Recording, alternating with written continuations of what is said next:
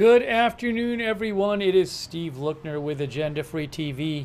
We are here to bring you more live coverage of the situation with Israel and Iran. We've got some updates for you. There are B-2 bombers on the move, and there's speculation that this could happen. That the U.S. could jump into the war soon with these B-2 bombers on the move. So we're going to talk about that and bring you the latest updates, and take your comments on the air. We've got some live feeds for you. You can see the Haifa feed right there, Tel Aviv and Jerusalem.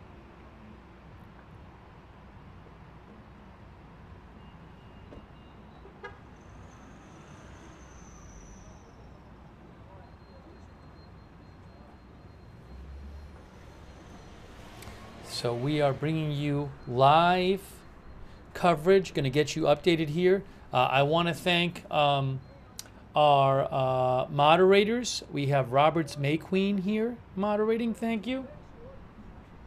And we have Ruth Krafasi moderating, thank you so much, over on YouTube.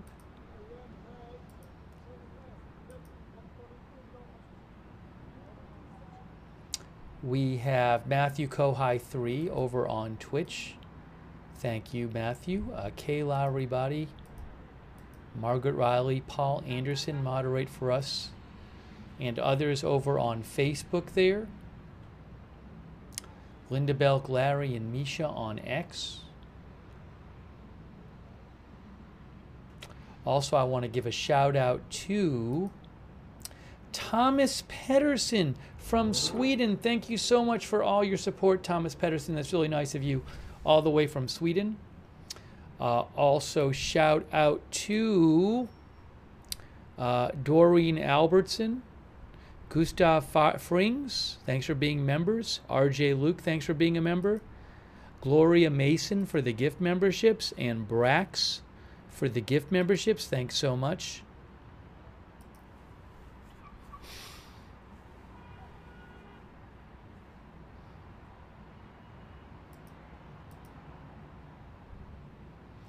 All right, let's talk about the B-2 bombers. Let's talk about the B-2 bombers. Look, guys, B-2 bombers moving to Guam amid Middle East tensions. This is from Reuters. The B-2 bombers are the bombers that can carry those bunker-busting bombs that the U.S. would in theory use to destroy the Fordow nuclear complex, the most important nuclear complex in Iran, which can only be destroyed by these bunker buster bombs that the U.S. has. Although it's in theory Israel might try to do some kind of commando operation. But in terms of destroying it from the air, it would require these special bunker buster bombs and B-2 bombers to carry those bombs.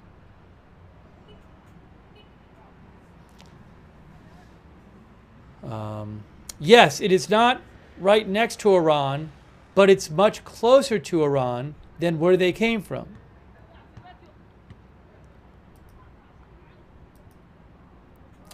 I'll show you on a map.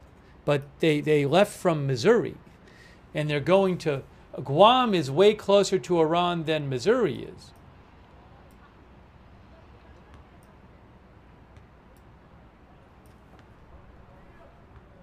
I think we're hearing stuff on the Jerusalem feed. I'll turn that down maybe.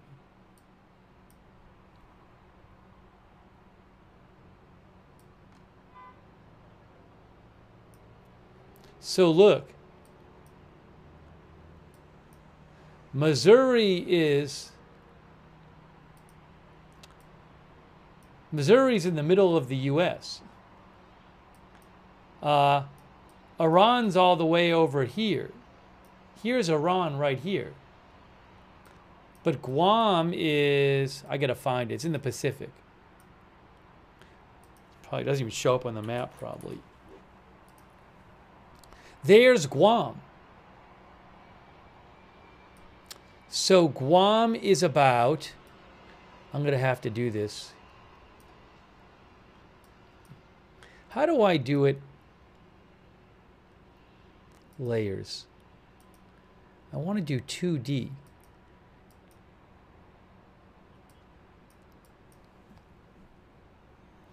Directions. Guam, Tehran. Oh, Gom, Iran. Sorry. Yeah, Gom, Iran. And by flight. Flight's not available. It's not telling me. I never use 2D. All right, I'm going to have to go online and get a distance. I'm going to have to do the distance to Google it. It's too difficult. The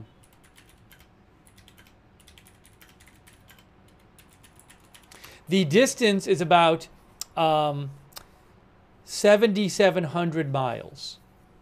So the difference between the Guam and Gom, Iran, which is where the Fordow is 7,700 miles.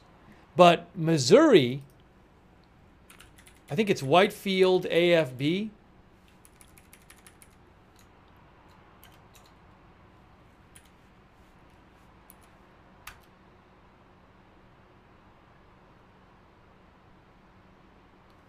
No.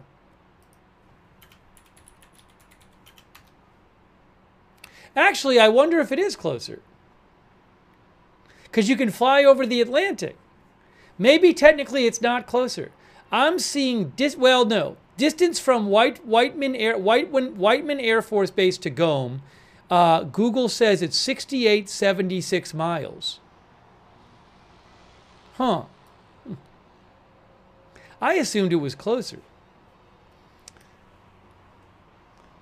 All right, Whiteman Air Force Base to Gom is 6,876 miles. Guam to Gom, watch, it's going to be like the same thing. Oh, but it's possible they need to like bring it there for like, I don't know where the weapons are, where the bombs are and stuff. Guam to Gom is 7,932. Well, it is closer. It's about 1,000 miles closer. According to Google, it's about 7,900 miles between... No, it's further away. It's further away. It's about 7,900 miles between Guam and Gom, and it's about 6,900 miles between Whiteman Air Force Base and Gom. All right, well, so much for it being closer. I assumed it was closer. But let me read you this from Reuters. The U.S. is moving B-2 bombers to the Pacific island of Guam, 2 U.S. officials told Reuters on Saturday. Other outlets are reporting this as well, by the way. As President Trump weighs whether the U.S. should take part in Israel strikes against Iran, it was unclear whether the bomber deployment is tied to Middle East tensions. The B-2 can be equipped to carry America's 30,000-pound GBU-57 massive ordnance penetrator designed to destroy targets deep underground. That is the weapon that experts say could be used to strike Iran's nuclear program, including Fordow. The officials, one official said no forward orders had yet been given to move the bombers beyond Guam. They did not say how many B-2 bombers are being moved. Experts and officials are closely watching to see whether the B-2 bombers will move forward to a U.S.-British military base on the Indian Ocean island of Diego Garcia. Experts say that Diego Garcia is an ideal position to operate in the Middle East. So they could be going to Guam on the way to Diego Garcia.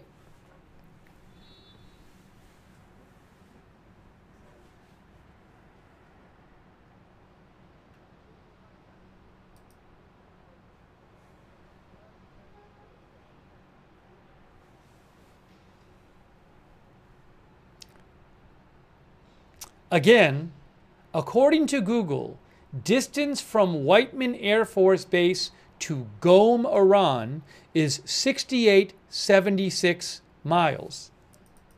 That's according to Google. That's flying over the Atlantic Ocean. And according to Google, the distance from Guam to Qom, Iran is, it says here 7153 miles by air. Gave me a different result, but I can see it on Google. You can Google it and look.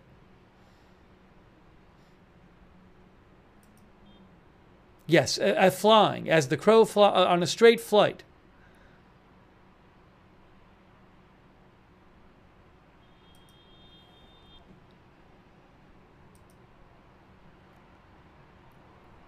Diego Garcia, meanwhile,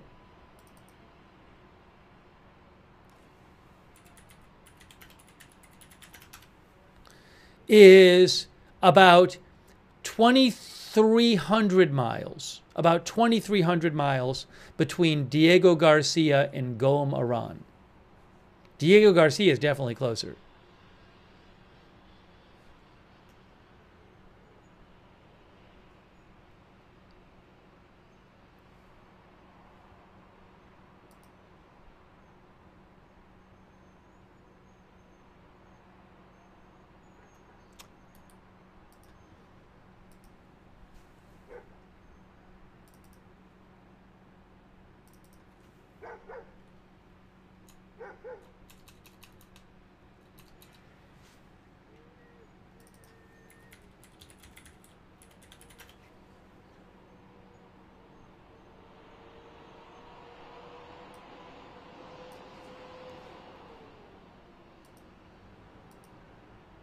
Hang on a moment here.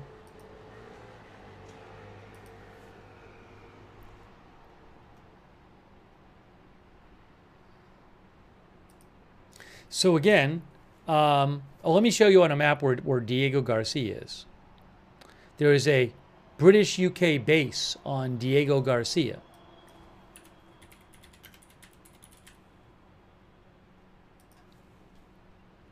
So there's Diego Garcia here.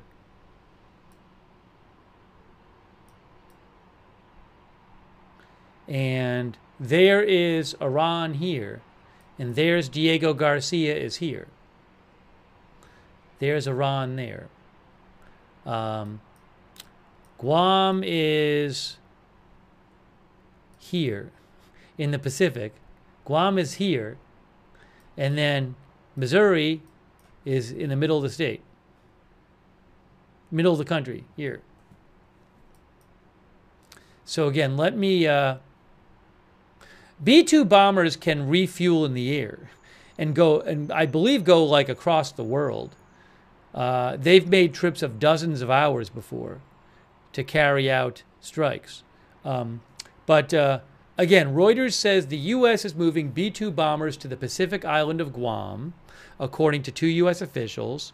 Those B-2 bombers can carry those bunker buster bombs that experts say would be needed to destroy Fordow nuclear complex. One official said no forward orders have been given yet to move the bombers beyond Guam. Experts and officials are closely watching to see whether the B-2 bombers will move forward to a U.S.-British military base on the Indian Ocean island of Diego Garcia. Experts say Diego Garcia is an ideal position to operate in the Middle East. The U.S. had B-2 bombers on Diego Garcia up until last month when they were replaced with B-52 bombers.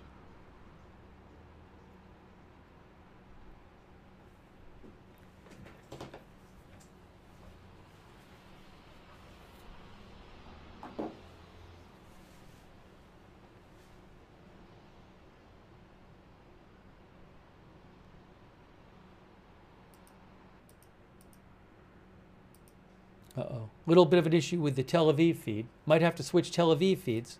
Or they might have switched the Tel Aviv feed. Oh, hold on. I got to switch the... we're going to be... The Tel Aviv feed will be fine. I just need to switch...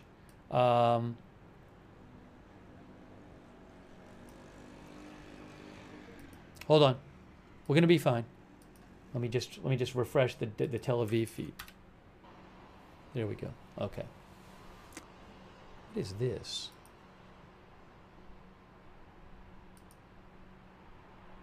President Trump is scheduled to have a national security meeting at the White House at 6 p.m., by the way.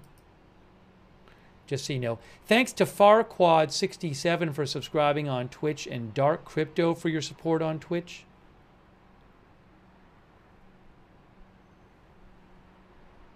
Peter Rasmussen is watching from Denmark.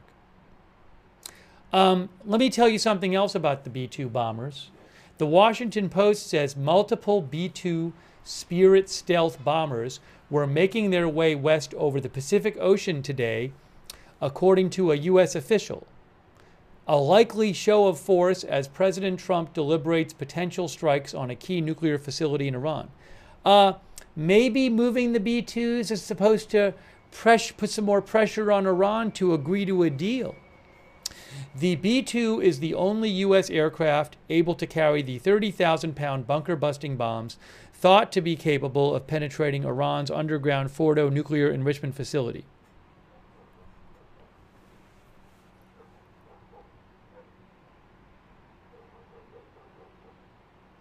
Our viewer, SQN,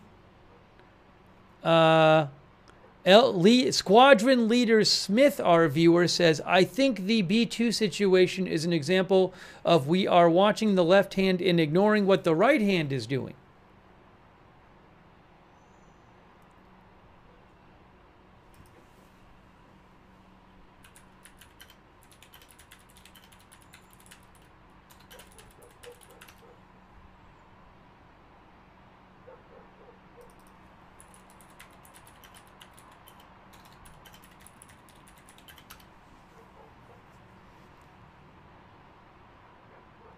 Guam is closer to Diego Garcia than Whiteman Air Force Base. Although not by that, but I mean, it's not by like a huge percentage. It's about 5,000 miles between Guam and Diego Garcia, and it's about 6,000 between Whiteman Air Force Base and Diego Garcia. But I mean, look, there's all other reasons besides pure distance why you might want to stop in Guam on the way to Diego Garcia.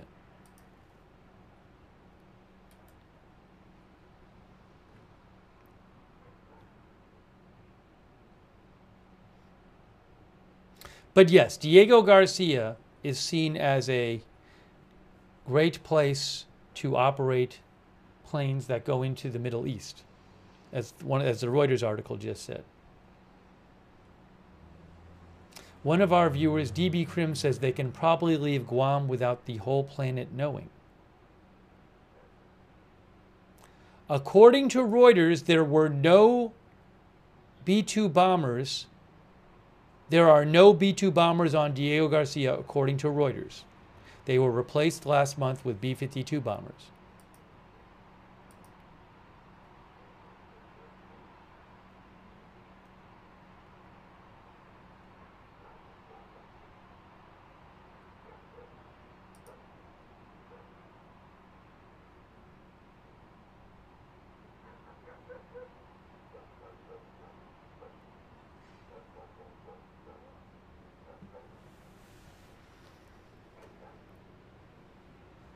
Zuek, our viewer, says, I don't see such fear tactics working against Iran. They are ready, it seems. A quick thank you to Michael Andren, gave 50 people memberships. Wow, that is so generous of Michael Andren. Make sure you thank Michael or somebody else if they gave you memberships. Thank you, Michael. That's so kind of you. Thank you. Also, thanks so much to Chunky Tinsel from Canada, and Trudy, and Cosine.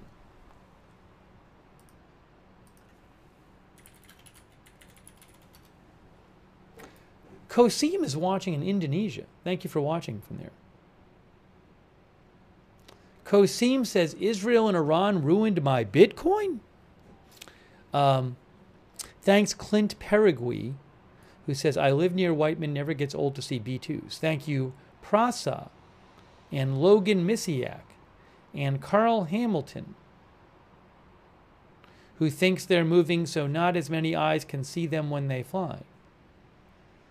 Thanks, Townie 5 Lakhs, Faith, Soap, and Charity.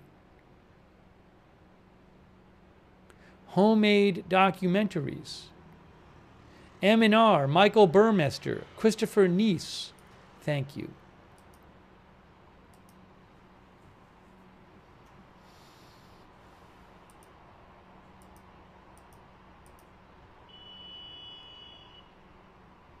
We're going to talk some more about the B2s.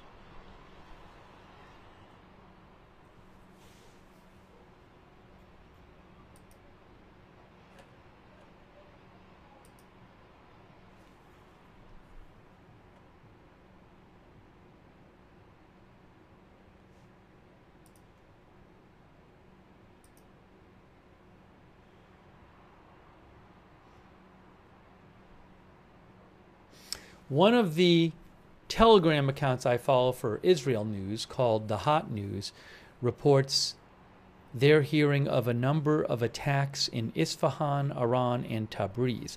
I believe there were attacks in Isfahan where there is a nuclear facility hours ago, but this is a new report. He also says, I don't know where where this account is getting this. They claim explosions in the port of Bandar Abbas east of Tehran. So we'll have to check on that too.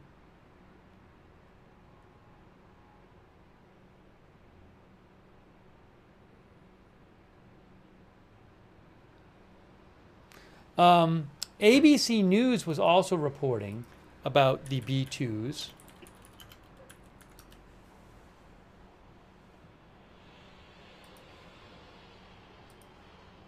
ABC News says that it's the same as the other sources, that multiple B-2 stealth bombers are heading to Guam.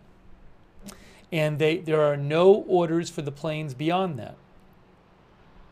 They also say that a bunch of... Now, I know there were people, OSINT folks, online tracking some of these planes. I don't know if it was the bombers themselves or the refueling tankers, or maybe both. I'm not sure. A bunch of this was going on when I was sleeping, so I'm not sure. I wasn't keeping up with all of them when I checked the news, but I knew to know this was going on. So ABC News said there were 8 refueling tankers that took off in Oklahoma, and then landed back where they took off. And then there were some refueling tankers that took off from Hawaii and turned off their transponders and disappeared from radar. So there has been movement of refueling tankers along with, at least flying around of refueling tankers, along with moving the B-2 bombers.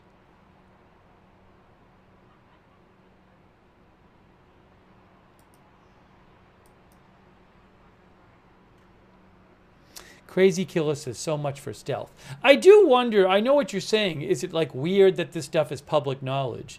But, you know, first of all, it's possible that the U.S. doesn't mind this being out there because President Trump said he wants to see if a deal can be made. So, you know, maybe it's seen as just more pressure on Iran, like to frighten Iran into making a deal. The other thing is, I'm assuming, I may be wrong, I'm assuming if the U.S. really wanted to conceal what they're doing, they could. Also, as some of the chat is saying, maybe once these resources get closer to Iran, at that point, you will not see public tracking of them anymore. T. Summers thinks the U.S. is only going to let us know what they want us to.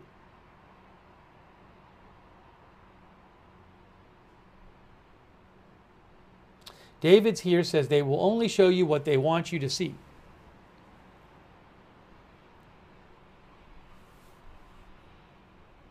Truther says they can be invisible anytime they want.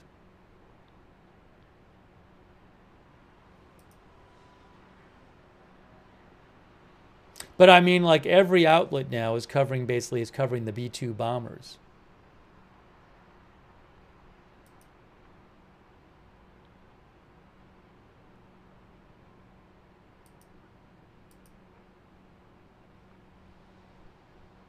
The Wall Street Journal, like ABC, is saying there's been no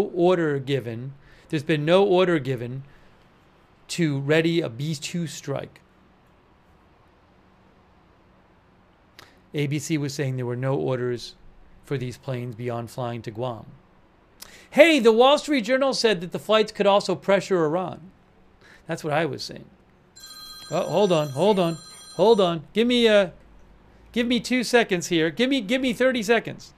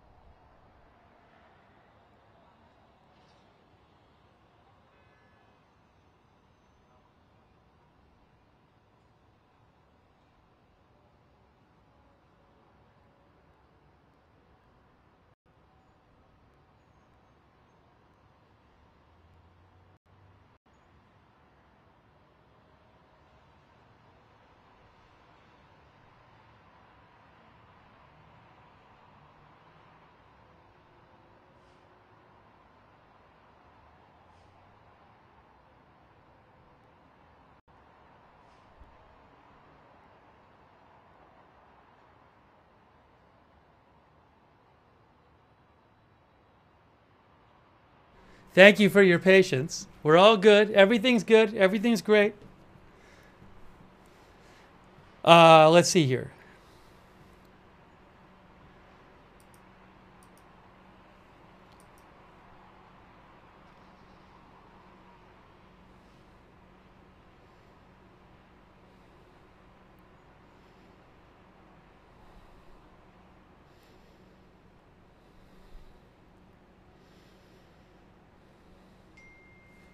Sorry.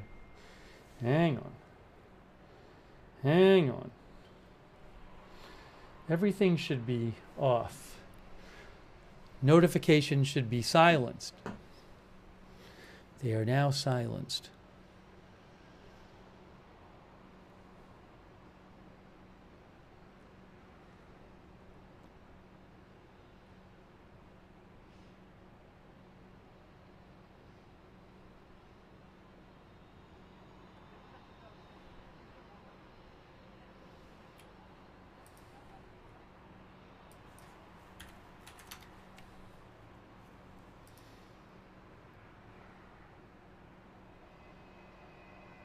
AP reports aerial refueling tankers spotted on flight paths consistent with escorting aircraft from U.S. Multiple U.S. aerial refueling tankers were spotted on commercial flight trackers flying flight patterns consistent with escorting aircraft from the central U.S. to the Pacific. B-2 bombers, which are the only aircraft that carry the large bunker buster bombs, are based at an Air Force base in Missouri. AP says it was not clear whether the aircraft being escorted early Saturday were prepared for an operation or merely moving to air bases closer to Iran as a show of force.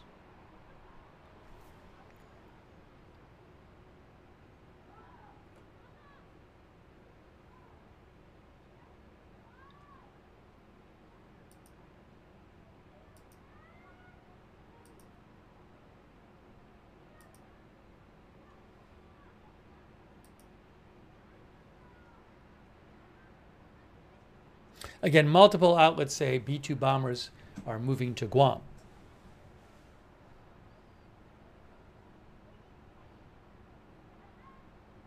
The New York Times says, even if they're going to Guam, doesn't mean they're going to strike. They say it's not unusual to put resources into place to give a president options.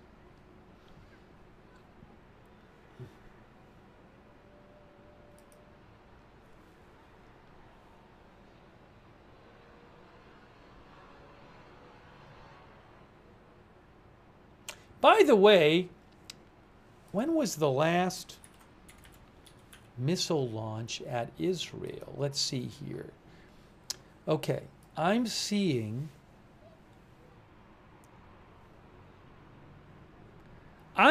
the so far red alert map, and it says that there were drone alerts 10 hours ago, a bunch of drone alerts 10, 11 hours ago. Is that right? That seems too long. 19 hours ago?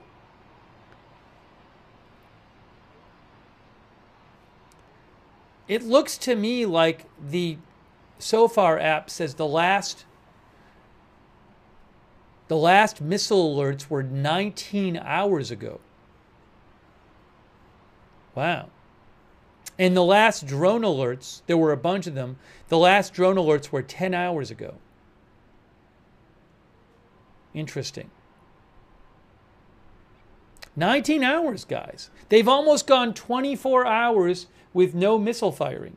Now, maybe Israel is destroying missiles before they're, when they're about to be fired or something.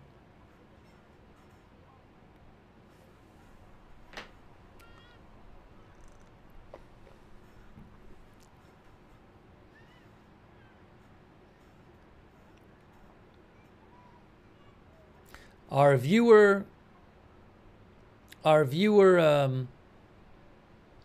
of our viewers said Iran is cooked, they have nothing left.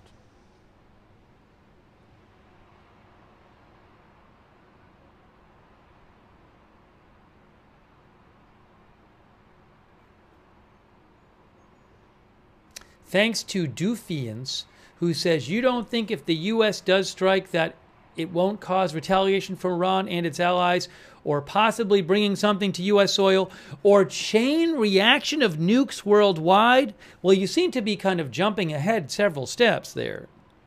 From everything I've read, I certainly think it's likely that if the U.S. strikes Iran, Iran will try to strike some sort of U.S. interests. I don't know what that would look like. Certainly it runs the risk of escalating things.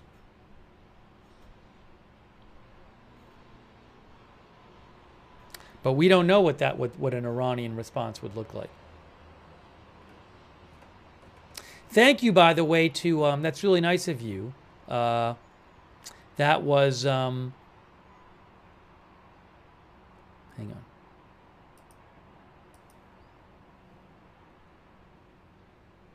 Where is it here? Where's the name? Where's the name? It like disappeared on me.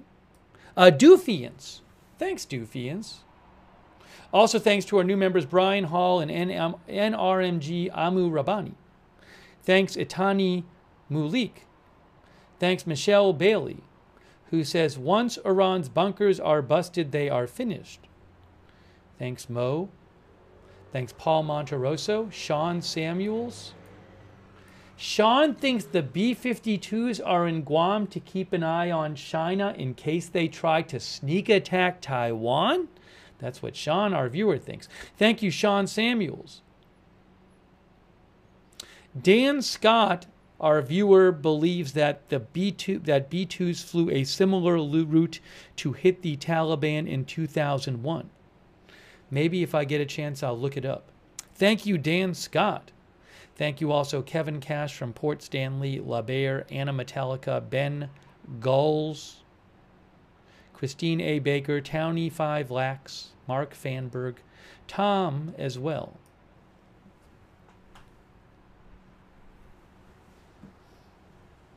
And Trump Fanboy on Twitch. And Dark Crypto on Twitch. There was an interesting report. Hold on a moment. Hold on a moment.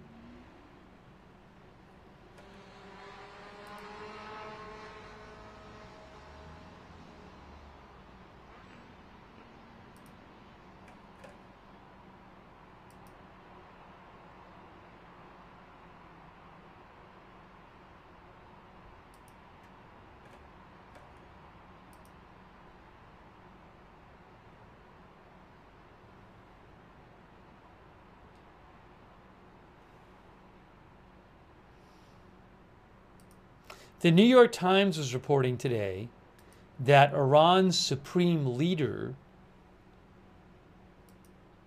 the New York Times is claiming that Iran's supreme leader is in a bunker and has picked replacements to replace him and other senior commanders if people get killed. That's what the New York Times is claiming.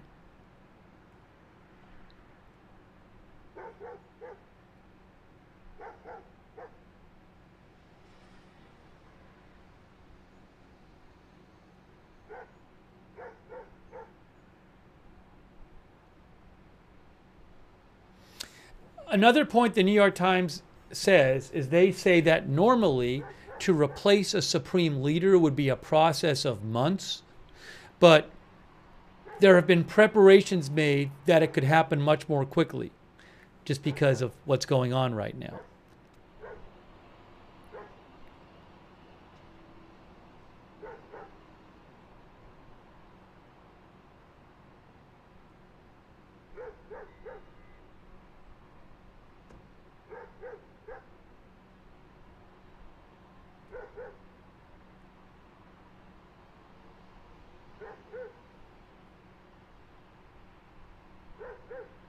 Also, the internet is still at least partially shut down. Also, this is interesting. The New York Times says this. We've seen other reporting suggesting this, that the New York Times says that incoming international calls are blocked. There was an AP report last night that suggested something similar, that they're not allowing people to call in from outside.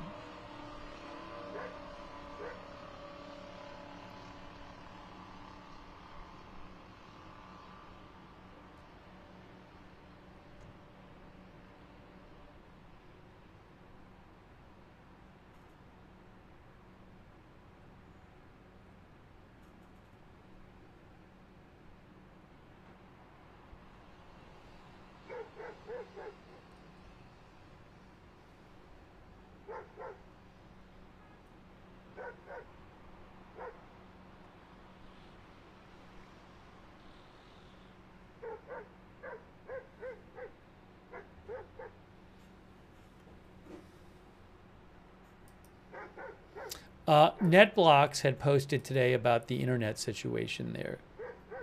And they said 9 hours ago. Oh, I'm sorry. It collapsed again. Hey, I'm not up to date on the Iran internet. I'm sorry. So 9 hours ago they said there was a partial restoration. But then 7 hours ago, they said internet connectivity has again collapsed in Iran following a brief period when residents could exchange messages with the outside world. Iran's nation-scale internet shutdown remains in effect, limiting access to information as the conflict with Israel continues. I hadn't even seen that post. So this is from @NetBlocks, and you can see their chart there. Shutdown. Hold on, just to show you here.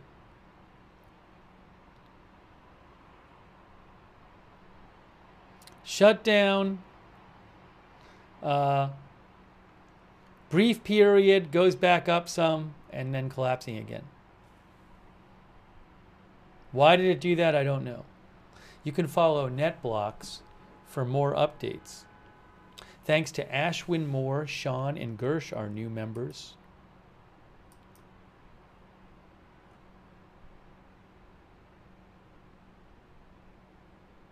Cami says, sounds like my cable company. The government shut it down. You know, the New York Times actually had a quote about it. The New York Times says that the president, a government official, where is it? According to the New York Times,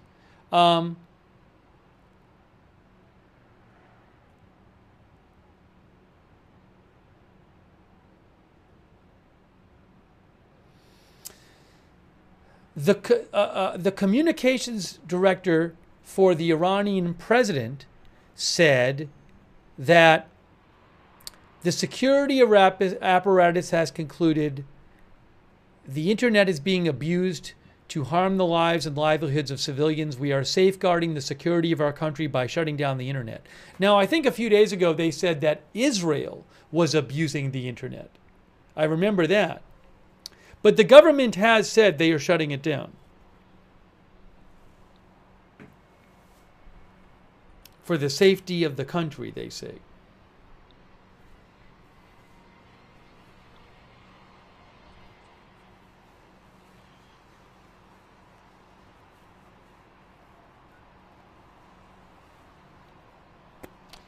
Chris Siskator thinks Israeli drones were running on Iranian internet. I don't know about that. I have seen a number of experts and analysts who focus on or know about Iran say that they think it's the government doing it not because of what Israel is doing, but to control the flow of information to the population. Keith Lewis, our viewer, thinks they're shutting it down to try to stop the uprising.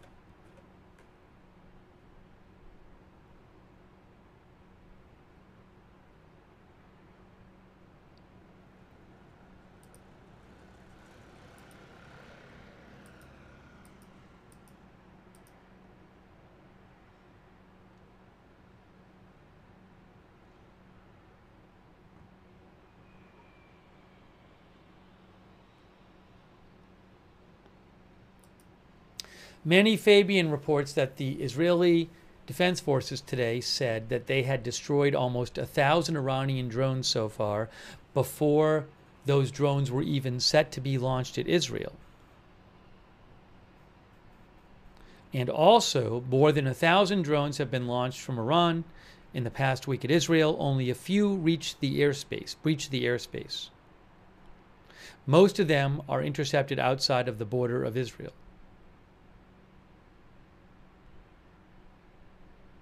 Also, they say they have hit about 1,000 drones before they were launched.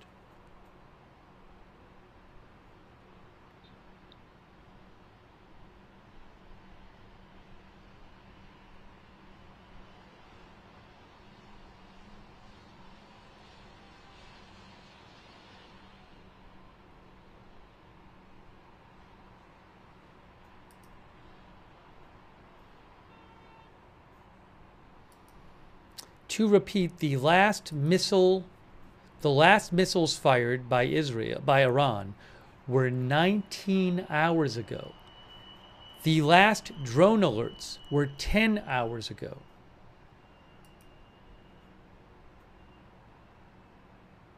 This might be, for all I know, the longest period of time since the whole thing started that Iran has not fired a missile. Evanescent, our viewer, thinks they ran out already.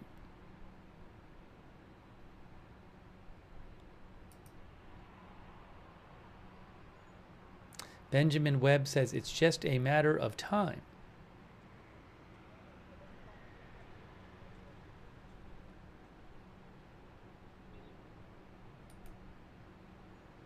Bobby Carter says they are saving them. Hey, thanks to Billy McFly for the gift memberships. Thank you. Lizzie for the gift memberships. Peter King, our member. Thanks, Billy McFly, for your support. Now, Billy McFly says that the channel Intel Cams has live Iran cameras. Maybe they do. I don't know where those cameras come from. I know I don't have access to them. I don't have the rights to them, so I can't show them. But you can check out Intel Cams if you would like. I know they have a channel on YouTube. Thanks to Dees for your support.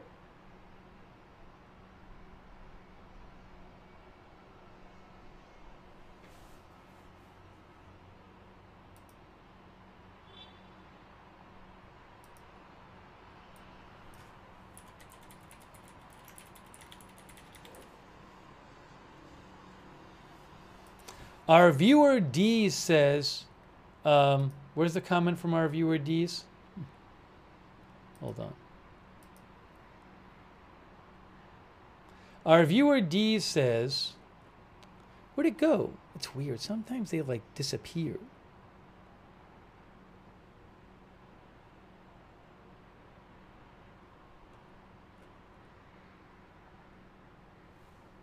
See if I can find it over here. It's very strange.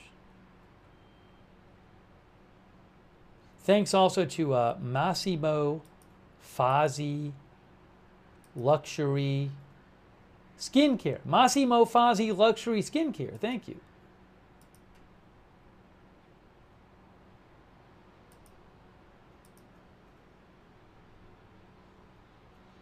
Thanks also Jack Kelsall.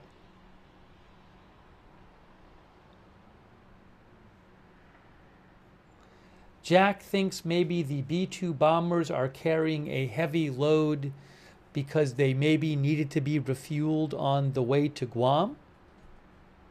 That's beyond my knowledge, whether that's the case.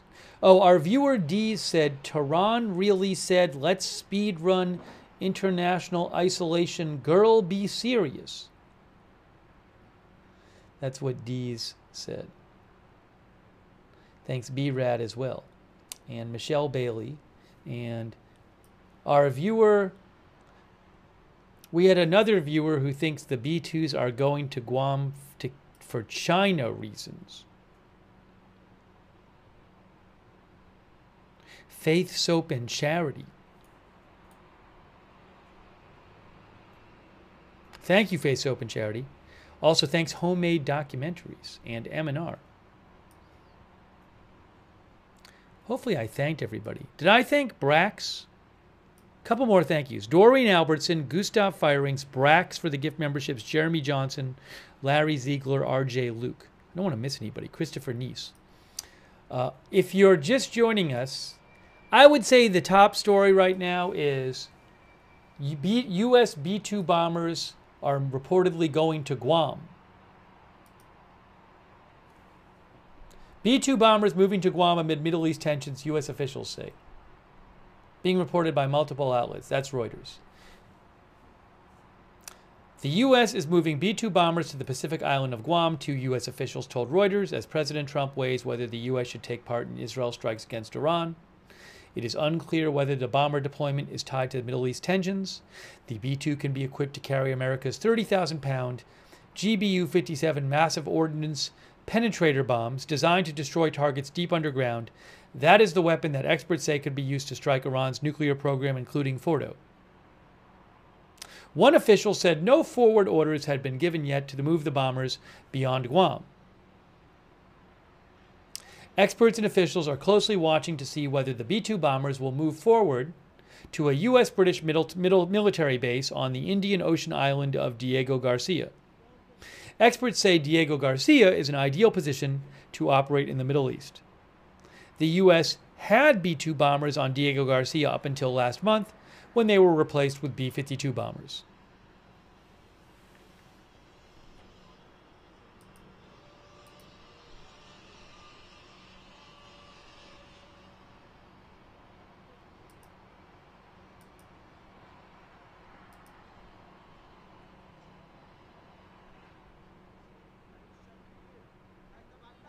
So I mentioned there was an account I follow on X, not on X, on Telegram, an Israeli news account that claimed that there had been some Israeli attacks recently in Bandar Abbas, at the port of Bandar Abbas in Iran. I'm seeing some other accounts online claiming stuff about this. It's very unconfirmed. We'll see if we hear more about that. Yeah, so N12 News is now saying, Israel, that Israeli jets carried out strikes on the Iranian naval base in Bandar Abbas. Let me show you where Bandar Abbas is.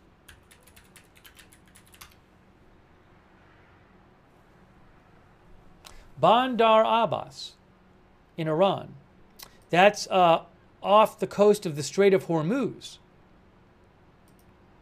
Bandar Abbas.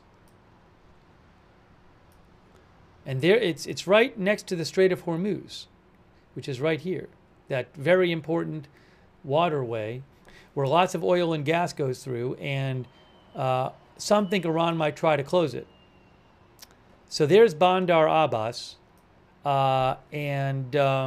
again, there's some unconfirmed reporting now that Israel has carried out a strike in Bandar Abbas.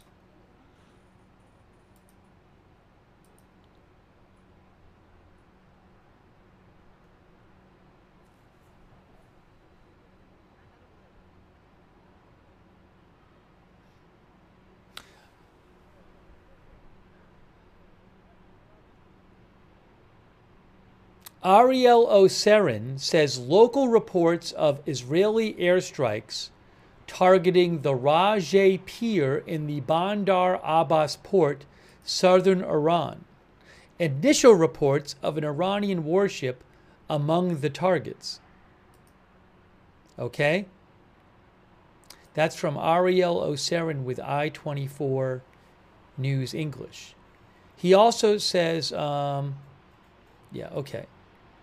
So, again, a lot of rumors floating around, unconfirmed reports floating around, not just rumors, because like N12 News is reporting it, and I-24 News English reporters reporting it. A lot of unconfirmed reports of Israeli strike in Bandar Abbas next to the Strait of Hormuz. So let's keep an eye on that and see if we hear more.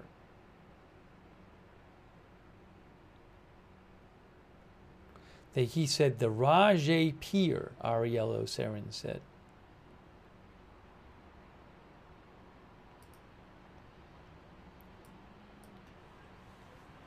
Can we find the pier? Is this the pier?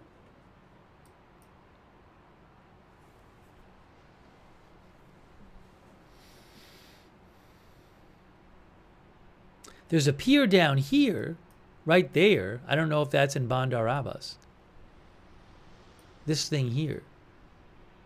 Is that even a pier? No, that looks like, I don't know what that, I don't know if that counts as a pier. There's this thing here. There's this stuff here.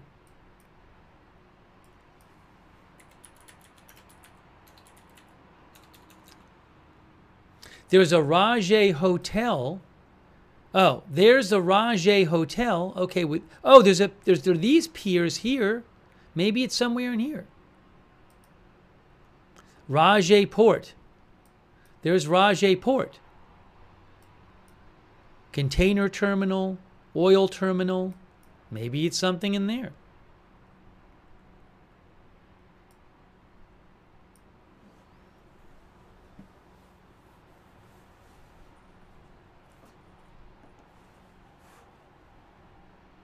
Red Wine says that's a harbor. Let's see what else we can find out about that. Amakai Stein, who is with Jerusalem Post and I-24 News, says reports of an Israeli airstrike in Bandar Abbas port. Interesting.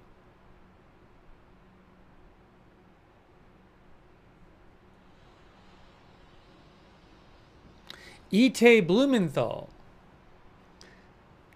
with Channel 14 Channel 11 Israel says the same thing. Reports of an attack on an Iranian Ite Blumenthal with Channel 11 Israel says reports of an attack on an Iranian military ship in the port of Bandar Abbas. Did Israel just hit a ship?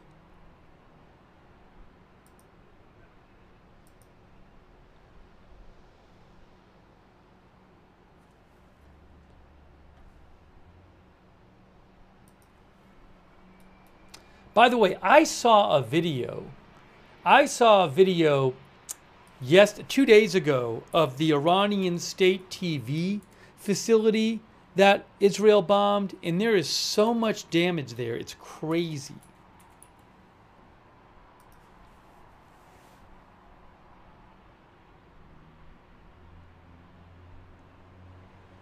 I don't know if I can find a link to that somewhere. Frederick Pleitgen of CNN reported it, but they had video from inside that state TV building, and it was just total destruction.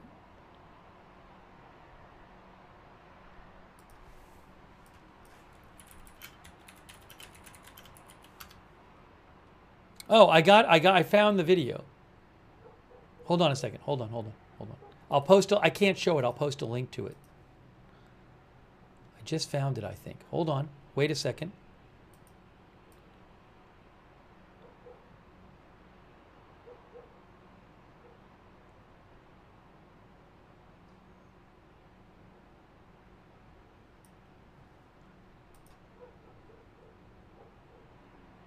I'm going to actually post it. I'll post the link in the chat for you guys so you can see it.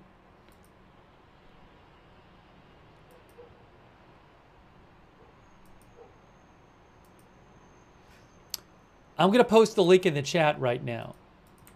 It's a CNN video from Frederick Pleitgen of the Iranian state TV facility after the bombing.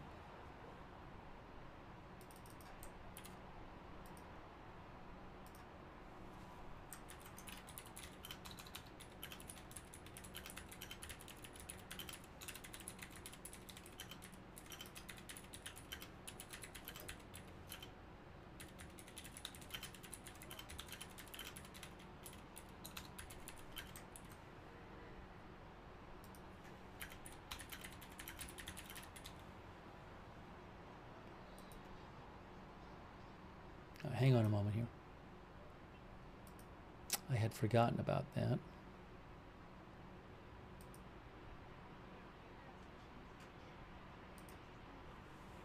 Give me 1 sec.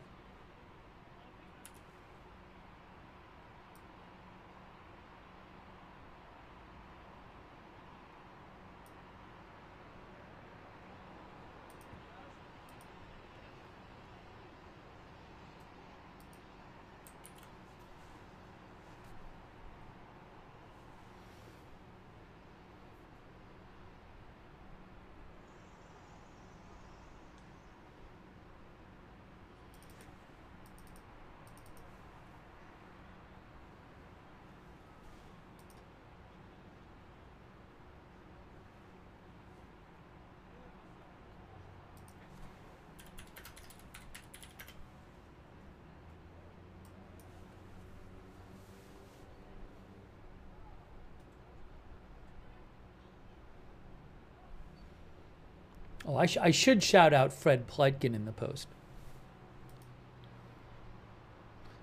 Give me 1 more second here.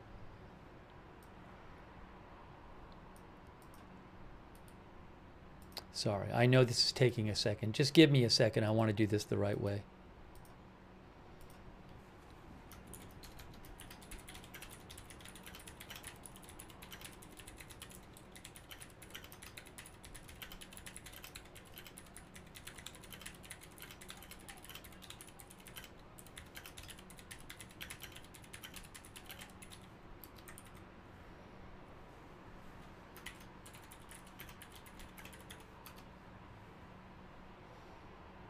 Almost done. Almost done. Thanks for bearing with me. I'm just posting this so people can see it. I meant to post it before. Then maybe we'll get some updates on Bandar Abbas.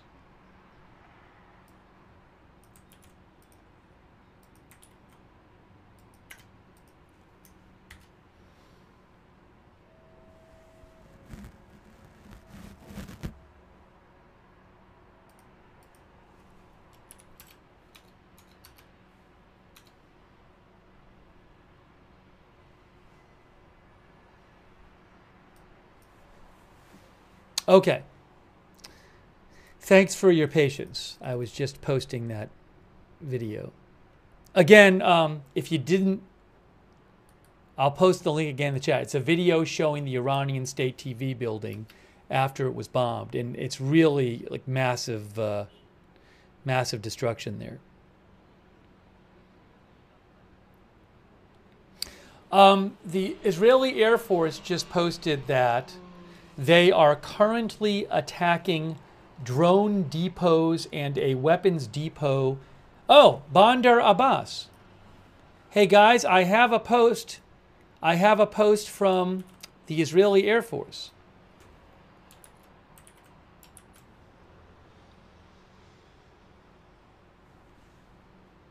And they say Bandar Abbas. Okay, so new post from the Israeli Air Force right now. And they did say Bandar Abbas. Again, that's right on the coast near the Strait of Hormuz. The IDF continues to attack the drone array. The Air Force is currently attacking drone depots and a weapons depot in southwestern Iran in the Bandar Abbas area. That just was posted right now by the Israeli Air Force.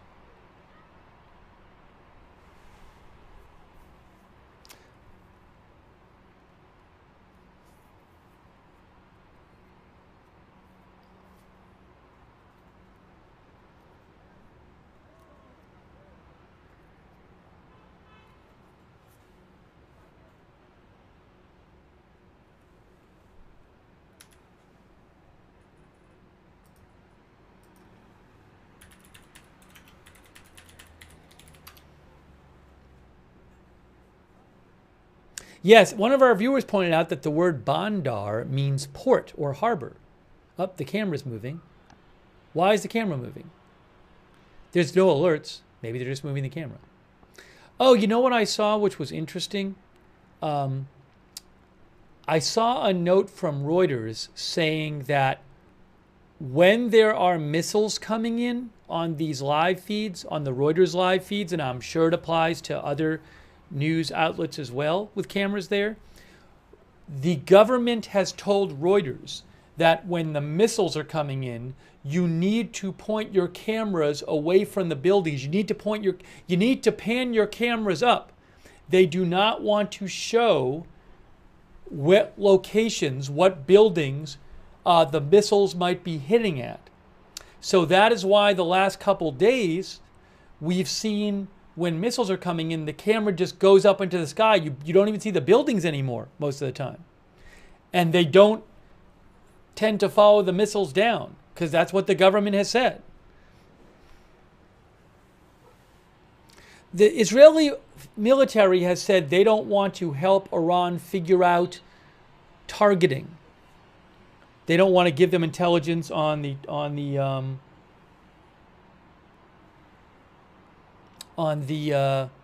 where the missiles Iran is firing are landing. But that literally is what Reuters said. And again, I'm assuming it would apply to other news agencies that have cameras there as well.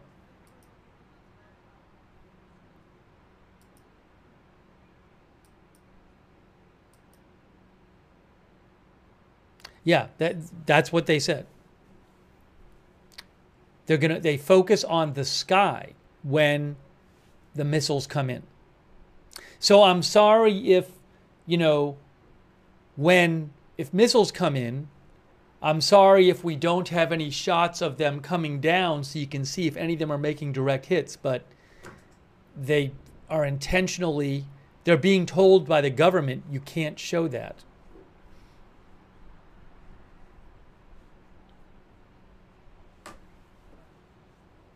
Ishi says it's pretty amazing they're still allowing them to show anyways.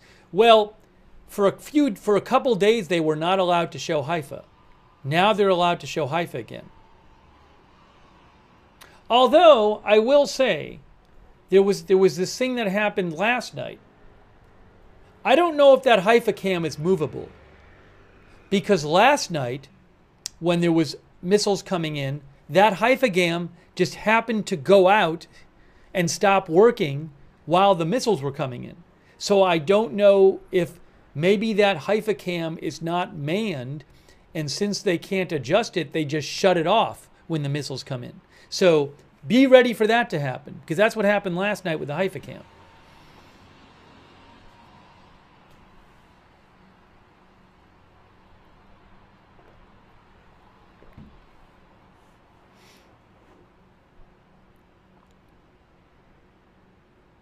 I mean, it's quite a coincidence if it just happened to go off last night during the missiles attack. But who knows?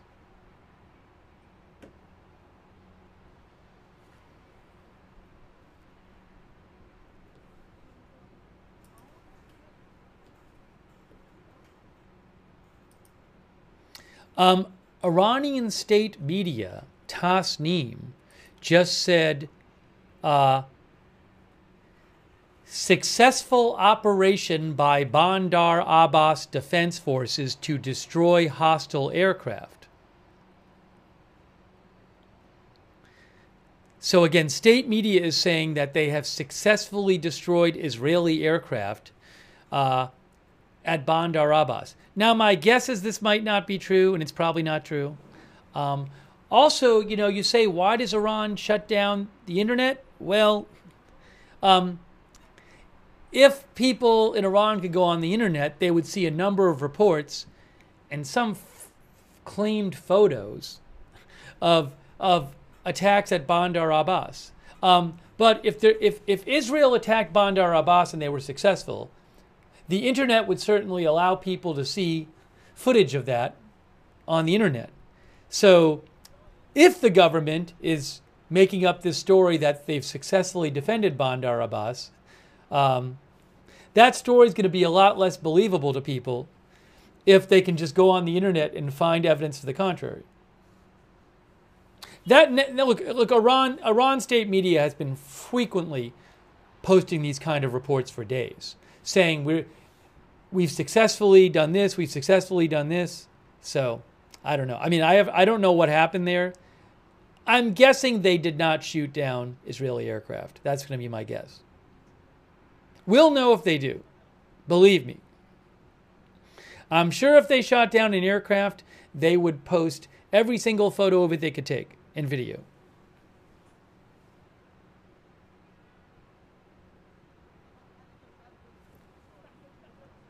But when I read a report like that, when they say we've successfully shot down hostile aircraft at Bandar Abbas, what that tells me is, oh, well, that means Israel's attacking at Bandar Abbas, which Israel just said.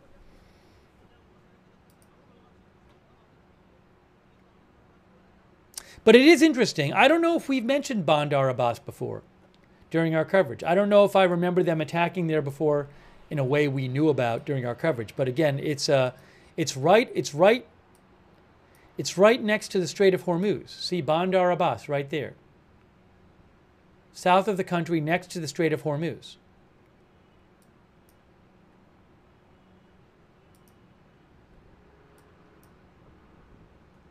Right on the water.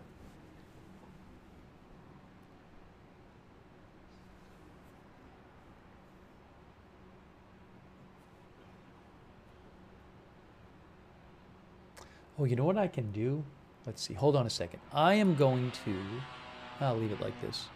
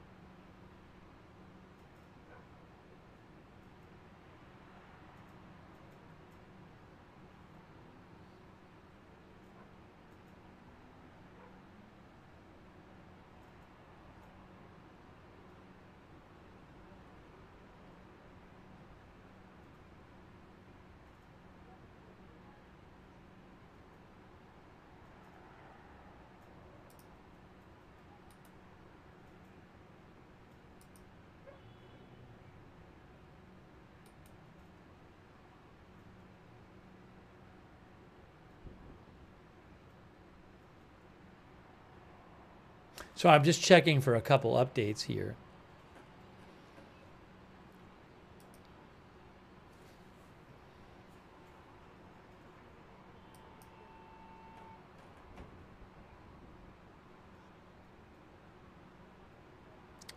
The last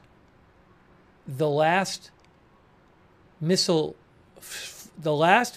firings by Iran were, I believe, 20 hours ago.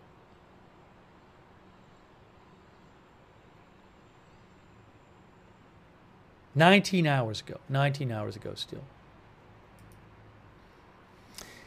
Hey, I want to thank our moderators who are here. We have Roberts May Queen, Ruth Krafasi. Thank you so much for moderating. Beth Mythical over on YouTube, on Twitch.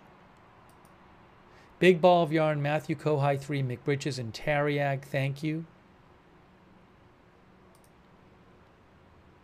On Facebook, Charlotte Webb, Christina Neal, thanks so much for moderating over there. Thanks to Erin Van S for subscribing over on Facebook. Hey, thanks Kristen McConnell Gates for the Facebook stars and for subscribing.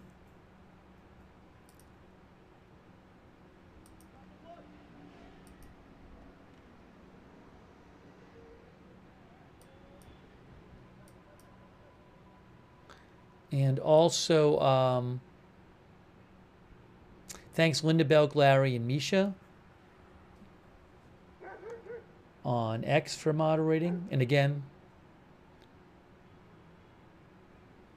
I can't even remember what I did 10 seconds ago. It's been so busy here. I'll thank our moderators on Twitch again I'm sorry if I thanked you 1 minute ago. Tariag, McBritches, Matthew Kohai 3, and Big Ball of Yarn. Thanks also to Nicotine70 for subscribing on Twitch. Jay Stubbles, thanks for the gift subscriptions. Jay Stubbles on Twitch. That's so nice of you. And Your Innocent Pain gave out a gift subscription on Twitch. It's very nice of you.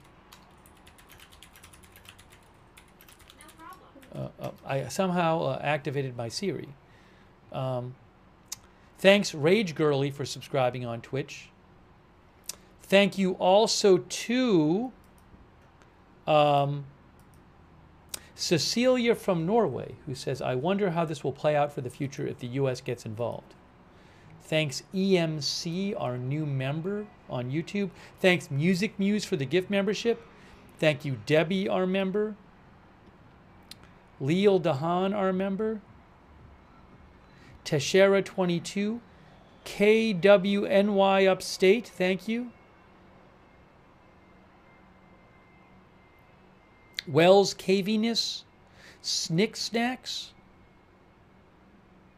Snick Snacks says most reporting has focused on Tehran and Western Iran.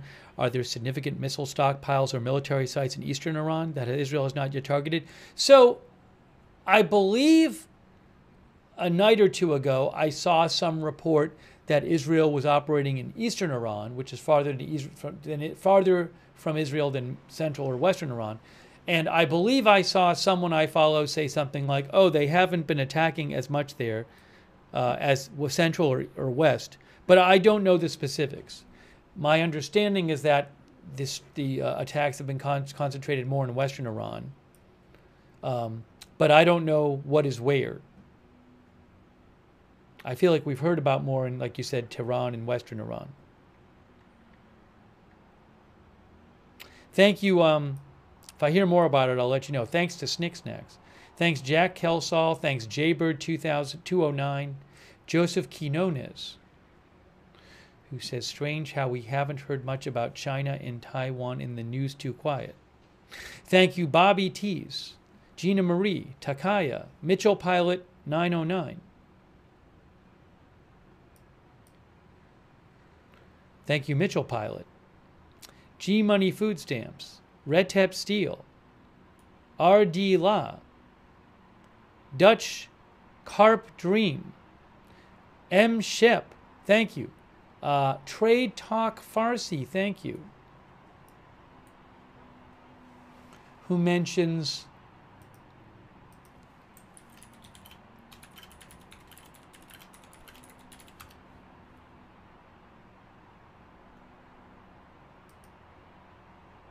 So the Wall Street Journal said the human rights activists in Iran group said at least 600. I was trying to get you. Trade Talk Farsi mentioned like the death toll in Iran. Now I can't verify this. The Wall Street Journal quoted 2 days ago an activist group claiming over 600 people had been killed and more than 1,300 wounded. Again, I can't confirm that number. Haaretz had reposted that number too. Thank you, Trade Talk Farsi.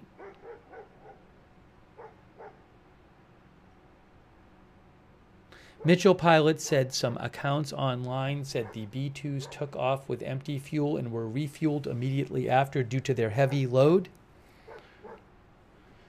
Yes, I cannot confirm that. That's what Mitchell Pilot said he saw some accounts saying. Thanks, NYC Moto Rider.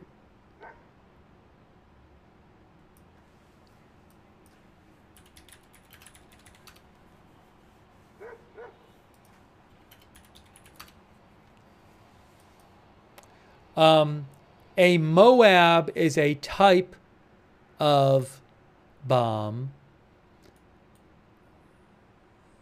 that's different from the bunker buster. A Moab is a GU-43B. It's different. It is.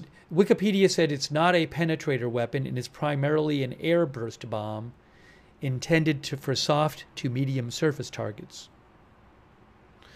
covering extended areas and targets in a contained environment. Anyways, you can read about that on Wikipedia if you look up Moab. But it's not a bunker buster bomb. Thanks, NYC Motor Rider. Derek Fontaine, thank you. Massimo Fazzi Luxury Skincare. B-Rad, thank you. Also, Music Muse, thank you. And let's see here.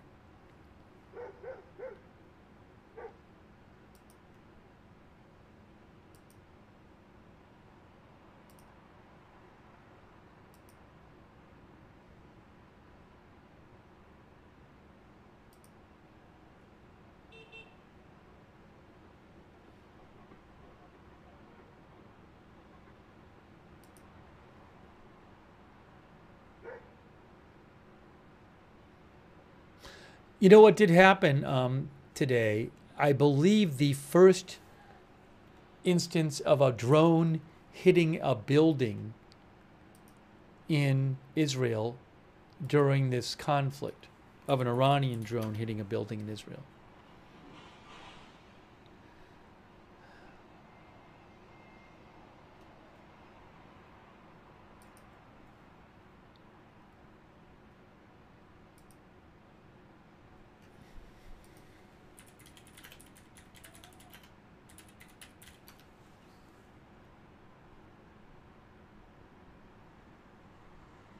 Yes, for example, Times of Israel has a headline, Drone Hits Israeli Home for First Time. That was in Beit Shean. There were no injuries reported from that.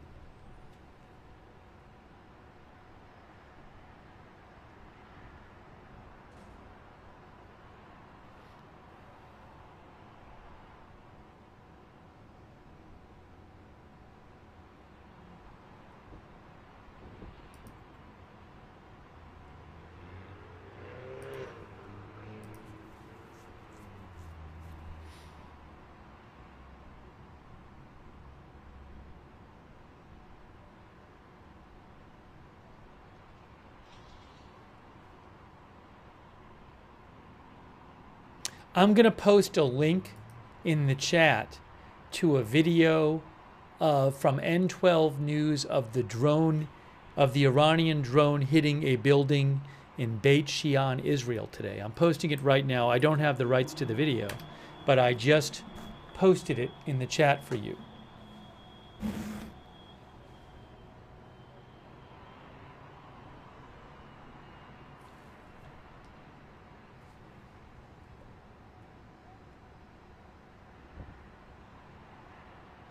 In case you, hold on a second here.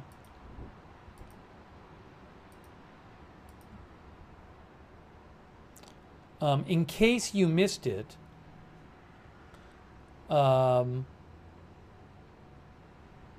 multiple outlets report that the U.S. is moving B-2 bombers to Guam.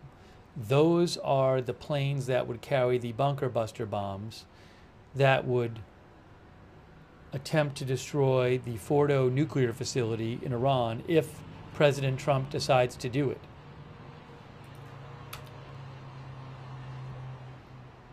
For example, Reuters story says,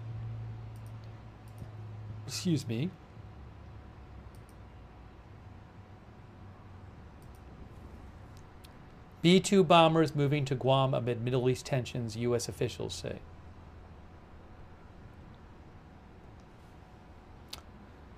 The U.S. is moving B-2 bombers to the Pacific island of Guam, two U.S. officials told Reuters on Saturday, as President Trump weighs whether the U.S. should take part in Israel's strikes against Iran. It was unclear whether the bomber deployment is tied to Middle East tensions. The B-2 can be equipped to carry America's 30,000-pound GBU-57 massive ordnance penetrator designed to destroy targets deep underground. That's the weapon that experts say could be used to strike Iran's nuclear program, including Fordow. One official said no forward orders had been given yet to move the bombers beyond Guam. They did not say how many bombers are being moved.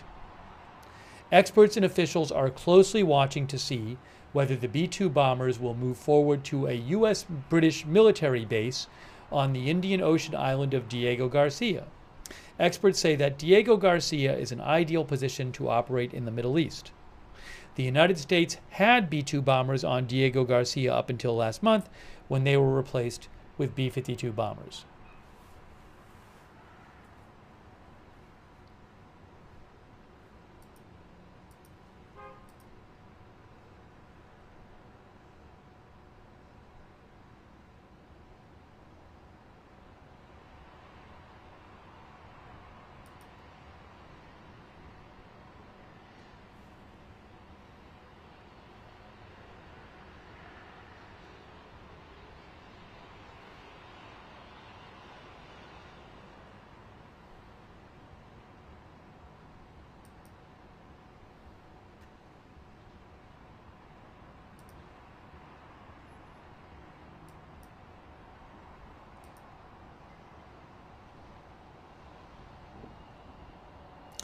Joey, our viewer Joey, sent me a report from Margaret Brennan, who's with CBS News, who says several U.S. citizens were lightly wounded as the result of an impact of an Iranian strike, a State Department official tells CBS.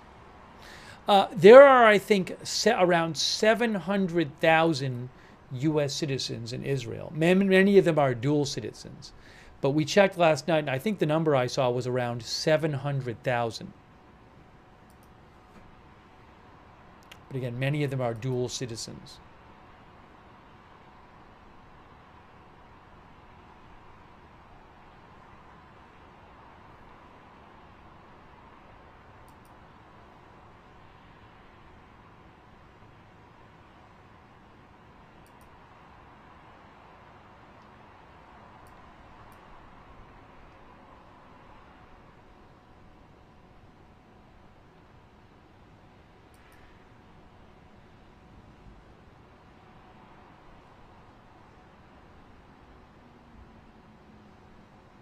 Yeah, I'm going to post another video that our viewer mentioned to me, our viewer Lisa Marie Sutton, that Manny Fabian posted of the drone, of the house in Israel that was hit by an Iranian drone today. I just posted it in the chat.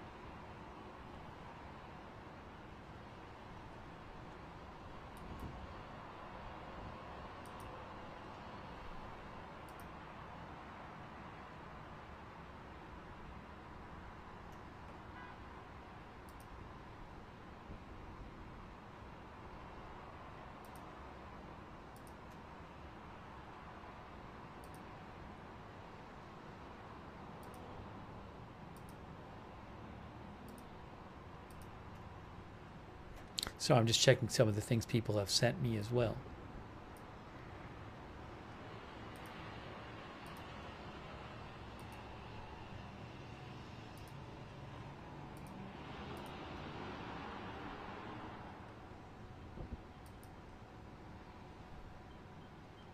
Some of our viewers have mentioned that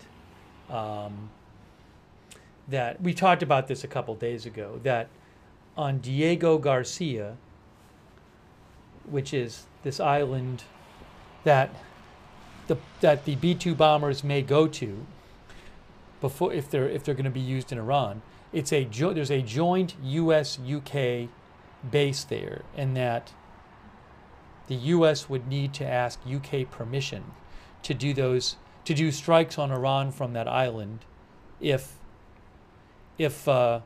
they wanted to. I've seen no reporting suggesting that the UK would not grant such permission. But from what I understand, from what I have read, they would need to ask permission for it.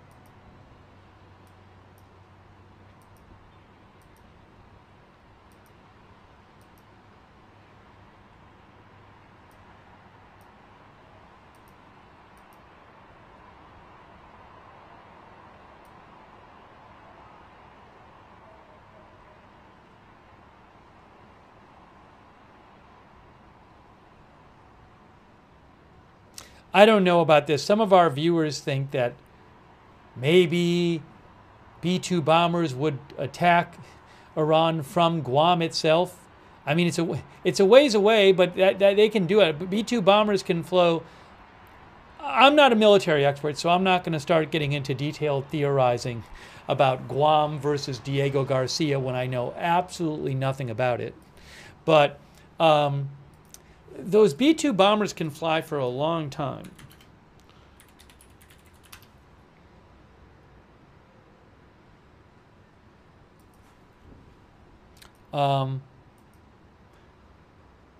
For example,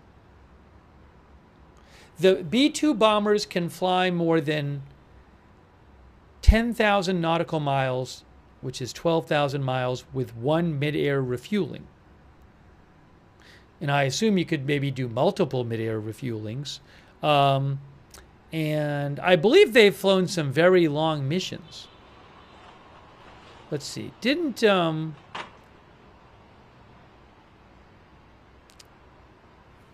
feel like Wikipedia mentioned some of these missions.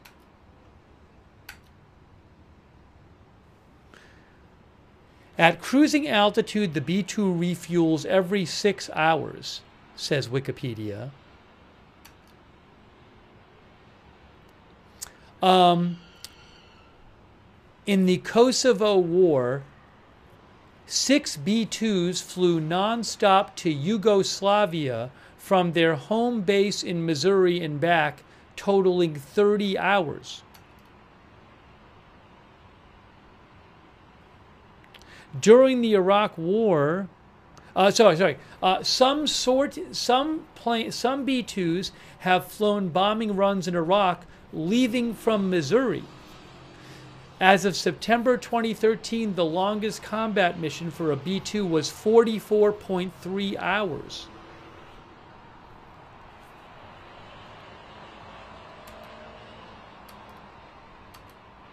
So just to be clear, it can fly as long as it's being refueled, it can fly a long distance. Basically can fly around the world to make a bombing run. Now Chris Wast says depends on payload. So I don't know all the specifics there, but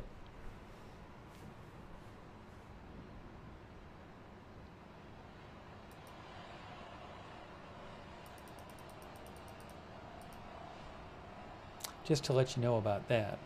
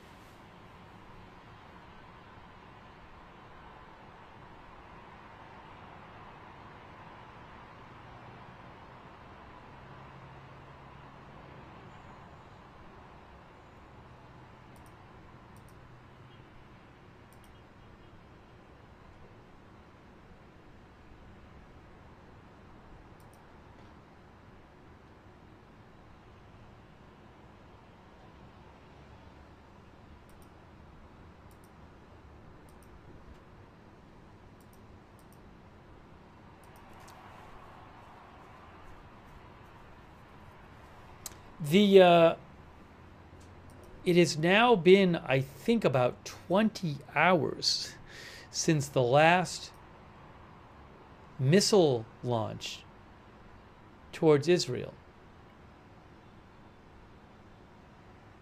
20 hours ago, yes. According to SOFAR alerts, it is now 20 hours since the last missile launch and 11 hours since the last drone alert in Israel. That's got to be a record. I think the 20 hours must be a record for the last week.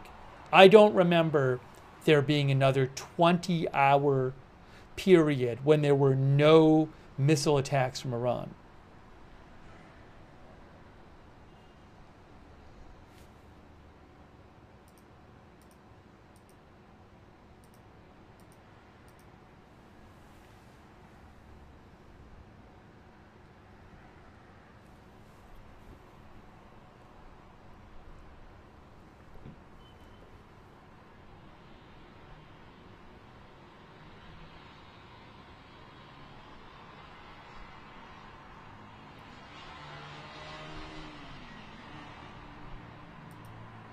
By the way, Sarah S. gave 50 people memberships in the YouTube chat. That is so nice of you, Sarah S. Make sure you thank Sarah S.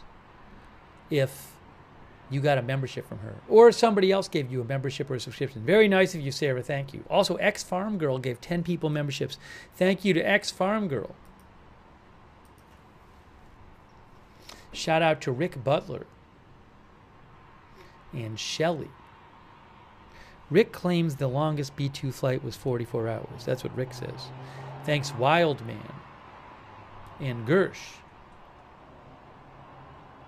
Michael Burmester, Tornado Freaks, Sherry94. She thinks Trump is in a corner. If U.S. strikes, many upset. If he doesn't, he looks weak. Either way puts U.S. at risk for repercussions, says Sherry. Thanks, Laderick Rugama, who says, is this not the exact same reasoning that got the U.S. into Iraq? Weapons of mass destruction, what's the difference now? I mean, a big debate now is, there's not a debate over whether they have enriched uranium. That's not a debate. That's pretty well established, that Iran has a bunch of enriched uranium enriched to 60%, which, as I understand it, it's not that hard to get it once you have it at 60% to bomb grade, which is 90%. And that would be enough to make, I've seen roughly like 10 bombs quoted. So they definitely have a bunch of highly enriched uranium. The question is, what are they going to do with it? Were they actively working on making a bomb? Or is it something, it's something, if you play devil's advocate, you could say, well, they were doing it because they want to negotiate and they want to, say, use it to get sanctions relief and get another deal or something. So the big question that's being debated is, what were they going to do with this stuff? And how set were they? Were they actively working on making a bomb? And what was their plan and their timeline for that? And there's different opinions on it.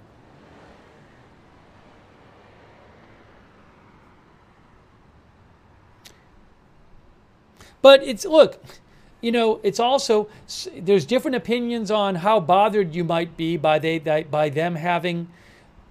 One person might say, oh, Israel is justified in doing this by them having that enriched uranium alone.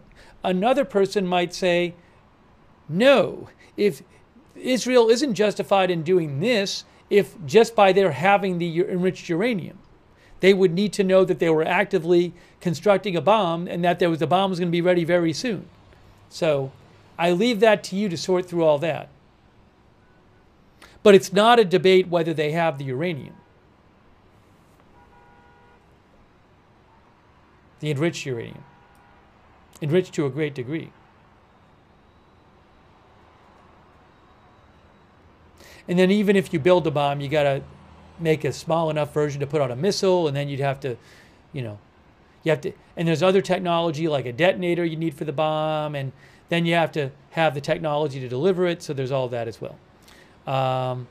Thank you, Laderick Rugama. Thank you, Jenna T.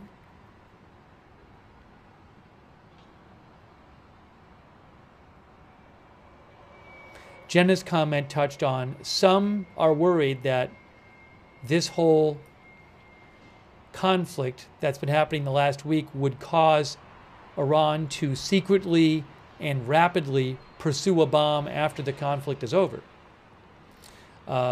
Thanks, Ray Becker. Thanks, Ruth Krafasi. Thanks, Ruth, one of our mods. Thank you, Ruth. I appreciate that. Ray Becker as well, Music Muse. Thanks. Sal Abati, too. Thank Sal Abati.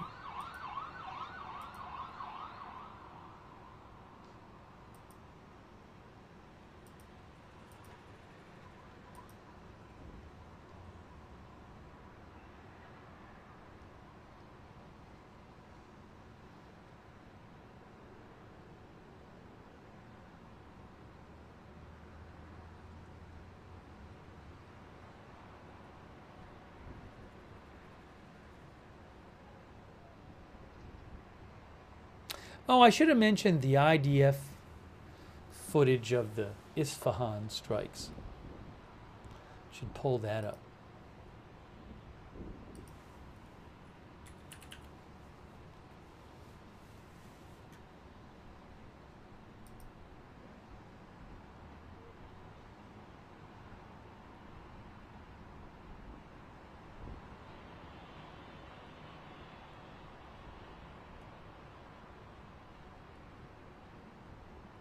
If I can find it here.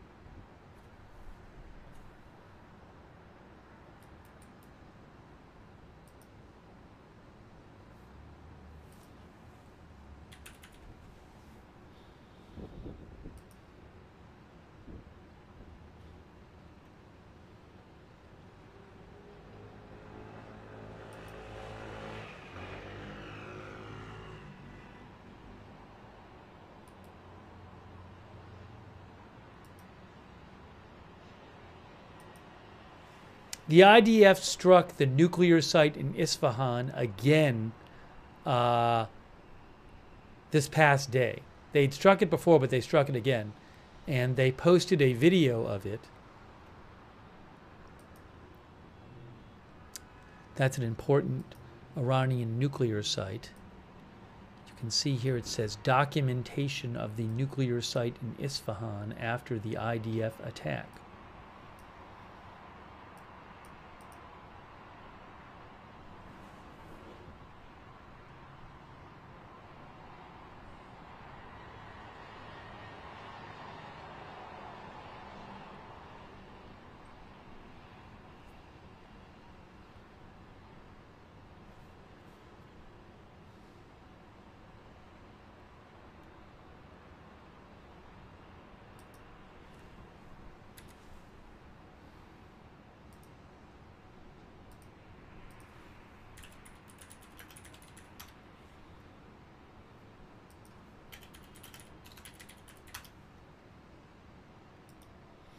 Wikipedia says the Isfahan Nuclear Technology Research Center was Iran's largest atomic scientific center. It includes a miniature neutron source reactor, a bunch of reactors, it looks like.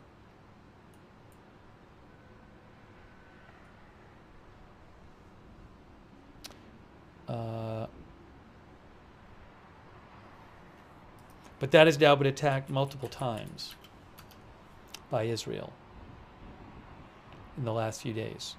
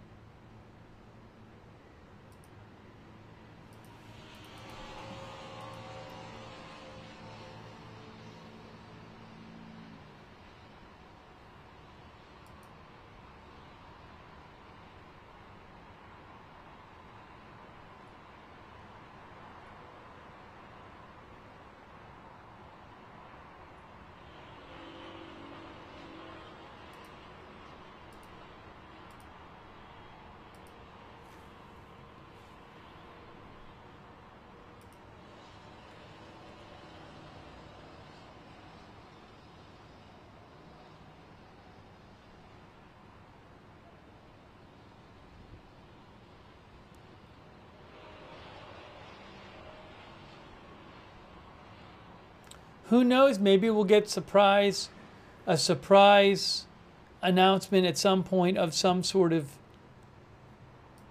ceasefire arrangement or something. Like it's a temporary ceasefire. You never know. You never know what's being discussed behind the scenes.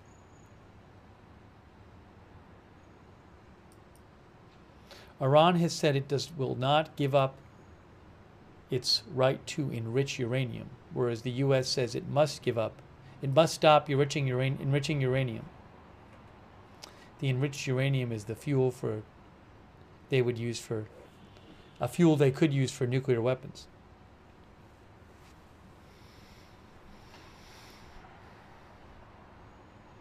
Thomas Gaza thinks there's no chance for a ceasefire.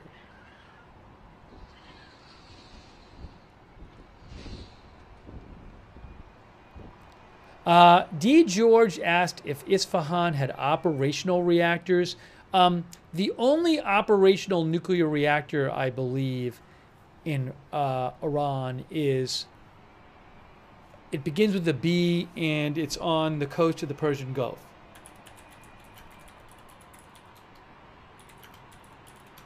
The Bushehr nuclear power plant.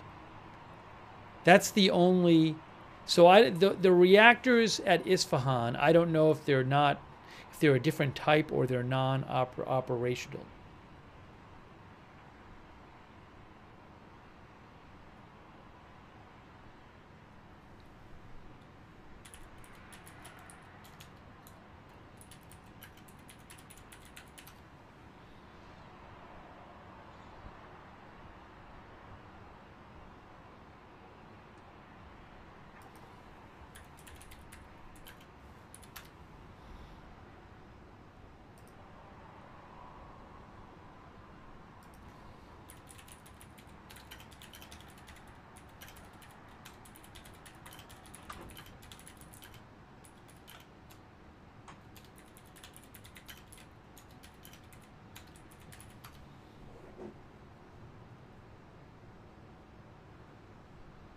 Yeah, it's the actually, I'm sorry. You know what it might be? Maybe I had that wrong. Maybe it's the only power plant. Is it the only nuclear power plant and not the only operating nuclear reactor? Reuters says Bushehr is Iran's only working nuclear plant. So maybe there's like reactors they use for research or something.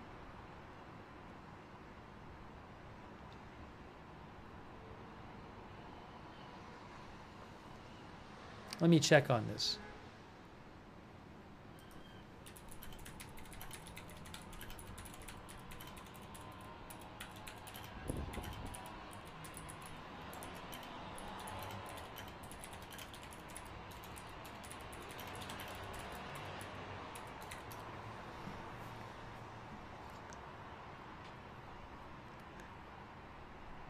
I'm reading that Isfahan has several research reactors. They are not designed for large-scale electricity generation.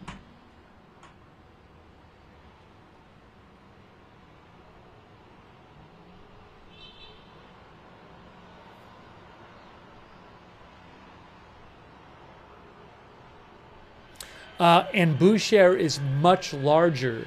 Bushehr is much larger than the reactors at Isfahan, with a much higher power output.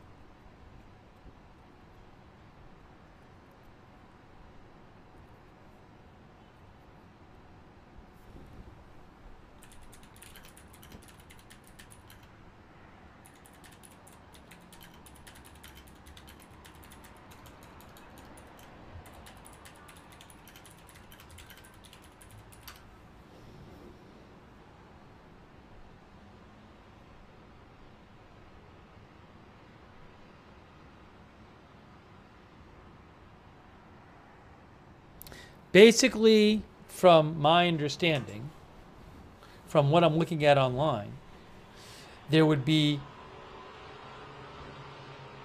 the risk of a big radiation leak would be much lower with if something was done to if the reactors at Isfahan were attacked than the much larger power plant reactor at Bushehr.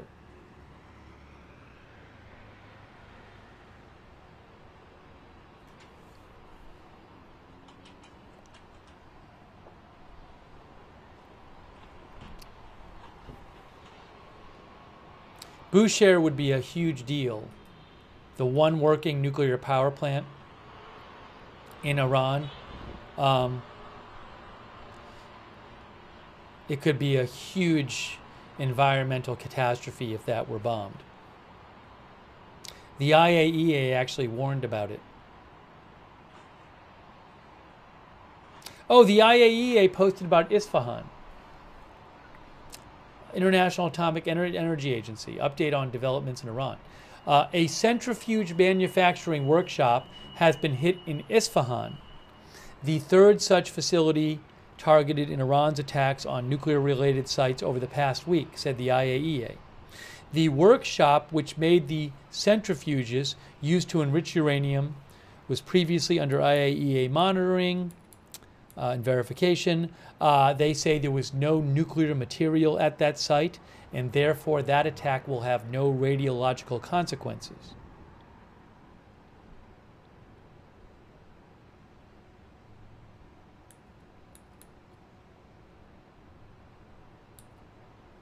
So again, that's an update from today from the IAEA. They say a centrifuge manufacturing workshop was hit in Isfahan.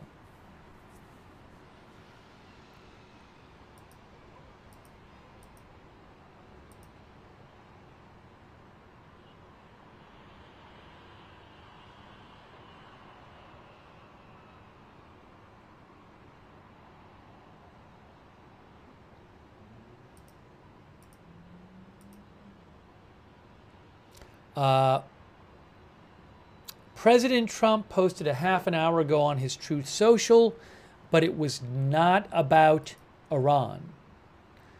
On his Truth Social, President Trump a half an hour ago, and I don't believe this is the post from a half hour ago, and I'm looking at his Truth Social account, and oops, hold on a second. Why am I seeing this? Oh, hold on. Let me do this.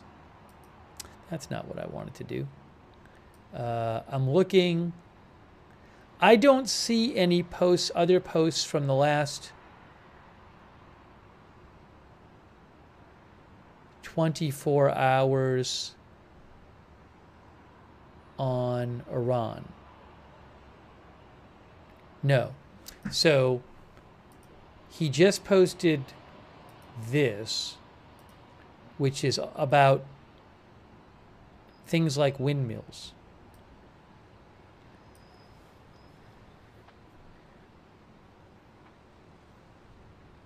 He said, windmills and the rest of this junk are the most expensive and inefficient energy in the world, he says, and so on and so forth.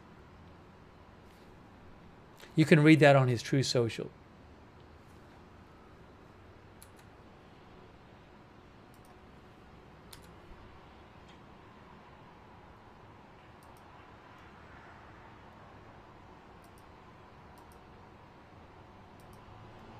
If I hear of him posting anything about the Iran situation, I will certainly let you know. Guam is in the Pacific Ocean. Here is where Guam is.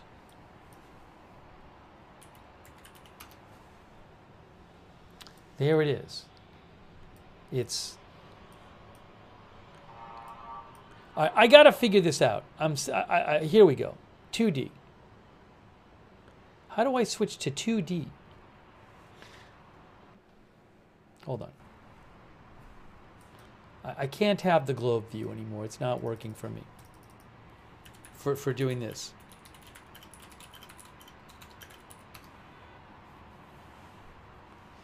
Disable 3D mode. Click the 3D icon. I did click the 3D icon. What's happening here? I'm just trying to zoom out so I can show you Guam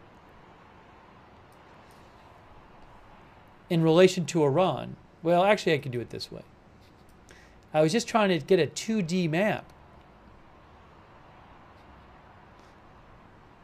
Guam is here, and Iran is here. And Hawaii is over here. And California is there. U.S. is there.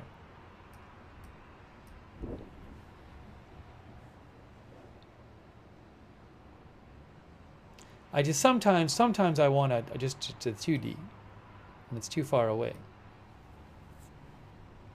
Click on layers. I tried that. More. Oh, globe view. Hey, you're a genius. There we go. Thank you, viewer. Ah, that's helpful. Now we can actually see everything. Look, there's Iran and there's Guam.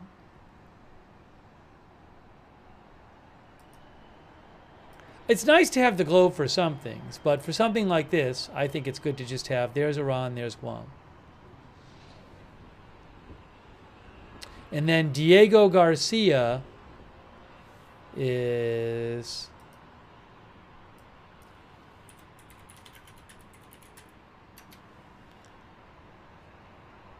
There's Diego Garcia. Iran here, Diego Garcia, that joint where a UK-US base is there.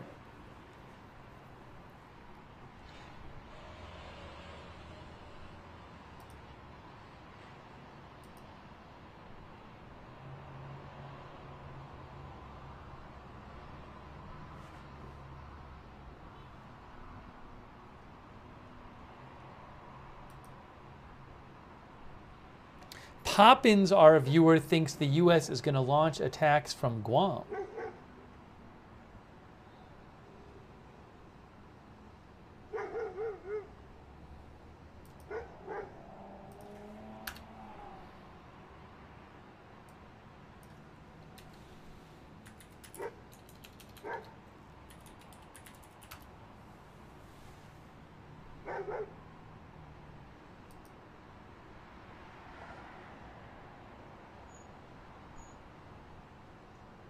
Let me read you something. Hold on.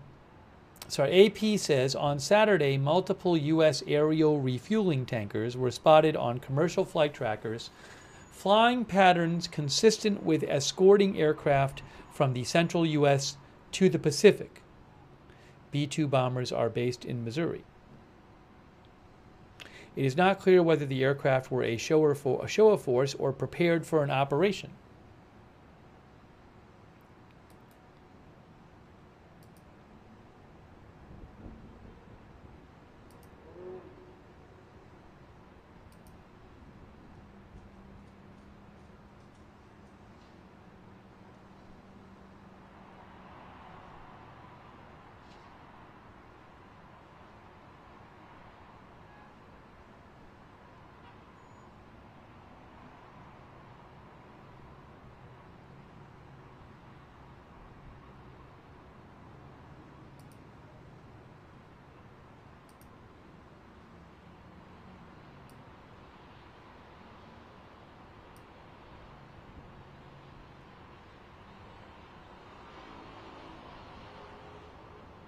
Oh, hold on.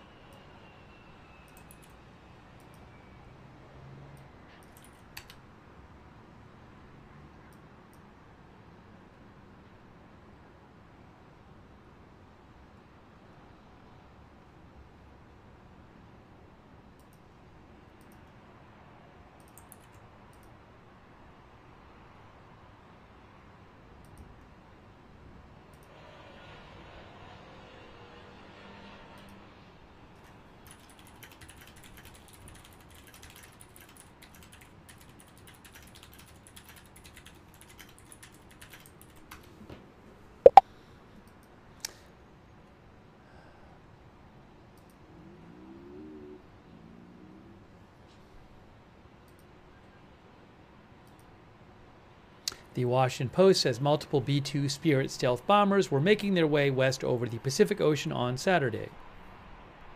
A likely show of force as President Trump deliberates potential strikes on a key nuclear facility in Iran. The B-2 is the only U.S. aircraft able to carry the 30,000-pound bunker-busting bombs thought to be capable of penetrating Iran's underground Fordow nuclear enrichment facility.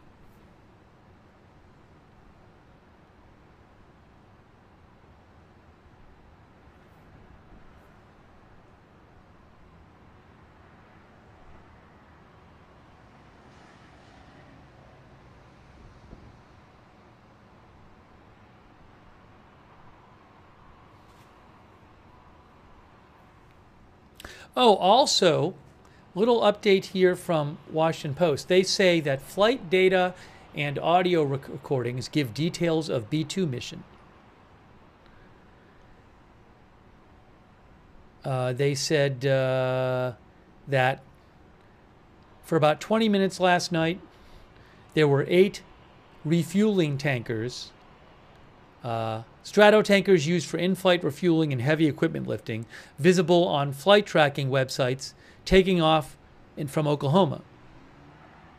They were all heading in an identical path that would put them in line to refuel aircraft taking off from Whiteman Air Force Base in Missouri, which is where the B-2s were.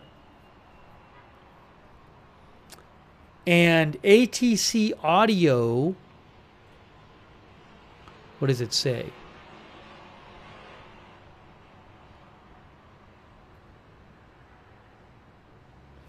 ATC Audio could be heard, which cleared the tankers to conduct aerial refueling for aircraft flying under the call sign Mighty, a call sign which in recent years has been associated with heavy bombers.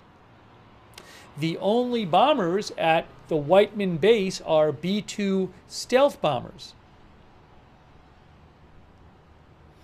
Open source flight tracking experts online said the combination of the refueling convoy, the Mighty call sign, and the presence of only B-2 bombers at Whiteman indicated the movements were associated with the B-2s. Shortly after passing the Whiteman Air Base, the refueling tankers returned home. Flight tracking experts said this was standard operating procedure in cases when bombers take off with heavy payloads.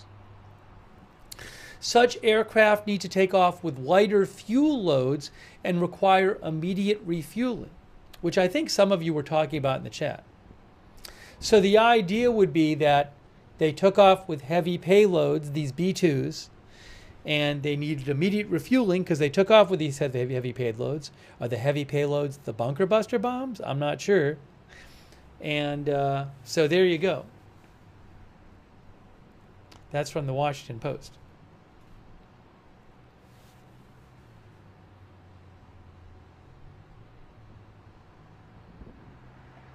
Sean Lindsay says these telegraphed wars are getting absurd. Well, President Trump says he would prefer a deal.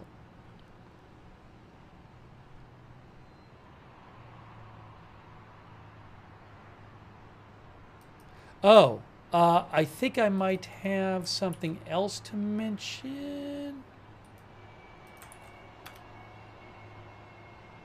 Ooh, new reporting from Reuters. Reuters is reporting, check this out.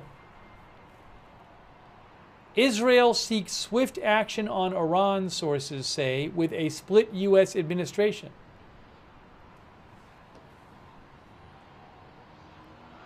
Israeli officials have told the Trump administration they do not want to wait 2 weeks for Iran to reach a deal to dismantle key parts of its nuclear program, and Israel could act alone before the deadline is up, two sources said.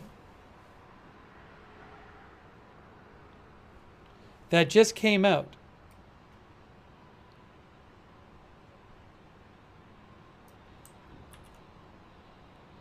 I don't know if they'd really act alone and try to do some commando raid on Fordow or something.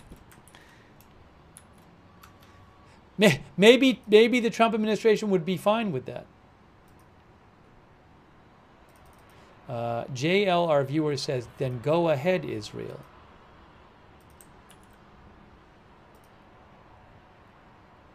I'm going to tell you some more about that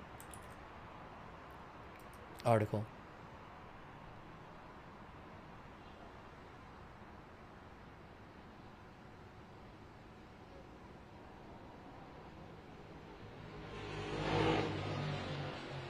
Hang on.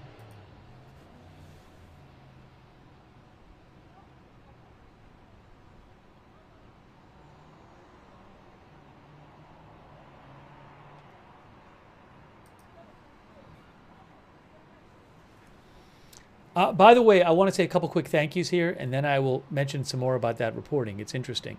Thanks so much to, I think Sarah S. might have given 50 more memberships. Am I right about this?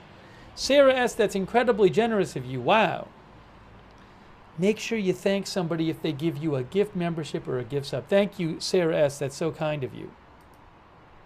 Lily Palmer, thanks for your support.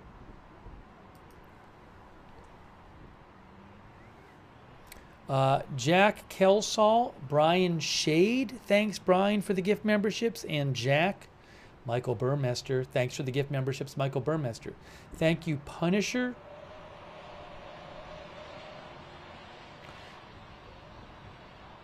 Punisher says a British Navy's F-35 has been stranded in India. It's a little off topic. That was brought up a couple days ago, so I'm not going to get into that here, but if anybody wants to, they can look that up. Thank you so much, Punisher. Thank you also, Arda Sor from Turkey.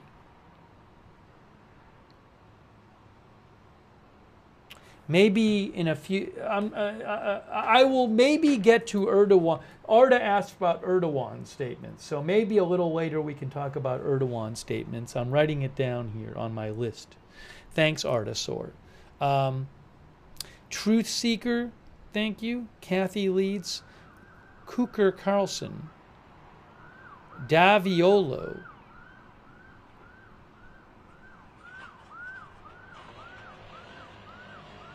Yes, the current level of enrichment for some of the uranium in Iran is way more than you would need for civilian power needs.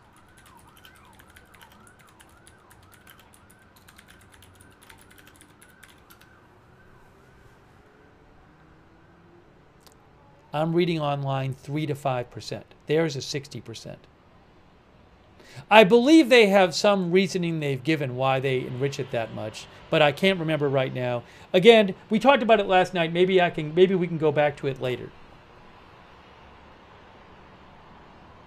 Thank you, Daviolo. I put it on my to-do list. Thank you, Michael Shane Beck, BLS Doom Crew. Bad Banner.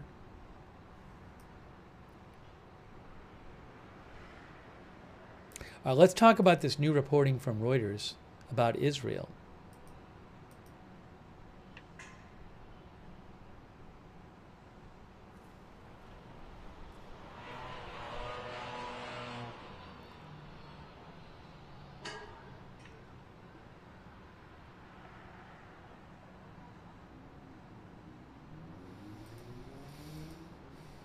I'm just making sure I don't have any big updates to give you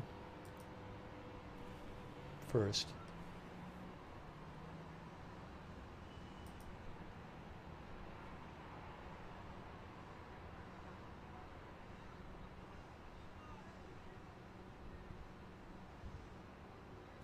Also, it's been, I think, almost 21 hours since the last missile launch from Iran. It's definitely been over 20 hours since the last missile launch. Our viewer Grimmod says, looks like Iran got scared and is not going to bomb. Thanks, Drone Power Concepts, by the way. Anna M. says, it feels like something is on the way. The Real Zelder says, finally peace. I mean, there's been other stuff going on, but no missiles for over 20 hours fired.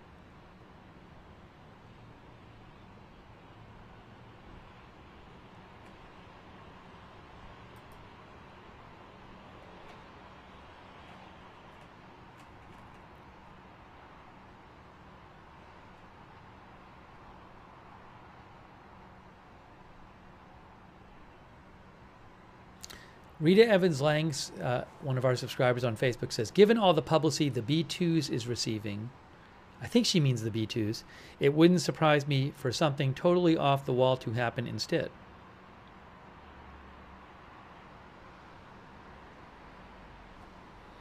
Okay, again, Reuters is reporting. I have the article right here.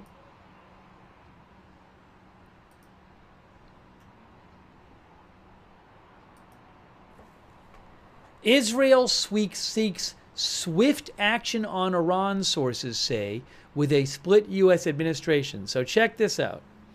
Reuters is reporting, new report. Israeli officials have told the Trump administration they do not want to wait 2 weeks for Iran to reach a deal to dismantle key parts of its nuclear program, and Israel could act alone before the deadline is up. The two sources familiar with the matter said Israel had communicated their concerns to Trump administration officials on Thursday in what they described as a tense phone call. The Israeli officials said they do not want to wait the 2 weeks that President Trump presented on Thursday as a deadline for deciding whether the U.S. will get involved in the Israel-Iran war. The Israeli participants on the call... The Israeli participants on the call included Prime Minister Netanyahu, Defense Minister Katz, and Military Chief Eyal Zamir. So the reporting is that this was said by Netanyahu and the Israeli leadership to Trump. The Israelis believe they have a limited window of opportunity to move against the deeply buried site at Fordow, the crown jewel of Iran's nuclear program, said the sources. The U.S. is the only country with bunker-busting bombs powerful enough to reach the facility, at least by air, which is dug into the side of a mountain. I guess what I'd ask about this is, what would be the threat? Why would the U.S. not say, go ahead and do it? Well, I mean, one thing might be is there's a school of thought that says that the Trump administration and President Trump want to take part on this to be seen as tough on Iran and to be seen as part of this successful operation. So that would be one threat, if that's really true. And maybe another threat is that if Israel moves without them, it could look like maybe some people would interpret that as, the U.S. didn't want to be involved. The U.S. didn't want to be tough on Iran or something. I don't know. All I'm saying is you might just say, well, why wouldn't Trump say, well, just go ahead and do it? But I'm just trying to think of motivations against him doing that.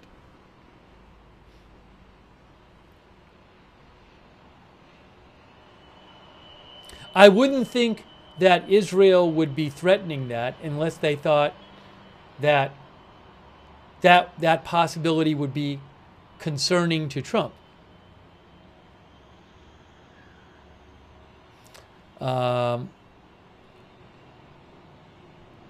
Now, also, I don't know. It doesn't say in here anything.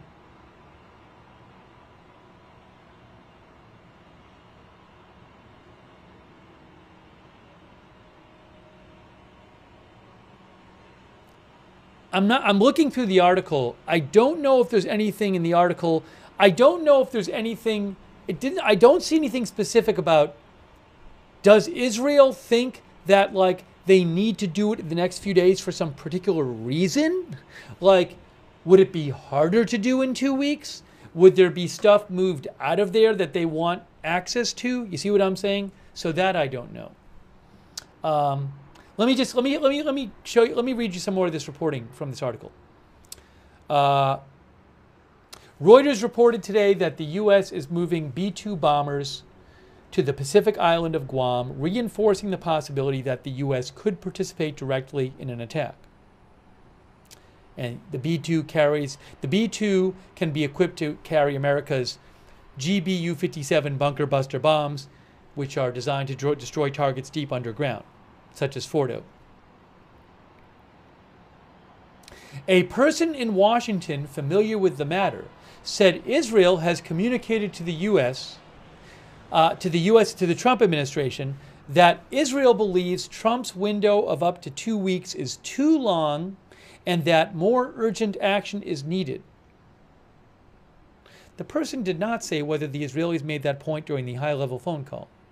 During the call, Reuters reports, Vice President J.D. Vance pushed back, saying the U.S. should not be directly involved, in suggesting that the Israelis were going to drag the U.S. into war, said the sources. Defense Secretary Hegseth also participated in the call, says Reuters. The Jerusalem Post earlier reported that a phone call had taken place on Thursday.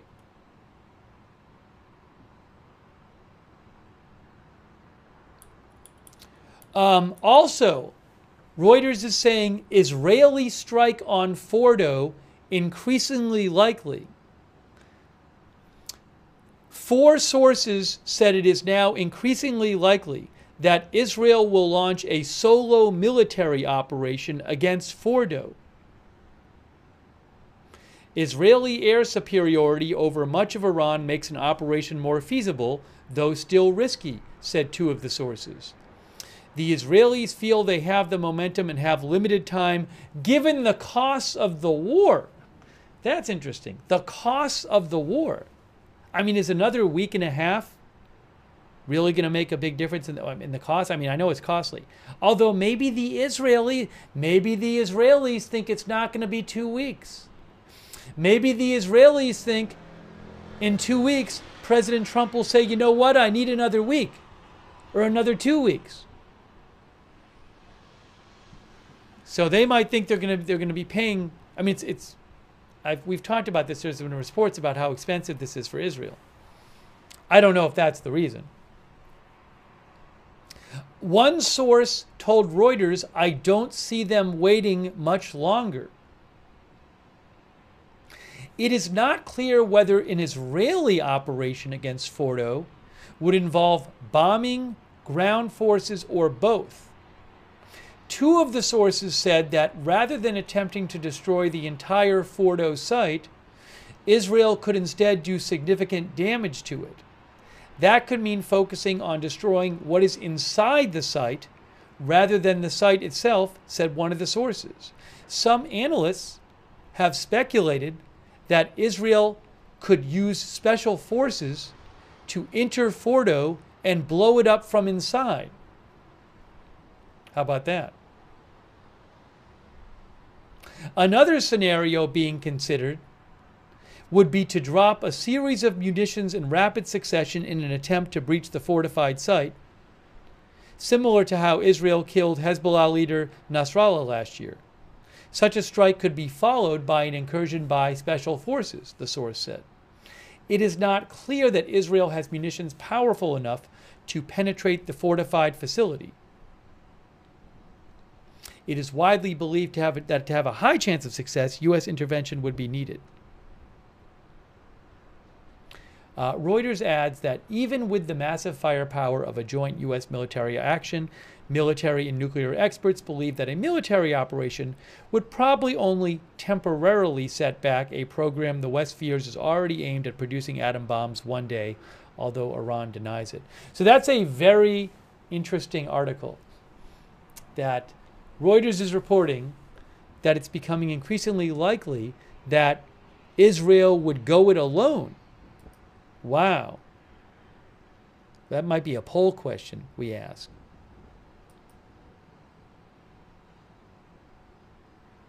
Lincoln Atlanta thinks in 2 weeks Israel will be out of interception missiles.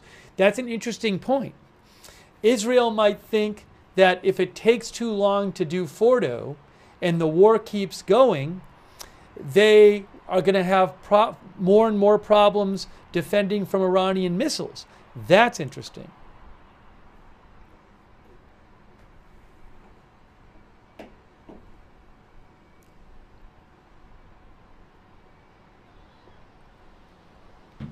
Wow. Guys.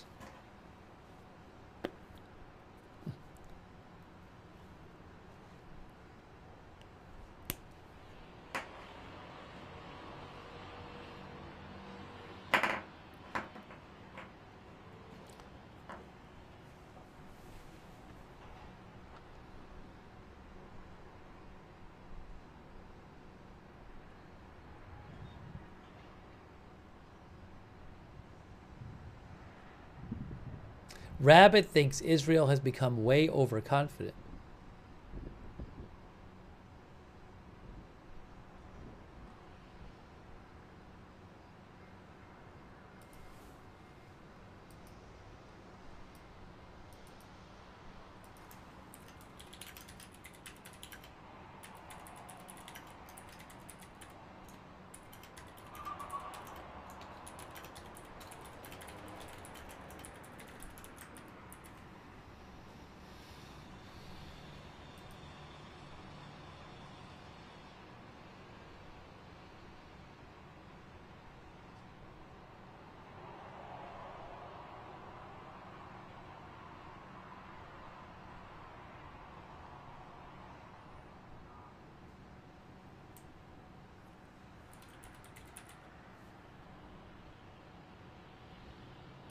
All right.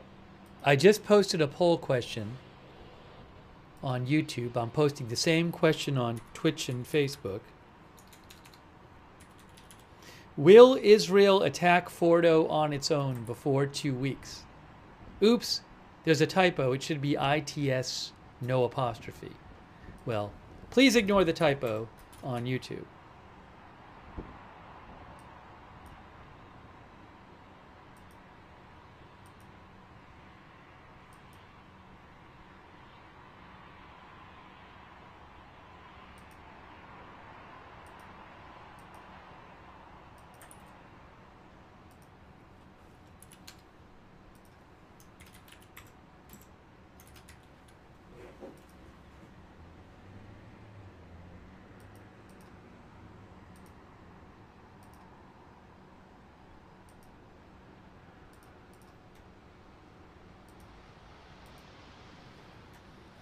Okay, I said,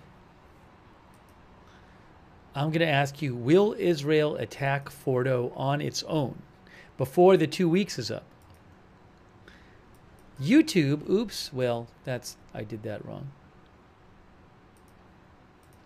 YouTube viewers in the poll have said 68% think that's going to happen. 68% think Israel's going to attack Fordow on its own before 2 weeks.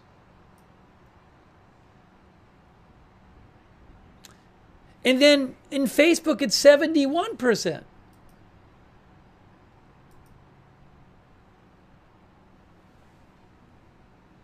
How about on Twitch?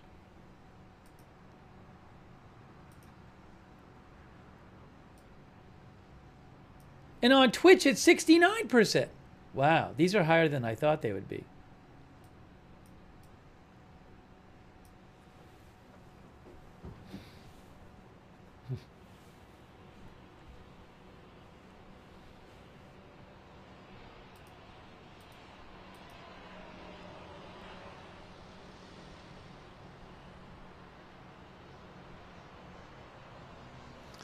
Interesting.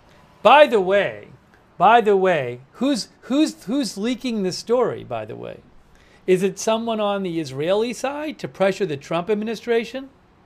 Is it maybe people in the Trump administration who, I mean, you can come up with all kinds of theories.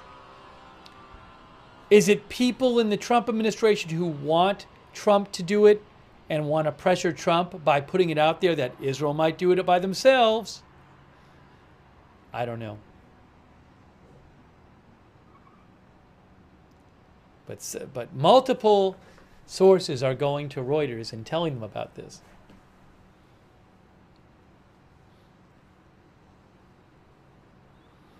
Barry says could be made up. It could be. I mean, it doesn't seem crazy to me that Israel would say this. I certainly could see Israel saying this. I don't know that they do it, but I could certainly see. I mean, I don't see why Israel would want to wait around.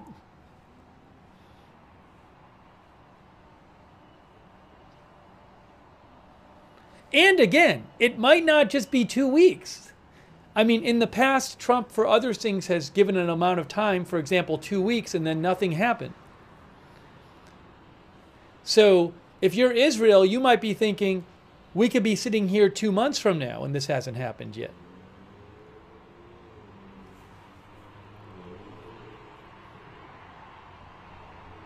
April Lee Waxclean says they might be trying to give the nudge to hurry up.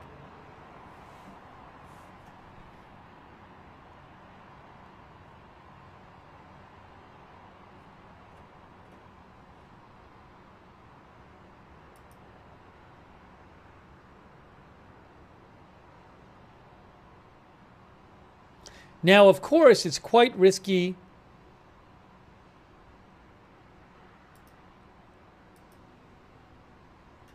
Oh, I have a new IAEA update on Isfahan. It would be risky for Israel to go it alone if they thought there was a significant chance that it wouldn't work.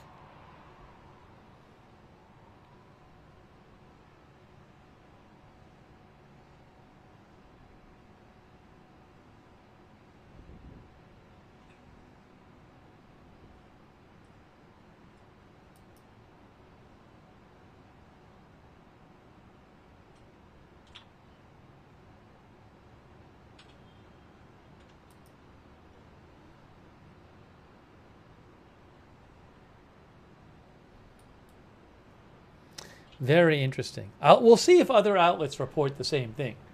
All right, I'm ending the poll, but our viewership seems to think there's a decent chance that Israel will actually do it on their own. I want to read that part of the article again, by the way. The results was, on Facebook, it was 71% said yes.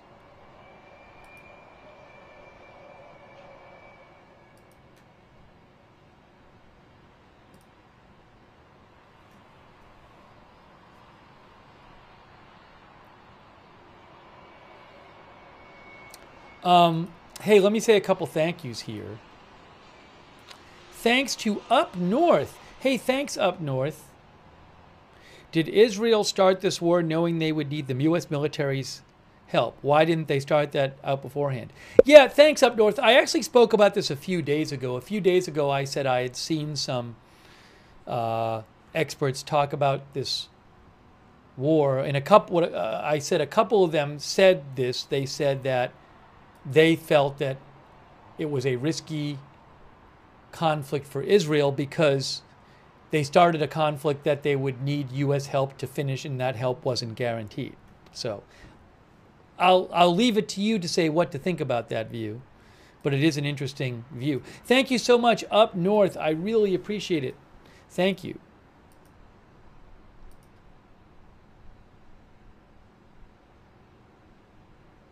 Thank you also, Michael Ida, who says, when the iron is hot, you strike hard. Thank you, Pepe. Pepe thinks China poses more of an immediate threat than Iran to the U.S. and Israel. Thank you, Pepe, for your support. Thanks also, Ruth Krafasi, for the gift memberships, our moderator. So nice of you. Thank you. JMR, our new member. Laura Lee, our member, new member.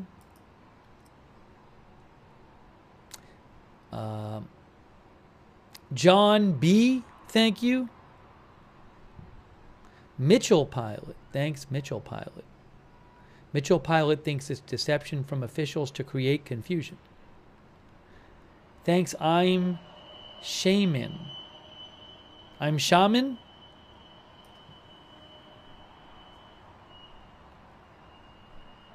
Who says Qatar has fighter jets on standby. I haven't heard anything about Qatar being involved in this operation.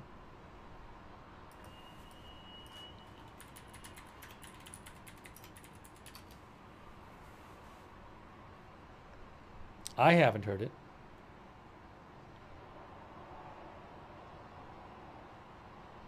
But thanks, I'm Shaman.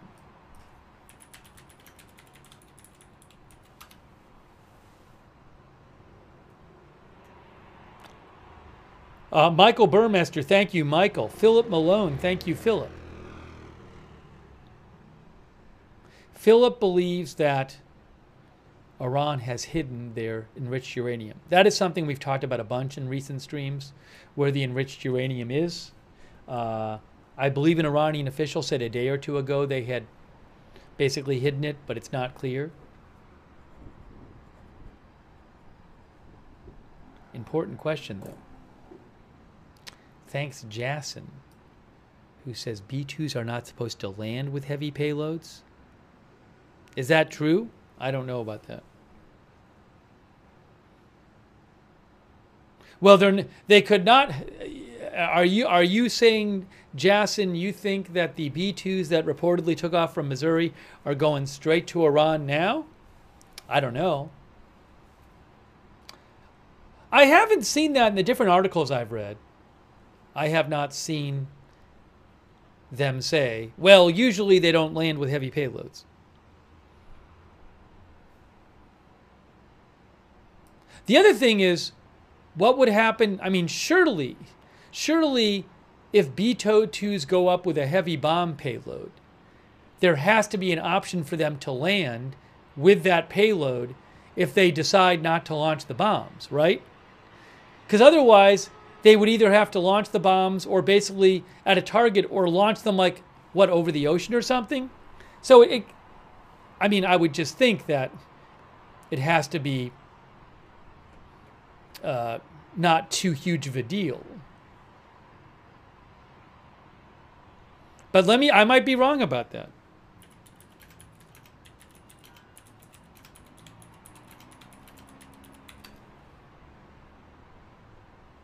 I don't complain to be a military expert.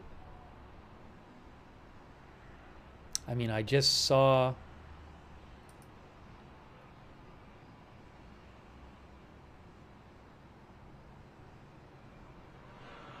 I would have to go look at the sourcing on this. My thought on something like this is, if it were the case that the B-2 bomber could not land with a heavy payload, that some of the many people who know way more about this stuff than me and know a lot about this stuff would be reporting that today. And I haven't seen it anywhere. That makes me think it's perfectly fine for it to land if it's carrying a heavy payload. Because otherwise, there'd be a lot of discussion of that fact. I don't even know if, what they were carrying today.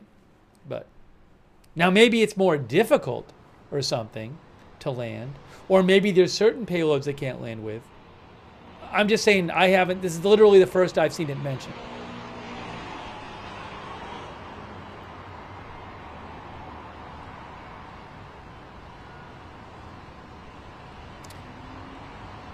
The Karzar believes they landed in Hawaii. Maybe they did. I don't know that they did. I don't know if that's true. That's what the Karzar thinks. Thanks, Thomas Spratt, Jason B., Anthony Stevens, Mitchell Pilot, Robert Ian, Steve Griffin, Joreen Howard, hang on, Jenna T., Thomas Uhlendorf from Germany, Chapstick, Aurin Quake, Penny Wenny, Michael Burmester, Jason Stork, Drone Power Concepts, Dave Hoffner, Scryer, Donna Smith, API, The Silver Sergeant. Sorry, I'm a bit behind on my thank yous. Thank you for your support for the channel. And I haven't seen that reported anywhere.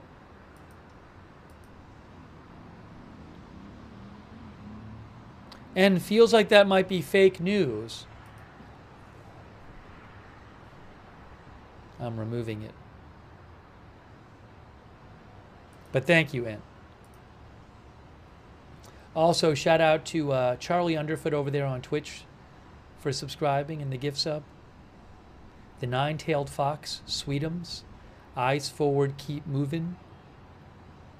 Thanks. We got to talk more about that report. That's big news, that report.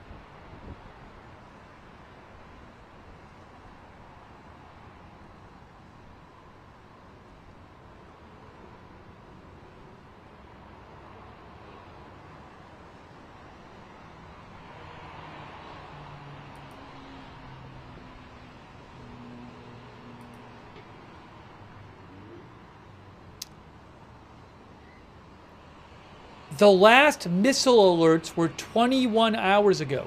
Am I right about this? Am I right about this? I'm looking at so far red alert. And it has the last missile alerts in Israel 21 hours ago. Can someone correct me if I'm wrong? Everybody in the chat saying yes.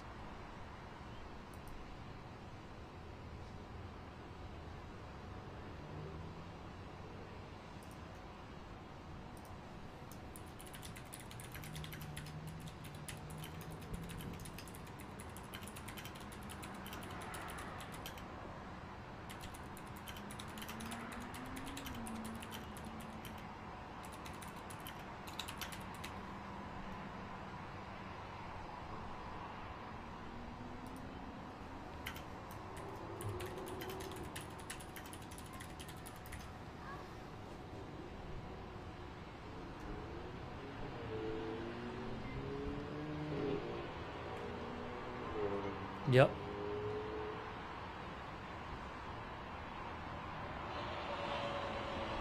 Someone said 12 hours ago?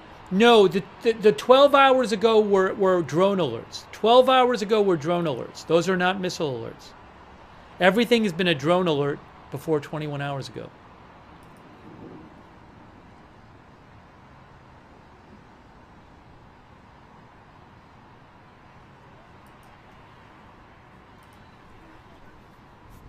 "21 hours.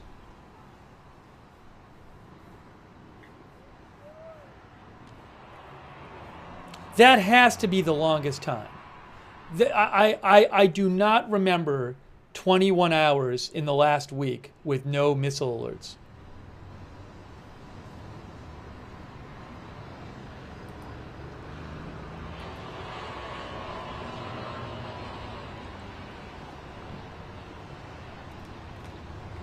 The daylight alerts today, I believe, were all drone alerts.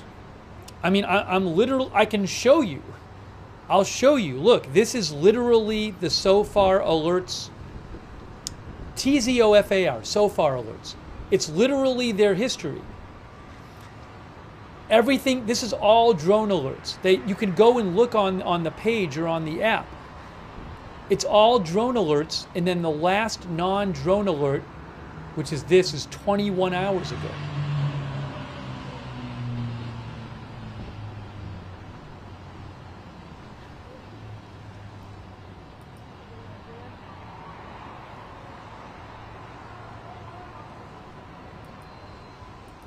Now, it's possible they tried to do a launch and Israel snuffed it out before it actually happened.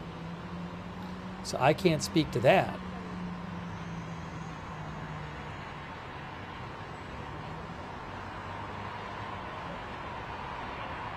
Martin Smith, our viewer Martin Smith thinks they're having a day off.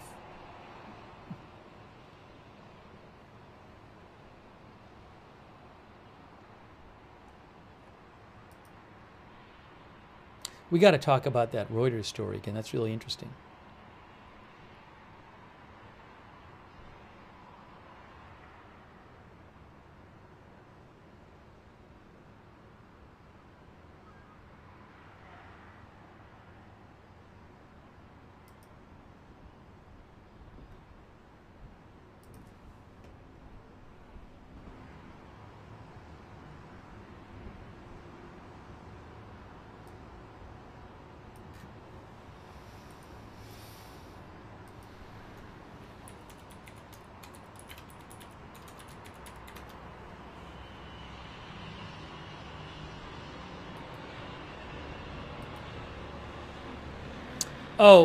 The IAEA posted about Isfahan nuclear site. The IAEA, International Atomic Energy Agency. They say a large nuclear complex in Isfahan, Iran, has been targeted for a second time during Israel's attacks on Iran over the past 9 days, with several more buildings struck. The Isfahan nuclear site was first hit on 13th of June when 4 buildings were damaged: the Central Chemical Laboratory, a uranium conversion facility, a reactor fuel manufacturing plant, and an enriched uranium metal processing facility under construction. No increase of off-site radiation levels was reported. Based on the info available to the IAEA today, 6 other buildings at the Isfahan nuclear complex have also now been attacked. A natural and depleted uranium metal production facility, which had not yet begun operations, a fuel rod production facility, a building with low enriched uranium pellet production, as well as a laboratory and nuclear material storage, another laboratory building, a workshop handling contaminated equipment, and an office building with no nuclear material. The same Isfahan complex also includes a centrifuge manufacturing workshop that the IAEA earlier today reported had also been hit by Israel. The facilities targeted today by Israel in Isfahan contained either no nuclear material or small quantities of natural or low enriched uranium, meaning any radioactive contamination is limited to the buildings that were damaged or destroyed. The IAEA says, based on our analysis of the nuclear material present, we do not see any risk of off-site contamination at Isfahan right now. Nevertheless, the director said, as I have repeatedly stated, nuclear facilities should never be attacked. So that's from the IAEA about Isfahan.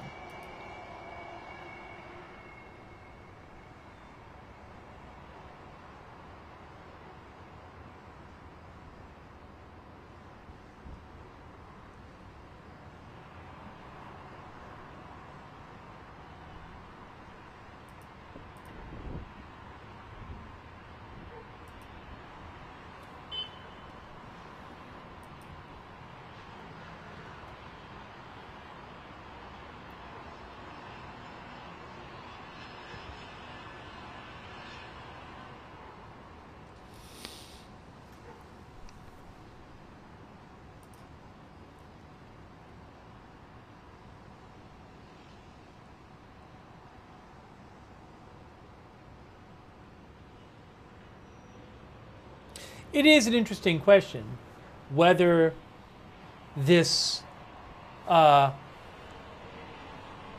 21 plus hours that Iran has not conducted a missile launch against Israel. Does that mean anything? What does that mean?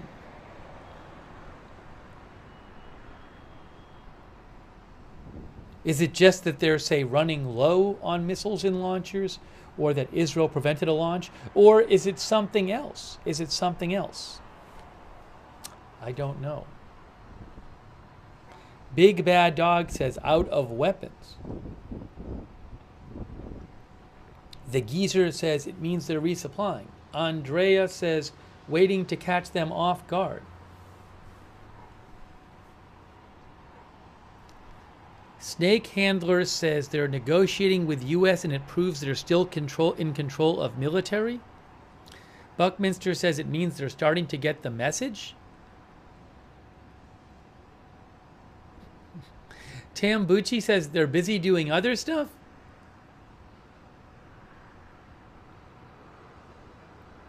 Apple Fritter thinks they're gearing up to launch all at once.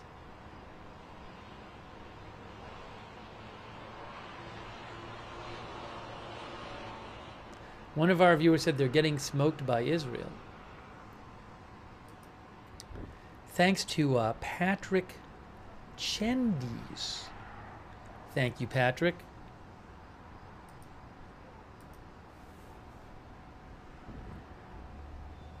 Also, CBR member. Eric, thanks for your service, Eric. Eric says, haven't been in the army. Waiting means we're not going. Thanks, Joseph Z. Philip Maho.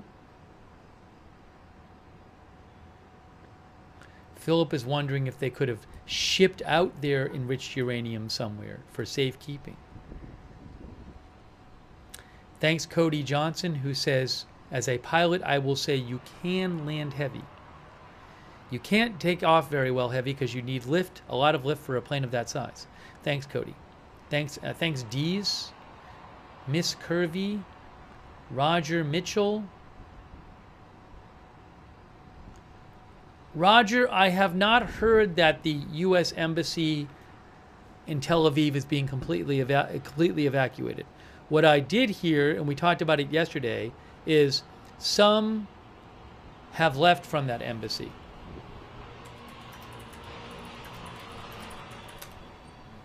AP reported yesterday the U.S. evacuated 79 staff and families from the U.S. Embassy, but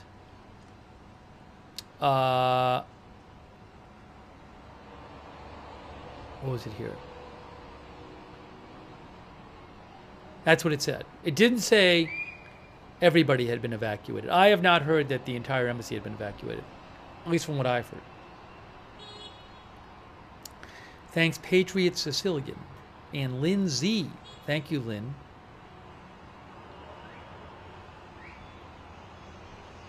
Mitchell Pilot and Pei and Roger Mitchell and Coco Bricked. I have not heard about this report of fighters moving to a base in Jordan. It doesn't mean it's not true.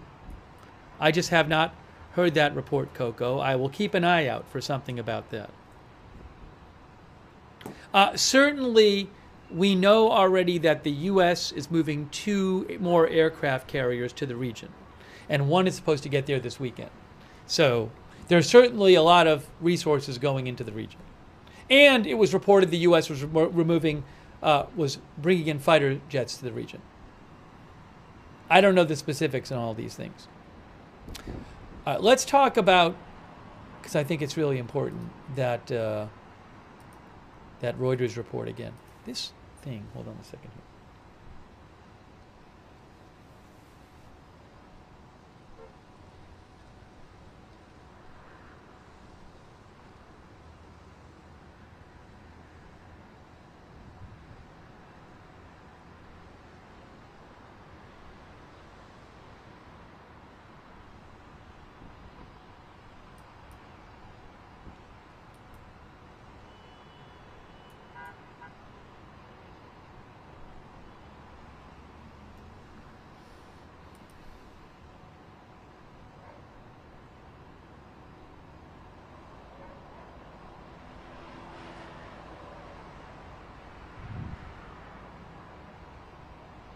John Turpin says, could the bombers moving to Guam be a deterrent to China, a deterrent to China invading Taiwan? I mean, I don't know what the U.S. normally does with their bombers. I have not heard any reporting anywhere from anyone suggesting that China has made new preparations to invade Taiwan that they had not already been making 2 weeks ago. So that's the best I can tell you. I have not heard a peep from anyone, including people who know a lot about that region, that anything has changed there in the last 2 weeks with China. So that's the best I can tell you. Thank you, John Turpin, for writing it.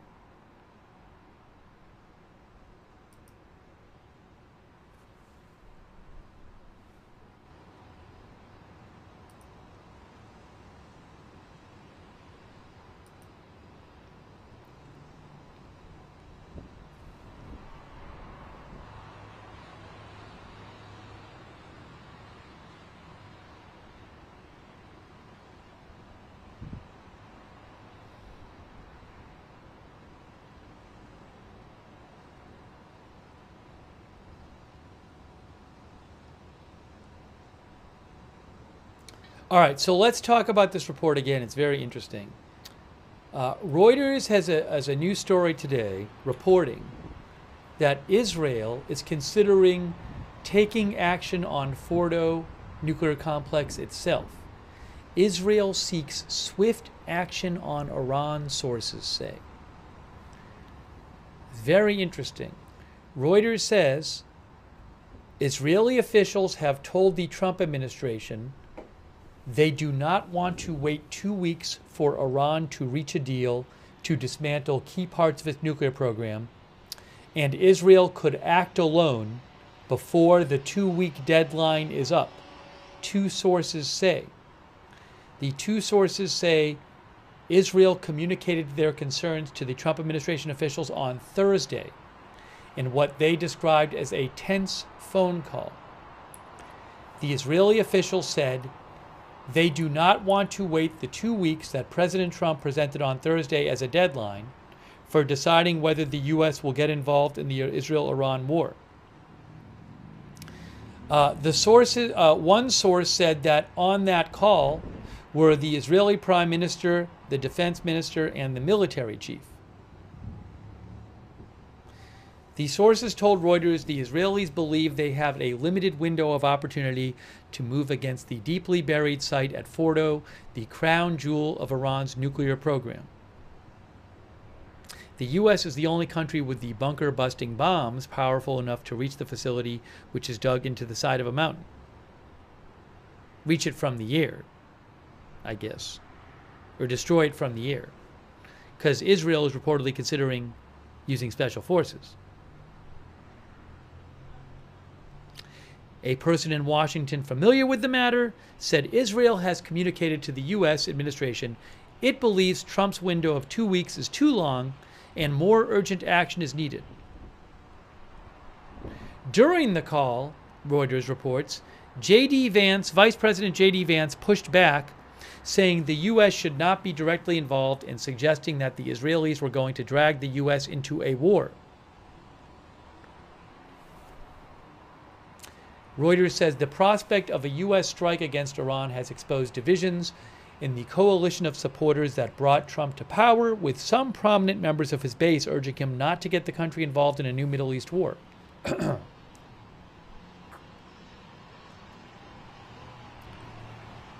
Excuse me. Vice President Vance, I forgot to drink water.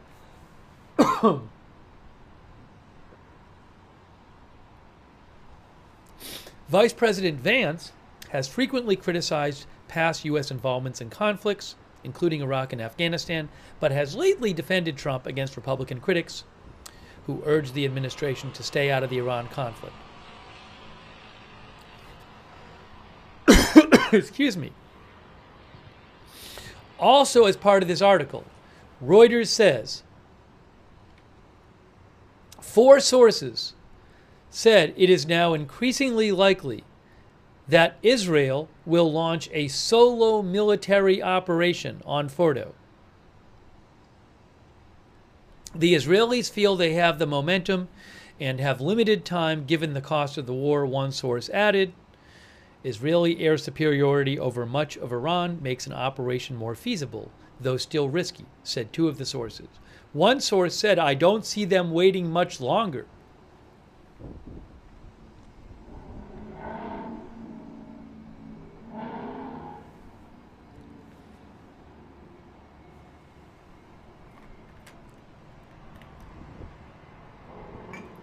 Daniel Fletcher, our viewer, thinks sources are leaking info they shouldn't.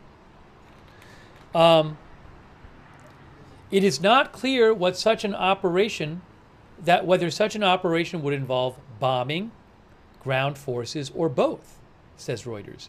Two of the sources said that rather than attempting to destroy the entire site, Israel could instead do significant damage to it. That could mean focusing on destroying what is inside the site rather than the site itself. Some analysts have speculated that Israel could use special forces to enter Fordow and blow it up from inside. Another scenario being considered, according to a source familiar with the matter, would be to drop a series of munitions in rapid succession in an attempt to breach the fortified site, similar to how the Israeli military killed Hezbollah leader Nasrallah last year. Such a strike could be followed by an incursion of special forces. It is not clear that Israel has munitions powerful enough to penetrate the fortified facility. It is widely believed that to have a high chance of success, U.S. intervention would be needed. Wow. We did a poll about this a short while ago, and about 70% of the people voting in the chat thinks that Israel will attack Fordow themselves before the 2 weeks is up.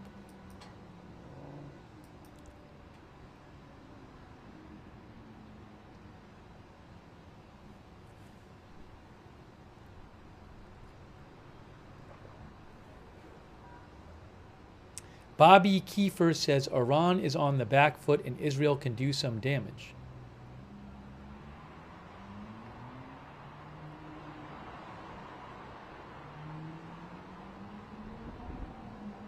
Robert Thornton thinks Israel must have had a viable plan for Fordow before commencing this whole attack.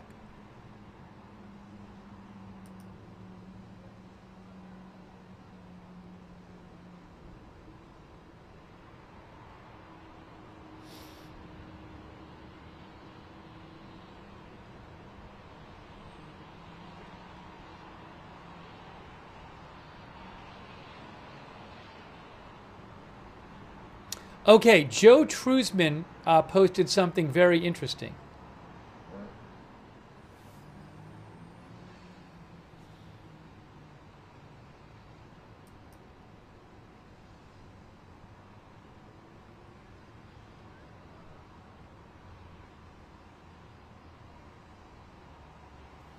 This is a very interesting post from Joe Truzman, who I follow, which I want to show you. Joe is a Middle East expert who I follow, as I mentioned. He is at Joe Truzman on X. Let me show you what Joe just said, speaking of that Reuters story. So Joe just said, Reuters reports that Israel seeks sooner rather than later action by the U.S. against Iran, which we just talked about. Remember, one of you guys said that maybe Israel's worried about their interceptors running out. Joe talks about that. He says, I think Israel faces a problem, and that is time. Israel may not have enough interceptors to last 2 weeks. There is a very good chance that it has yet to experience the worst of the missile drone onslaught. If the U.S. intervenes in the war after the 2 weeks are over, Iran will respond and may expand its targets. Furthermore, Iran's proxies, like militias in Iraq, the Houthis, Hezbollah, have mostly stayed out of the conflict. Israel will need interceptors to defend the home front from multiple attacks. Iran and its network of proxies and client groups across the region likely possess a greater quantity of offensive munitions than Israel has interceptors available to defend against them. It's a scenario I don't think decision makers in Jerusalem want to see. So maybe that's the concern about delaying for Israel.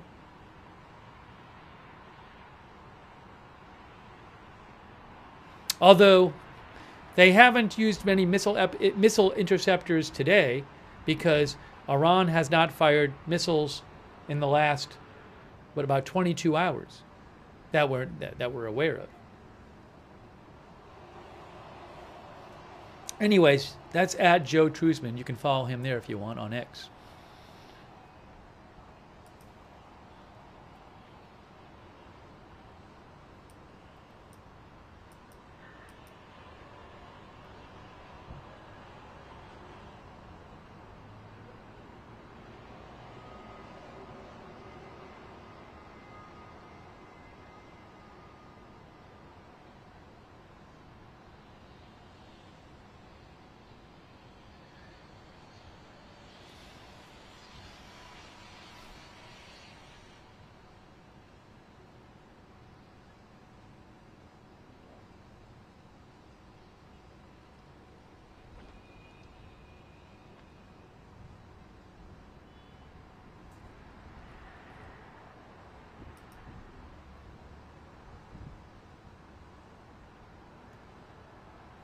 I'm going to,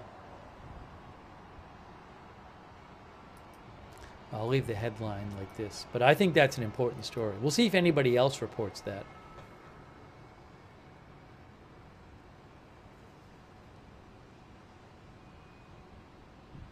I really should, many outlets have reported this Guam story at this point, but just to do it, because I don't think it's been publicly announced, I'm going to do this. Make it like that.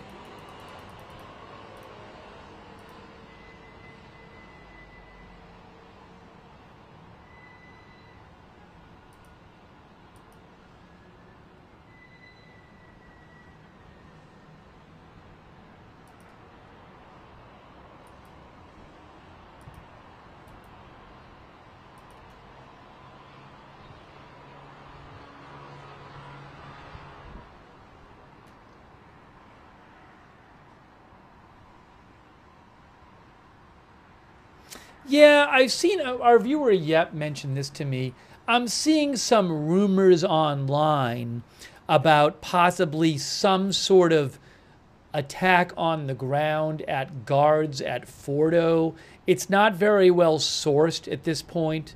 I will just remind you of two other cases that I immediately come to mind where everybody was posting about it. 2 or 3 days ago, it seemed like everybody online was yelling and screaming about how Israel had struck the bunker for the supreme leader. Remember that? People were posting it in our chat for 7 hours. I don't believe it. I don't believe it happened. I remember 5-6 days ago, the big one. What was the big one 5 or 6 days ago? Oh, Fordow.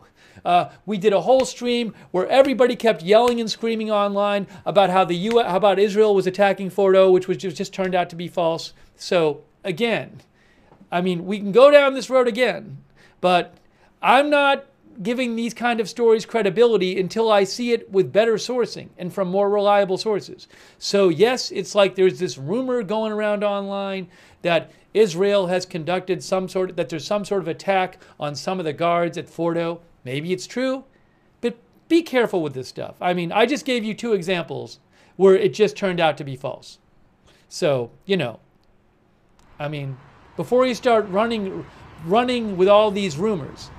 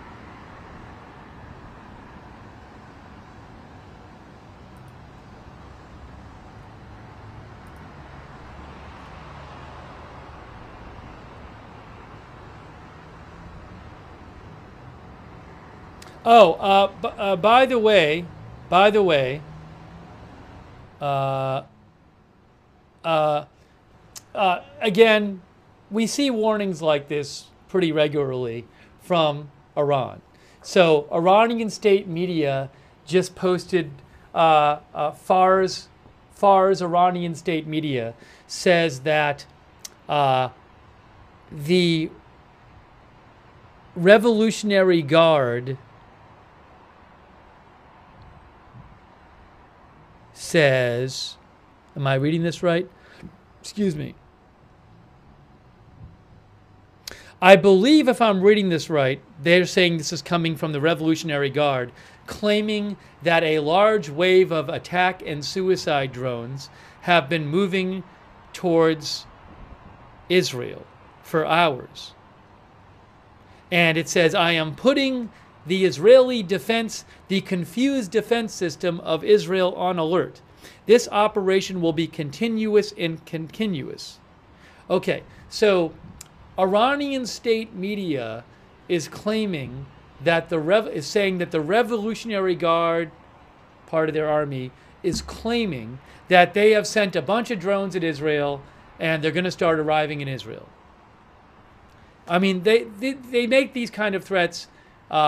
We've seen this before, where they say like the night's going to be full of attacks, and then there might be a couple small missile attacks or something like that. Not to minimize them, but you know what I'm saying. Very often, the actuality of what happens is much less than the promised attack. So they are saying, they didn't say missiles, interestingly. It says drones. It doesn't even say missiles, which I find very interesting, given that there's been no missiles for over 21 hours. I thought they were going to say missiles are coming. The warning I just saw in state media says drones. Doesn't even say missiles. Maybe they're changing their strategy. I don't know. But just to let you know, the Iranian military is warning that there's a bunch of drones that have been fired at Israel. Now, drones take hours. Drones take hours to reach Israel from Iran. So if this really is happening, I'm sure this is something that Israel is tracking. Israel knows. They've already reportedly fired, I think, about 1,000 drones at Israel. Maybe more. The Israelis talked about this today. But, they don't just show up. Takes hours because it's hundreds of miles. 600 or more miles, depending. It could be over 1,000 miles, depending on where they're fired from where they take off from in Iran, and unless somehow Iranian proxies are getting involved, and you're talking about it coming from different other countries. But the warning didn't say that. So we'll have to see if that really happens, if there's some big drone attack.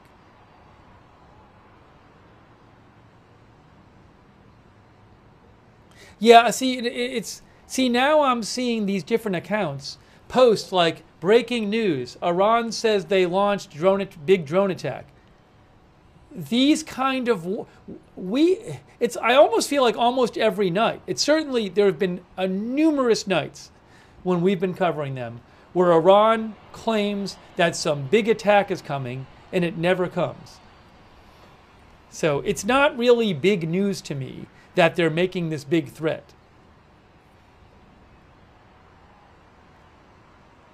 Especially when you're talking about drones, because those are going to take hours to get there. So presumably that's something Israel has already been tracking if it happened. Maida says, can the drones be used to overwhelm the air defense systems prior to missiles? So I don't know if that's something they have planned. I believe that's something they have tried in the past. I don't know if they're going to launch missiles and to time them with drones.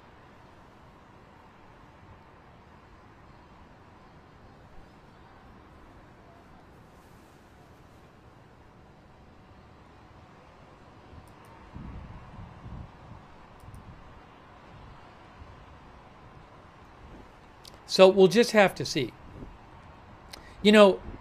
what I should mention is what Israel said about drones earlier today.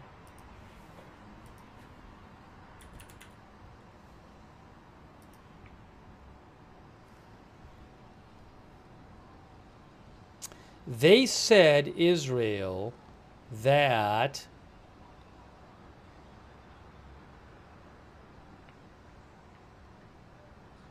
I have this here somewhere. I just have to find where it is.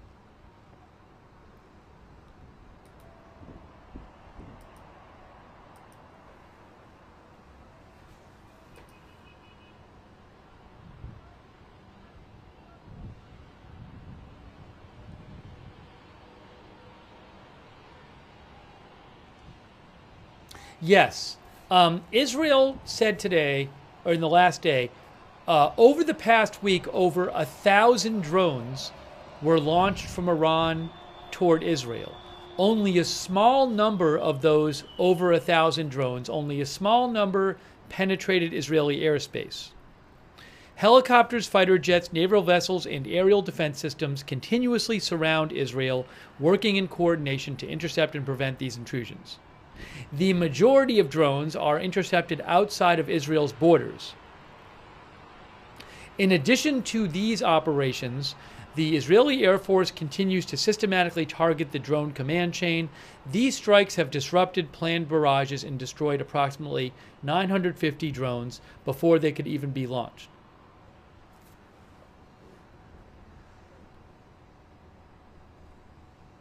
And earlier today, the first drone of this conflict actually hit a building in Israel. No injuries.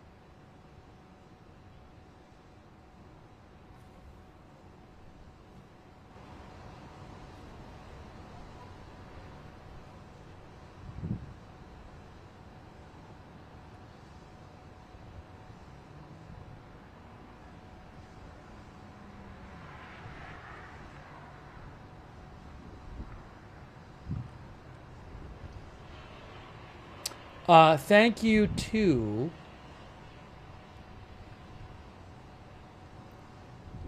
Michael Andren. I believe Michael gave 50 more memberships. Wow. To people in the chat. He gave 50 before, too. Michael is so supportive with the gift memberships and other support. Thank you so much, Michael Andren. Make sure you thank somebody if they give you a gift membership or a gift subscription. Thank you, Daniel Self. Yeah, Daniel, a few minutes ago, I mentioned this. There are internet rumors that some guards at Fordow were being attacked. They are solely internet rumors. I have seen nothing that I would consider reliable on that. So I am classifying it as internet rumors. Thank you, Boz. Thank you, Leal Dahan, Andy Rose, Mitchell Pilot, Michael Burmester, Bud Fox, Guy Greenberg, I'm looking up 25, N, Matt Rushoven,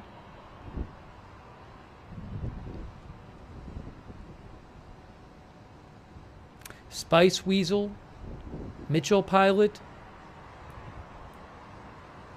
Couponin Deal Hawk, Ross Leach, Lewis R.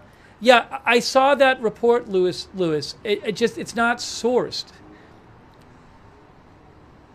You know, again, just to everybody out there, look, you can keep writing to me. You can write to me as much as you want, saying this account on X, or this account on Facebook, or this account on Instagram, or this account on TikTok is saying something is happening.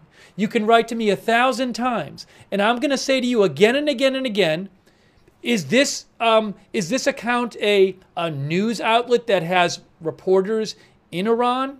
Are they saying where they're getting their information from? Do we have any reason to think this account is doing anything other else than just repeating something somebody else has said? where did that other person get that information? Show me the end of the chain where the original information is coming from, where I can point to that and say, that feels reliable. And it's the same thing as when everybody was screaming about Fordow was being attacked 6 days ago or whatever it was. And it's the same thing as when everybody was screaming 2 days ago that, oh, Israel has hit the bunker of the supreme leader. So keep messaging me about this stuff, but saying that some account on X said this when there's no sourcing there does not make me any more does not make the report any more credible to me. By the way, this is not directed at Louis R. There's like so many people saying this. Many people, and I'm just going into this because it happens all the time. So again, if I hear from some source I consider reliable with some information about where this information is coming from, I will certainly let you know. I'm not saying it's false. I'm just saying I don't have good reason to think it's true right now. And it feels a little weird to me, this kind of story, because I don't think a reporter is sitting there with their notebook at the entrance to Fordow going, oh my gosh, look what I just see. I see the guards being attacked. I gotta write this down in my reporter's notebook, and then I gotta get on the phone and call the head office and report this to them. That's not happening. So again, I'm saying this because just so much energy gets taken up of everybody dealing with this stuff that's very poorly sourced and frequently turns out to be false. I just gave you 2 examples of it. So I'm not addressing this in any one person. I just want to say it because I'm seeing so much. People keep messaging me about this. And we've just gone through this several times with different topics. So if I hear of something I consider reliable that actually has sourcing to it and is saying where they're getting this information, and it seems reliable to me, rather than somebody just repeating somebody else who's not saying where they're getting anything, I will let you know.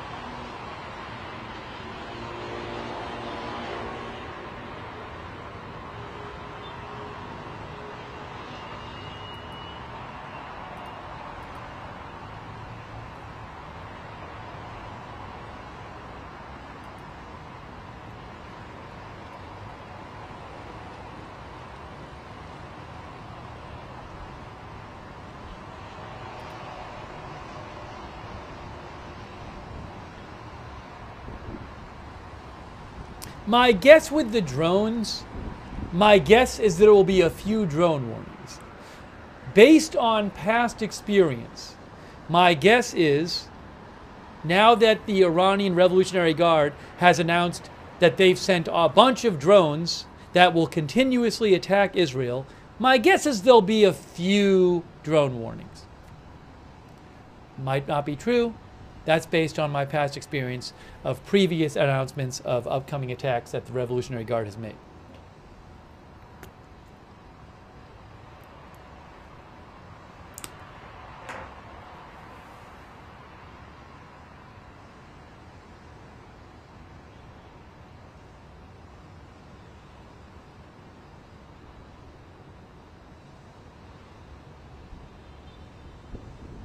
Hold on a second here. I do owe a couple thank yous, by the way.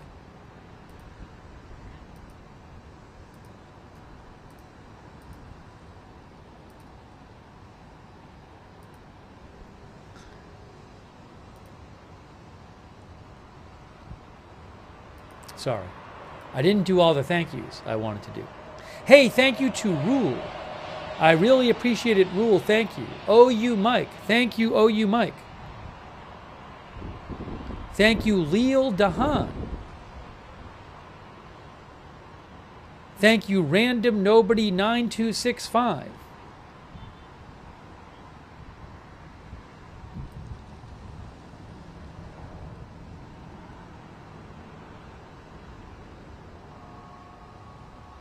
Flannel Fox, thank you. The Cars Are, thank you.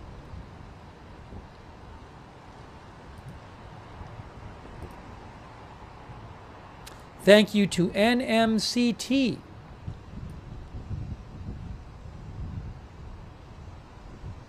Has there been any reports on Iran using drones to exhaust Israel defenses? I don't know. So one thing I'll say, though, is I believe the main defenses against Iranian missiles are the Arrow system. And I believe the Arrow system is not what's being fired against drones. That's my understanding. So now I've definitely read, like, for example, the Institute for the Study of War, that if you have drones and missiles coming in the same time, that could present issues for defense. But that's a different thing than firing drones to exhaust missile defense. Again, I believe that the Arrow system, which fires against the missiles, is not used on drones. Because I know, like, I think the Arrow 3 missiles cost like $3 million each.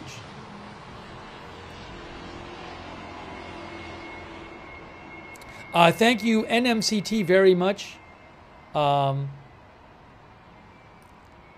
yeah, it's an interesting question about the NMCT mentions the cost of the drones versus the cost of shooting down the drones, which is a very interesting topic, which I'm not very fluent in. But it's a very interesting topic NMCT mentions. Maybe we can talk about it more later. Mitchell Pilot, thank you. Sparky Pilot, thank you. CK, thank you. CK thinks Iran is all talk but no show. Thanks, Yaldabath. H&W, Michael Burmester.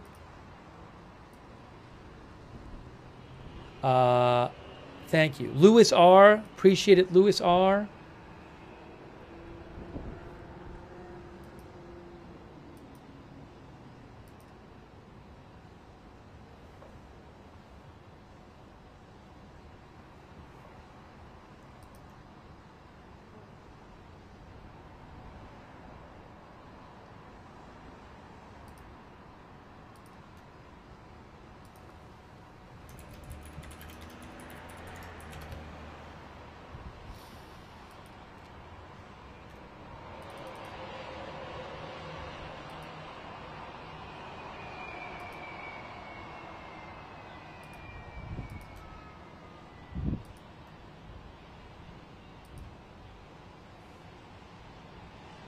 Hang on a second here.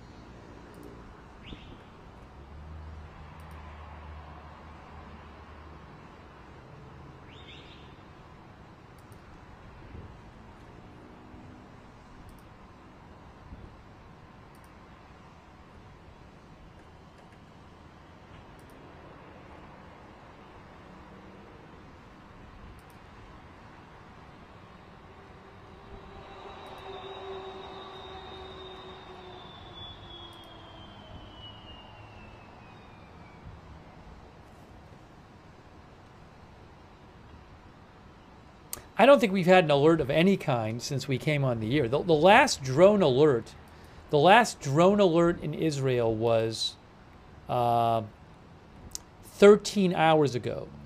The last missile alert in Israel was 22 hours ago. We're getting closer to 24 hours with no missile alerts in Israel. See, it seems noteworthy to me. And Iran is saying that they launched some drones at Israel. They didn't even say missiles. Time Lord thinks Iran's running out of missiles.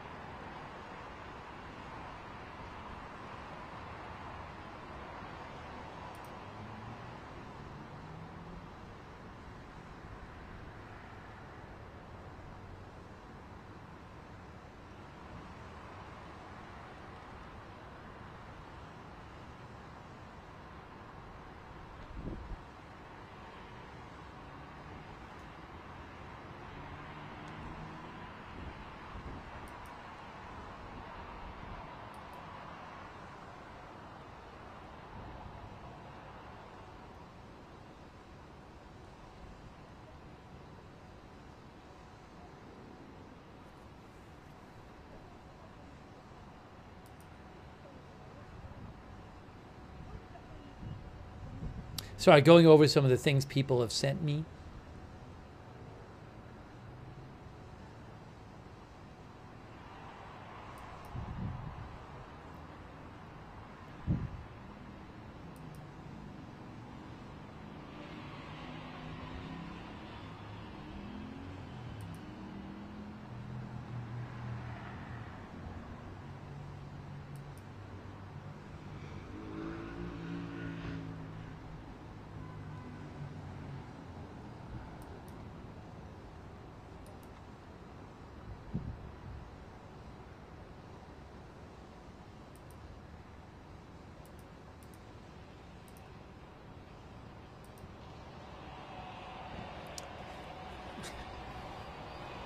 Jason Jones wrote to me and said, "What is Trump waiting for Iran to run out of missiles?" I think Trump maybe is hoping that Iran agrees to a deal before he's forced to decide whether to help Israel attack Fordow. If you missed it, I'm not going to read it all again, but Reuters is reporting that Israel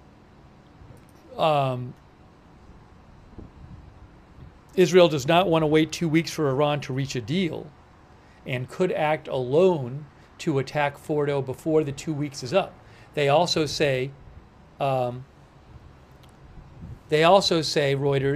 it is increasingly likely that Israel will launch a solo military operation against Fordow.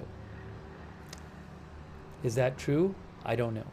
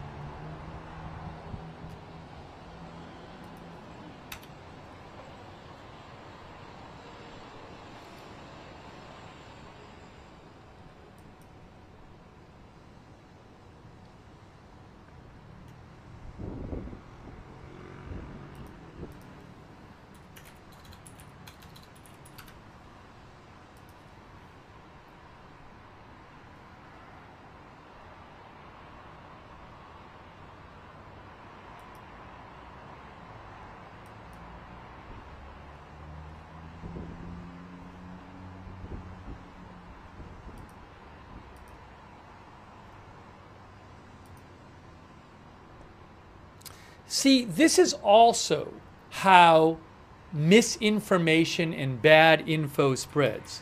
This is exactly how it happens. I have all these people to me saying Ynet, which is a news outlet in Israel, Ynet is reporting that the guards at Fordow are under attack. I have all these people saying that to me. I see it online. Ynet's reporting it. Ynet's reporting it. Well, what I see is a writer for Ynet posted Iranian sources are reporting. That's what the writer said. Iranian sources are reporting some kind of ground attack on the guards at Fordow. So that's not Ynet reporting. That's a writer for Ynet says Iranian sources are reporting it. I don't know who these Iranian sources are. I haven't seen it. I follow Iranian news accounts. So I don't know which Iranian sources is she talking about. Are these people Iranian people who called up Ynet? Or are they just Iranian sounding X accounts? So a reporter for and I went to the Ynet site and I didn't see it on the site.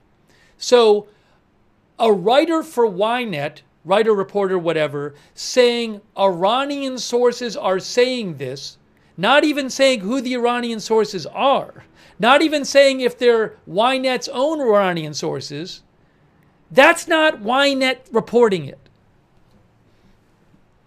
Okay, this is what happens. And it happens again and again and again.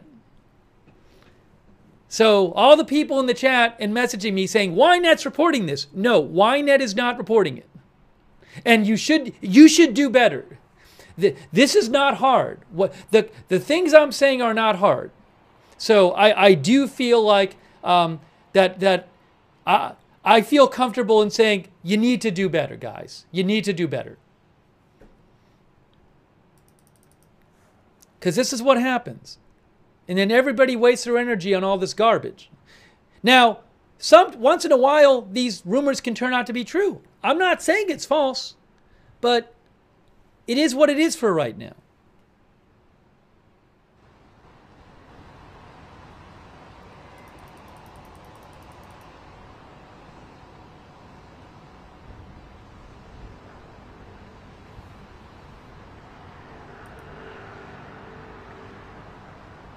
By the way, we didn't mention this. I wanted to mention this. A few hours ago, Mike Huckabee, the ambassador to Israel of the U.S., said the Department of State has begun assisted departure flights from Israel. If you are a U.S. citizen or lawful permanent resident currently in Israel or the West Bank and seeking U.S. government assistance to depart, please complete this form.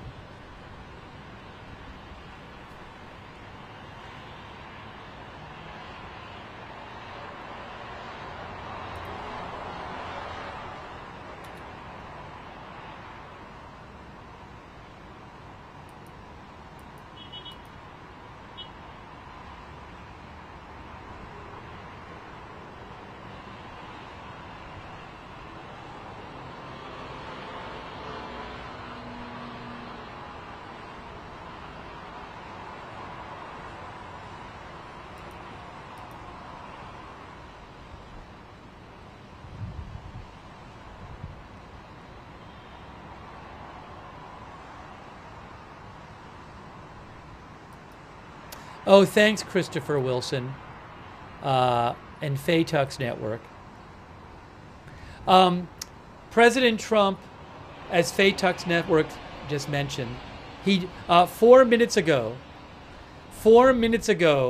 President Trump posted on his Truth Social.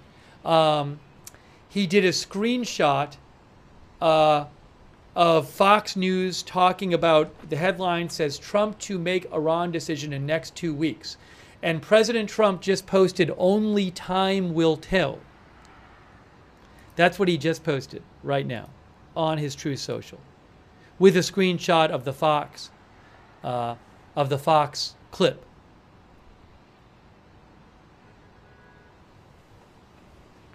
So he just posted, only time will tell.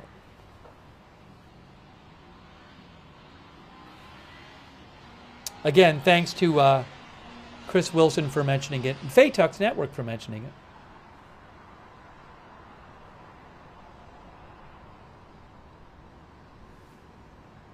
If you want to see the clip, you can go to his True Social and play the Fox News clip.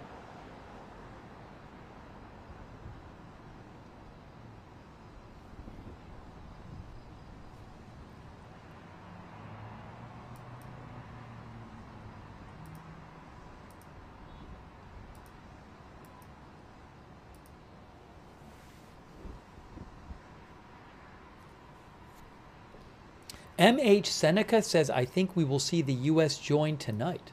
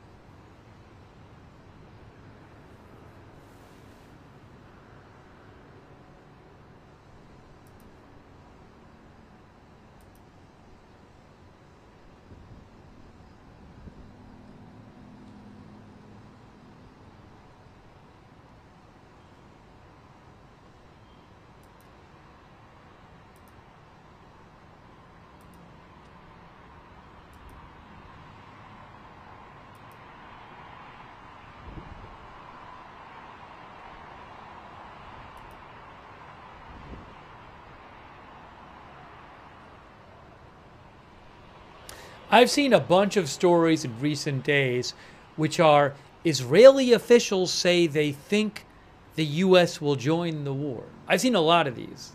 The New York Times has one right now. 2 Israeli officials say they believed Washington was likely to enter the war. You know, but it's just, I've seen that many, many times.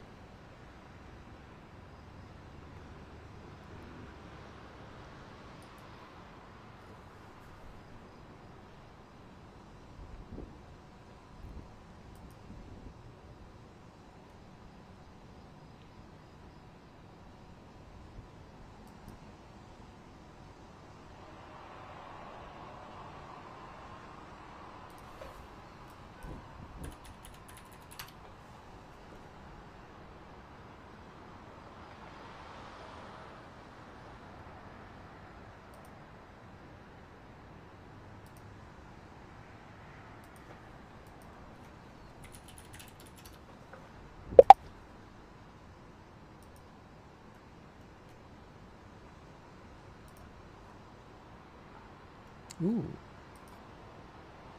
Oh, I got some neat graphics about the bunker buster bombs. That's cool. We'll have to take a look at this. Hang on.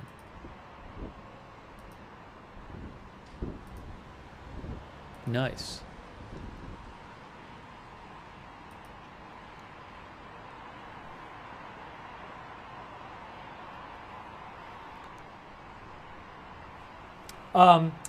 Washington Post has a story a few days ago. What is the massive ordnance penetrator, the U.S. bunker busting bomb?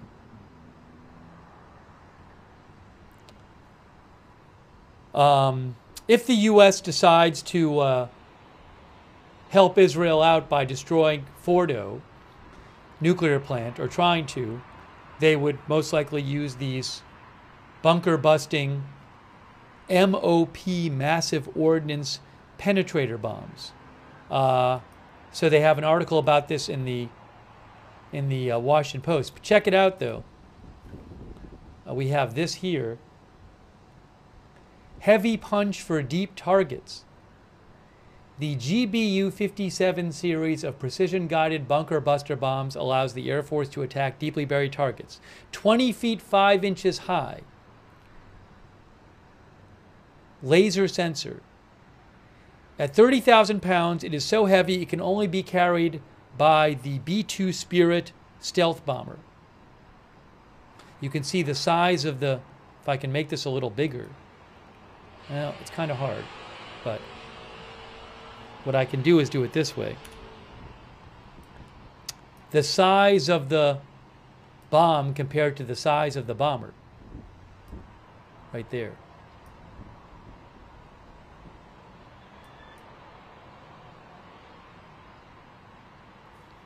That's one of the graphics they have.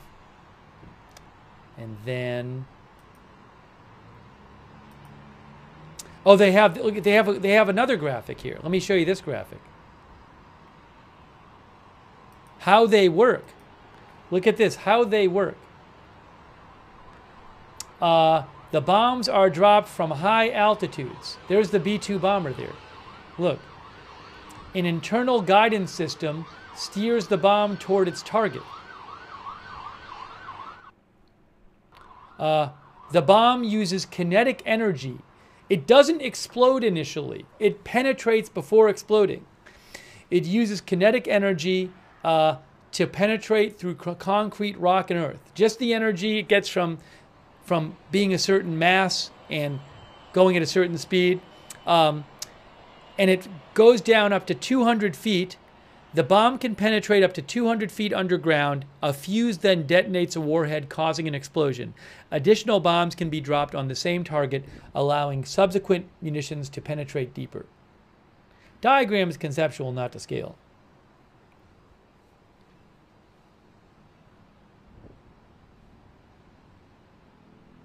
They've never been used in combat, by the way.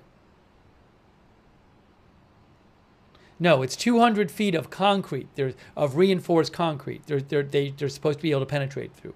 However, we were looking at an article a few days ago that said, from The Economist, that said Iran might have like especially resistant concrete that maybe could reduce the effectiveness.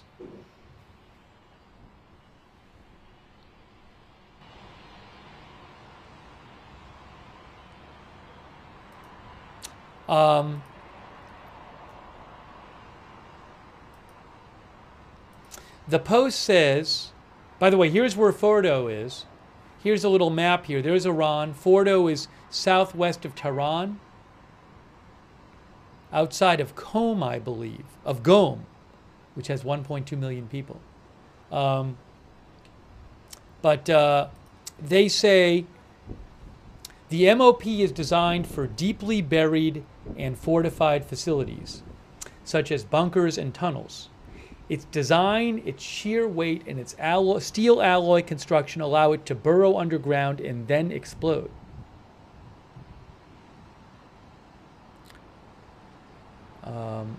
There are no public records of this bomb being used in combat. So there's no public evidence it has been used in combat.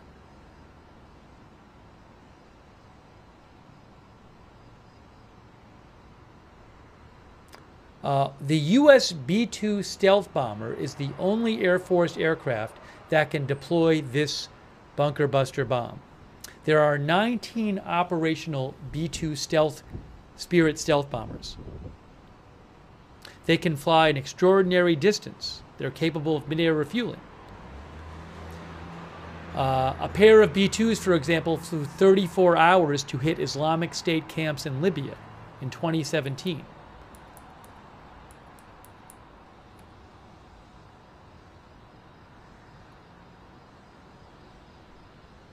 Experts warn, by the way, that even destroying the uranium-enriching centrifuges deep underground at Fordow would not necessarily mean the end of Iran's nuclear program. There may be enrichment sites or caches of nuclear fuel that UN inspectors are unaware of.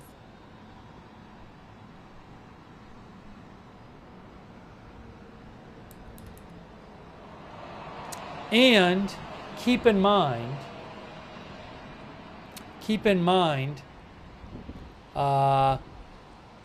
that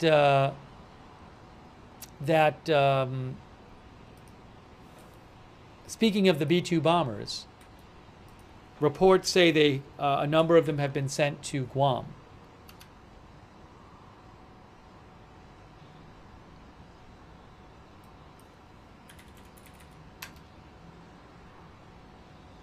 Which I'll show you. For example, Reuters. B-2 bombers moving to Guam amid Middle East tensions, U.S. officials say. The United States is moving B-2 bombers to the Pacific island of Guam, two U.S. officials told Reuters on Saturday as President Trump weighs whether the U.S. should take part in Israel's strikes against Iran. It is unclear whether the bomber deployment is tied to Middle East tensions. The B-2 can be equipped to carry America's 30,000-pound GBU-57 massive ordnance penetrator, designed to destroy targets deep underground. That is the weapon that experts say could be used to strike Iran's nuclear program, including Fordow. One official said no forward orders had been given yet to move the bombers beyond Guam. They did not say how many B-2 bombers are being moved. Experts and officials are closely watching to see whether the B-2 bombers will move forward to a U.S. British military base on the Indian Ocean island of Diego Garcia. So whether they'll go from Guam to Diego Garcia. Experts say Diego Garcia is an ideal position to operate in the Middle East. The U.S. had B-2 bombers on Diego Garcia up until last month, when they were replaced with B-52 bombers.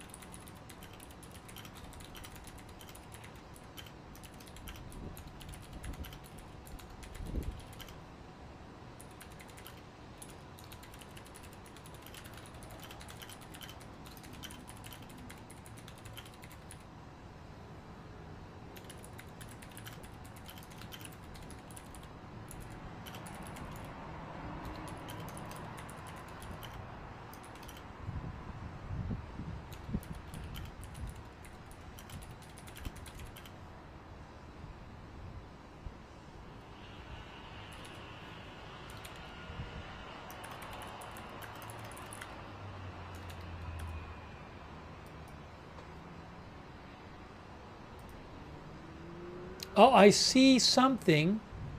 There's a drone alert. The first drone alert in, 13 hours or something? There's a drone alert. After Iran said they had fired a bunch of drones at Israel. A drone alert in northeastern Israel. Now, this is in the Golan Heights, I believe. These southern Golan, these alerts are pretty standard. I mean, they've been going on a lot the last few days, but we'll have to see if there's a bunch of them or something. But there is a drone alert in the Golan Heights. It's the first drone alert in 13 hours. There has not been a missile alert in over 22 hours. So We'll have to wait and see what I'm looking at the so far red alert map. We'll have to just wait and see what the reports are on this. Usually the military says something pretty quick about it. But there is a drone alert right now. See if I have anything else on it.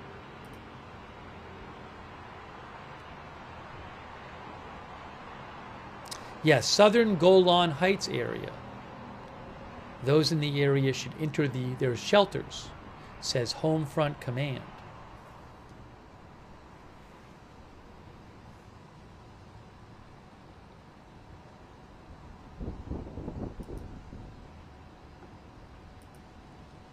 If you missed it, the Revolutionary Guard in Iran claimed they had fired a bunch of drones that were going to be attacking Israel tonight, but we're waiting to see what really happens.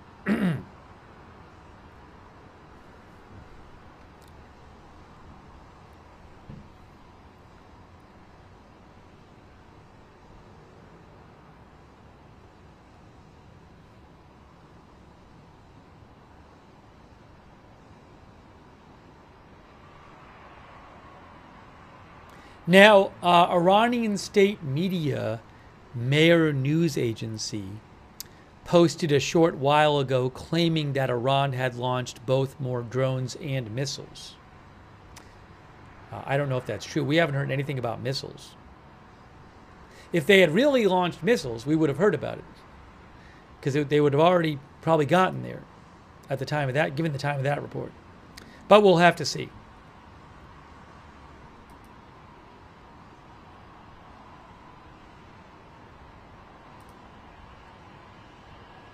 Again, there is a drone alert. Oh, the drone alert is gone. The drone alert has disappeared, so we'll see what happened with that. It's not on So Far Alert app anymore. So let's see what we hear on this.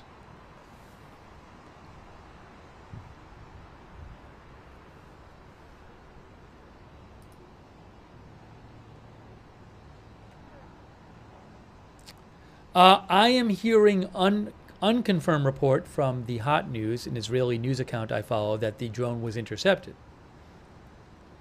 That has not been confirmed.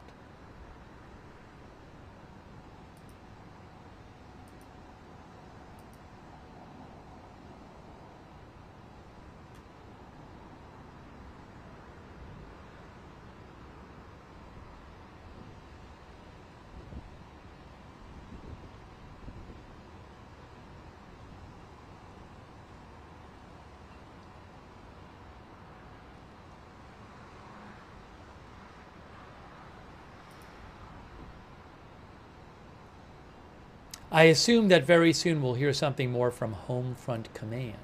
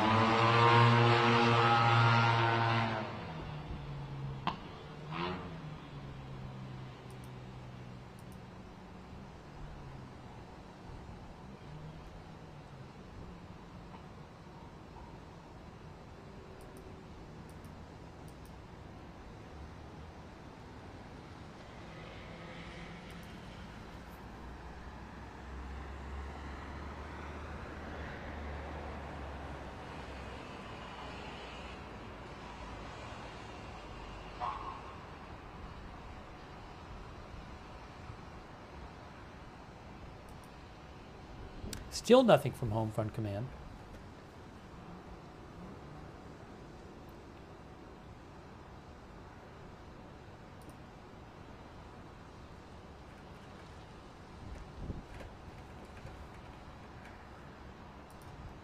Home Front Command says the event has ended. The drone alert event has ended. Just saw it right now. We should hear from the IDF soon about what the deal with that drone was. But Home Front Command says The event has ended.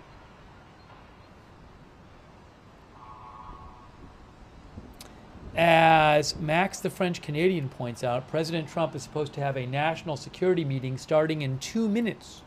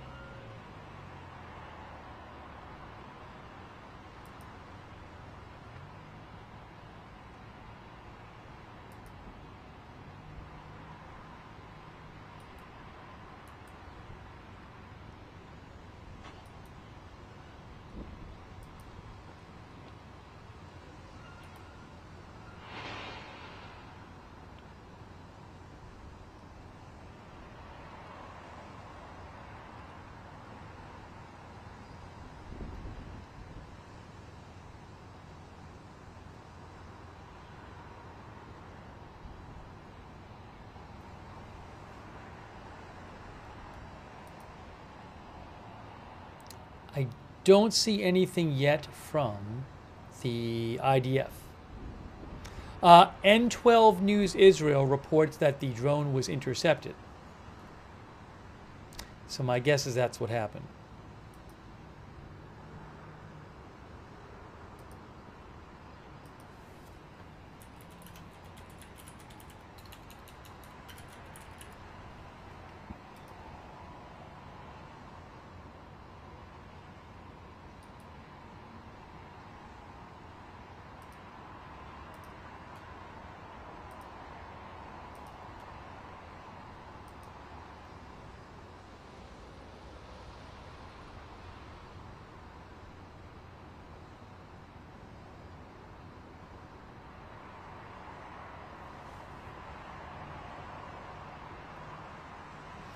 David Gray says, very quiet from Iran. Are we at 23 hours yet? Still at 22. 22 plus hours since the last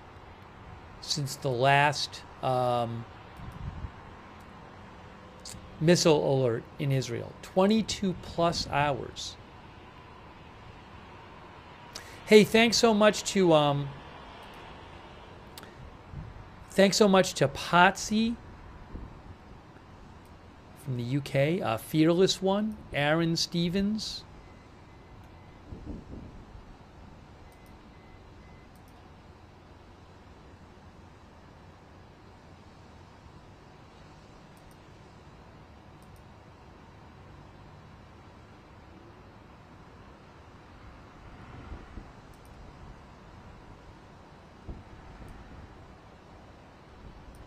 Some of our viewers are commenting on a plane that it's on Flight Radar 24, which is a Mahan airplane. Mahan Air is an Iranian airline. It says from Delhi to Tehran. Now, this is not an exact position because when it's a black line, that's just an estimated position. So we don't know where it actually is. But it was, I guess, supposed to go to Tehran, even though I think Tehran's airspace is technically closed. So we saw, I think, one from Mahan Air like this yesterday or the day before. I don't know what the deal is. It is an Iranian airline. Maybe it's some sort of special flight. If it is indeed over Iran, I can't guarantee you that it is. But it did cross into Iran, right? Because isn't that the border right there? I think. So it crossed into Iran here. Anyways, so, but Mahan Air is an Iranian airline.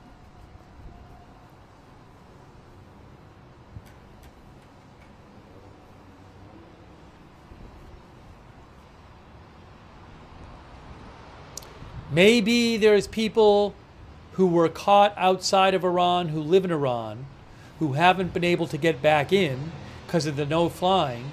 And maybe they once in a while bring a plane in for people. I'm not sure.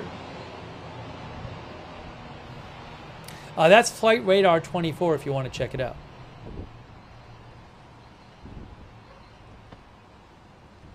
But it looks from that like the stated destination is Tehran.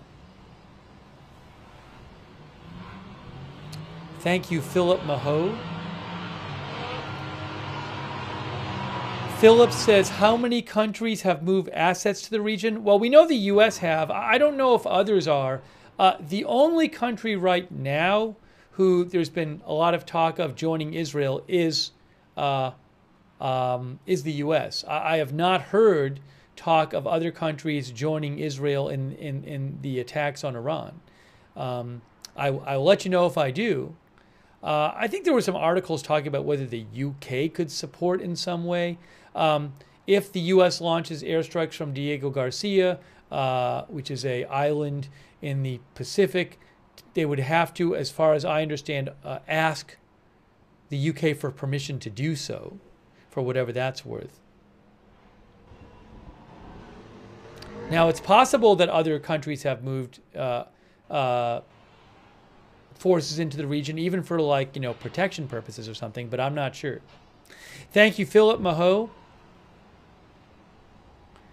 Thanks, Aaron Rose. Yeah, I mentioned that a few minutes ago, Aaron. Thank you. Thank you, Monox. Monox believes Iranian airspace is open for India because India is extracting people from Nepal and Sri Lanka. These countries require India to extract its citizens. So, that is a good point. Monox raises the possibility that this plane is coming in to take people out of Iran. Fair enough. Fair enough. So maybe Iran lets the plane fly in so it could take people out who need to get out. Interesting point. That's what Monox says is happening.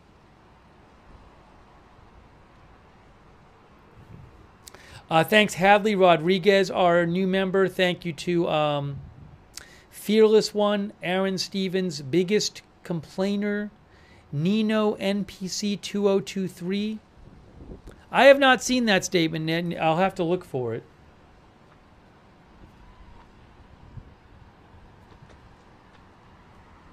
Thanks, Nino. Thanks, Naman Gaijin, who thinks USA gets nothing from involvement, just spiked oil prices, weakened dollar, inflation, high mortgage rates, more of our tax money used on U.S. debt premium. Thanks, Brett, our new member. Thanks, Tyler Kerr, our new member. Haniel Vargas, our member. What happens if the Supreme Leader is taken out? The New York Times had a story today claiming that the Supreme Leader had already chosen successors and that the Supreme Leader replacement process, which normally would take months, would happen much faster. That's at least what the New York Times says. Thanks, Some New Guy. Thanks, Shades of Slay. Thanks to Z-Pack, hold on a second, who broke the rules, so you'll be getting timed out. Thanks to Michael Burmester, Mitchell Pilot, Tyler Becker, Candace Luther, Marcus, who says, I'd like to be a mouse in the Situation Room tonight. Angel Mendez, the comment section. Yeah, I actually read that quote from the article, the comment section, previously. Thank you, the comment section. Cheyenne Yazdi, thank you. Sorry, I'm behind on my thank yous. Cheyenne thinks Iran maybe is not launching attacks because the foreign minister is doing diplomatic stuff and want to keep him safe while he is out. I believe that that there have been diplomatic activities going on involving Iran throughout the previous days when missiles were being launched. That's just what I think. Thank you so much, Cheyenne Yazdi. Thank you, Dale Paul Slots, who says, trust yet verify. Morgoth, Zero Fox, Stone Colder. Thank you. Weir, the Speedrun Spartan. Thank you, Random Nobody 9265. You, Mike, Rule.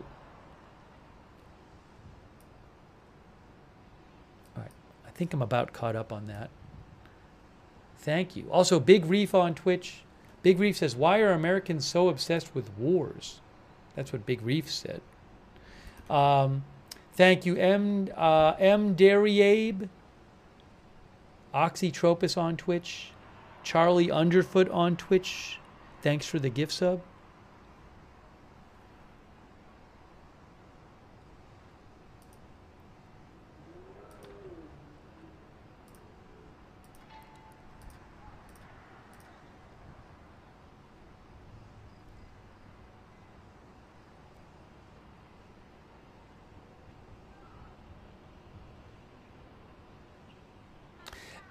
I'll say this again. I see people talking about this story in the New York Times that says some Israeli officials believe the U.S. is likely to join the war, and it could take place in coming days.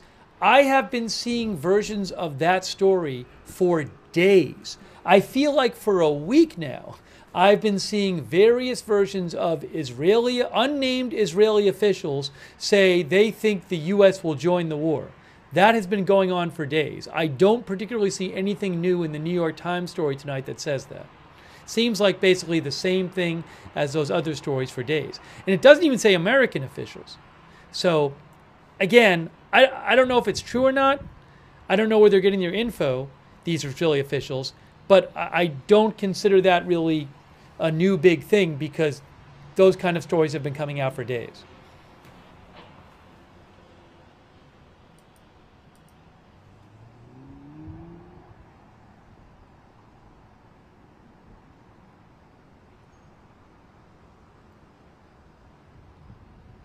The Israeli Air Force posted that they shot down a drone. Here it is, from the Israeli Air Force right here.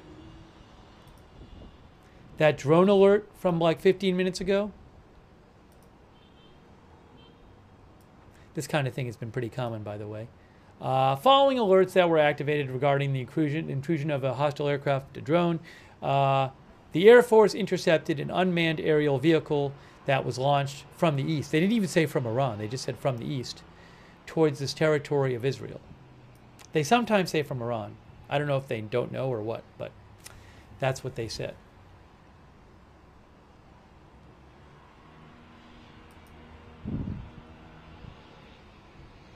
Fernando Garcia says, we need a time since last attack timer. Hey, thanks so much to Kim Rivard. Thank you. So nice of you. Also, Noak Sukow, who gave a bunch of people memberships. That is so kind of you. Make sure you thank Noak or somebody else if they give you a gift membership or gift subscription.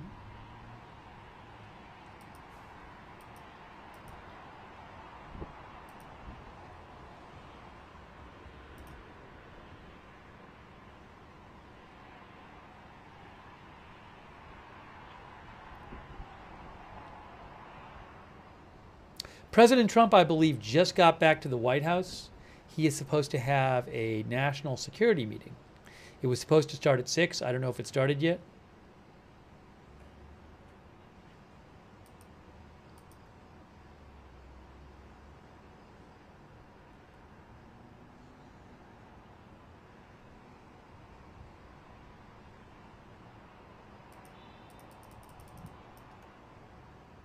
Hang on a moment.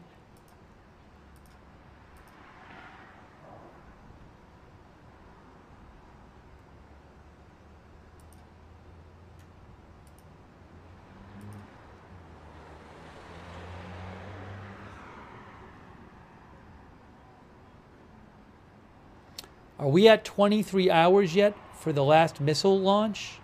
Let's see. I'm going to check.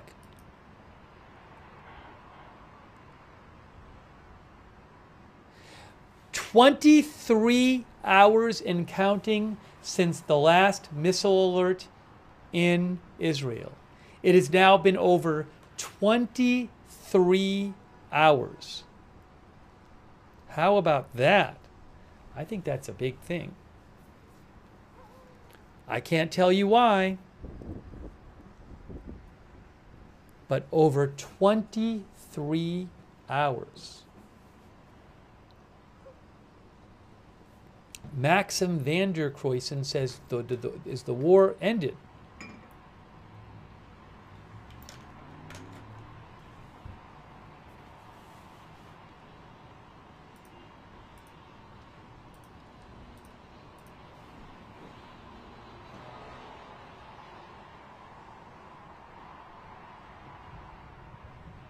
Park Seo Yoon, our viewer, says Iran is playing the long game.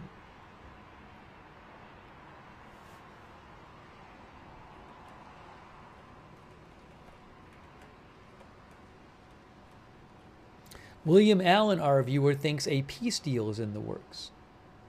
Thanks to our subscribers over there on Twitch like Seer TW, Devil Doc, Guy from the 207, Matthew Kohai 3,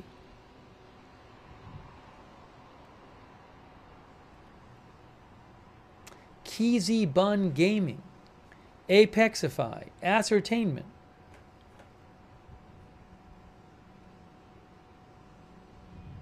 Salty Penguin, thanks for subscribing too. Gary Patys, our viewer, thinks there will be missiles after Trump's meeting.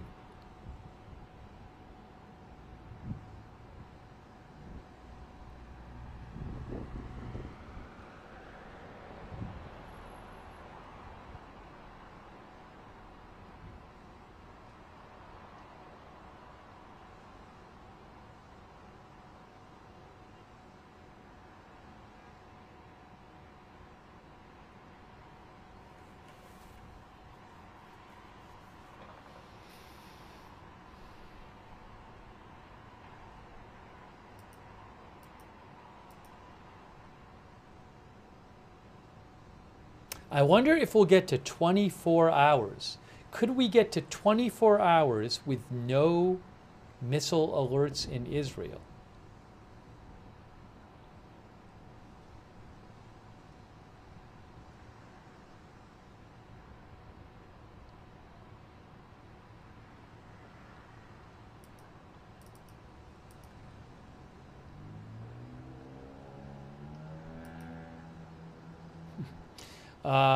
Like to go FST says, yes, we can because Iran is out of them.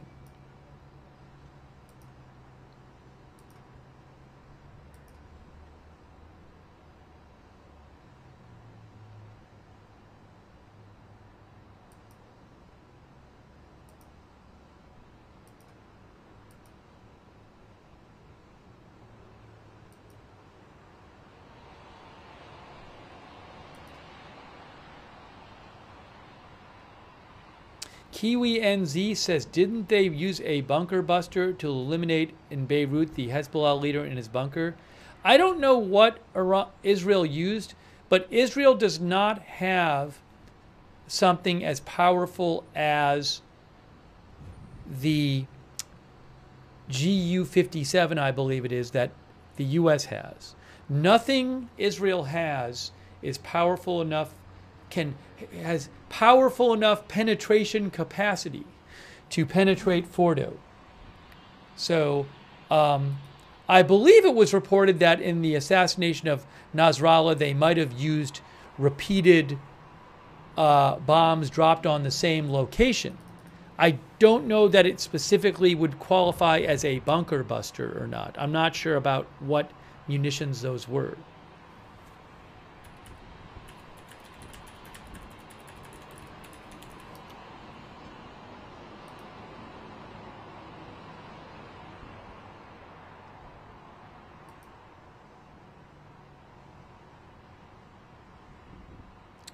I don't think there's been an official accounting of that by Israel. On Wikipedia, it said 2 officials said in the Nasrallah assassination, over 80 bombs were dropped within minutes.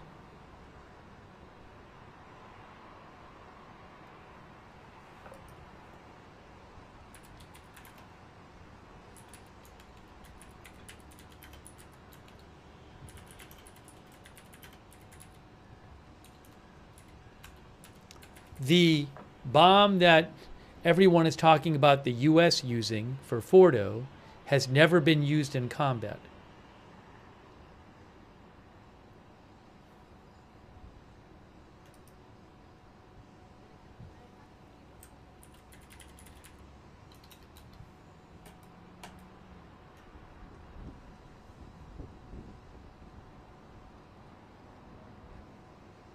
Hey, thanks to Darlene Carrick. I appreciate that. Darlene Carrick, thank you for the stars.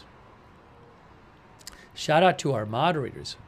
And Robert Rial II. Thank you, Robert Rial II, for stars and for subscribing. Charlotte Webb is moderating over there on Facebook. Thank you, Paul Anderson.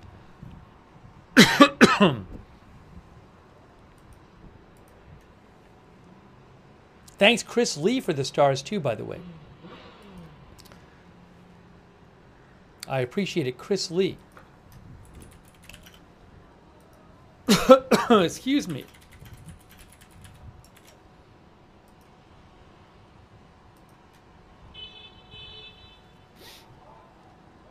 Yeah, I haven't shouted out our mods in a while. I got to do that. Mods are awesome. Thank you. Christina Neal, did I mention? I gotta change my headphones too. Thanks to Big Ball of Yarn, LB Periodon, Matthew Kohai 3 over there on Twitch modding. Linda Belk, Larry, Misha on X.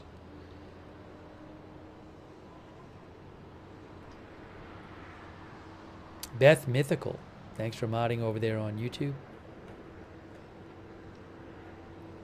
I'm going to take 1 minute, I think. Get some more water.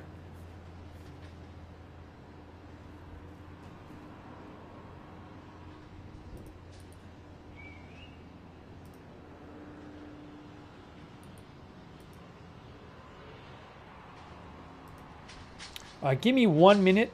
I'm coming right back in 1 minute. We'll continue our live coverage. Oh, before I take the 1 minute, I'm going to take my headphones out. I might pause for a second when I do this. Then when I come back, I'll put the other ones in, my earbuds. Hold on a second here. Are we back? Are we back? We're back? We're back? We're back? All right, give me 1 minute. I'm coming right back.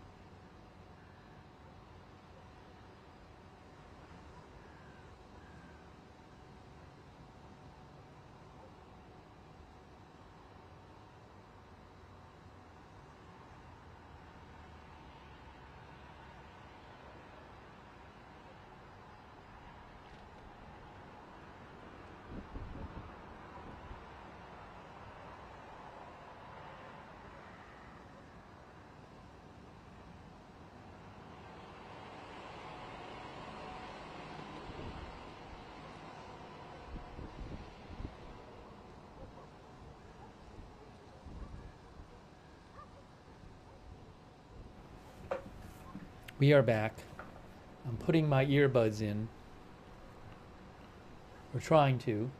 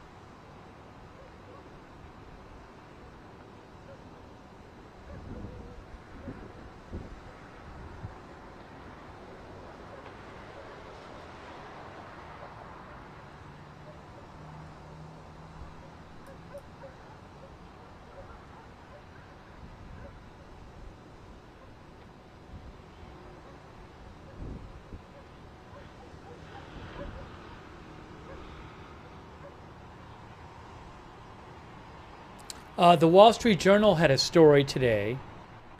The Wall Street Journal had a story today where they said the option to pursue nuclear weapons is seriously being contemplated by American allies, such as South Korea, Japan, Poland, Germany, and Turkey, who worry that they can no longer rely on Washington's protection.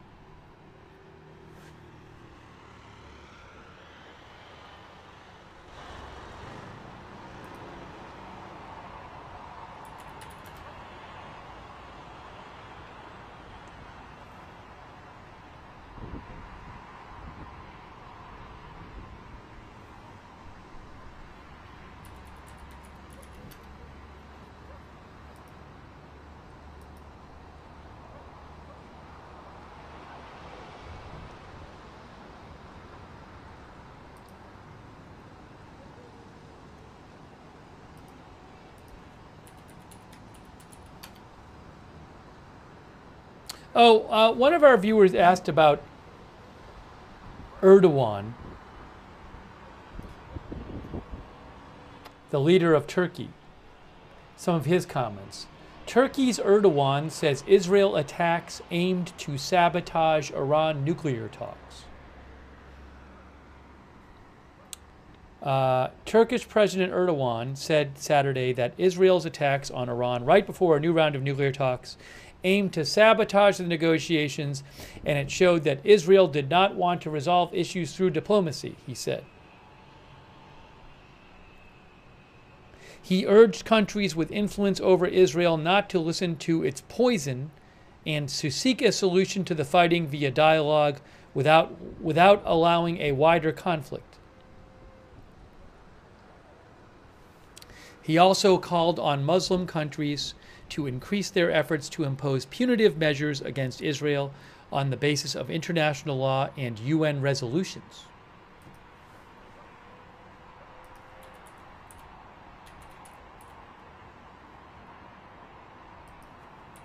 He also said some other things.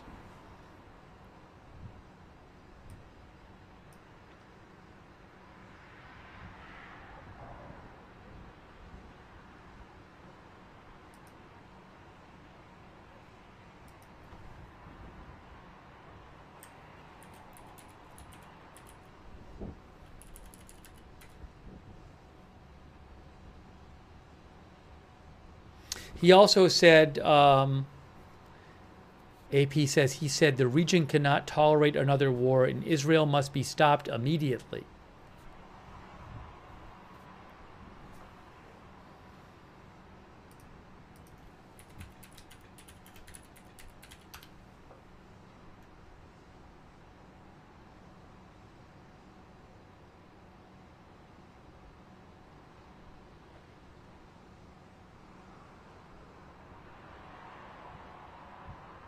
I thought he said some other things. I have to look it up and find it.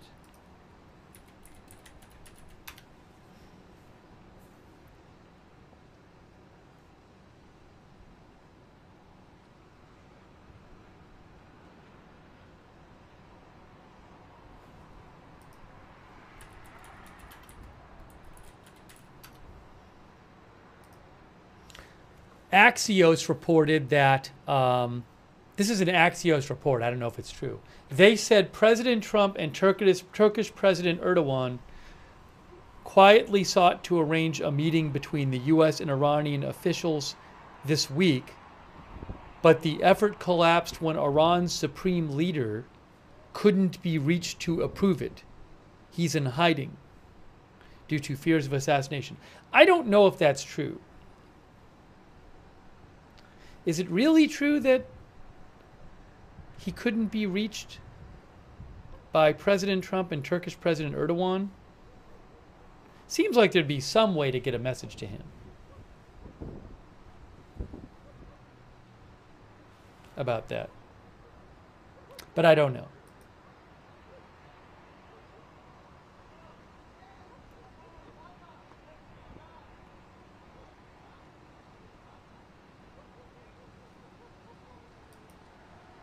It seems like if the supreme leader can't be reached by President Trump, then that's a problem with the way they have it set up there.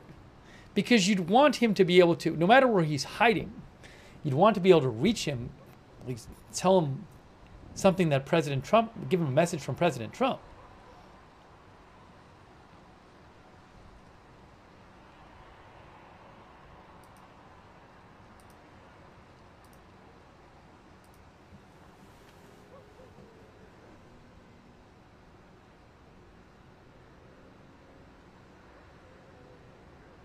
Robert says, what are those things on top of the buildings? I don't know if those are just the things on top of the buildings in Tel Aviv. That sounds like a great AI question. You mean like, are they antennas or what?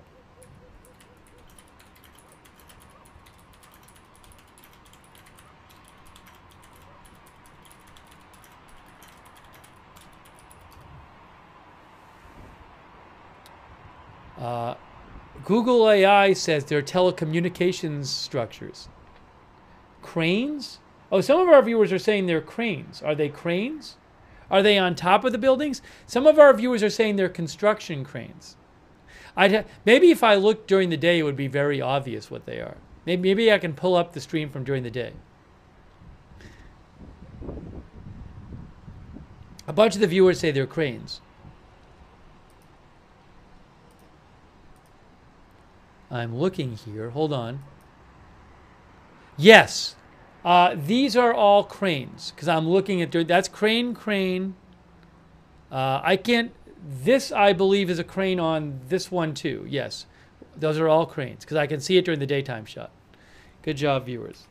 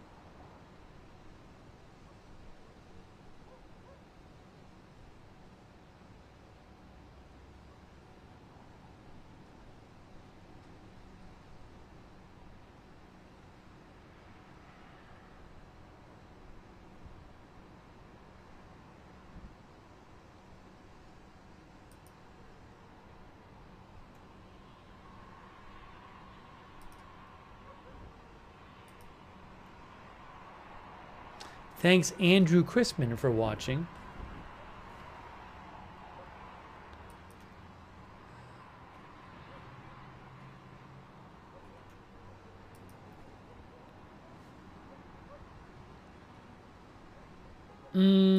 I am seeing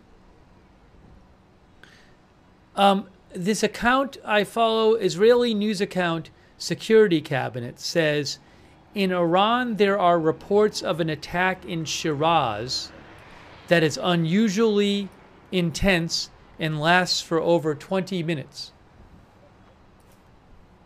That's unconfirmed, but I'll show you where that is. Shiraz, Iran. Shiraz, which is in here. Shiraz, Iran. I'm going to go back to the globe here. Globe view. Okay.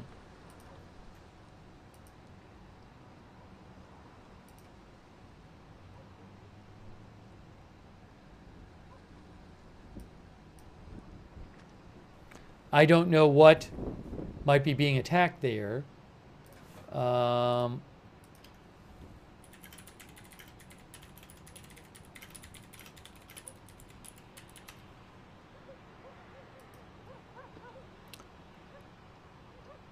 There's not a nuclear facility I'm aware of in Shiraz, but again, the Security Cabinet, which is a couple of Israeli reporters, they say in Iran there are reports of an attack in Shiraz that is unusually intense and lasts for over 20 minutes.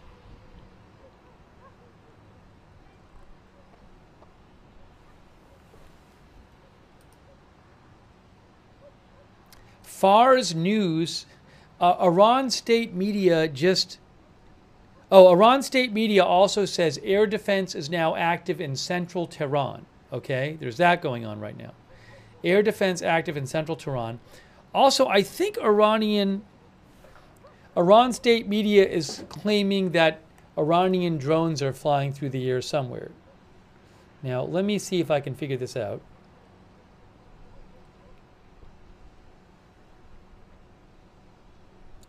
It's a little weird the way they did this. Syria. So, Iranian state media is claiming that drones sent by Iran are now passing through Syria, I guess on their way to Israel. Is that true? I don't know. Earlier tonight, the Iranian Revolutionary Guard claimed they had launched some big drone attack on Israel and that the drones would be getting there. So far, there's been one drone alert.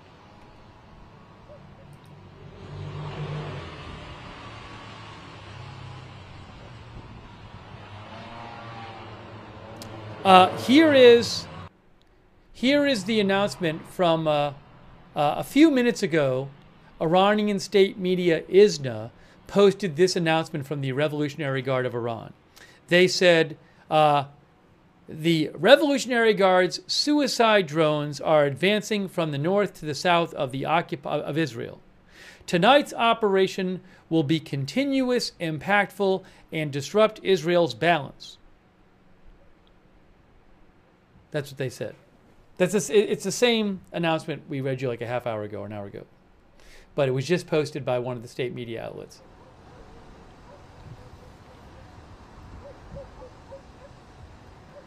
I believe the Shahab drones fly like in the low 100 mile an hour range.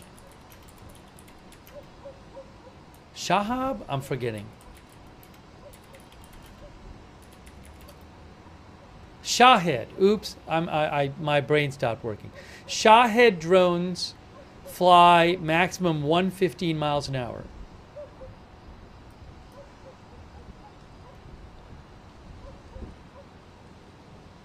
Wikipedia says max speed Shahed 136, 115 miles an hour.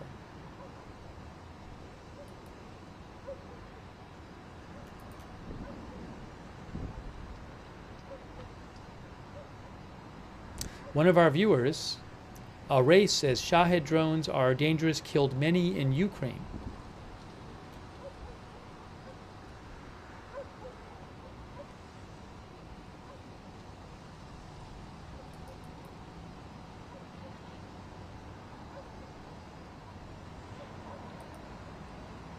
Now, there are different models. There are different models of them.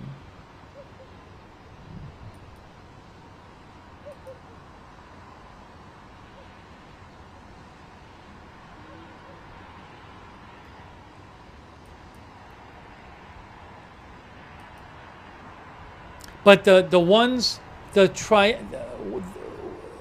a larger one that goes faster, but that's not that triangular one you're used to seeing.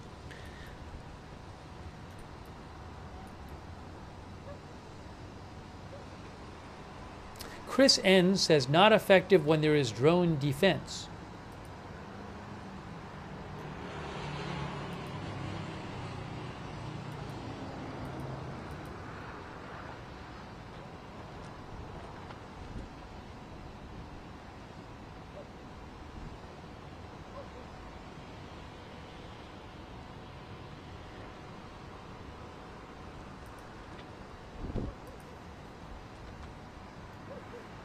Now, I might be pronouncing that wrong.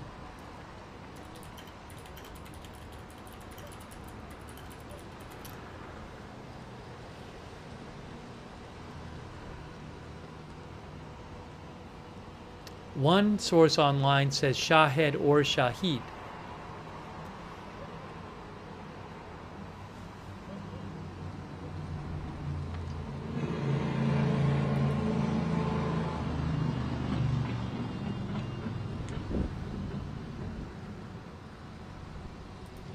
Yeah, Iranian state media, multiple Iranian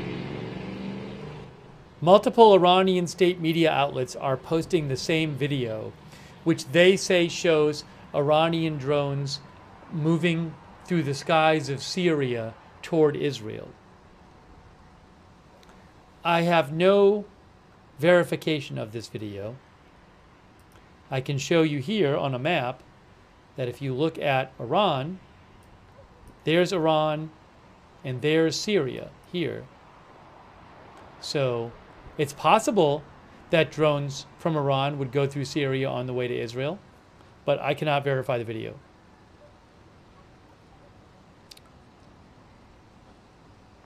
A number of our viewers are saying it's pronounced Shahid.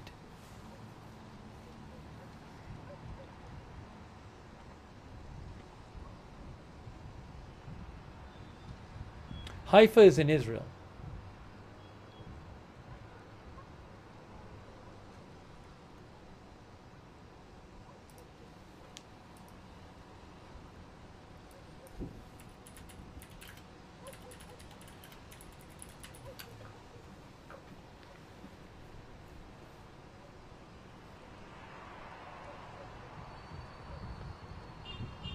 Now, Google AI says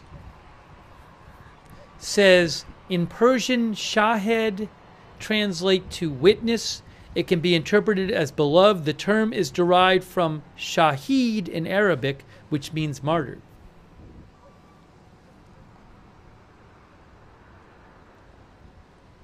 Hang on a moment.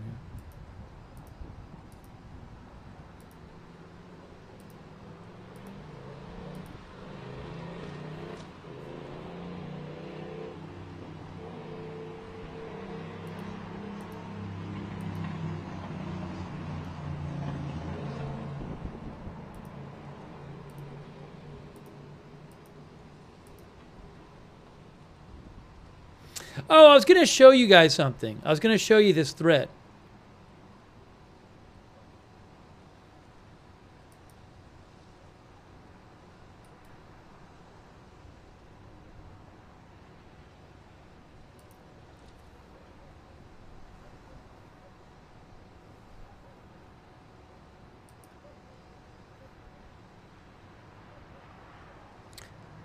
Oh, Al-Mayadeen says local Syrian media claim Iranian drones spotted in the Daraa countryside heading towards towards Israel. But they might be just looking at the same video that Iranian state media is posting. So I don't know if that's a new report or not.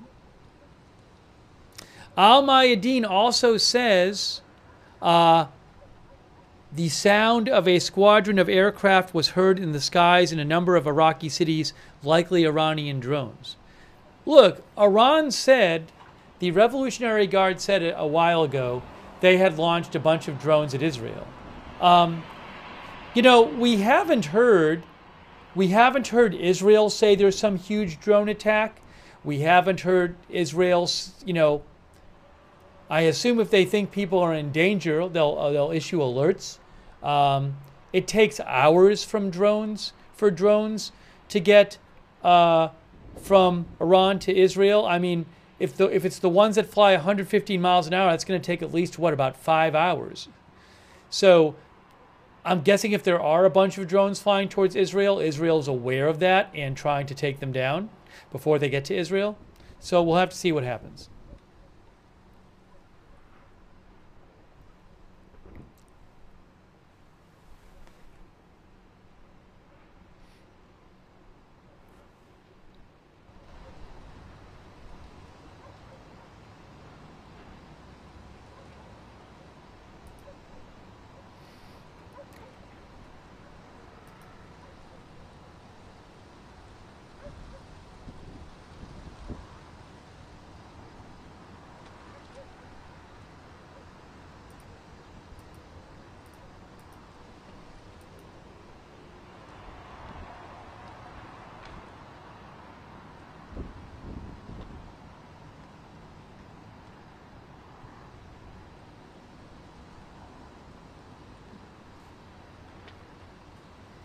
Shlomo says that in Shiraz there is a large missile base which has been destroyed.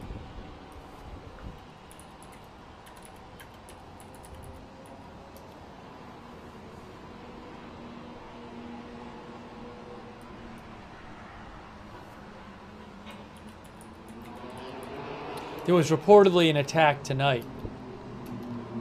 Reportedly in Shiraz, Iran. I don't know what it was going after.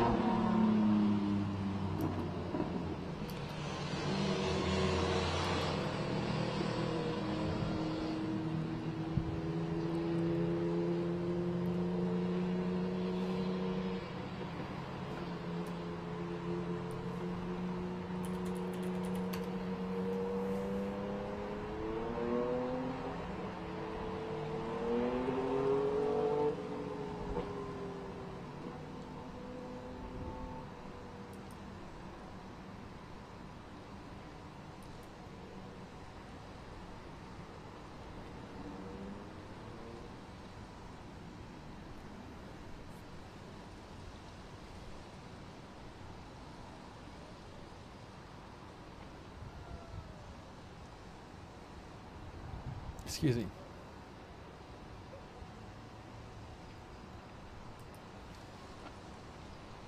Oh, I was going to mention something to you guys. I saw an interesting thread today because we've been talking some about these the B-2 bombers that reportedly are being moved to Guam from the U.S. The B-2 bombers that would carry the bunker buster bombs that would be used on the Fordow nuclear plant if Trump decides to go into the war. So I read a thread that I thought was interesting that I wanted to share with you. I don't really know the specifics about this stuff, so I can't really intelligently comment on it. But Oliver Alexander posted a thread, and I just wanted to show it to you as an example of somebody who does OSINT stuff, who's theorizing about the B-2s. And I asked him if I could share it with you, and he said I could. So I'm sharing it with you. So he posted a thread where he believes there's significant evidence that the B-2s currently airborne, or that were airborne hours ago, are part of a strike package heading directly for Iran. Directly for Iran. So why does he say that? All right, let me put this on the screen, but again, I don't feel like I can intelligently comment on this, but it's kind of just, I thought it was an interesting example of someone in the OSINT community doing this kind of thing.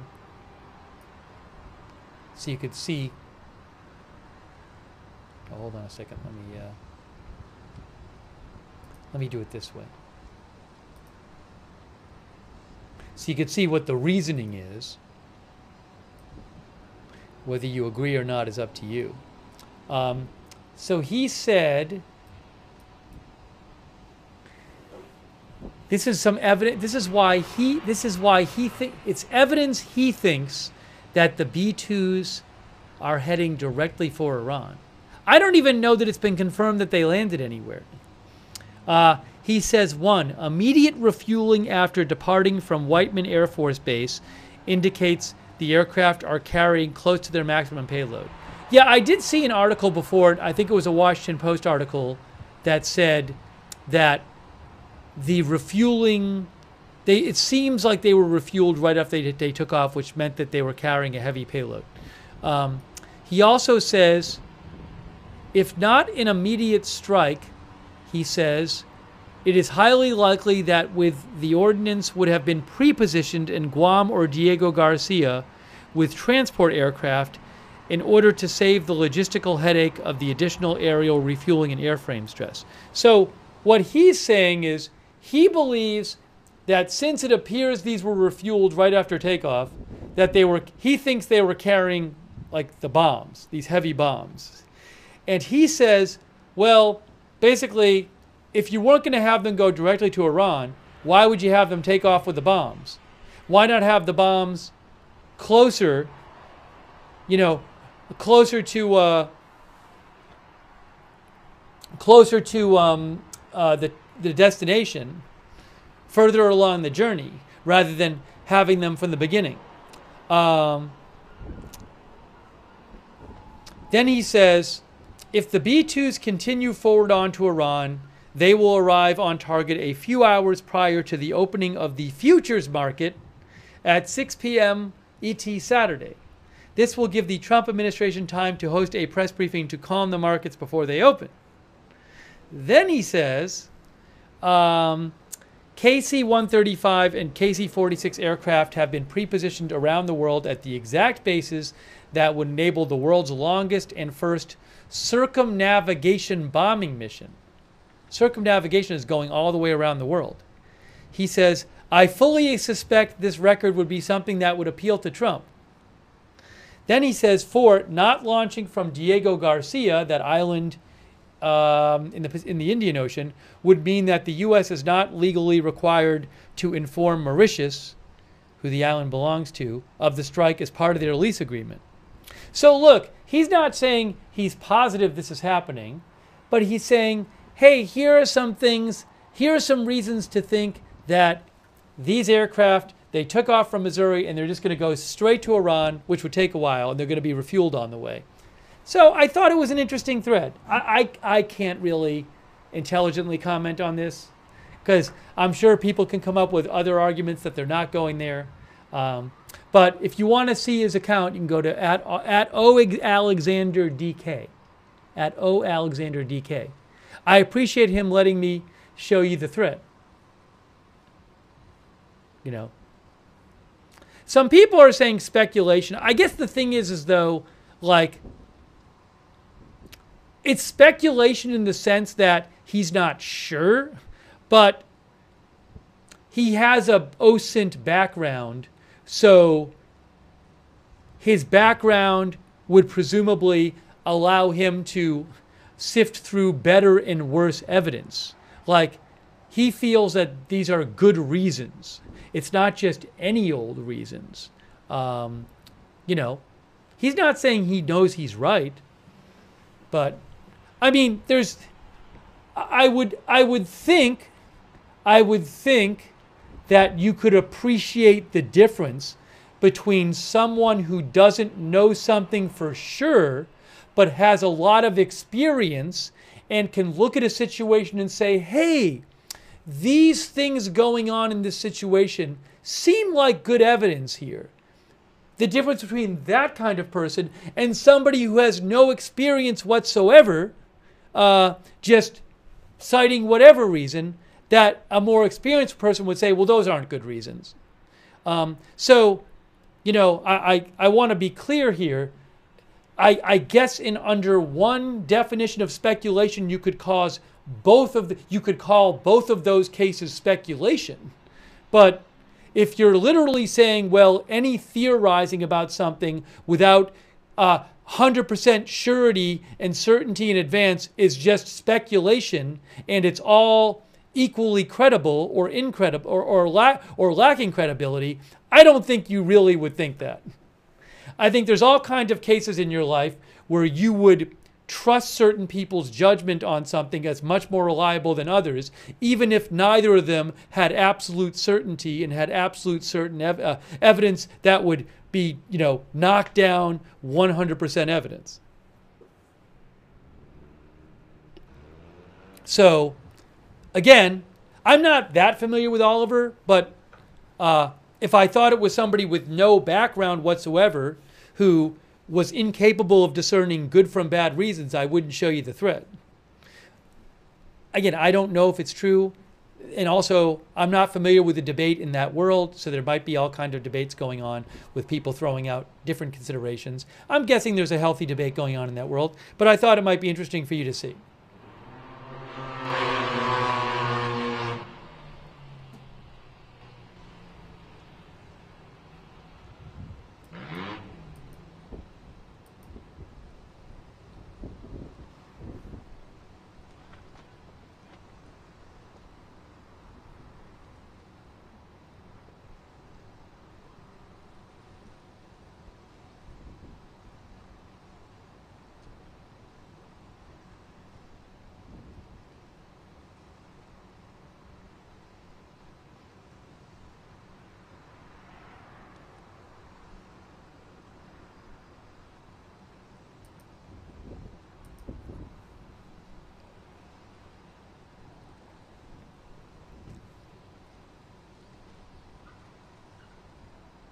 Lucas Tomlinson from Fox News says that a Marine corporal is now standing outside the West Wing, and that means President Trump is likely having his national security meeting now.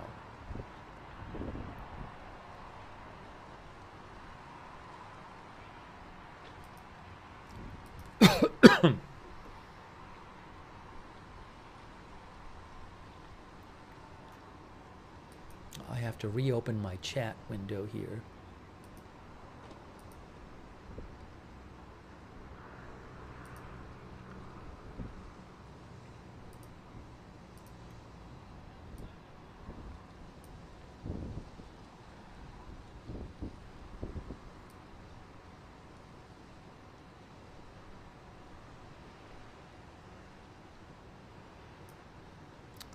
Gary Patey says the CIA director is there. I saw one claim that he was there. I haven't seen it from other sources, but I would not be surprised if he was there.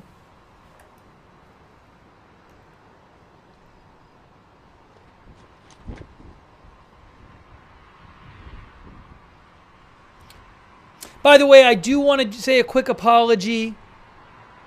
I think I got a little too frustrated with the discussion of what I considered rumors of the whole Fordow thing. So I'm sorry I got so frustrated on the air. And I apologize to Louis R. as well. I think it came off as me singling out Louis R., which I had no intention of doing. So, while I still maintain all my positions on the credibility or lack thereof of the reports, I'm sorry for getting frustrated.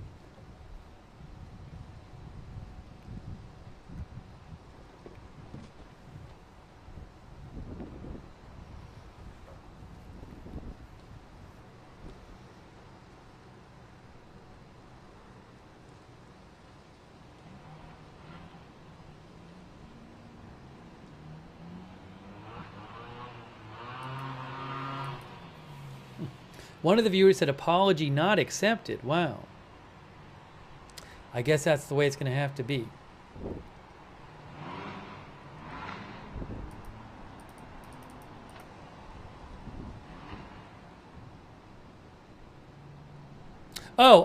Yes, I can confirm Elena Trine is in the White House because literally, reporter Elena Trine said we just spotted him entering the West Wing.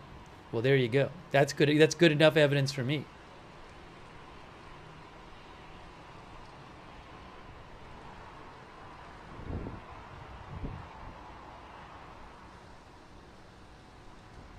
If you've watched this channel, you know that I think how we sort out information from the world in this day and age, when so much information is being thrown at you from all different directions and all kinds of sources, I think our ability to discern reliable information from unreliable claims is of the utmost importance for the future of mankind, I believe. So I just consider it a very important thing. I get frustrated when I feel the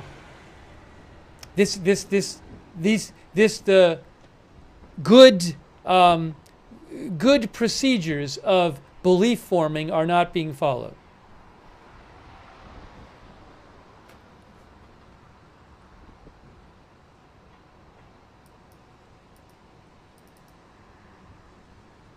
But I shouldn't get as frustrated as I got.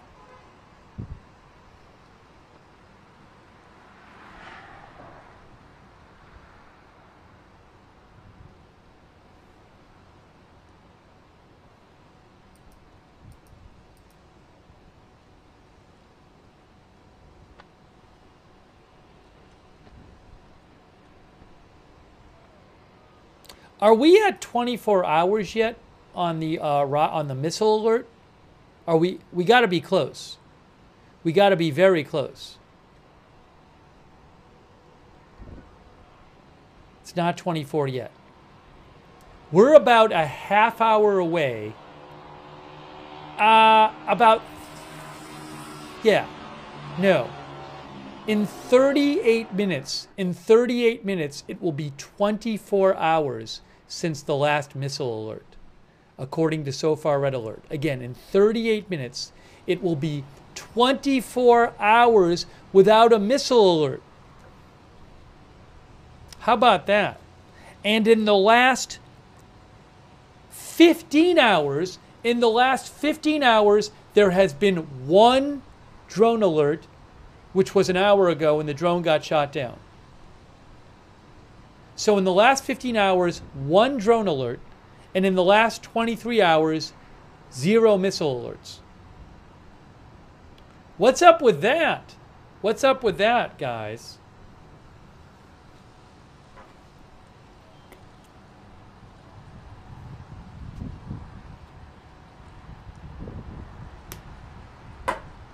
Star Tamer thinks peace is around the corner. Hollow Point says Iran has nothing left. Mika says they made a deal. Adolfo says maybe they found peace. Oh, I think it's great. I would much rather have no fighting than fighting. But I don't know what the reasoning is.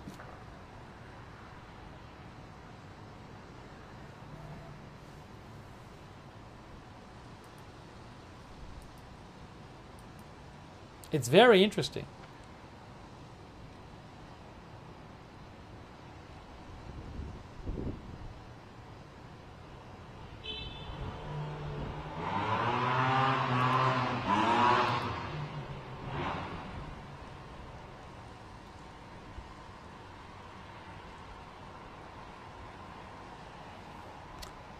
Let's see here.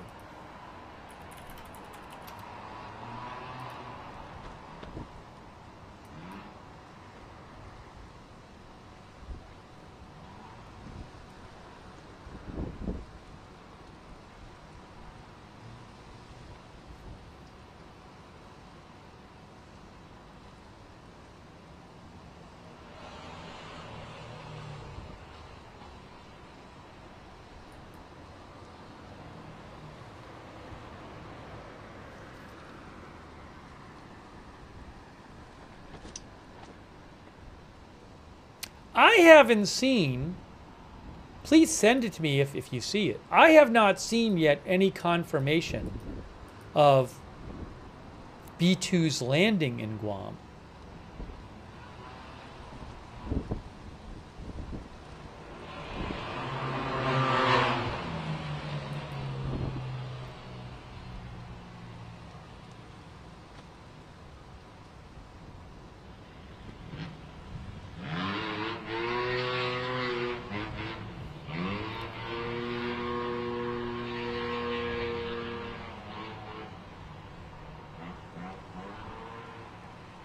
I'm going to mention an article in a second about the B-2s. The War Zone, which I really like, has an article about the B-2s.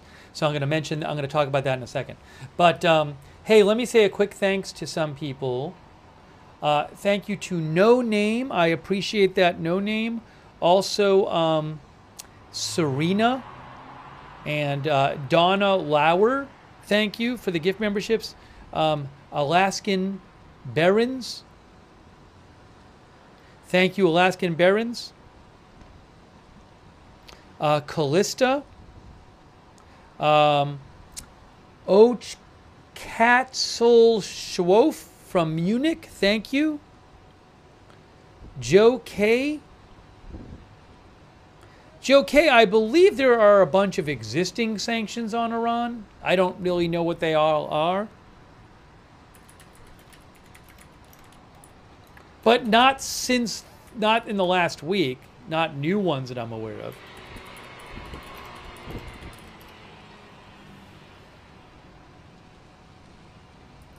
of. There's a whole page about it. Sorry. Well, there's a whole, I don't know about that. Anyways, there are a lot of sanctions on Iran. Wikipedia has a whole article, International Sanctions Against Iran, for example. But there are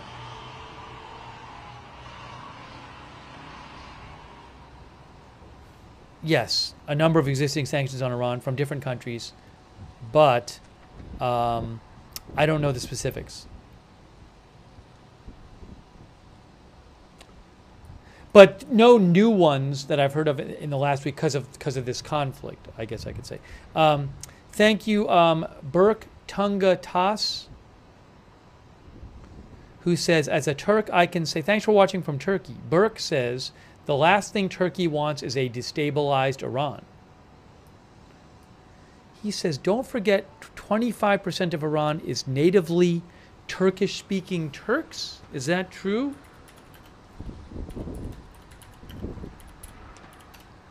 I'm seeing, according to Wikipedia, ethnicities in Iran. Persian 61%, 10% Kurds.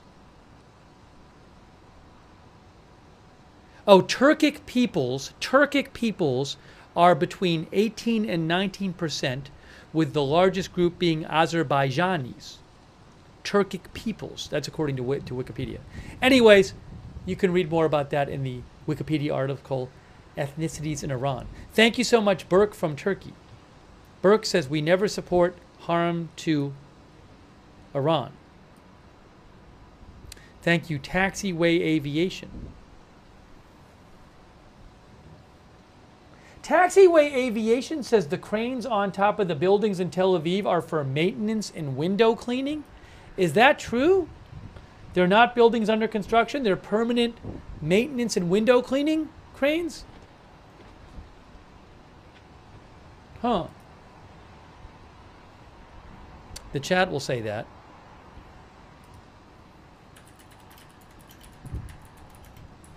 A bunch of our viewers are saying that is true.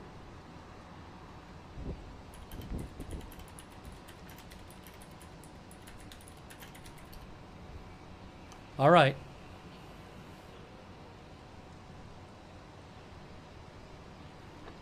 A bunch of our viewers claim that. Thanks also, sorry, I'm behind on my thank yous. I want to just thank a few more people. Thanks Taxiway Aviation. Thanks Inventing America Podcast.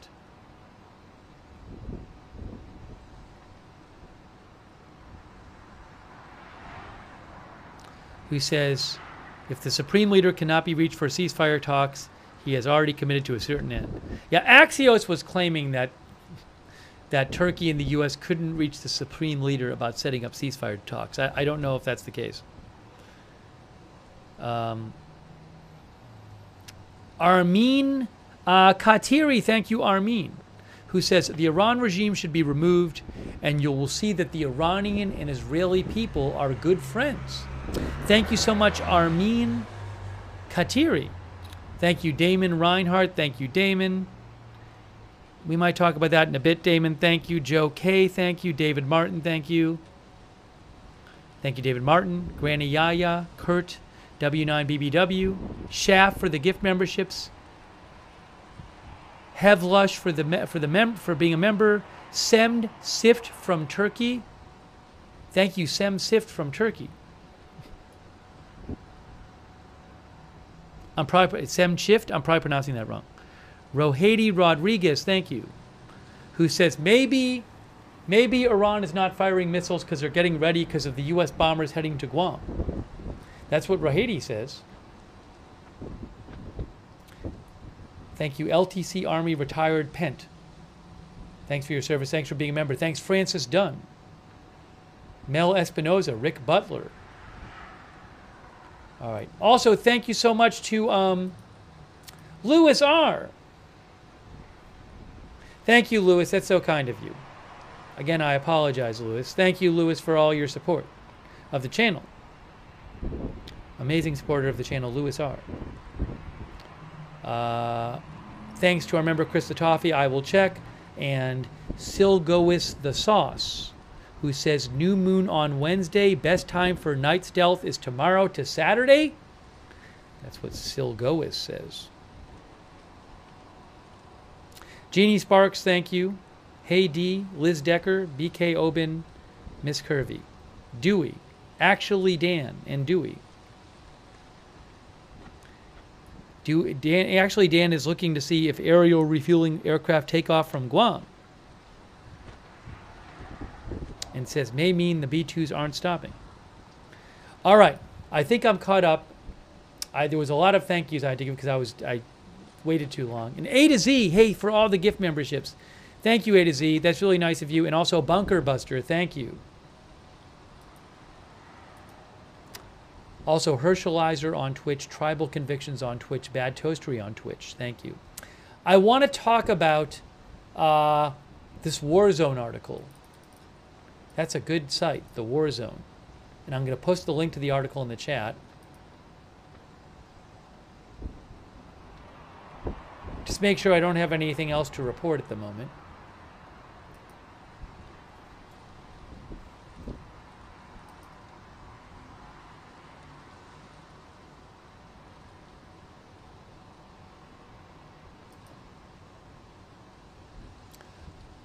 Al Jazeera is reporting that their correspondent in Iran says that Iranian air defenses intercept hostile targets in Kashan and Isfahan, Iran.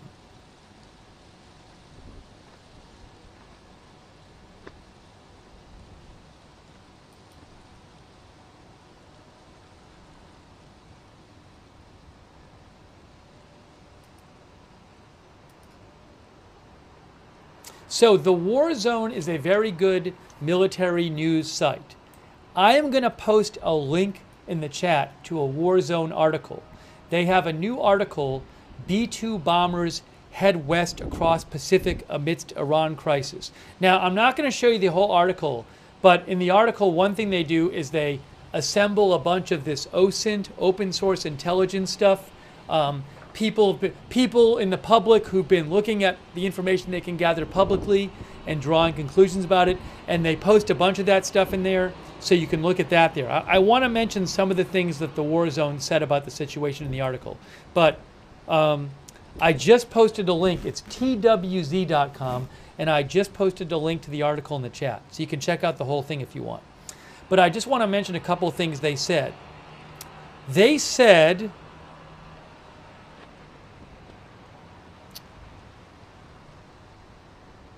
it should be stressed here, there are no clear indications one way or the other that the B-2s are actively headed to conduct strikes on Iran. Okay? although they can do so without forward basing. The war zone says the fact that the B-2s refueled immediately after takeoff from Missouri could point to them at least having the bunker buster bombs on board, as the weight of those weapons requires some fuel to be sacrificed for departure. The war zone also says positioning the B-2s even in Guam would still reduce the time for sorties, for bombing runs to and from Iran, which would in turn help the turnaround time for follow-on missions. Each of the stealth bombers can only carry 2 of the bunker busters at a time. Multiple of those bombs would be needed to neutralize Fordow. It's also important to note, says the war zone, that the B-2s would conduct any strikes on Iran as part of a larger force package that would also include supporting assets to help shield the bombers from anti-air threats, as well as conduct post-strike damage assessments. Combat search and rescue forces would also be part of the equation. Okay.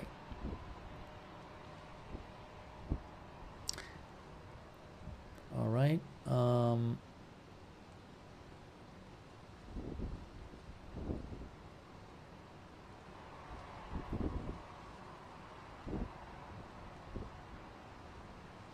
Then they also said that multiple outlets like Reuters, NBC News, and the Wall Street Journal were reporting that those B-2s were indeed headed for Guam, but I haven't seen confirmation they're there. The possibility remains that all or some of the stealth bombers could continue onward to a location like Diego Garcia in the Indian Ocean. Anyways, if you want to kind of read an article explaining the background of people, how it was figured out that those B-2s were taking off. Again, the War Zone article, I'm putting the link to it in the chat, twz.com.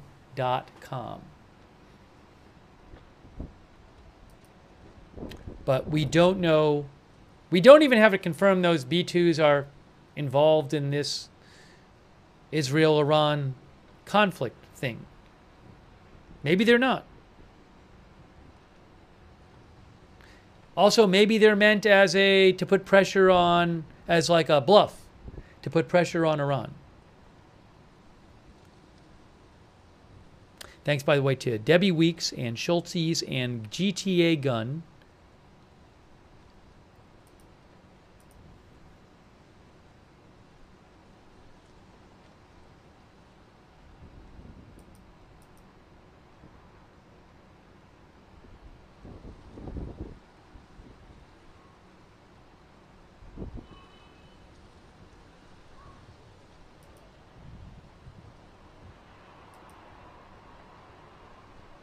Steven Steffi says expensive bluff.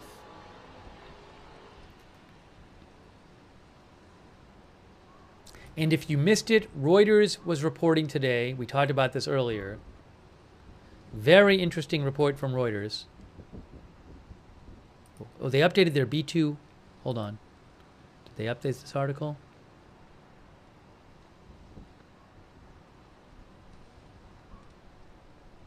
What is this? Oh! Hey guys, we have a little video on the B-2 bomber story I can show you. I love that. Reuters had this article about the B-2 bombers, which we looked at earlier. B-2 bombers moving to Guam amid Middle East tensions, but we now have a video from them. So we're going to play that video right now on the B-2s. I think maybe with some video of the B-2s. All right, hold on a moment here. Let me pull this up on the screen for you. Get rid of that, get rid of that, get rid of that, get rid of that. Get rid of that, get rid of that. Is it here? I turned the volume down because I'm going to put the video up. Here it is. Oh, nice, nice. The sound might be only in your left ear, the narration. Oh, look, we got a nice video about the B-2 situation. Look at that. Why does it say Haifa? I know why it says Haifa. I think I do. It shouldn't say Haifa. Hold on, let me do it this way.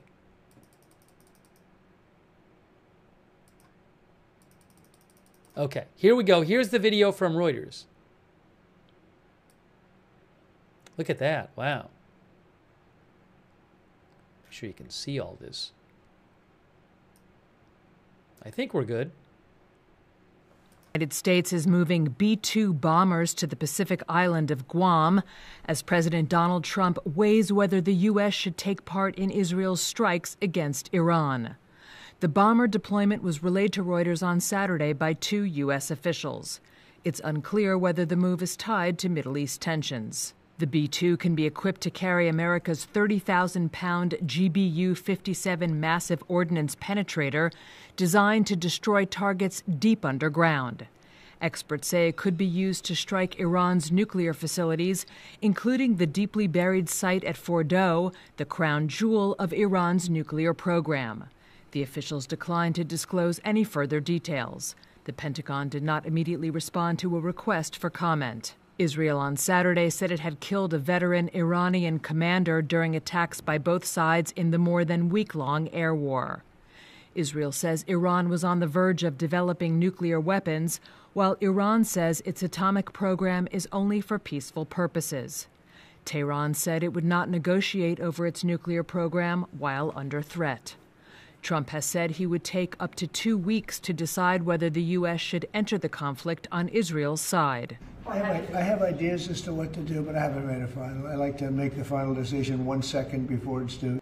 But Israeli officials have told the Trump administration they do not want to wait 2 weeks for Iran to reach a deal to dismantle key parts of its nuclear program, and that Israel could act alone before the deadline is up.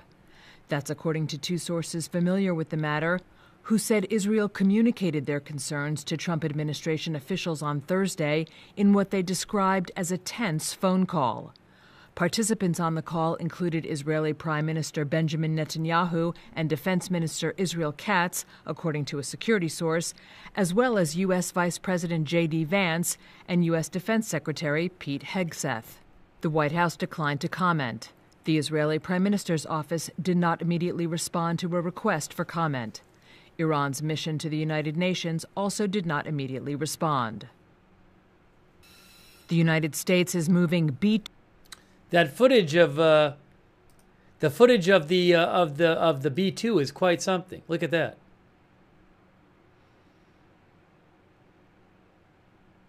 Wanted to see a little of that again.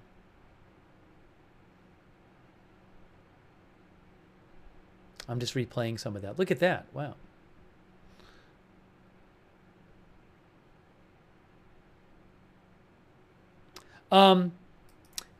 Just as a, Julin says, what a sharp-looking plane. Let's see if it works. Well, the plane has been used before in combat. The bomb has never been used in combat.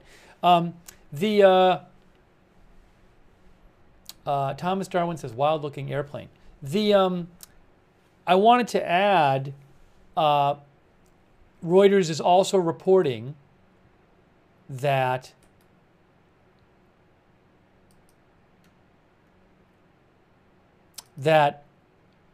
as you heard in that video, they're saying Israeli officials have told the Trump administration they don't want to wait 2 weeks to reach a deal to dismantle key parts of the nuclear program, and Israel could act alone before the deadline is up. And Reuters also says it is now increasingly likely that Israel will launch a solo military operation on the Fordow nuclear complex. They say it's not clear whether such an operation would involve bombing ground forces or both. 2 sources said instead, rather than attempting to destroy the entire Fordow site, Israel could instead do significant damage to it. That could mean focusing on destroying what is in the site, inside the site, rather than the site itself. So will Israel try to go it alone?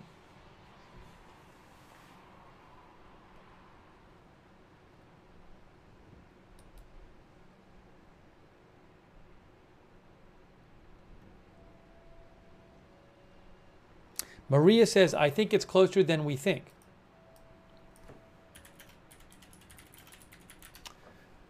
The B-2 bomber Spirit bomber flies at 628 miles an hour.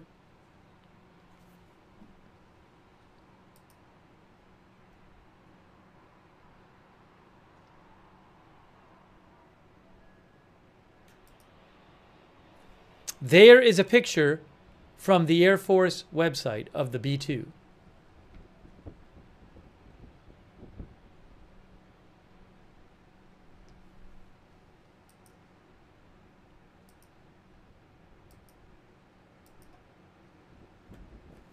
Here is another picture of the B-2 from the Air Force website.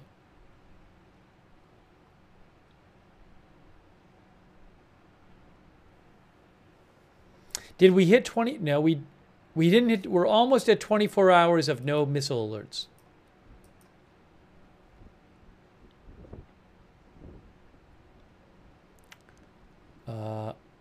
Velo says pretty cool planes. Austin Batman says awesome bird.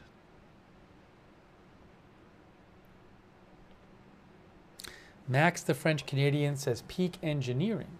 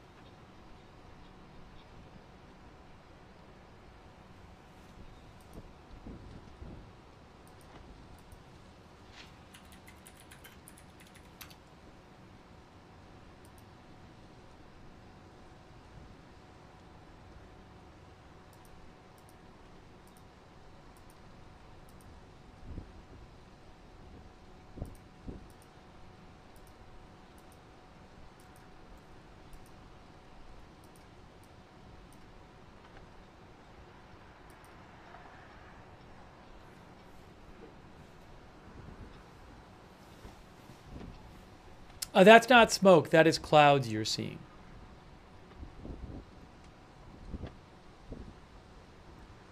We've been hearing throughout our stream, we've been hearing reports of different Israeli attacks in Iran. It sounds like there's a bunch of Israeli strikes in Iran that have been going on over the last several hours,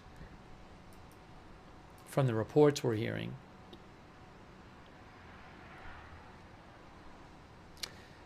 Rock Radio KY says, with the B-2, you won't hear or see it coming, but you'll know it's been there.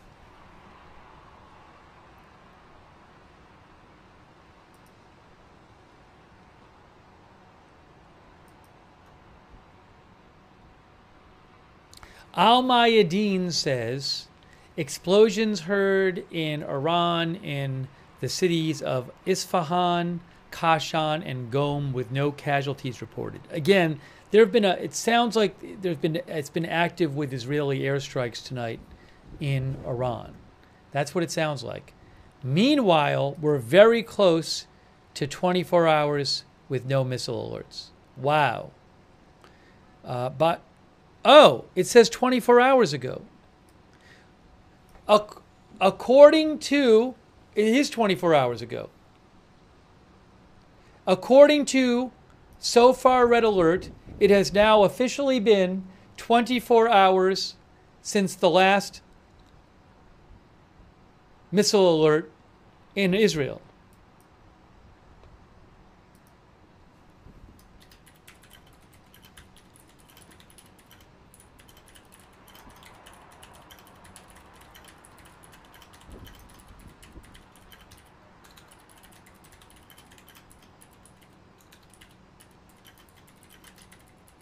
I'm looking at their site right now. I'll show you. I'll prove it to you. There's so far red alert. There's the alerts. And if you go down, the last missile one was 24 hours ago. It says 24 hours. Full archive.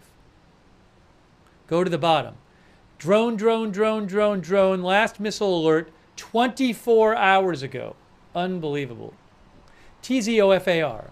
Red alerts. They have an app too. It's a great site. I use their app too.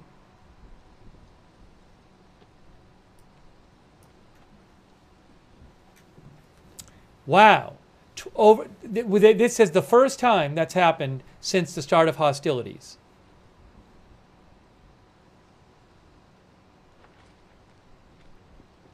And there's only been one drone alert in the last 15 hours.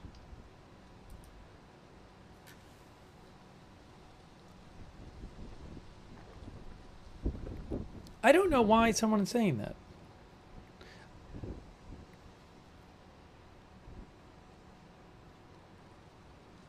I didn't say that was a bad thing. When did I say it was a bad thing? I think people are hearing things. I'm literally just telling you what happened.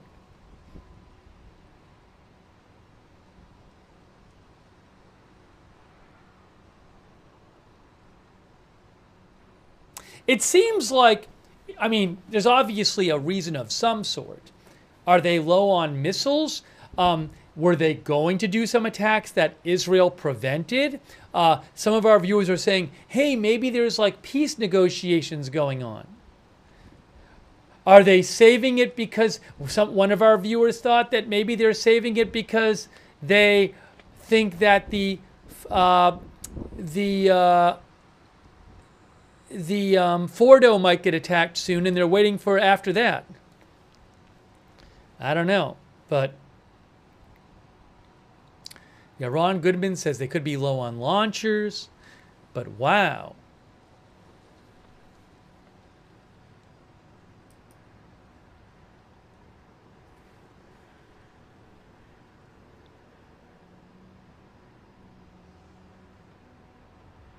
It's really interesting.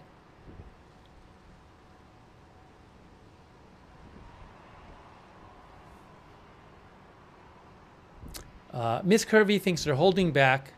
They're conserving it because they made a very big strike the other night. Remember, I think a couple of nights ago they fired around 25 at the same time, I think.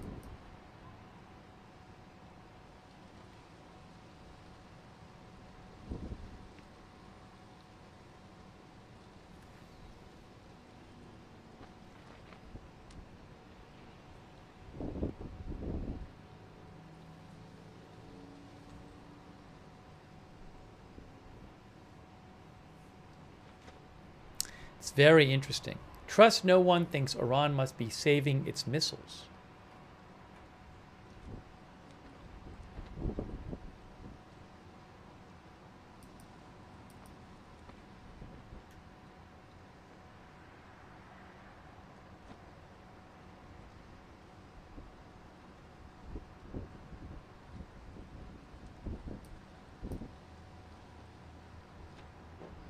Nathaniel, our viewer Nathaniel Lee, mentioned that Marjorie Taylor Greene, Republican representative from Georgia, just posted a few minutes ago on her X account saying this is not our fight.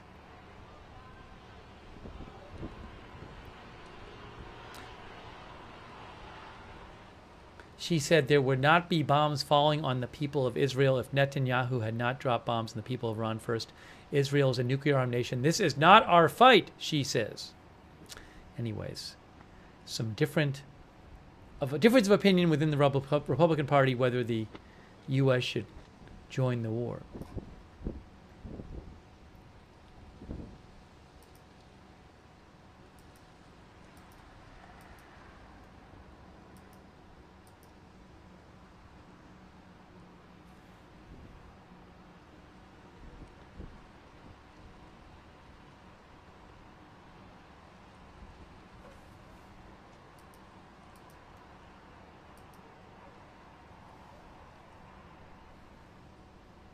Darko says the shortest way to fly from the base in Missouri to middle of Iran is over Atlantic Ocean. Why would they choose a longer distance if they were going to bomb Iran? Well, a couple things. First of all, they might be going to, for example, Diego Garcia, which is much closer to Iran, and going over the Atlantic would not be the way to go to Diego Garcia.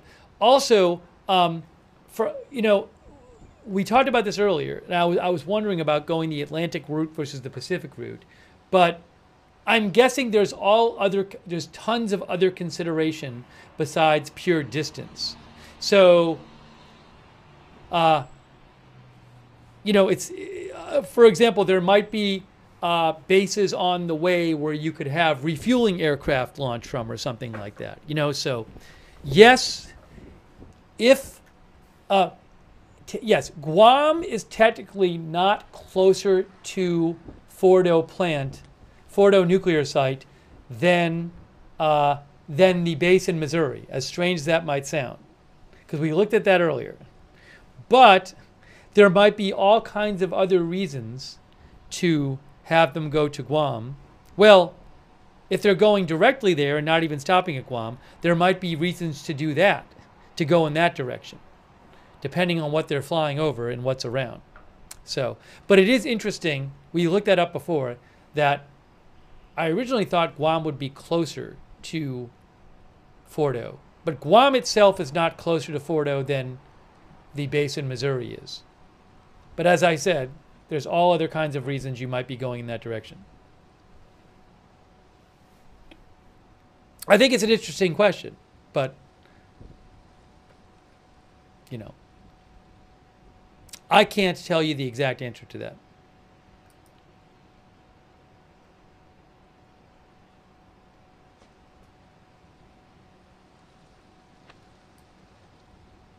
As I mentioned earlier, Oliver Alexander was speculating that maybe they would do a circumnavigation where they literally would go directly to Iran and get refueled on the way and then just keep going and go all the way around the earth and back to Missouri. We'll have to see. Again, there's no confirmation they've landed in Guam yet.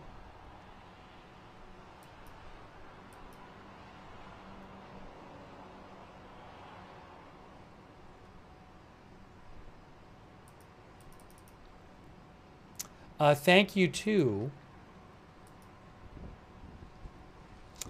Jackson Moore. Thank you, Jackson. Sem, I want to get the pronunciation of this right.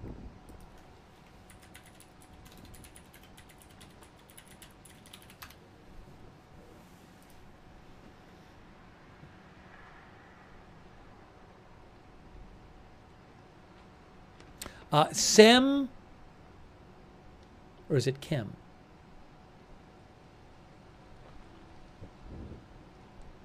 Or is C pronounced J? It's Jem? Jem Chift? Jem Chift? From Turkey? Thank you so much, Jem Chift. Matt Villain, who thinks Iran is already defeated. That's what Matt thinks. That's why it's calm. Thank you, Jimmy. Thank you, Scott Thomas, Mush Levin, Michael Burmester. Thanks for all the gift memberships, Michael Burmester. John RD2 thinks some refuelers took off from Guam. Now, for all I know, there's all kinds of planes that take off all the time from Guam and stuff. So I myself, I'm not going to start reading into things that much. I'll leave it to the experts. You can go to Guam on the flight radar, though, if you want, and check out the planes there. Hey, look. So this is the #1 tracked plane right now. Is a Lockheed C-130T Hercules that took off from Guam.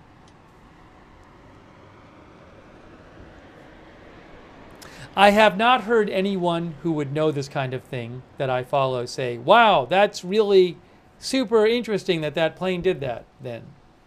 You can go to Flight Radar 24 and check it out, though. FlightRadar24.com.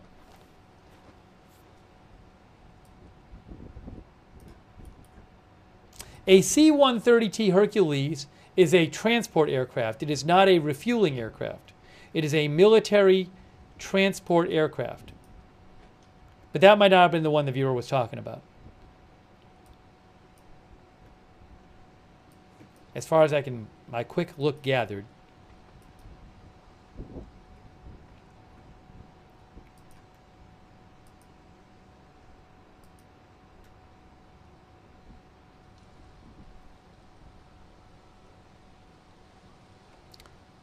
Thank you to Andy Crabtree. Would Israel soften the target before the B-2 arrives? Well, it wouldn't be surprising, Andy, if Israel had taken out air defenses in the area, maybe, or something like that. You know, I don't know exactly what they're doing. I've seen that discussed. If that's what you're talking about. Thank you, Shannon Daniels, Maya Moon Goddess, Brian Howell, Pepe. Pepe, you think the B-2s are a standard rotation? That's what Pepe thinks. A lot of other people do not think that. But thank you, Pepe. I hope I'm not misinterpreting you. Thank you, Robert Corden.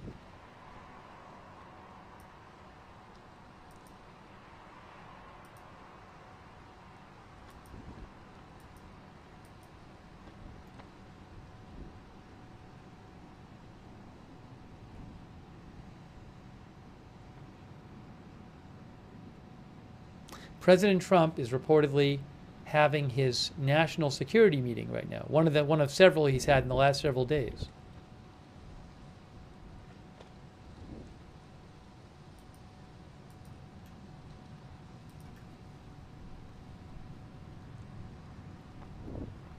John Harris thinks Iran is probably having to step back and reassess their plan of action because they are losing badly.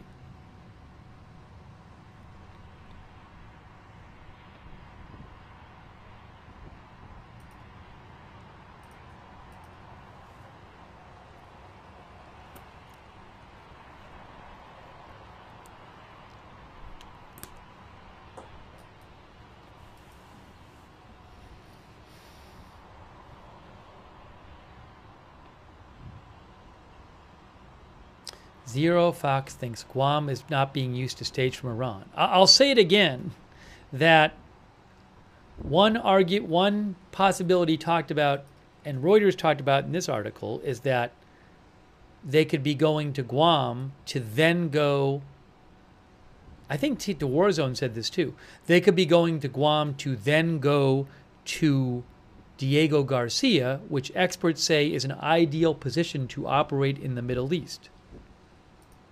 So they take off from Missouri, which they did. There's Missouri here. Then they go to Guam, which is somewhere here. Is it there? There's Guam. And then Diego Garcia is over, I gotta find it. It's like down here somewhere, isn't it? South of India. There's Diego Garcia, which is down there. And then Iran is up here.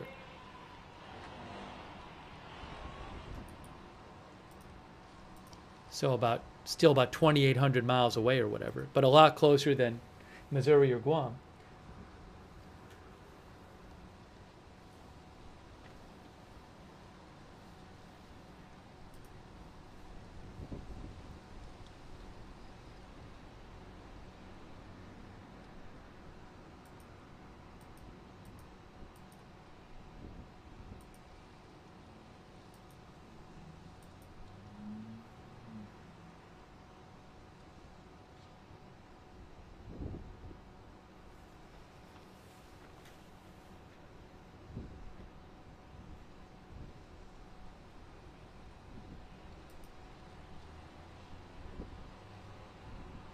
Hey, thanks to Kristen Gates. I really appreciate that, Kristen Gates. Thank you. Thanks to our Facebook subscribers. Robert Rial II. Oh, Violet Stevens. Thanks, Violet, for the Facebook stars. Thanks, Bruce Hodge, for subscribing. Margaret Riley and Kay Lowry Body. Thanks for subscribing over there.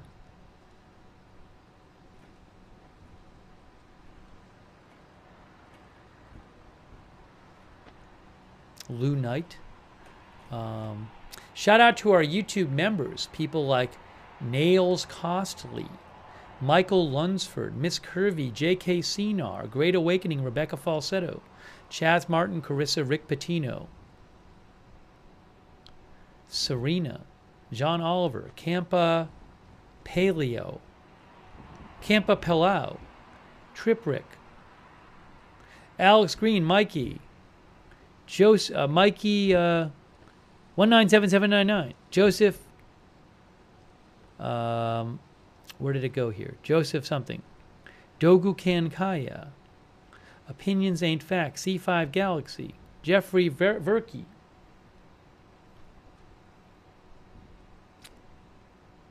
Joseph W3 Vach, Astronomy Love, Cal Reeves. These are some of our YouTube members. Austin Batman, Phoebe, Jay Jones, Isaiah, Jeffrey Verkey, David Gray, Grampus, Hustle Media,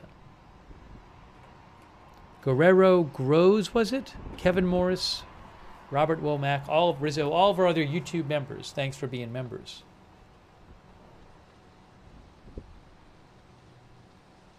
Over 24 hours since the last Iranian missile attack on Israel. Over 24 hours. Wow.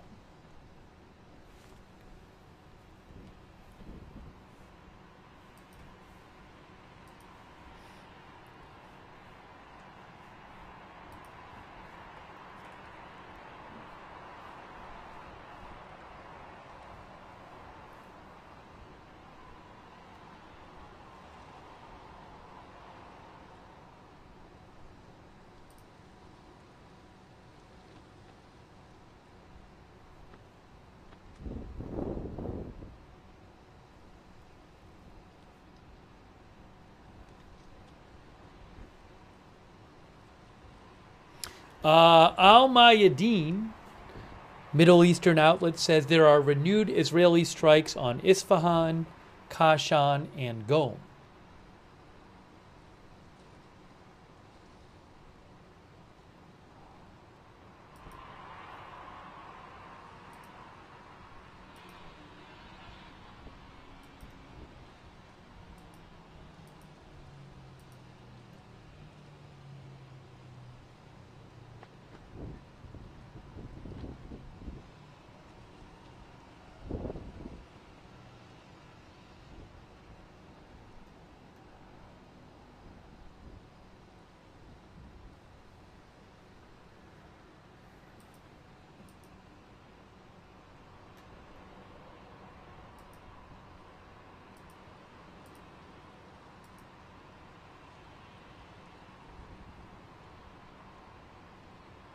Trump just posted, oh my gosh, breaking news.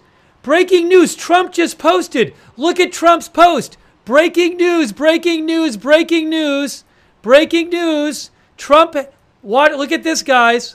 Look at this. Breaking news. Huge, huge. Look at this. Oh my gosh, we have completed our very successful attack on the 3 nuclear sites in Iran, including Fordow, Natanz, and Esfahan. All planes are now outside of Iranian airspace. Breaking news, a full payload of bombs was dropped on the primary site, Fordow. Oh my gosh, oh my gosh. All planes are safely on their way home. Oh my gosh, huge. Congratulations to our great American warriors. There is not another military in the world that could have done this. Now is the time for peace. Thank you for your attention to this matter. Oh my gosh. Huge, huge news. Huge news, huge news, huge news. Breaking news.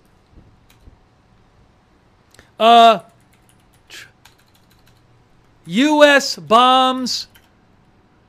U.S. enters war, bombs Fordow, Natanz, and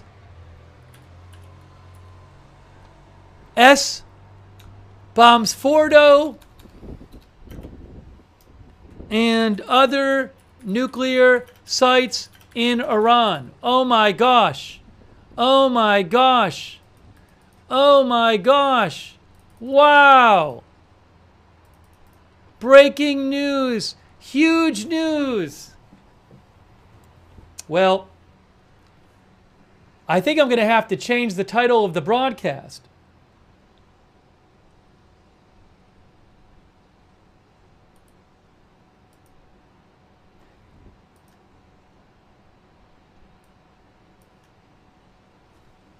Right? U.S. bombs Iran. All right.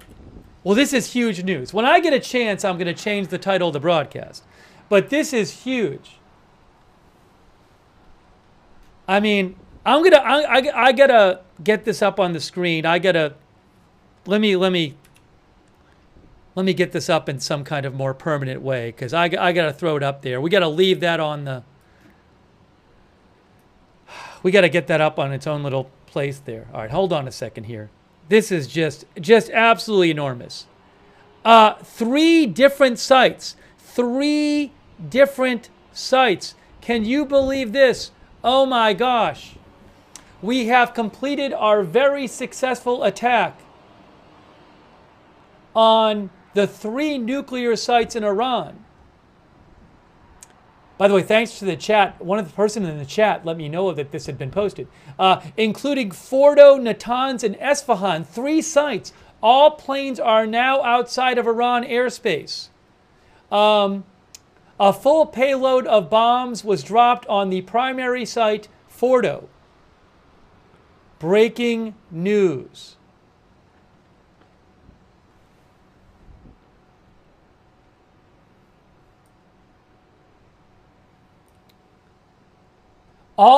Congratulations to our great American warriors. There is not another military in the world that could have done this. Now is the time for peace. Now is the time for peace.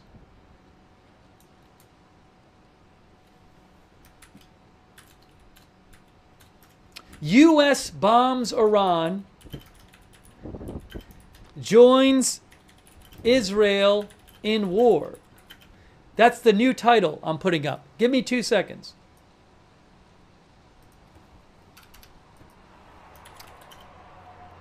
U.S. has bombed 3 different nuclear sites in Iran, including Fordow,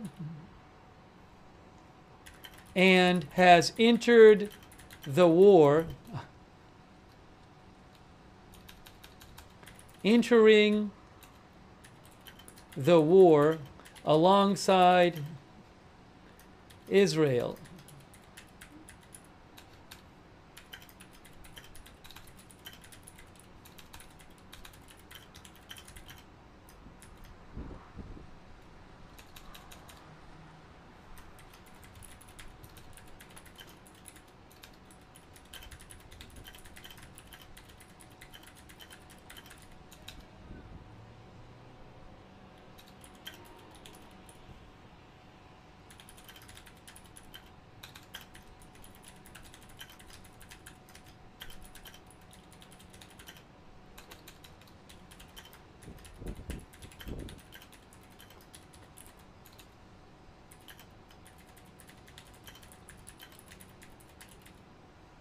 Hold on a second here.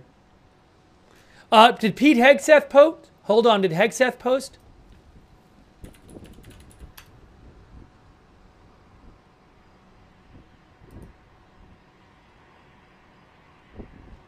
Let's see.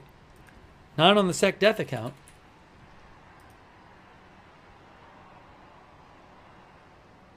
All right, what else? Hold on.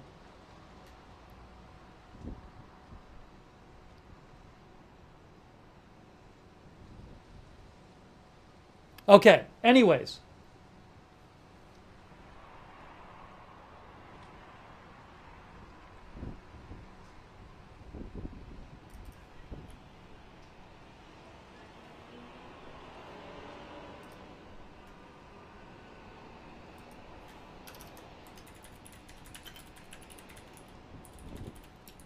I need a moment here.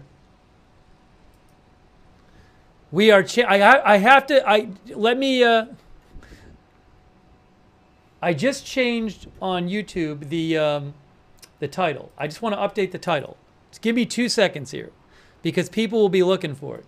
So we will be covering this, and what's going to happen now. How will Iran respond to this huge news? Huge breaking news. Now what? One of our viewers just said, now what? Exactly. Now what?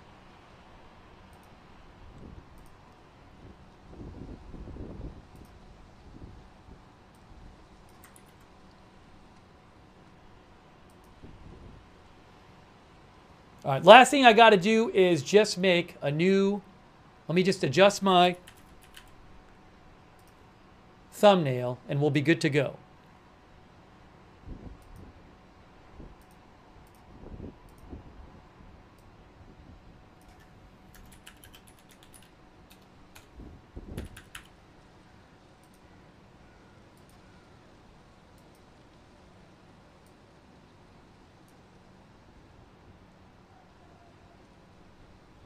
I did it. I already made the new thumbnail. We're done. I just got to put it up, and that'll be it. And then I can get back to doing this. All right, here we go. New thumbnail alert coming right now.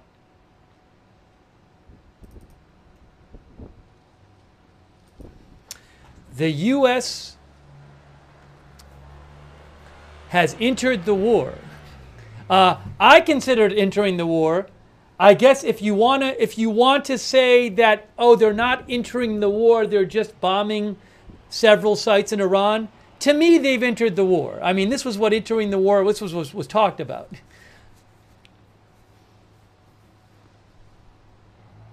All right, let me just post also on our social media that we're covering this.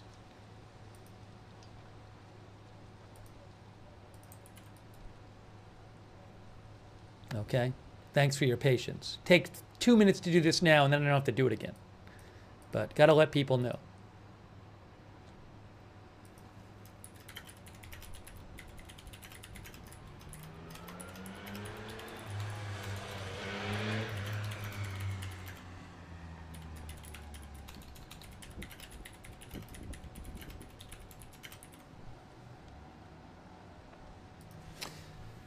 Oh my gosh! I got to read this again. All of a sudden, President Trump, we have completed our very successful attack on the 3 nuclear sites in Iran, including Fordow, Natanz, and Esfahan.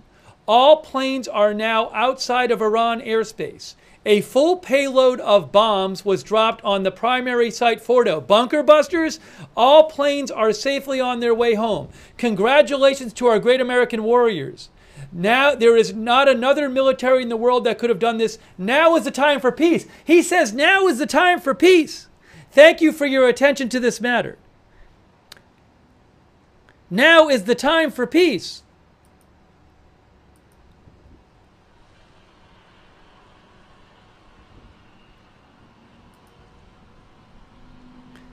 One of our viewers said 2 weeks was just a bluff.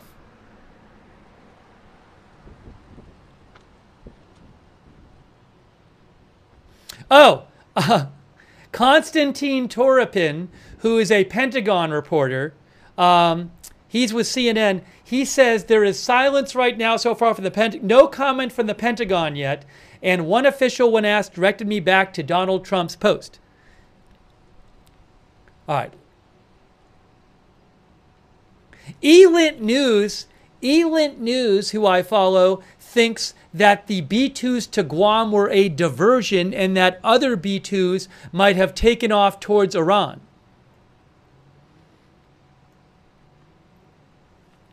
Oh my gosh.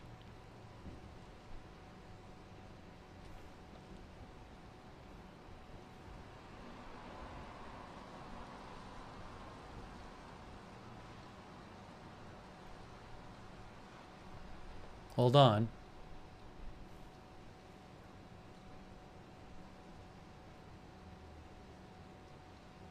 I am looking for other updates.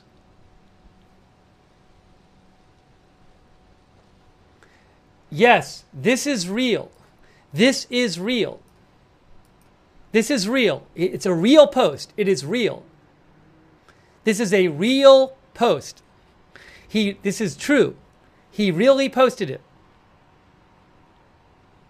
It is not fake. I know it's pretty stunning to hear this all of a sudden, but it really is true. Wow. Wow.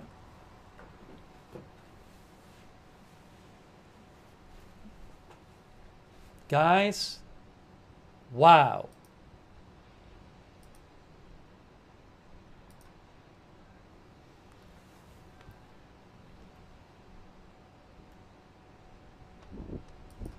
All right, well, there's going to be a lot to cover now. I probably should have eaten earlier.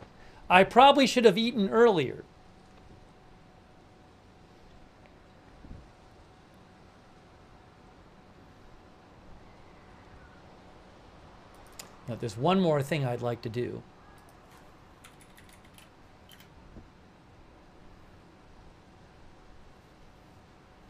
Well, I'm not going to do it now. Anyways. Wow. I don't even know what to say. And it wasn't just Fordow. It was 3 places.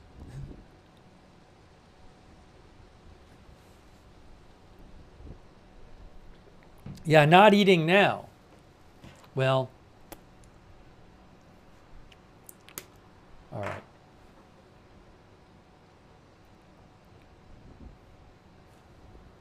Unbelievable. Unbelievable. Shine Morris says this is serious. I'm just stunned. I did not expect to just have this presented to us all at once. So it's just stunning. It's just stunning. I'm trying to process it.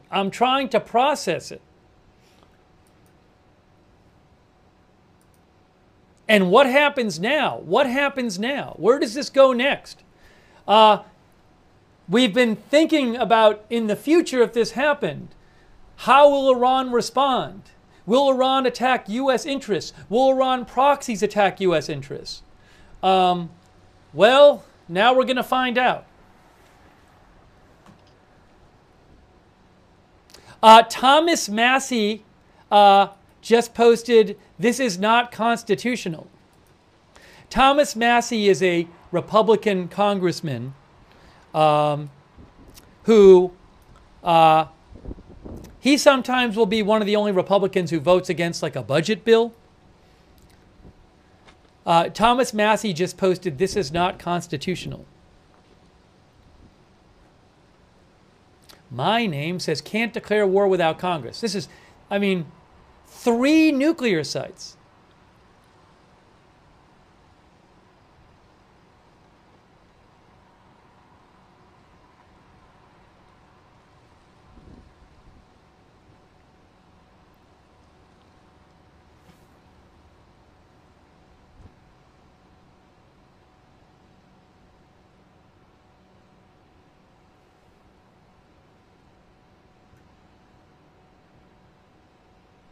Should I not have U.S. enters war on the headline? Does it confuse people? To me, they've entered the war. They literally went in and Israel has been attacking Iran. So now the U.S. in the middle of that went in and bombed 3 different sites that Israel wanted to bomb.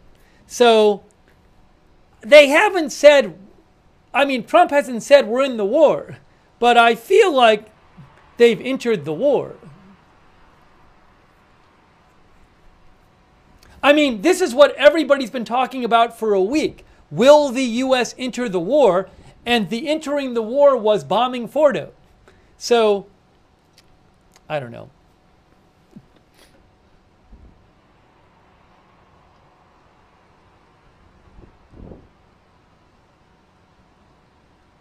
They didn't just bomb Fordow and other nuclear sites randomly. They did it because Israel was already underway with this campaign. Hold on a second.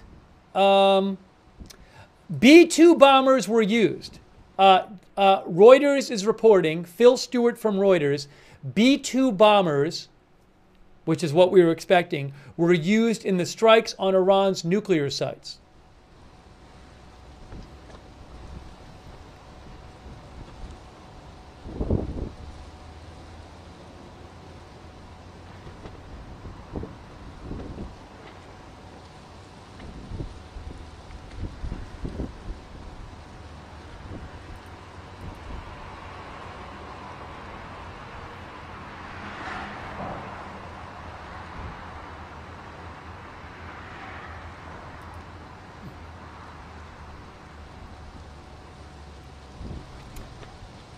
I got to also check.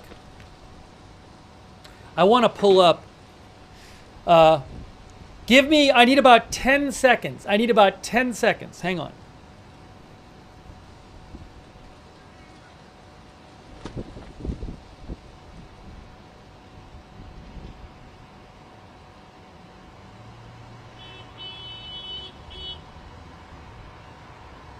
I have no idea what's coming next. Did they take out the supreme leader? I didn't see anything about that. You know what? I have the war thing in the headline.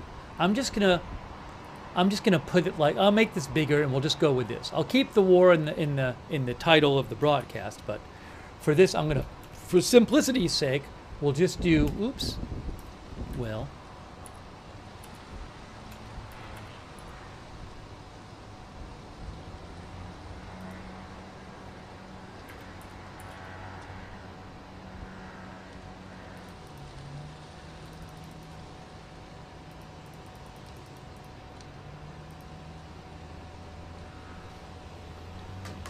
there we go. Wow. Just got announced on Truth Social. He announced it on Truth Social. Truth Social is not working. Hey guys, Truth Social is not working. Is there any chance at all that was a fake post? Is there any chance he got hacked? Is there any chance he got hacked or it's overloaded? I'm going to assume he didn't get hacked. True Social appears to be down. Look, True Social. Sorry, no, you can't. Hold on. You'll see in a second. Right here. Oh, he tweeted it too? People are saying he tweeted it too. I got to check. Anyways, True Social is not working right now, it appears. So, hang on.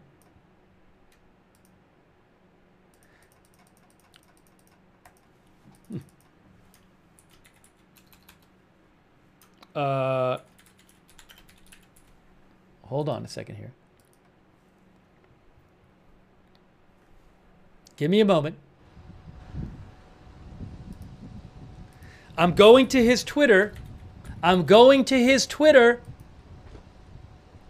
Yes, it is posted on his Twitter as well. So somebody would have had to hack his Twitter and his Truth Social, which I'm guessing didn't happen. Could you imagine if it was only on Truth Social and it turned out it was a hack? Could you imagine that? Anyways, yes, it is on his X page, not Twitter. His X page has it as well.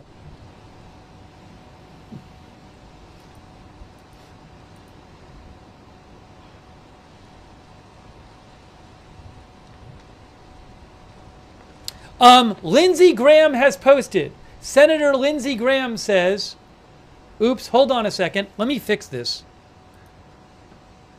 Let me do something real quick. Oh, this will do it. One moment.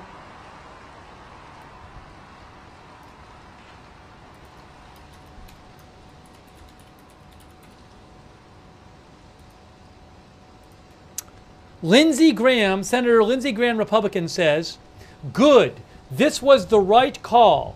The regime deserves it. Well done, President Trump. To my fellow citizens, we have the best Air Force in the world. It makes me so proud. Fly, fight, win.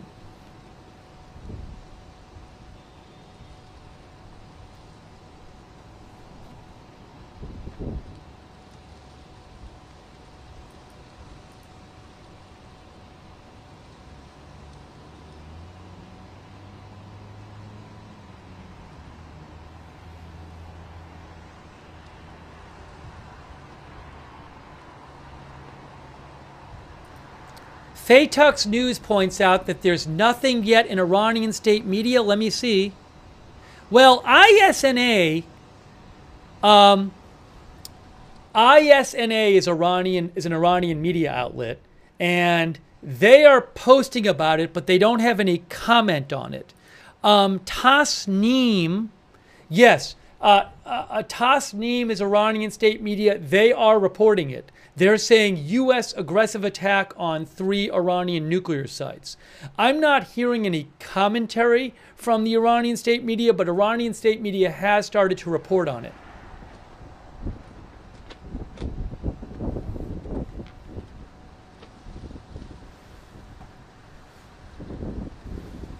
Hang on.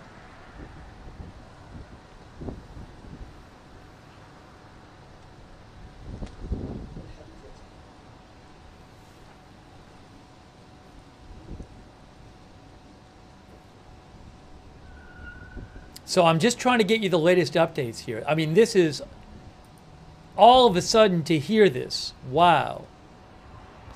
Wow. Maybe I'll move this up a little bit.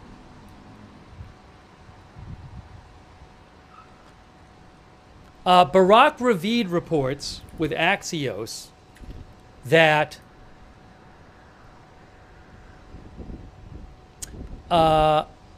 he says that, well,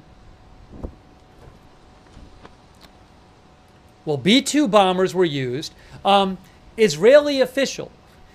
The U.S. informed Israel in advance about the attack on Iran, and the matter was coordinated. I'm not really I would be surprised if they hadn't coordinated it.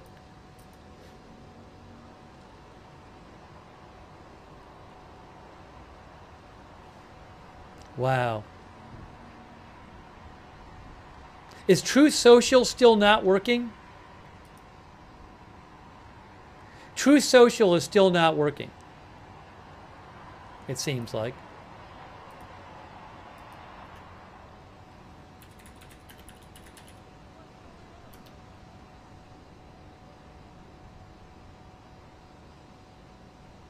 Oh, hold on a second. I can't get it on True Social right now. I cannot access True Social. Somebody said it's loading for them. Well, it's not for me. Yeah. This is what happens when I go to True Social. That's what happens. No truths.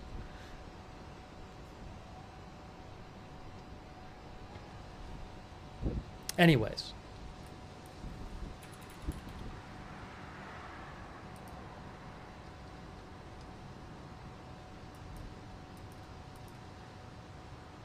What happens now? What happens now?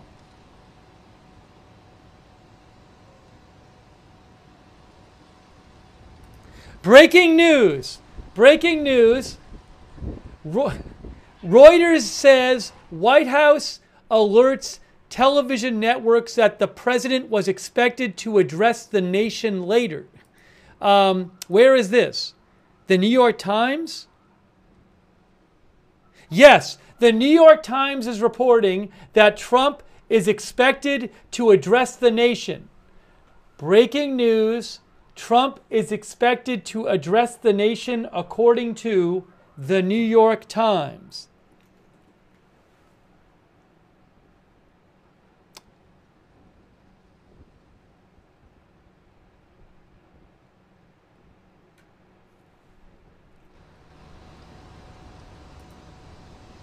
Okay,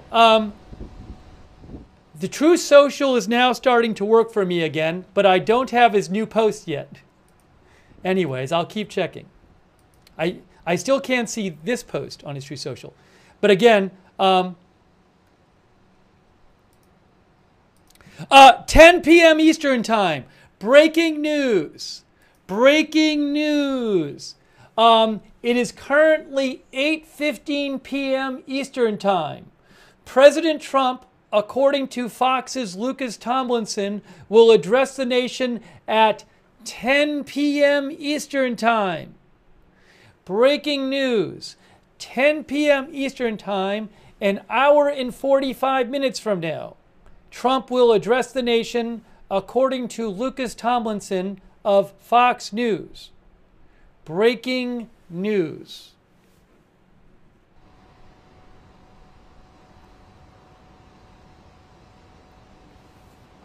All right.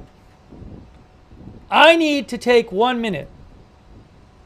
I'm not going to eat right now, but yes, I have to take a bathroom break. Give me 1 minute. I'm coming right back. You can stare at this post for a minute and absorb that this has happened. It is enormous news. I'm still processing it. I'm going to disappear for 1 minute and come right back.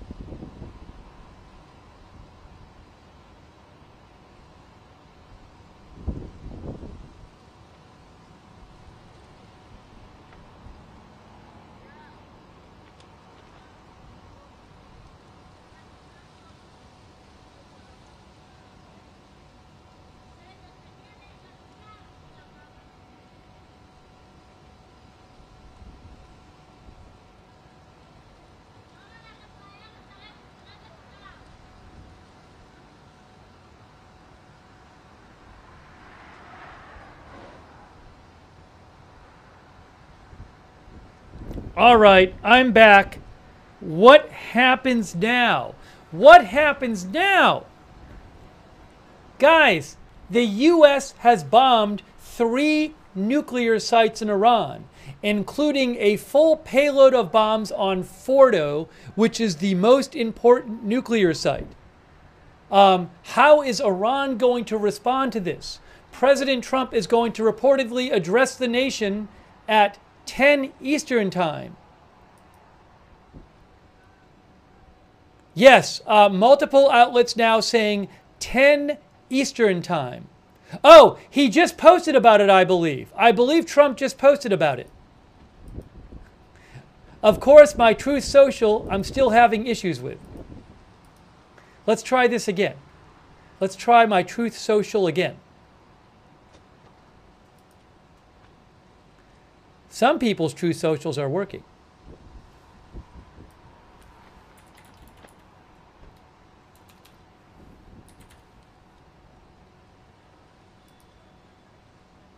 It's crazy. All right, for whatever reason, I am having issues with Truth Social, but I am seeing that Trump has posted on Truth Social. So here it is. Tux News posted it. I'll pull it up on my phone just to make sure. I'm going to confirm it on my phone because it's not working on my desktop. Oh, no, it's not working on my phone either. I think maybe they threw me off of Truth Social. Anyways, Tux News posted it. I will be giving an address to the nation at 10 p.m. at the White House regarding our very successful military operation in Iran. This is an historic moment for the United States of America, Israel, and the world. Iran must now agree to end this war. Iran must now agree to end this war, he says.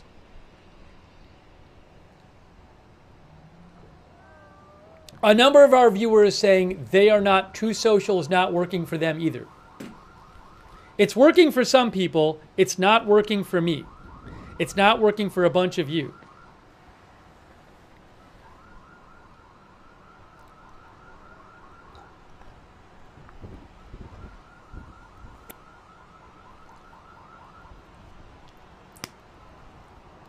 Now, he says Iran must end the war.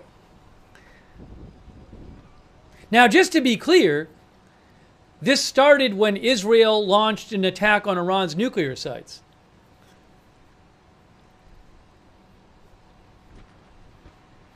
But I guess the implication, so it's a little confused. I guess he's saying that Iran needs to agree to American and Israeli terms. Or what? So what's the idea? If Iran doesn't agree to American and Israeli terms, then there's going to be more bombing? Maybe? I'm not sure. We'll see what he says.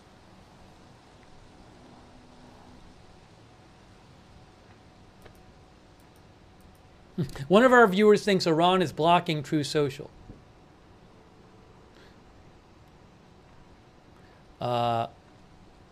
Oh, Carolyn Levitt posted his post as well.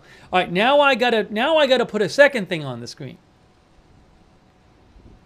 No, I'm gonna leave that up. But again, President Trump is speaking at 10 p.m. Eastern time. Oh, hold on.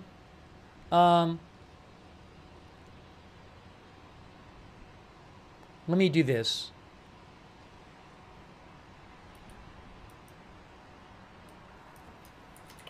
Trump to address nation at 10 p.m. ET.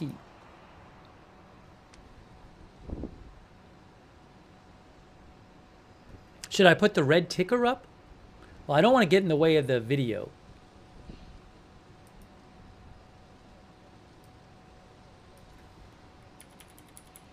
I'm going to do that.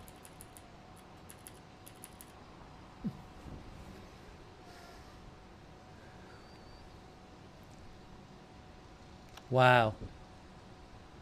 Wow.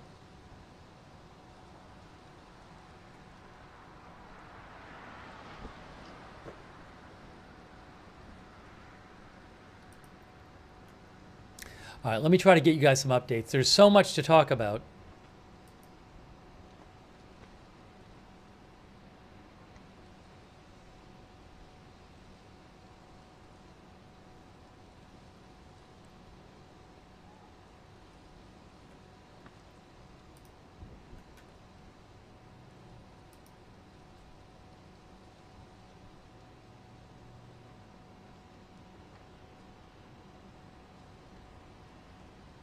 Okay, breaking news. New York Times says Iranian officials, several Iranian officials, say they think American forces had bombed Fordow and Natanz around 2:30 a.m. in Iran. So 2:30 a.m. in Iran would be, that'd be 7.5 hours.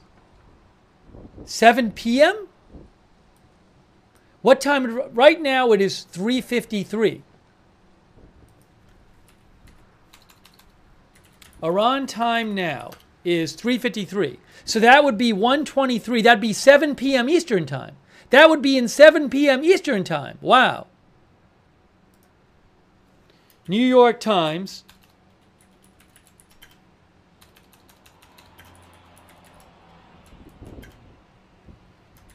Iranian officials believe U.S. bombed Fordow and Natanz around 2:30 a.m. Iran time, which would be 7 p.m. Eastern time.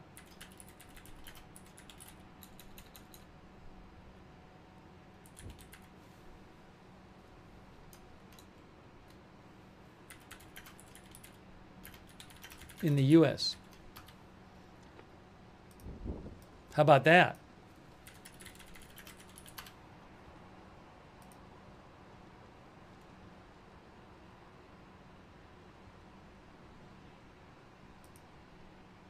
Oopsie.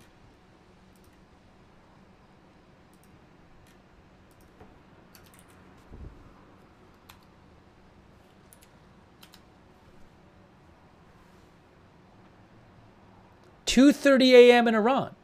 That's 7 p.m. Eastern time.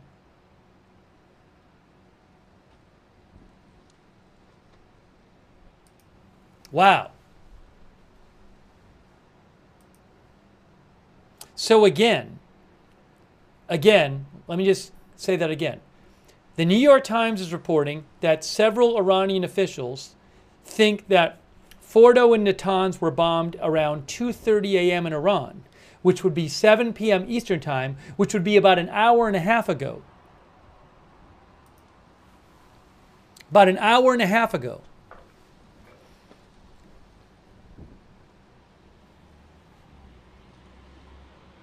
Hey, thanks so much to our moderators. I really appreciate all of our moderators who are here. Let me just shout them out real quick. Beth Mythical is here. RJ. Wow. Wow. All of our other YouTube moderators. Sorry if I'm missing people. Over on Facebook. Hey, thanks, Diane Lord, for the stars. Charlotte Webb, Kay Lowry Body, Margaret Riley, Paul Anderson. Thanks, Melissa Yakobaki, for the stars. I owe a lot of thank yous to people, so I'll get to that a little later. But I want to keep the news updates going. Hey, thanks to our Twitch moderators, Big Ball of Yarn, DeBears, LB Prairie Dawn, I Got That Fire, Matthew Kohai 3, Sarah, and Surly Dev, and our ex-moderators, Linda Belk, Larry, Misha. Thank you so much. Let's just keep getting you updates here.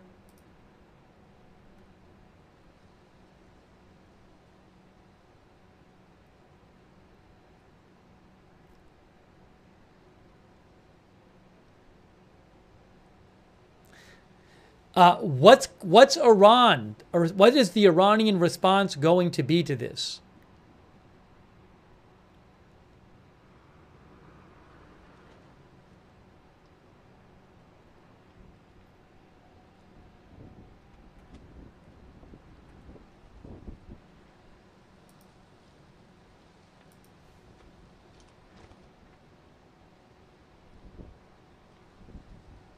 I still can't get Truth Social to work.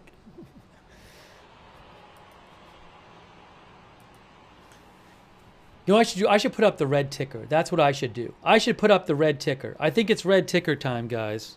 I think it's red ticker time.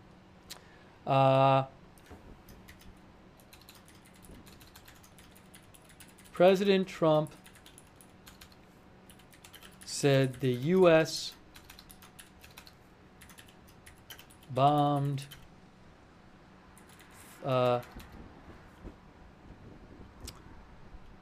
3 nuclear sites in Iran. Fordow, Natanz, and it's Isfahan. He said Esfahan, so I'll say that. Esfahan. He will be addressing the nation at 10 p.m. ET.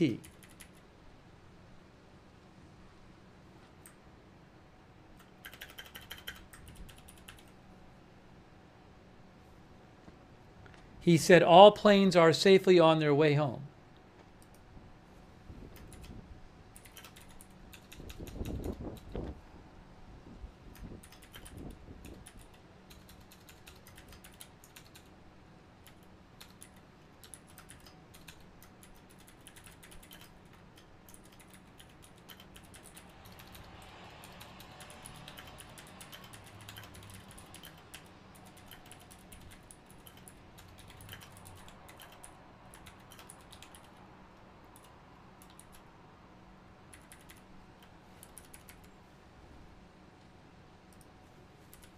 All right, I'm getting this up in case I want to add anything to the ticker.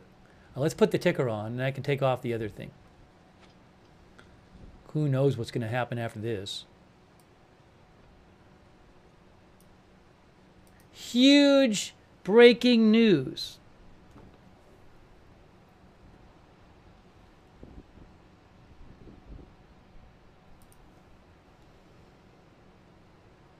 Hang on. Hang on a moment.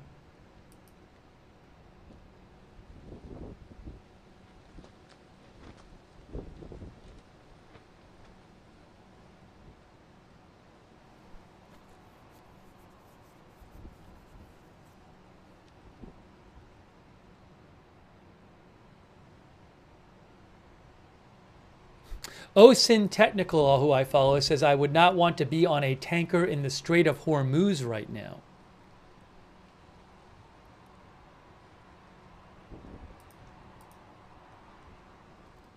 I want to check Iranian media too and see what we're seeing over there. There's just so much. I mean, this is just about as huge as it gets. The headline on the New York Times right now is U.S. enters war with Iran. That's the headline.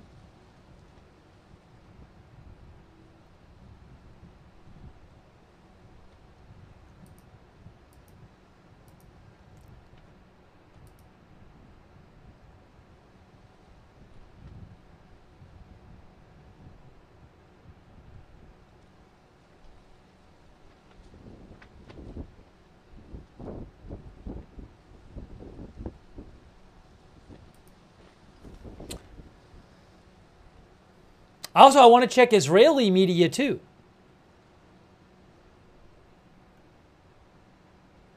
By the way, for those who weren't around earlier, it has been over 24 hours since the last missile attack from Iran on Israel. Over 24 hours. Now, I don't know if that's because maybe they knew something was up with this. I don't know. One of our viewers thought that earlier. But I can say that Iranian state media has posted Trump's post. I just saw it on Iranian state media Mirror News. They have posted Trump's post.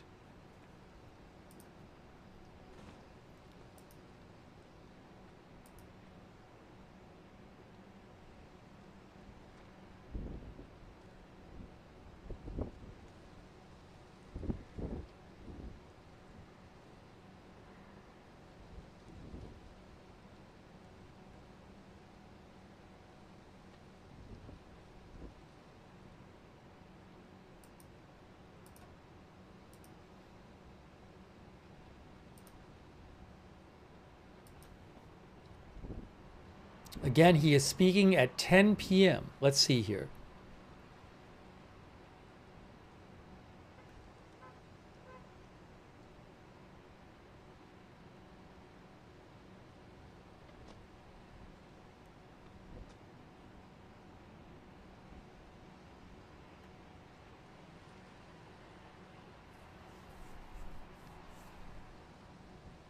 I'm literally just looking around trying to find updates for you guys right now.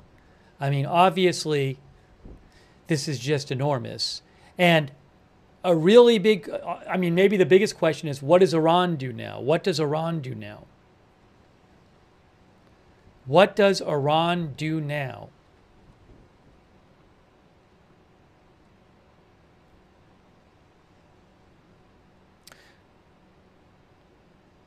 Former defense minister of Israel, Yoav Gallant, posted and said, he's the former, I'm sure we'll hear from Netanyahu soon if we haven't already. Former defense minister Yoav Gallant in Israel said, President Trump took a bold decision for the United States, for Israel, for all of humanity. The world is now a safer place, he says.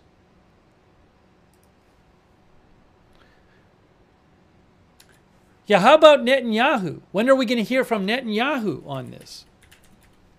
I wonder if he'll wait to speak until Trump speaks.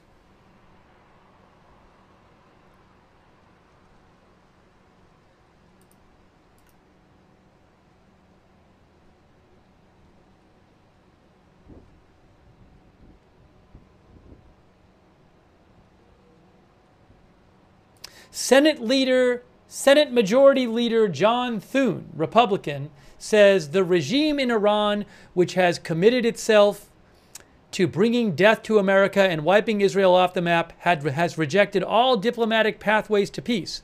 The mullah's misguided pursuit of nuclear weapons must be stopped. As we take action tonight to ensure a nuclear weapon remains out of reach for Iran, I stand with President Trump and pray for the American troops and personnel in harm's way.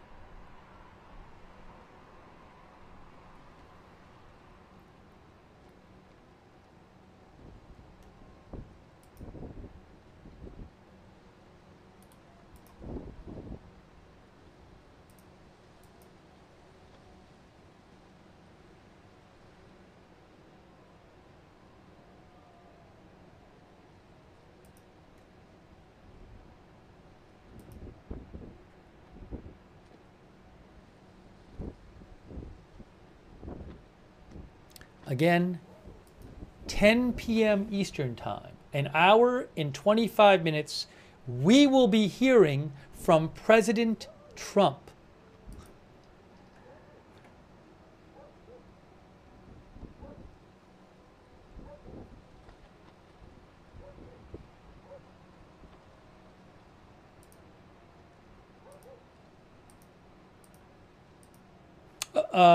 There's no the video. You're hearing noise in the background like wind and dogs barking. Those are from the different live cameras I have on.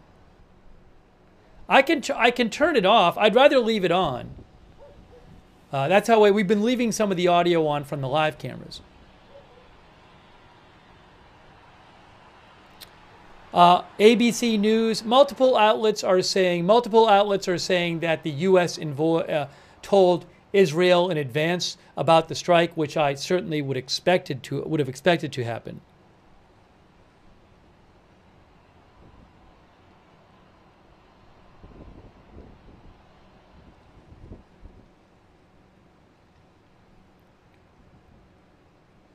And again,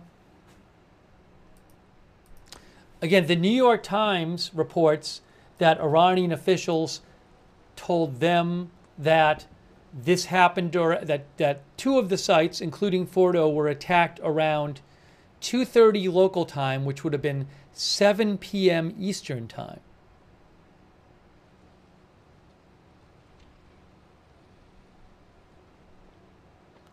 Sarah Ferris with CNN says House Speaker Johnson was briefed prior to tonight's strikes, according to a person familiar.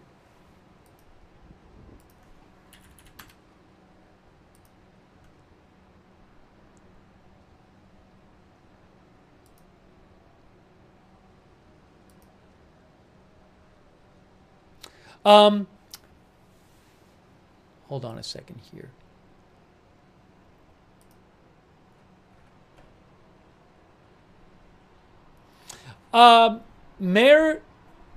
State media, Iranian state media reports, I don't know if this is true,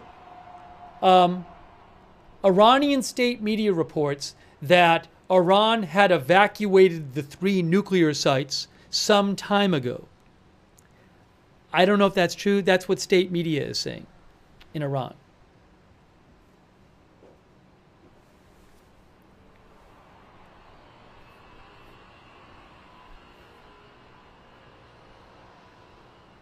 I kind of want to post the other post that he posted. Well, I'm going to leave that up there right now. Maybe I'll leave that up there right now. Unbelievable. What's going to happen next? Senator Tom Cotton, Republican, posted. Here is what Senator Tom Cotton had to say.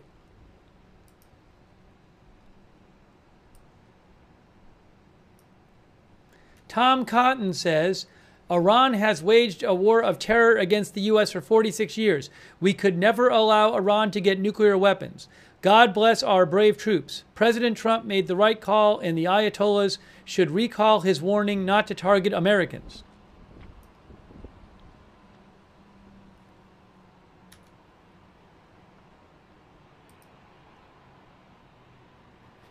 Jake says, nobody even knows what to say. The whole world is shook.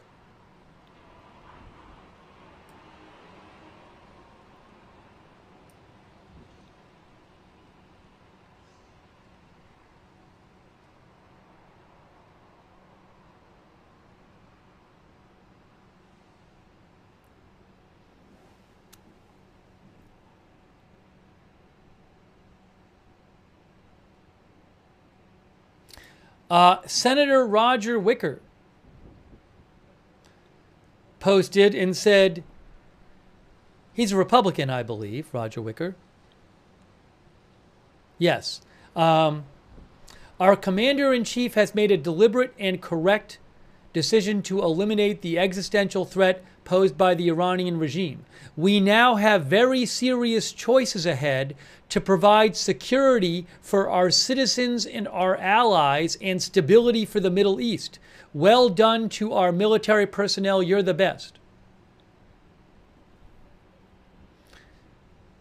At some point, there will be videos.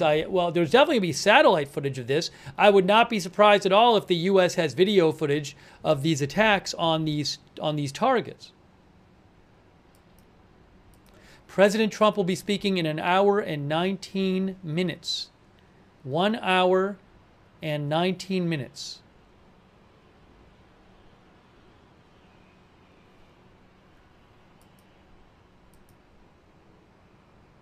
Yeah, one of our viewers said, how's Russia going to react? How's everybody going to react?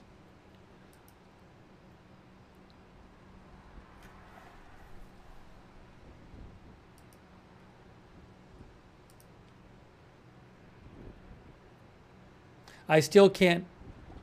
Oh, True Social is now working again for me. President Trump reposted a post 36. I know a bunch of you know this. President Trump reposted a post 36 minutes ago from somebody else that just said Fordow is gone. So he reposted that, and he posted here, you can see, I will be giving an address to the nation at 10 p.m. at the White House regarding our very successful military operation in Iran. This is an historic moment for the U.S. of United States of America, Israel, and the world. Iran must now agree to end this war. He says, Iran must agree to end this war. Thank you.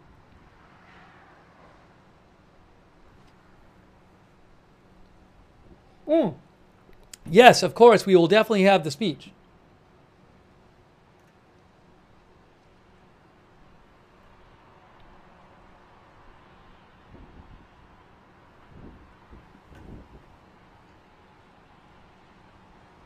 Yeah, one of our viewers said if they don't, yeah, it's not clear to me what happens next. If Iran, I guess, doesn't, I don't know what they need to do to end the war specifically. That hasn't been said. If there are certain things they need to agree to, and if they don't, what happens?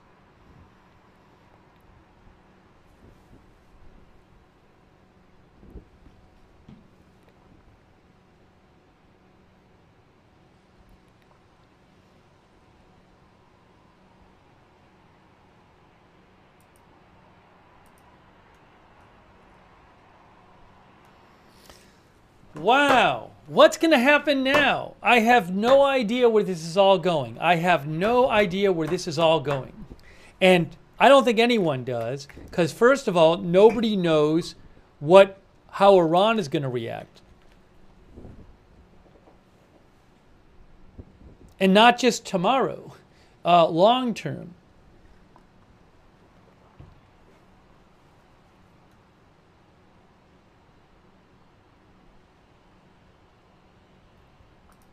Let me say a couple quick thank yous, really quick, as I want to get back to the news.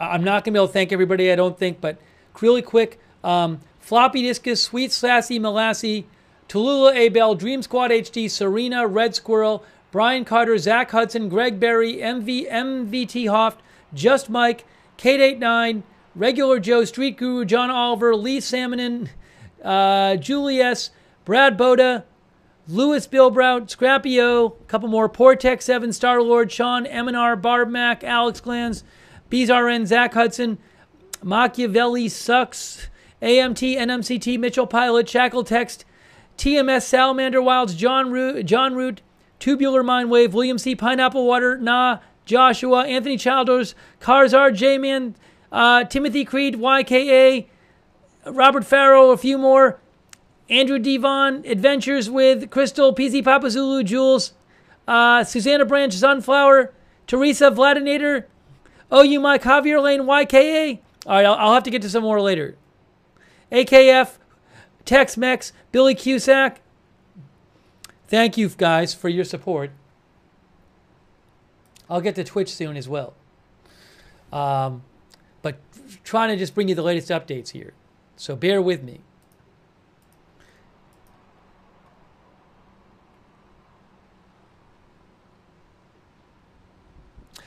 Nothing from the Pentagon at the moment.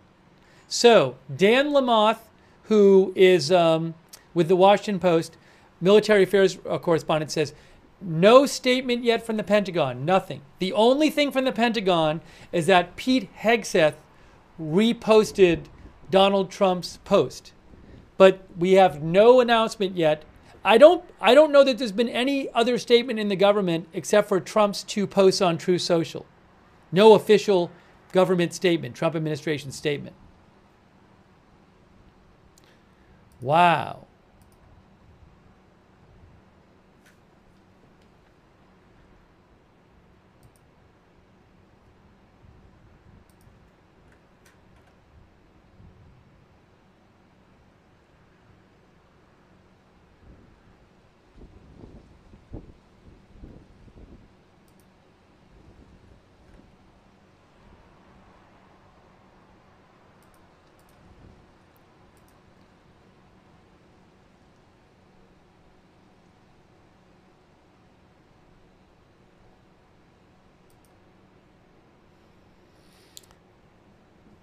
So presumably, we heard B-2 bombers. Fordow was buried in a mountain.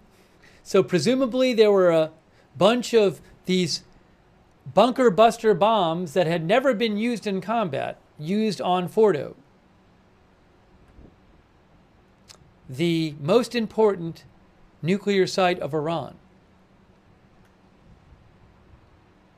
And they also attacked Natanz and Isfahan. Now, Natanz had been attacked by, both Natanz and Isfahan had been attacked by Israel previously in the last week, but I know Natanz has a significant underground component, and it wasn't clear how much damage had been done at Natanz.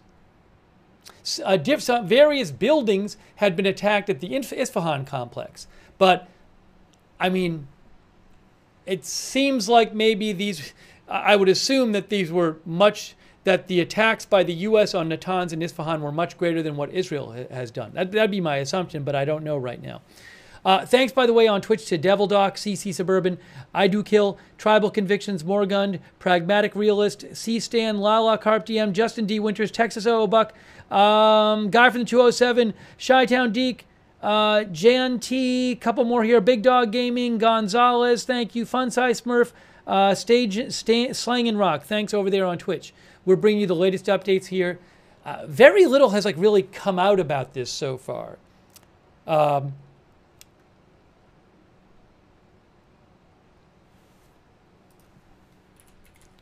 Just all of a sudden, this post just came out.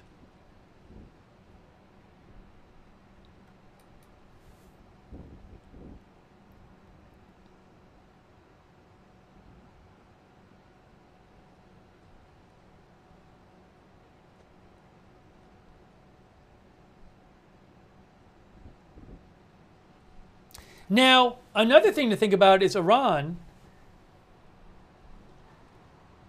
How quickly or not quickly might Iran's response be? I mean, in Iran, they didn't know what was going to happen for sure, so they might want to I'm guessing there's going to be some discussion of what to do. Did they have things in place? Are they worried if they respond right away that, Israel and the U.S. will be ready to attack them or something? I don't know. So did Iran have some sort of plan in place to respond if Fordow got attacked? I mean, they've known for a while that Fordow could get attacked. Keep an eye on the Strait of Hormuz, shipping. Epon says maybe they need to assess the damage. E. Cesares says, I still can't believe this. But this is again, it's not what happens in the next hour. For all I know, Iran will respond to this in some way in a week or 2 weeks. And also, how does this change how other countries think about the U.S., other countries in the Middle East?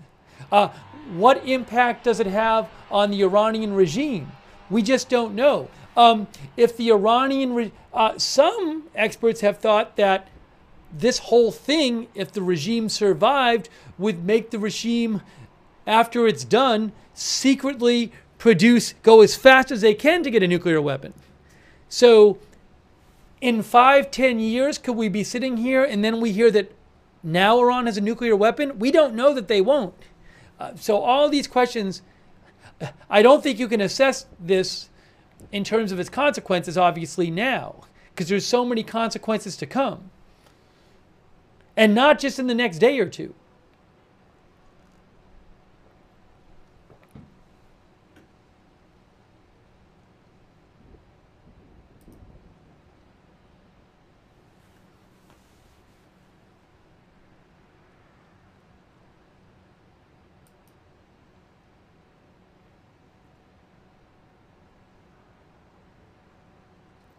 AP says the attack by President Trump threatens to reignite America's war with Yemen's Houthi rebels. I don't know if America was really at war with them.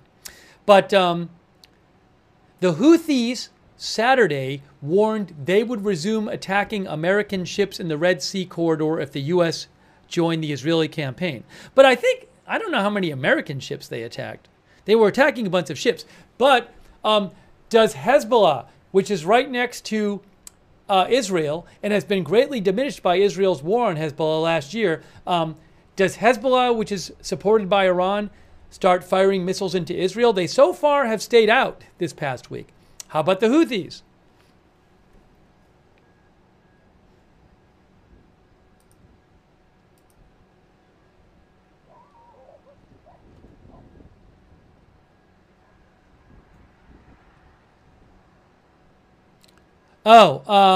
Joe Truzman says Israel has changed its home front command guidelines. The IDF said it's already started, all regions in Israel will move from a partial and limited activity to essential activity status. Educational activities, public gatherings, and non-essential workplaces are now prohibited in Israel. So, Home Front Command update in Israel. Hold on a second. Yes, I can read you the post from the IDF. With the approval of the Minister of Defense and following the situational assessment, it was determined that as of today at 3:45 a.m., which is 8 minutes ago, immediate changes will be made to the Home Front Command Civil Defense in Israel. As part of the changes, it was decided to shift all areas of the country from partial and limited activity to essential activity only, basically is what it is. These instructions include a prohibition on educational activities, gatherings, and workplaces except for essential sectors.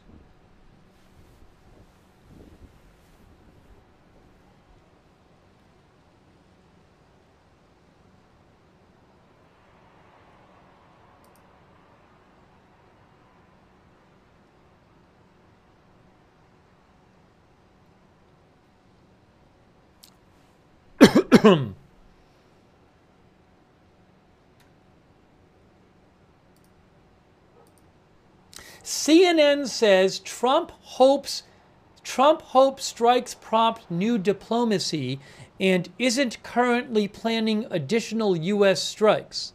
That's according to CNN.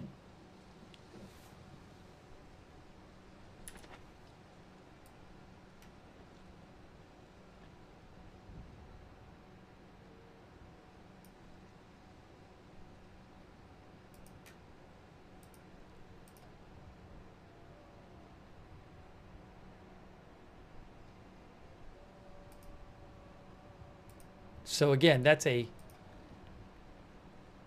CNN report.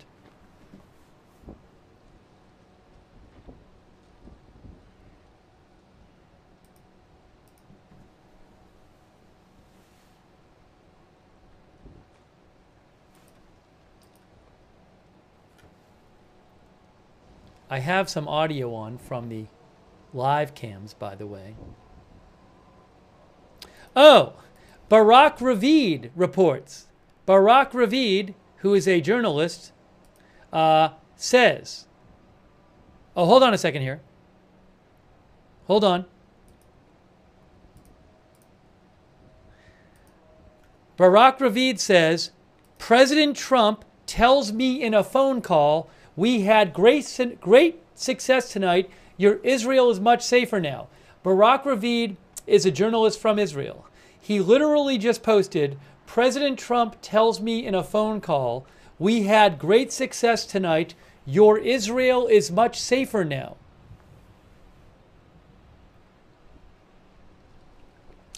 I am aware that President Trump retweeted some X account or True Social account that said Fordow is gone. That to me is not, I don't know what him retweeting that means. Maybe he just, I can't read into exactly what happened to Fordow. He might just thought it was really cool to have that message out there. But I can't read in from him reposting something what the exact condition of Fordow is. He did say they dropped a full payload of bombs on it. So I assume it did a lot of damage. But I'm going to hold off on drawing great conclusions from him reposting a screenshot of a post that says Fordow is gone.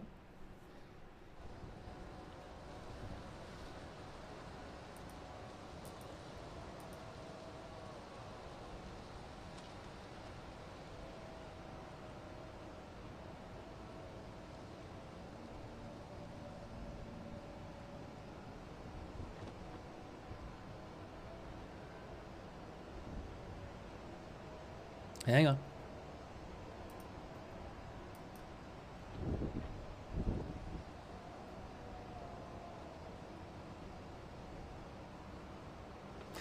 The president just posted, I think, an American flag.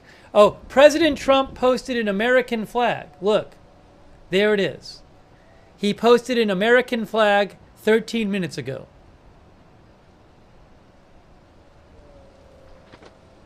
If you missed it, he also posted, I will be giving an address to the nation at 10 p.m. at the White House regarding our very successful military operation in Iran. This is an historic moment for the United States of America, Israel, and the world. Iran must now agree to end this war. Thank you. I'm not sure what Iran needs to agree to end the war, because they didn't start it. So again, maybe we'll get clarification from President Trump on what Iran needs to do to end the war. Harry W., our viewer, says the key point is how will Iran respond?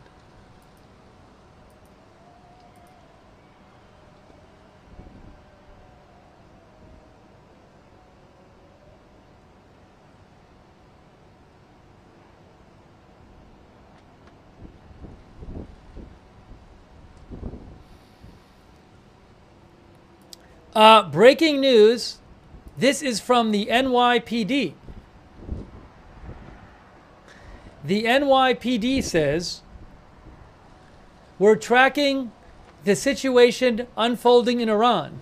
Out of an abundance of caution, we're deploying additional resources to religious, cultural, and diplomatic sites across NYC and coordinating with our federal partners. We'll continue to monitor any potential impact to NYC. I don't know that they have any specific threats or anything.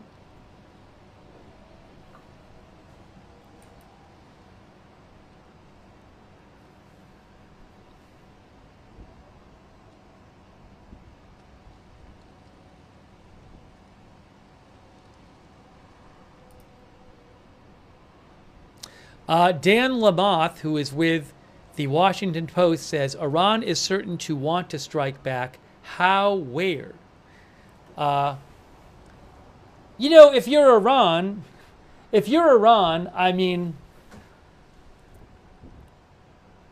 of course they could fire some missiles or drones. I don't really know how effective that would be, given that they've already been doing that, although maybe they fire more of them or something.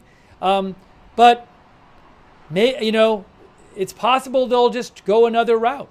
They could go after with shipping, the Strait of Hormuz, soft targets somewhere, American military bases. I don't know, but I wouldn't just assume that they're going to just fire more missiles and drones. They might and then do something else. I just think if they're trying to actually impact, I think it's pretty clear right now, unless they've been seriously holding something back, what the missile and drones can do and not do. So I would not be surprised if they did something beside that, but I don't know. The other thing is, remember, Trump said that they have to end the war. So this really important piece of all this is that clearly Trump has said, Trump said in his other post, Iran needs to end the war.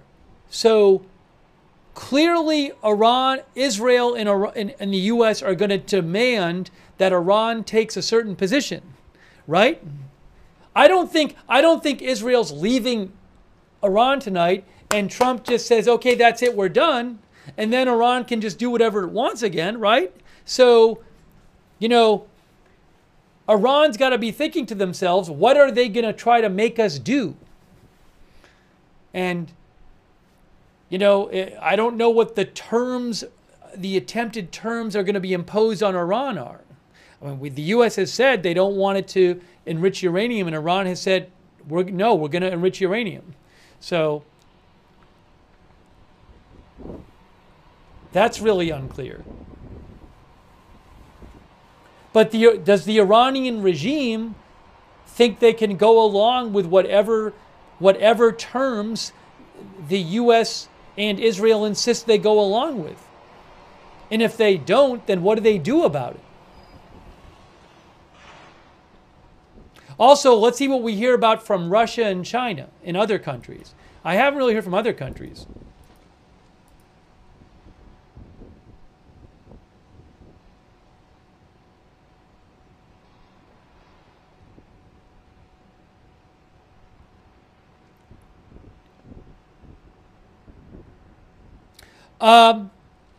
Intel Doge, and Fox and Lucas Tomlinson both said the same thing. Intel Doge and Lucas Tomlinson both said this. Lucas Tomlinson from Fox News says, Sean Hannity reports on Fox that 6 bunker-busting bombs were dropped on Fordow from B-2 bombers. Isfahan and Natanz targeted with Tomahawk cruise missiles from submarines. Very interesting. I'm going to read this again. Sean Hannity says 6 bunker-busting bombs were dropped on Fordow, and Isfahan and Natanz were targeted with Tomahawk cruise missiles from submarines.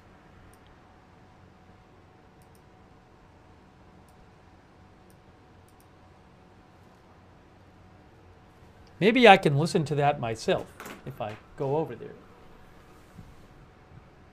Hang on a moment.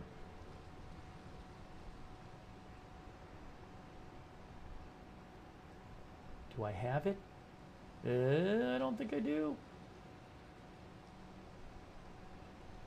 No.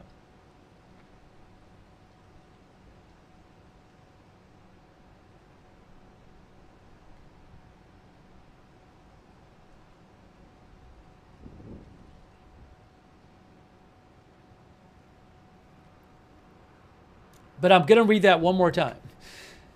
According to Lucas Tomlinson from Fox, Sean Hannity reports 6 bunker-busting bombs were dropped on Fordow from USAF B-2 bombers, Isfahan and Natanz targeted with Tomahawk cruise missiles from submarines.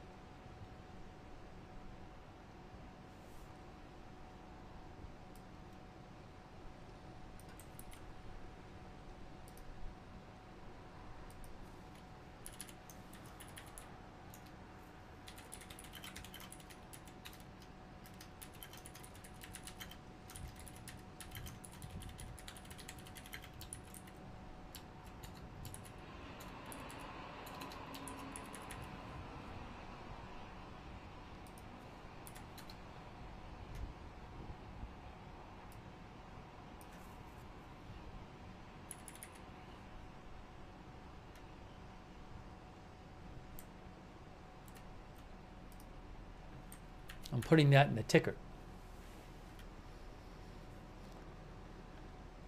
Wow. Hey guys, we have 55 minutes until Trump speaks. 55 minutes. Oh, Phaetux News pointed out the New York Times reports the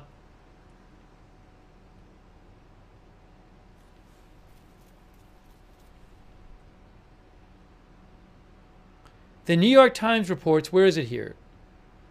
That a news anchor said on Iranian state television, Mr. Trump started it and we will end it. And it showed a large graphic of American bases in the Middle East with the headline, within the fire range of Iran. So again, you know, that is a pretty common thing for Iran to make big threats toward the U.S. and Israel. We'll have to just see what happens. Oh, what did Mirror News post? Hold on. I'm seeing another piece of information here. Mirror News Agency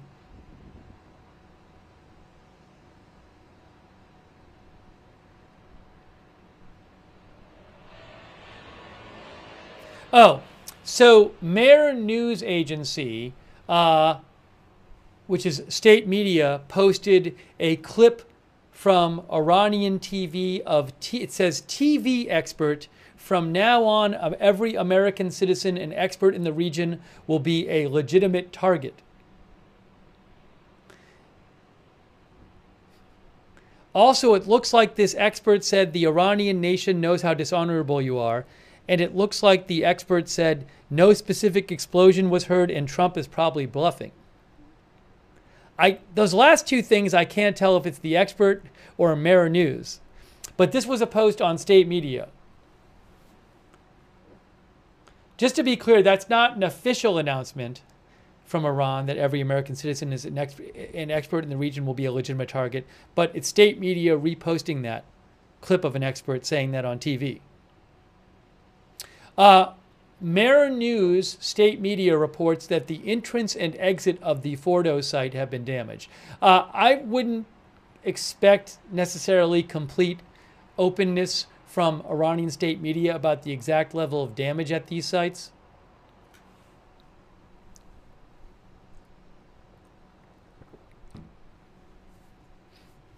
A strategic advisor to the Speaker of Parliament, Mehdi Mohammadi, in Iran, said that nuclear sites have long been evacuated and the facilities have not suffered irreversible damage in this attack. I don't know what to make of that. I'm just passing that along.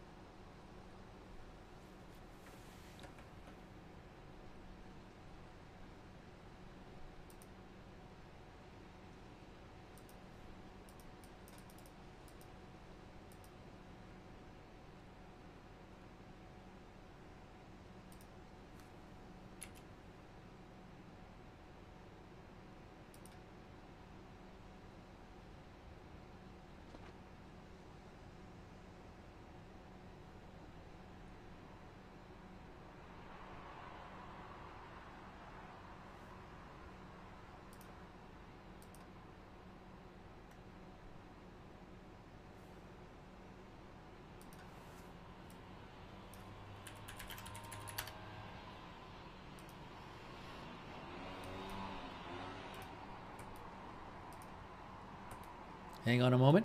Hang on a moment, everyone. A U.S. official told ABC News B-2 bombers were used in the attack. Okay.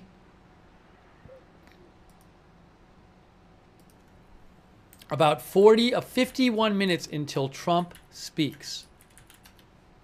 About 51 minutes.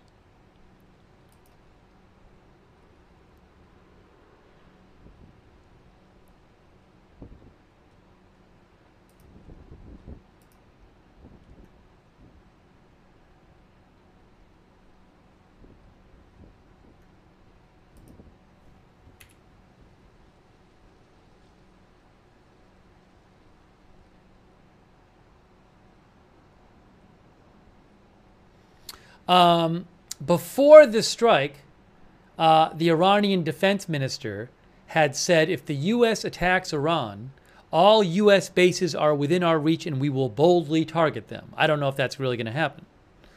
Tens of thousands of soldiers of the U.S. are stationed across Iraq, Syria, and the Gulf states and elsewhere, says the Washington Post.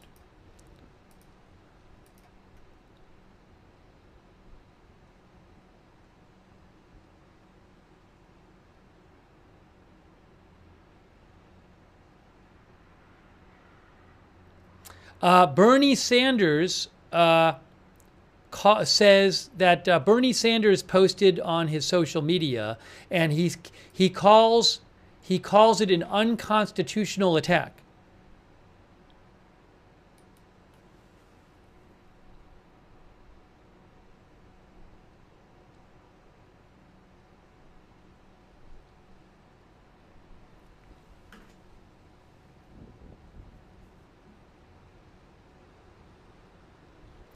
Multiple outlets like CBS's Jennifer Jacobs are saying that Trump administration gave Israel a heads up, which I'm not at all surprised about, before the strikes, and Trump and Netanyahu spoke after the U.S. bombings were completed. Wow, what is going to happen next? I have no idea. I do not know where this is all going. I have no idea. I would be careful with videos floating around claiming to show the bombings. My guess is that some of those videos are not legit.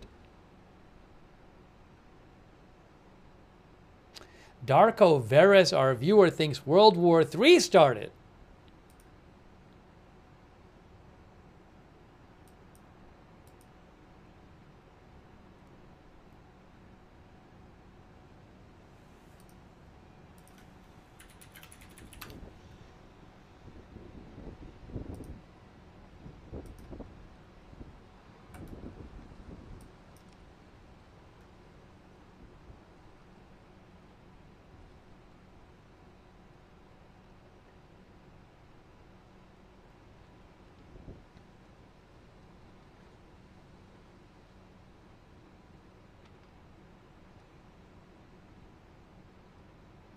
Oh, I'm looking at Fox News report.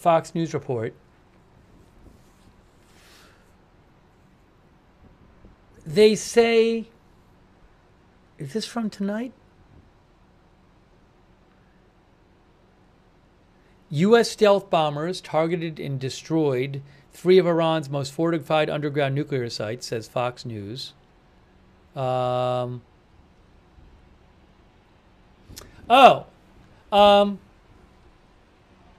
Fox News' Jennifer Griffin reports that the B-2 bombers, which were reportedly headed west to Guam, actually headed east, maybe over the Atlantic. I just saw that on the Fox News site.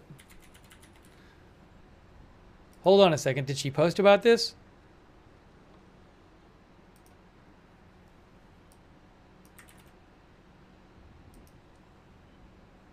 So Fox News says, the mission followed reports of 6 B-2s taking off from Whiteman Air Force Base in Missouri around midnight. While initial chatter suggested the aircraft were headed west toward Guam, Fox News national security correspondent Jennifer Griffin noted the true flight path was likely east, directly toward Iran, and what appears to have been a calculated deception. Look, that's what she says. I don't know if that's true. I'm just telling you that's on Fox News right now. That's what they're reporting. A westbound route would have taken too long to match the strike's timing. A direct eastern route is roughly 15 hours.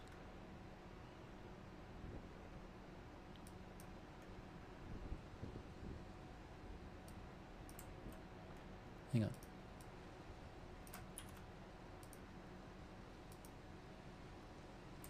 I don't know if it's true. I'm just telling you it's a Fox News report. I'm literally just quoting you from their story.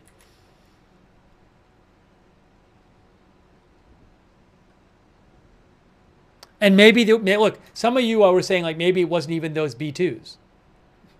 But I'm just passing along the Fox News report.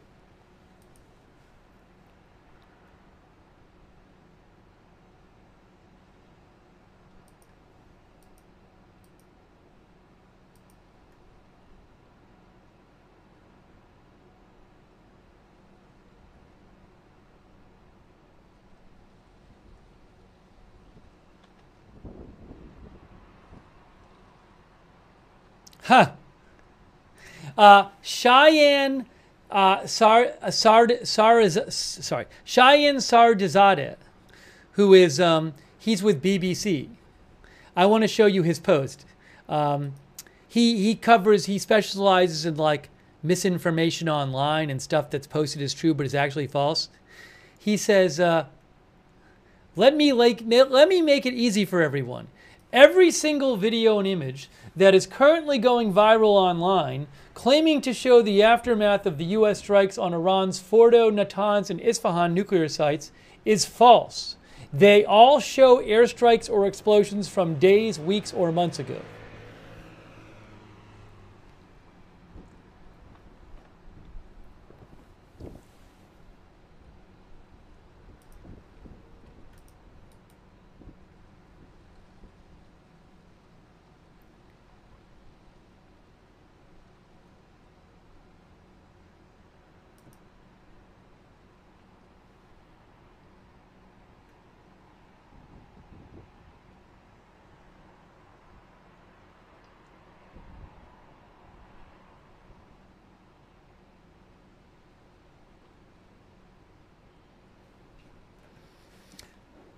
"43 minutes until President Trump speaks."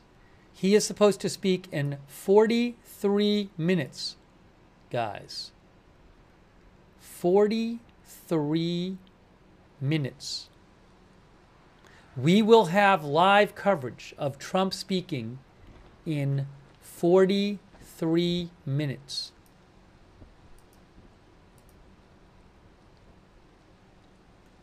Oh, hold on a second. Phil Stewart from Reuters says Fox News says U.S. used 30 Tomahawk missiles on other Iranian nuclear sites. I guess that would be the two non-Fordow ones. Let's see here.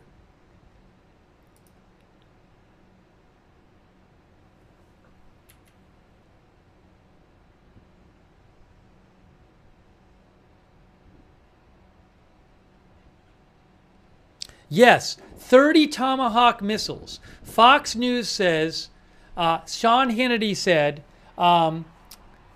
6 bunker buster bombs on Fordow and 30 Tomahawk missiles from U.S. submarines. Okay? So Fox News reports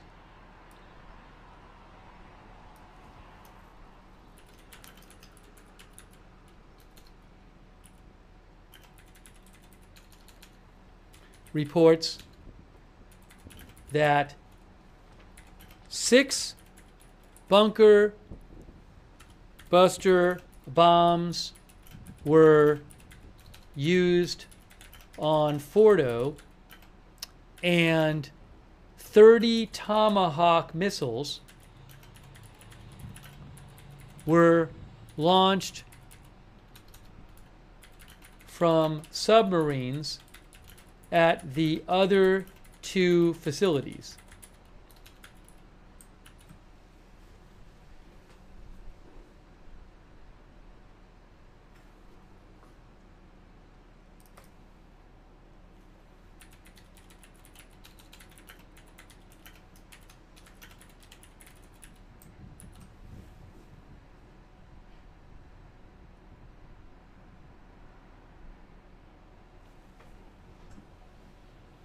So again, Fox News says, according to Sean Hannity, 6 bunker buster bombs on Fordow, 30 Tomahawk cruise missiles launched from U.S. submarines on Natanz and Isfahan.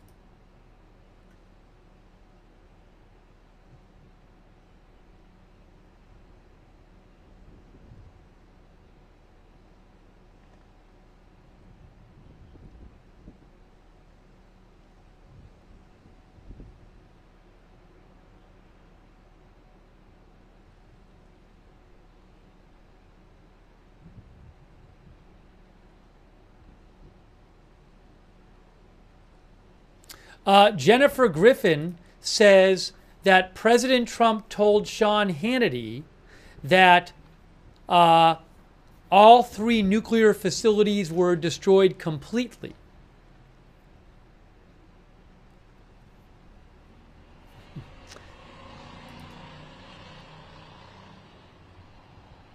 Oh, breaking news. Breaking news.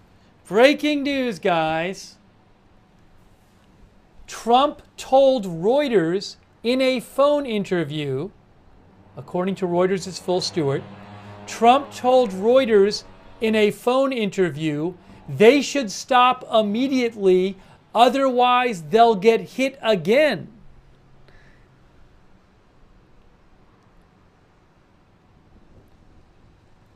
To repeat, Trump to Reuters in brief phone interview. This was an amazing success tonight. They should make peace immediately. They should stop immediately, otherwise they'll get hit again. Stop what? I'm a little confused. What are they stopping? What does it mean for them to stop? Because what they've been doing so far is, fire missiles and drones in response to the Israeli attack. So I'm sure he doesn't just mean stop firing missiles and drones. It sounds like the U.S. and Israel want Iran to agree to some terms.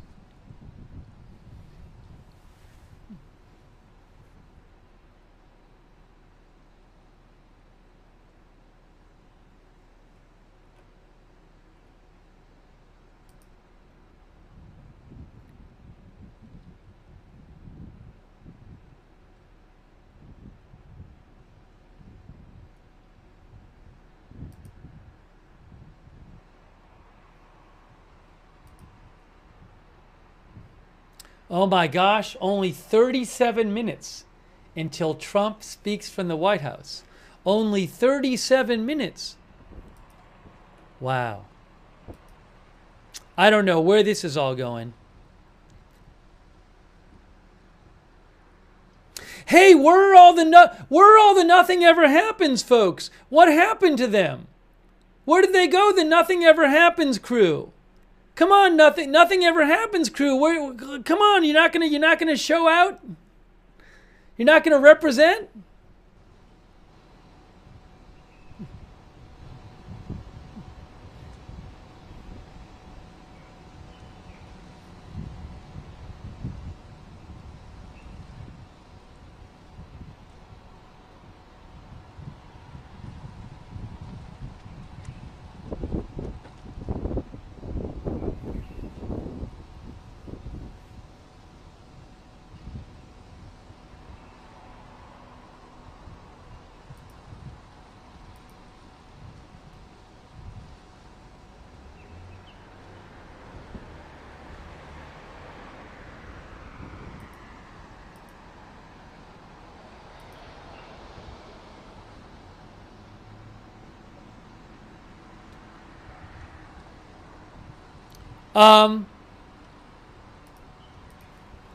Jonathan Karl, it sounds like Trump is on the phone a bunch.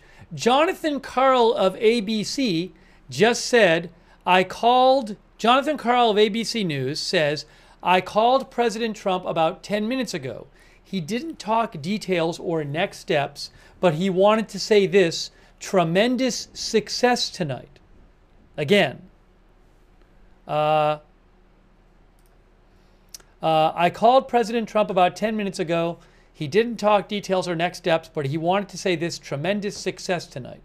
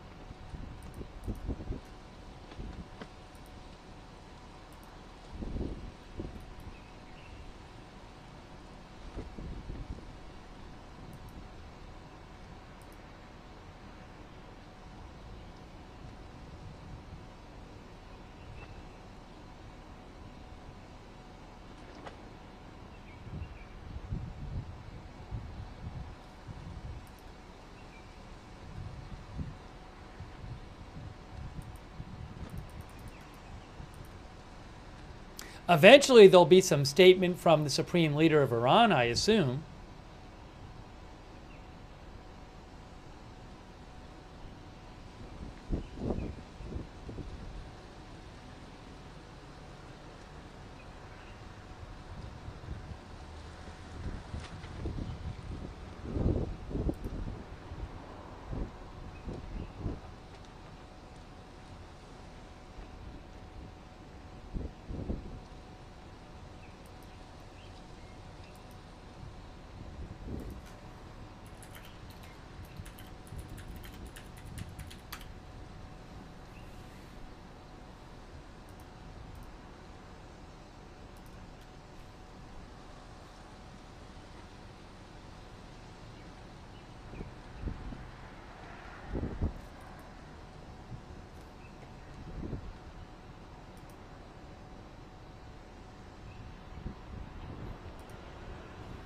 I'm just trying to get you the latest updates here.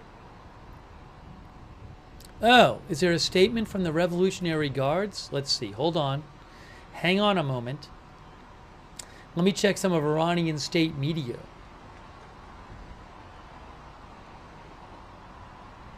Crazy, crazy, crazy. What a development.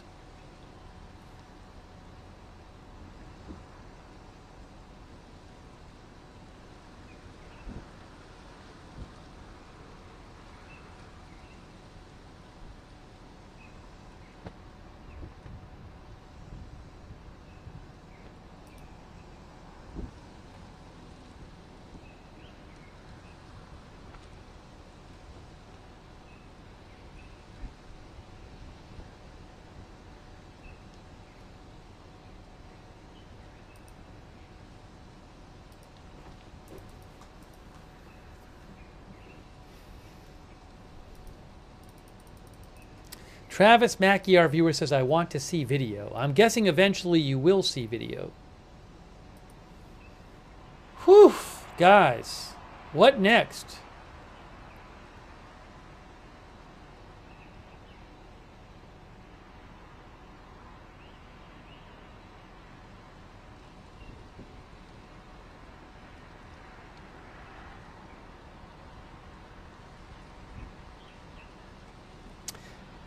There are several reports that that Democratic leaders of Congress were not briefed on this. That's, for example, Lisa Desjardins of PBS is reporting that. Speaker Johnson, she says, and Senate Leader Thune were briefed on the operation. I've seen a couple reports like that. I mean, I don't know for sure. I'm sure we'll eventually hear more about that.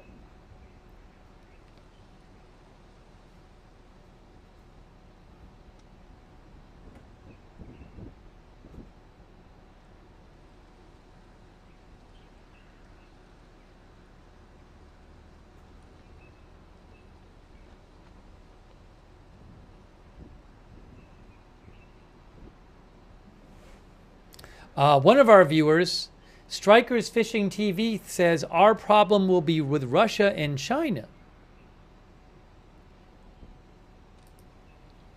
Oh my gosh. Hey, 30 minutes until Trump speaks.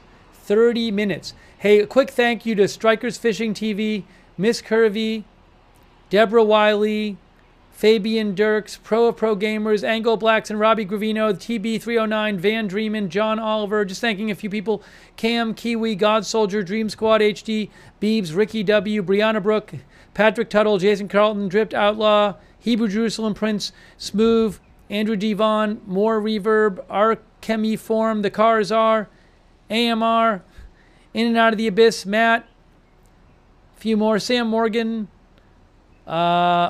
Losty, Tooth Decay, Denise P, Rim Channel, I'll say, Critter, Trading Space, Old Man Gibb, Cardinal Glick, Nat Viking, Shraggy Stern, Victories. Gary Fry says, what happens if Iran actually moved the uranium, expecting this to happen? A couple days ago, I believe Iran said it had moved the uranium somewhere safe, the enriched uranium. We still don't know where the enriched uranium Iran has is.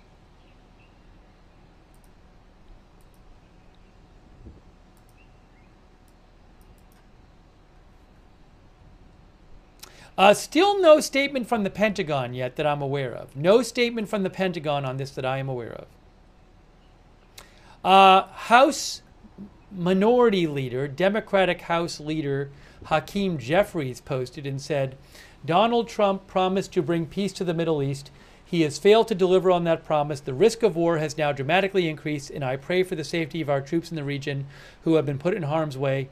President Trump misled the country about his intentions, failed to seek congressional authorization for the use of military force, and risks American entanglement in a potentially disastrous war in the Middle East. He says, first, the Trump administration bears the heavy burden of explaining to the American people why this military action was undertaken. Second, Congress must be fully and immediately briefed in a classified setting. Third, Donald Trump shoulders complete and total responsibility for any adverse consequences that flow from his unilateral military action. That is from Hakeem Jeffries.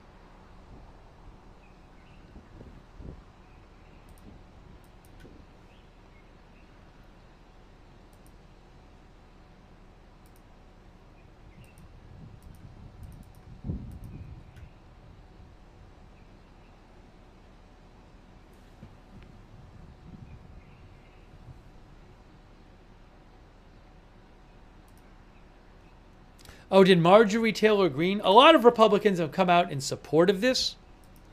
Thomas Massie came out against it. I haven't seen a post from her on this yet.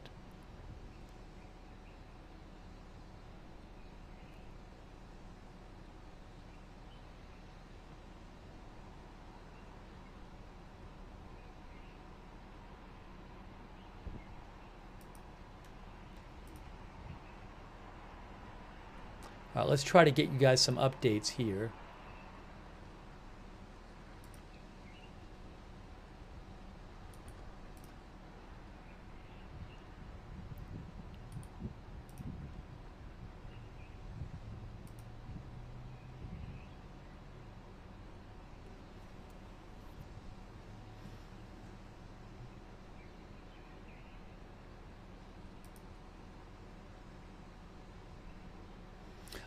AP says it remained to be seen whether these attacks by the U.S. marked the totality of direct American involvement in strikes against Iran or the opening salvo of a larger campaign.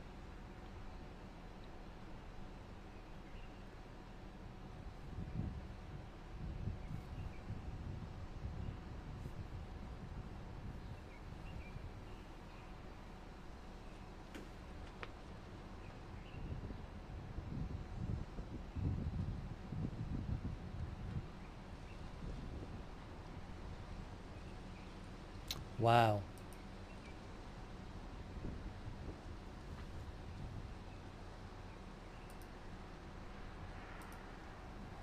"26 minutes until President Trump speaks, 10 Eastern Time."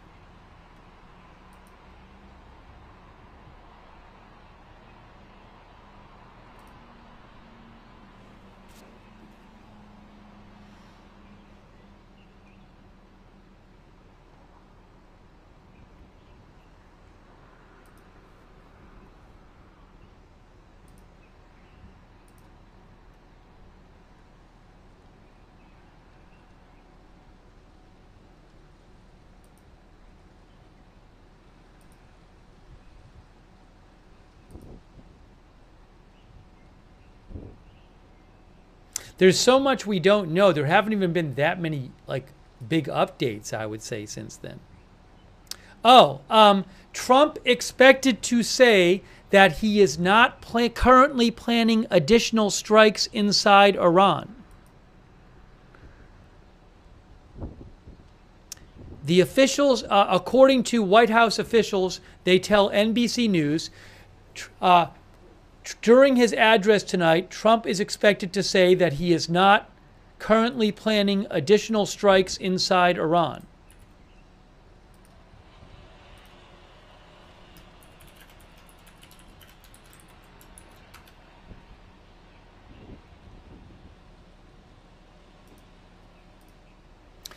White House officials said Trump hopes the strikes propel Iran back to negotiations as he presses its leaders to an agreement that will end the war.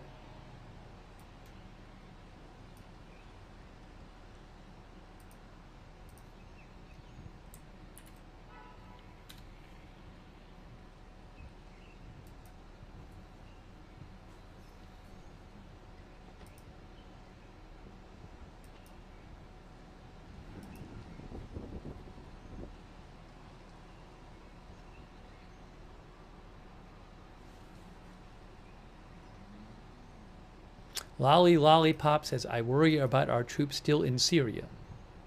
In a brief, so Trump has done a bunch of calls tonight, because I've seen a lot of different outlets and journalists said they talked to him. In a brief call with NBC News tonight, Trump called the strikes on Iran a great success, a complete and total success. A great success and a complete and total success. Trump noted he had to go because he's about to make a speech about the strikes. Hey, for those watching over there on Facebook,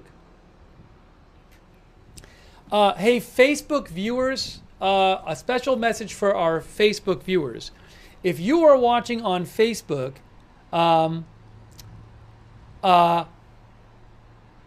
what I'm going to do is Facebook only lets the stream go for 8 hours. So Facebook ends the stream automatically at 8 hours. Now, 8 hours would be right as Trump starts speaking. So I think what I want to do on Facebook is for Facebook only to restart the Facebook stream. Okay, Facebook viewers? Because if I don't restart the Facebook stream, then you guys watching on Facebook, or you're going to be watching, and then probably right as Trump starts to speak, I'll have to restart it then. So this is only for the Facebook viewers. So I think maybe for the Facebook viewers, the best thing would be to restart the Facebook stream now. Anybody in the Facebook chat hearing me on this? Yeah, and that way, if you're watching on Facebook, you'll be able to see. Do you stay here? So it'll be on Facebook. It'll be another stream on my same page. It's the same page, Agenda Free TV. It'll just be a new stream. So, so that's what I'm going to do. If you're watching on Facebook, just only for Facebook, I'm going to restart the Facebook stream now. Okay, Facebook folks.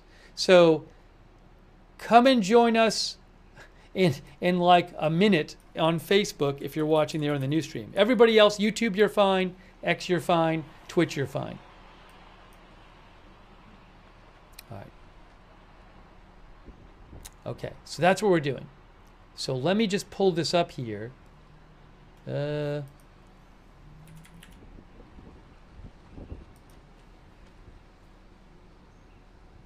Facebook.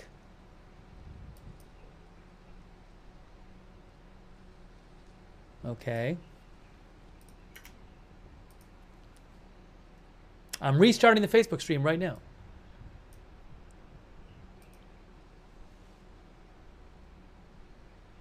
Here we go. Here we go.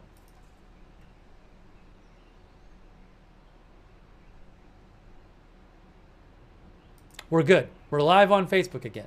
That worked. All right. 20 minutes until President Trump speaks. 20 minutes. President Trump speaking from the White House in 20 minutes. Wow. What a news day. And I have no idea where this is all going. And we're talking about long-term consequences. You're not going to know what the consequences are going to be of this for a long time. Maybe for years.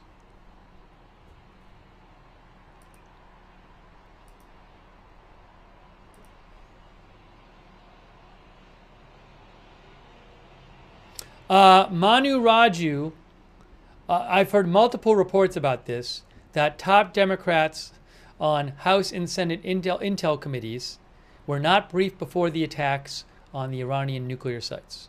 Manu Raju reports that.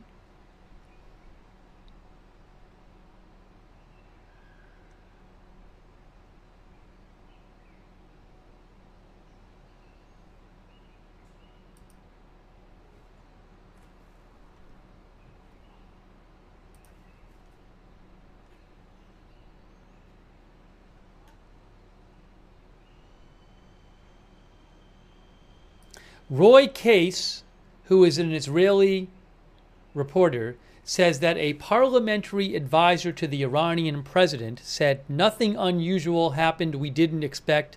The damage caused to Fordow is repairable. What is certain is that knowledge will not be defeated and that the gambler will lose this time. I would not be at all surprised if the Iranian government played down the damage done. So I don't consider them particularly reliable in that. But we'll have to see what statements come out of there. Nothing yet from Prime Minister Netanyahu. I said this before. I said maybe Netanyahu will wait until after Trump speaks to say something. I'm sure we'll hear eventually from Prime Minister Netanyahu. But my guess is maybe he's waiting for President Trump to speak and then he'll say something.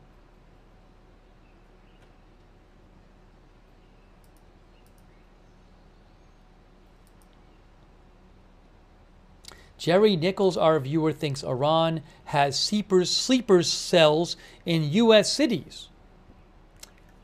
I don't know if they do and that they'll be activated. I don't know that they do. I hope they won't. But that I don't know. Is this the first time the U.S. has ever bombed Iranian soil? Am I right about that? Or no?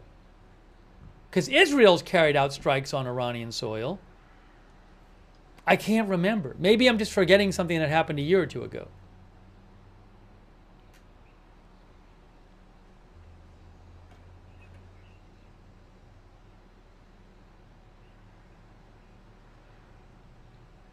No, them killing, when the killing of Soleimani was not on, the killing of Soleimani was in Iraq. When the U.S. assassinated General Soleimani, that was in Iraq. That was not on Iranian soil.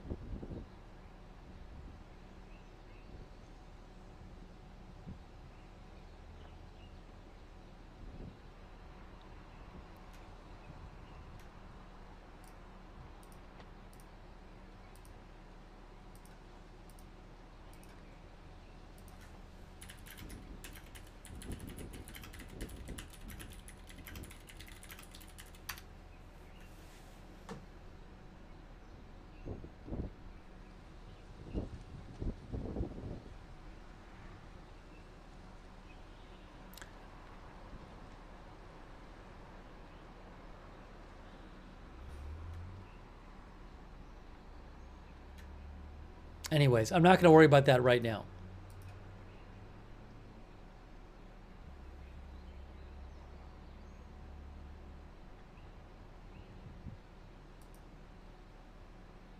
Netanyahu is speaking? Some people claim that Netanyahu is speaking. Now, I don't see him on any of my... None of the news outlets I'm looking at has him speaking, but let me check a couple things.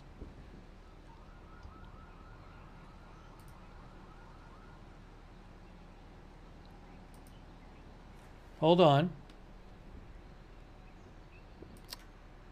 Is he speaking now?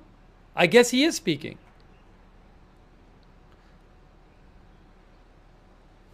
I can't even show it to you. I don't even see it anywhere.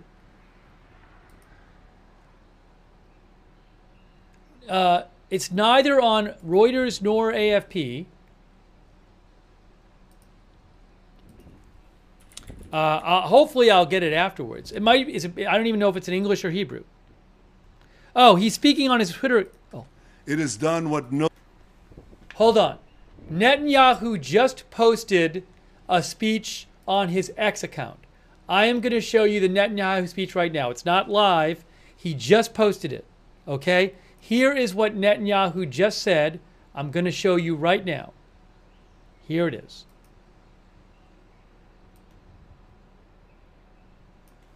See, there is Netanyahu. So let's press play and see what he has to say. First of all, I got to get rid of these. All right. Here is Netanyahu. Congratulations, President Trump. Your bold decision to target Iran's nuclear facilities with the awesome and righteous might of the United States will change history. In Operation Rising Lion, Israel has done truly amazing things. But in tonight's action against Iran's nuclear facilities, America has been truly unsurpassed. It has done what no other country on earth could do. History will record that President Trump acted to deny the world's most dangerous regime the world's most dangerous weapons. His leadership today has created a pivot of history that can help lead the Middle East and beyond to a future of prosperity and peace. President Trump and I often say, peace through strength. First comes strength, then comes peace. And tonight, President Trump and the United States acted with a lot of strength. President Trump, I thank you. The people of Israel thank you. The forces of civilization thank you. God bless America. God bless Israel. And may God bless our unshakable alliance, our unbreakable faith. So had some words of high praise for President Trump. I think I might play that one more time. Hold on a second here. Let's play that one more time. Let's hear what Netanyahu had to say one more time. Again, here he is. It's a minute long, basically. Here is Prime Minister Netanyahu. Congratulations, President Trump. Your bold decision to target Iran's nuclear facilities with the awesome and righteous might of the United States will change history. In Operation Rising Lion, Israel has done truly amazing things. But in tonight's action against Iran's nuclear facilities, America has been truly unsurpassed. It has done what no other country on earth could do. History will record that President Trump acted to deny the world's most dangerous regime the world's most dangerous weapons. His leadership today has created a pivot of history that can help lead the Middle East and beyond to a future of prosperity and peace. President Trump and I often say, peace through strength. First comes strength, then comes peace. And tonight, President Trump and the United States acted with a lot of strength. President Trump, I thank you. The people of Israel thank you. The forces of civilization thank you. God bless America. God bless Israel. And may God bless our unshakable alliance, our unbreakable faith. Well, there you go. There's Netanyahu's speech in English. Maybe he'll make one to the... I wouldn't be surprised if he releases one in Hebrew as well. Addressed more to the domestic audience. But there you go. Okay, President Trump is speaking in 10 minutes. President Trump is speaking in 10 minutes. Wait a second here. In 10 minutes. I got to get ready for this. Wow, it snuck up on me. Guys, President Trump is speaking in 10 minutes. All right, we're getting ready for this. Whoa. All right, I'm getting ready.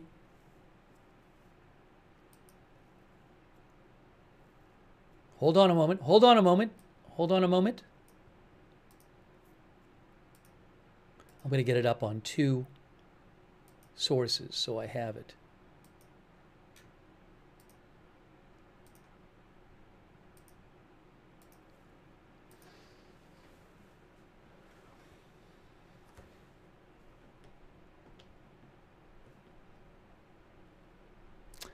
Hold on. Get rid of that. Get rid of this.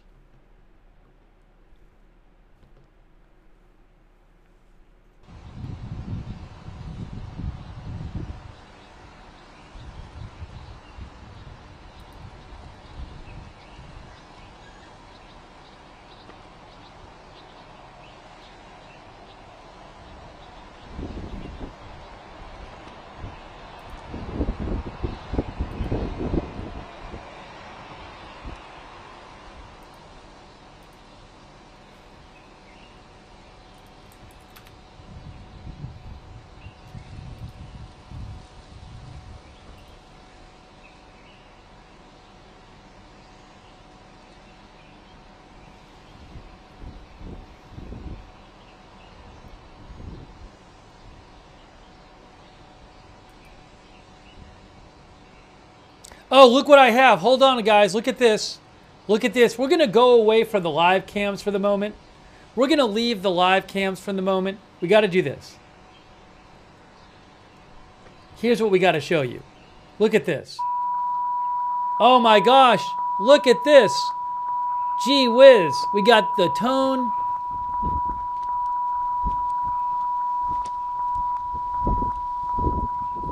We got the graphic. I think I might have to take down the red ticker because I just want you to see the whole thing. We're going to take off the clock for the moment. We're taking everything off.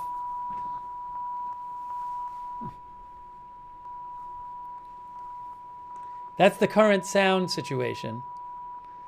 This is the live feed. This is the live feed. Bar and tone. The tone should end in 3 minutes. So I'll mute it now. This is the official feed where we got coming. So we're waiting for him to start. It's supposed to be. I'm guessing maybe it's. I don't know if it's live or if it's just that they've recorded it. So I don't know. It's one of the two. But here we go. Here we go. About 6 minutes, guys, until President Trump speaks after the U.S. bombed Iran. Bombed Iran. Reportedly dropped 6 bunker busters on Iran's most important nuclear site, Fordow, which was buried in a mountain, which is dug out of, it's underground in a mountain, and 30 Tomahawk missiles fired by submarines at 2 other very important nuclear facilities, Natanz and Isfahan, in Iran. I think the sound is probably still on. Yeah, the sound goes until 9:56, and it's 9:54.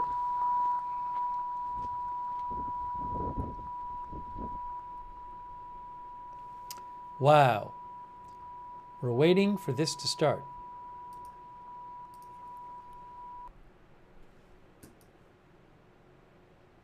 We are waiting for this to start. Get ready.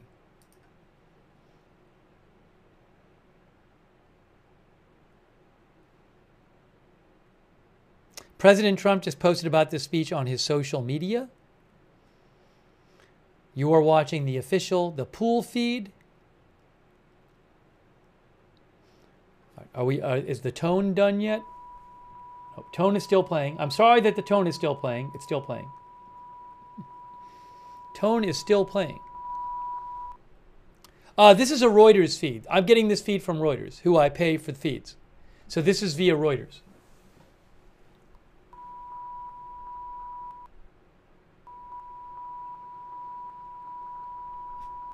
I keep checking that the tone is supposed to go off in like 30 seconds.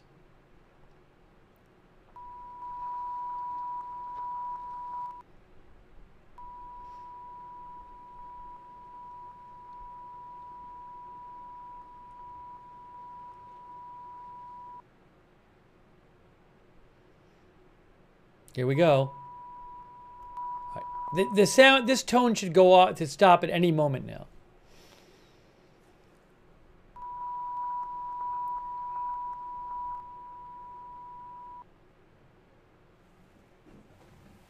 Oh, hang on a moment here. One moment.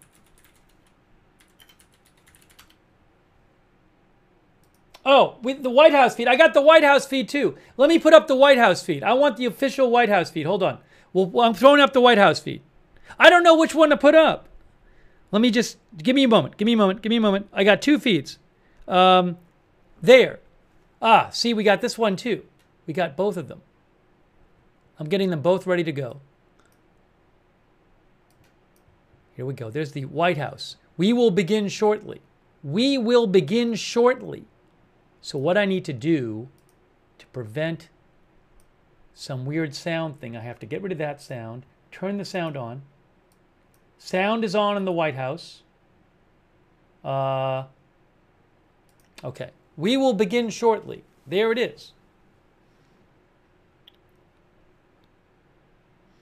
We will begin shortly.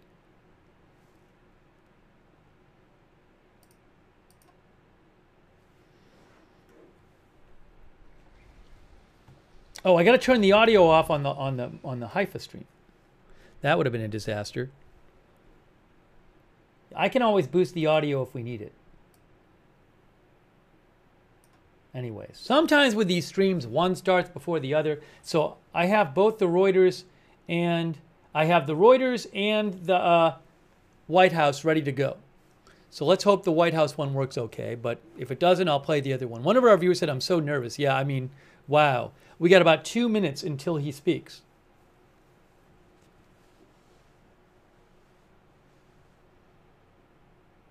About 2 minutes.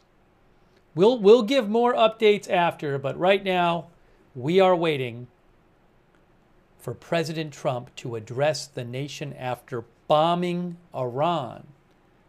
I can't even believe I'm saying it.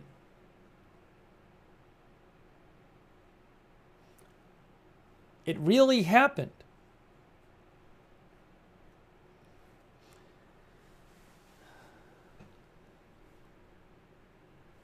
It's live, it's playing. I have the audio turned up and on.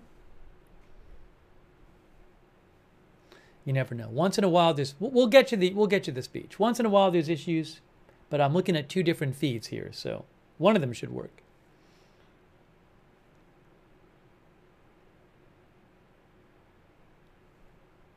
Now, I only have 2 feeds on, and one of them is muted, so you should not hear overlapping audio.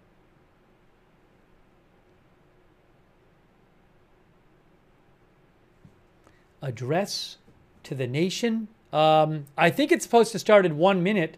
I think it's supposed to start in 1 minute. I'm waiting.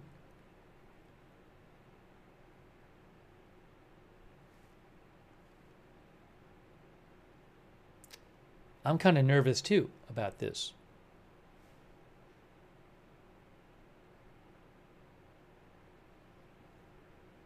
It's not on Reuters yet, I can tell you that. It's not on TV yet, and it's not on the White House feed because you're looking at the White House feed.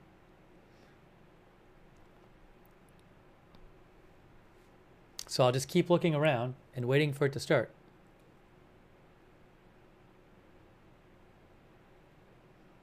One of our viewers says, patiently waiting. Okay, it is 10 o'clock Eastern time. It is 10 o'clock Eastern time. It has not started. It is 10 Eastern. It is now 10 Eastern. I'm not seeing it anywhere yet. It has not started yet.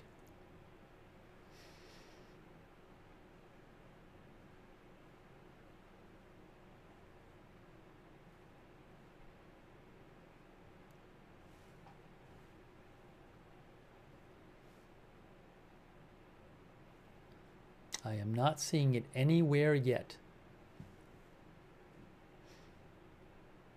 Yes, it is. It is a little late. That's true. Is it? It's not 10:01 yet, though. It's not 10:01.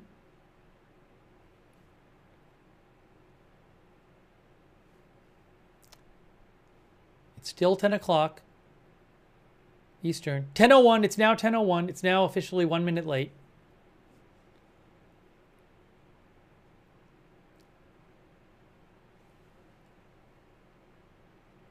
I hope it's not like that late.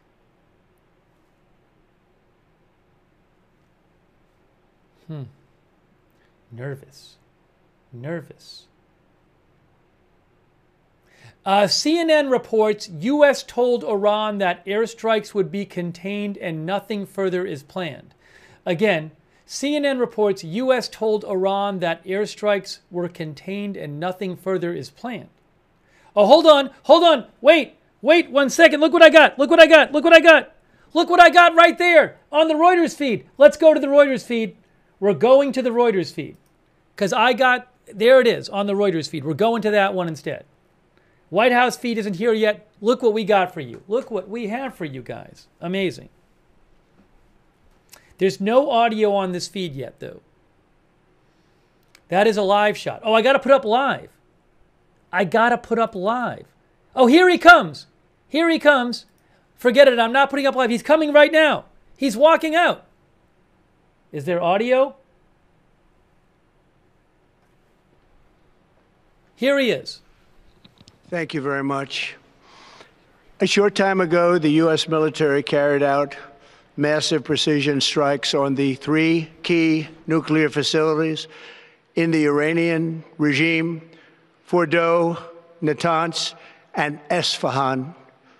Everybody heard those names for years as they built this horribly destructive enterprise. Our objective was the destruction of Iran's nuclear enrichment capacity and a stop to the nuclear threat posed by the world's #1 state sponsor of terror. Tonight, I can report to the world that the strikes were a spectacular military success. Iran's key nuclear enrichment facilities have been completely and totally obliterated. Iran, the bully of the Middle East, must now make peace. If they do not, future attacks will be far greater and a lot easier. For 40 years, Iran has been saying death to America, death to Israel. They have been killing our people, blowing off their arms, blowing off their legs with roadside bombs. That was their specialty. We lost over 1,000 people, and hundreds of thousands throughout the Middle East and around the world have died as a direct result of their hate. In particular, so many were killed by their general, Qasem Soleimani. I decided a long time ago that I would not let this happen. It will not continue. I want to thank and congratulate Prime Minister Bibi Netanyahu. We worked as a team like perhaps no team has ever worked before. And we've gone a long way to erasing this horrible threat to Israel. I want to thank the Israeli military for the wonderful job they've done. And most importantly, I want to congratulate the great American patriots who flew those magnificent machines tonight, and all of the United States military on an operation the likes of which the world has not seen in many, many decades. Hopefully, we will no longer need their services in this capacity. I hope that's so. I also want to congratulate the chairman of the Joint Chiefs of Staff, General Dan Kane, spectacular general, and all of the brilliant military minds involved in this attack. With all of that being said, this cannot continue. There will be either peace or there will be tragedy for Iran far greater than we have witnessed over the last 8 days. Remember, there are many targets left. Tonight's was the most difficult of them all, by far, and perhaps the most lethal. But if peace does not come quickly, we will go after those other targets with precision, speed, and skill. Most of them can be taken out in a matter of minutes.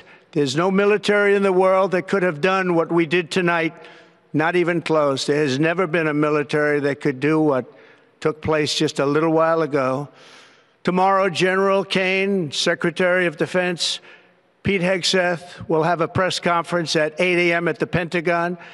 And I want to just thank everybody, and in particular, God. I want to just say we love you, God, and we love our great military. Protect them. God bless the Middle East. God bless Israel. And God bless America. Thank you very much. Thank you. Well, that was it. He said that if there's not peace, there are other targets that will be easier to hit, and these were the hardest targets. And I still am not sure, because what Iran needs to do to make peace. I assume there's some conditions. I assume there are conditions that Iran needs to meet. So that'll be interesting to see. That's a big question I have now. What does Iran need to do to make peace? Because if Iran just says we're not going to fire more missiles, that doesn't deal with all the enrichment stuff, uranium enrichment stuff. So we'll have to see what happens. I'm going to go back to the live cams from Israel and get those back up. We'll see if anything happens there. But we still don't know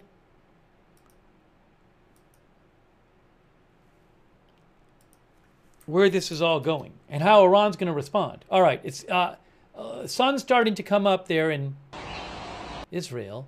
Hold on a second here. What I got to do is this. So I'm going to do this. Get rid of this. Put this up. There. Okay, we got that. We're going to get the hypercam up. That. We'll put that up. And we got to get this up on the screen. What happened to that? Oh, there.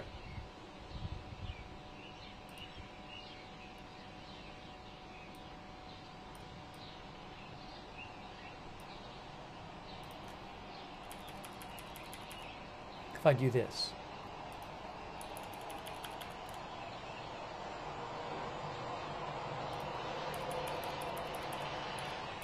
All right, there we go. Now I got to get you some more updates. I got to get you some more updates.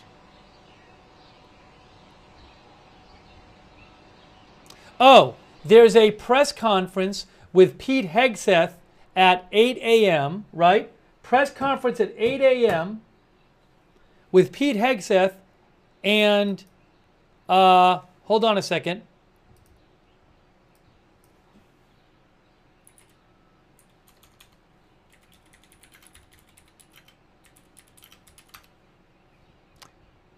Dan, Joint Chiefs of Staff Chairman Kane at 8 a.m., which is in 10 hours.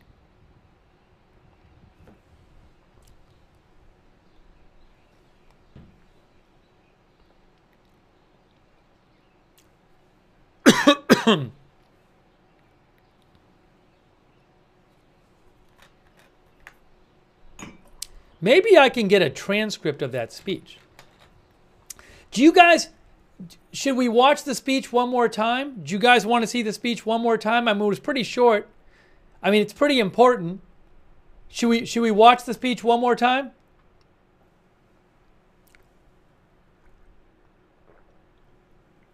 It's like 50-50 in the chat. Maybe we'll watch it. We'll watch it in a few minutes.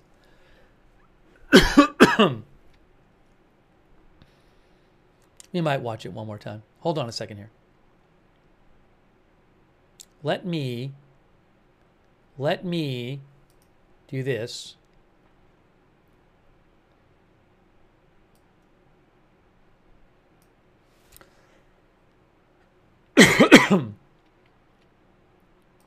Just a second. Just a moment.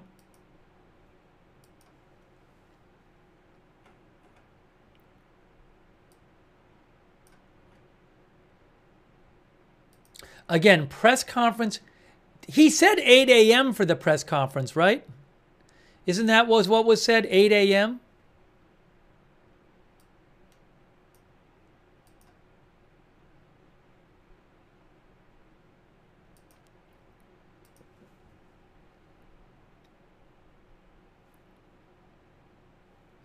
Somebody wanted to see it 200 more times. We're not going to watch it 200 more times.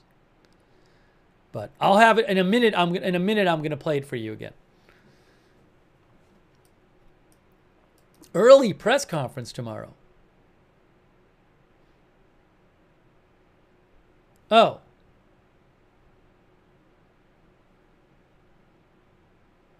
Where is this? Oh, I have the statement. Oh, no, that's not the statement. I should be getting it. Where is it here? Blah, blah, blah, blah, blah. AZ Intel got a copy of it. I haven't received it from any of my lists yet. Or maybe AZ Intel posted a transcript. Well, we're going to watch in a second. Maybe he just, well, I don't know. Maybe he used a dictation app or something. Okay, let's watch one more time it's important what President Trump had to say. I'm about to put it on the screen right now for you guys. Are you ready here? Here we go. We're going to rewatch this one more time. What President Trump had to say.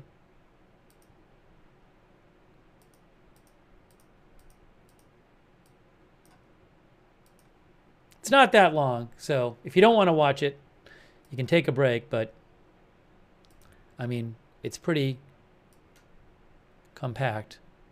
Okay, here it is. I'm putting it on the screen for you right now.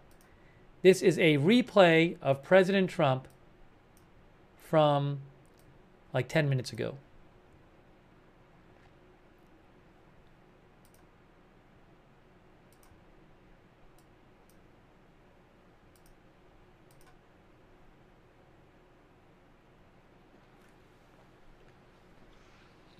Thank you very much.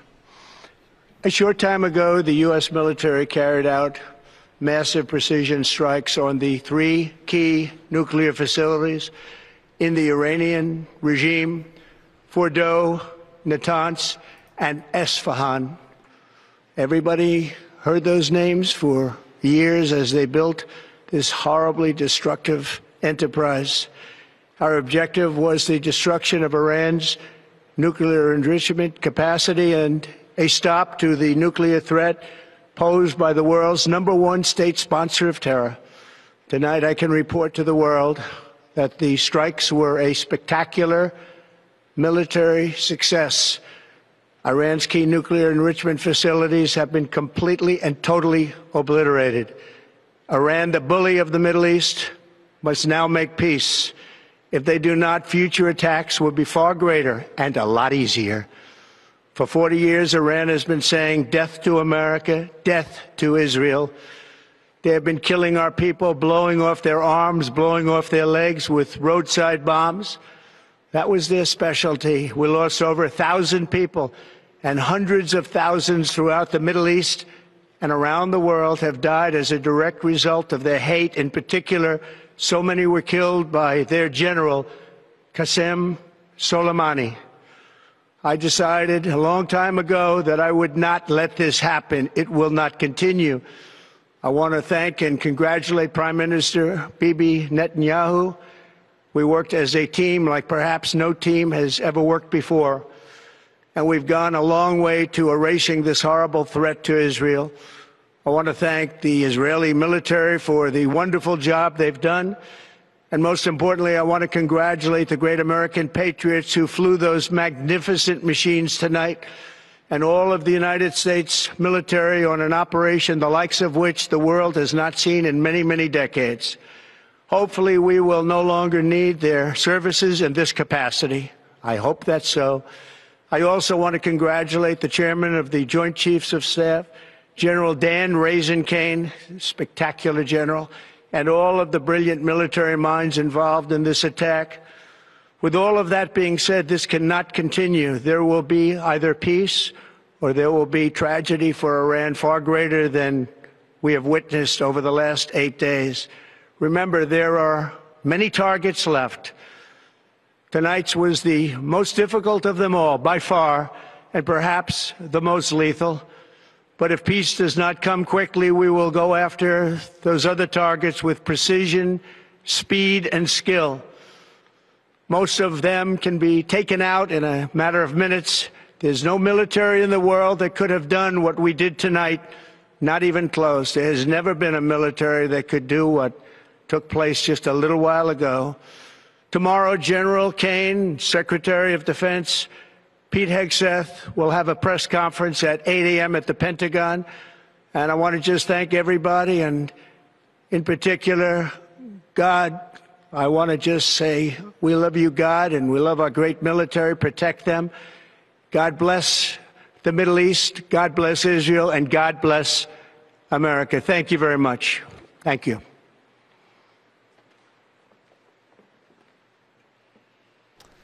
All right, there you go. Address to the nation. All right, hang on a moment. Get rid of that. Get rid of this. Wow. So where is this all going now? What happens now? What happens now? I assume that Israel and U.S. want I assume they want Iran to agree to some sort of terms. Are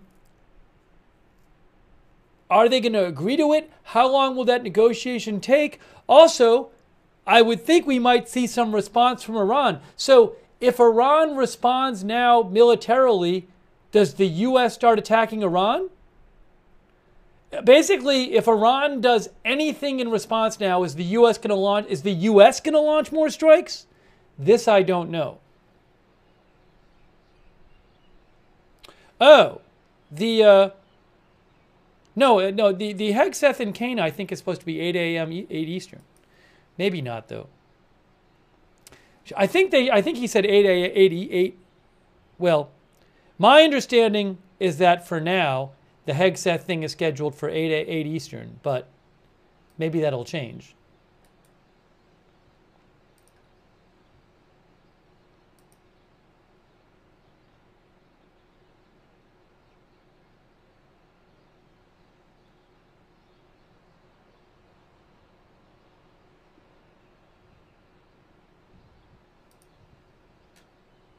Did he say Eastern? 8 Eastern, right? He said 8 Eastern? That's what I thought. That's what I wrote down.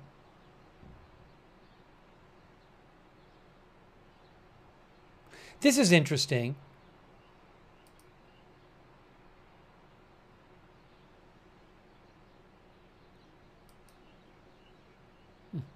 Tyler Rogaway, who is the who is the founder of the website, the military news site, The War Zone, said nearly the entire available B-2 fleet was used in this gambit if you factor in the decoys in the Pacific were actually there, if there were some. A portion of the tiny fleet, which I think is 19 B-2s, is down for maintenance or in depot at any given time, although they had time to ready what they could, one test jet, etc. And I say if, he says, because there's a chance that there never were B-2s in the Pacific. I guess he's saying maybe they fooled people by somehow. Maybe someone has more concrete evidence, just something to keep in mind. Interesting.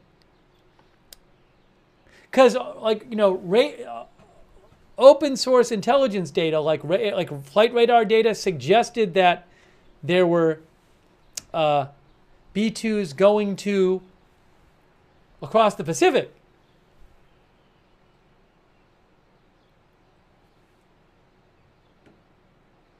So he's saying it's not even clear how many B-2s there were, and maybe some of them were sent across the Pacific as a decoy for the ones going across the Atlantic.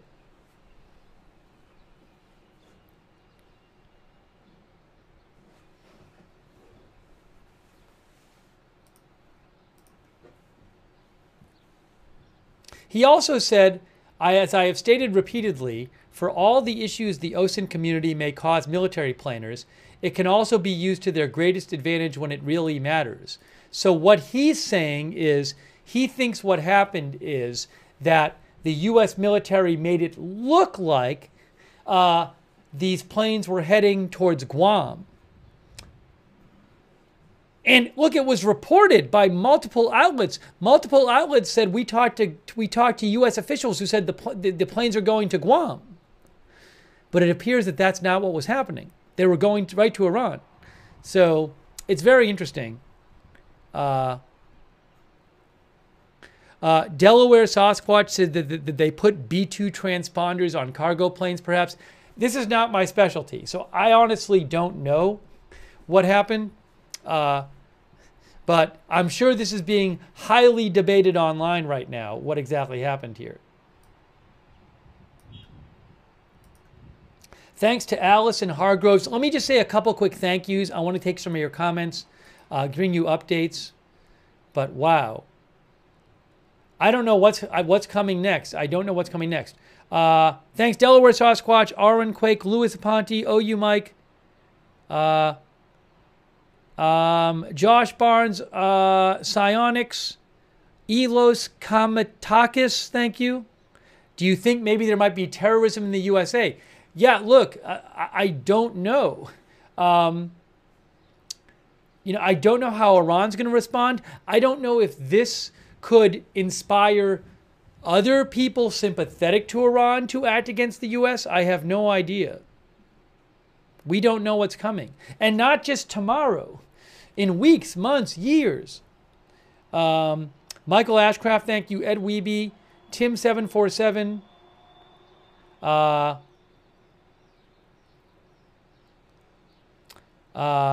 Oren Quake. Scott DeFranco Norton, thank you. Hansel.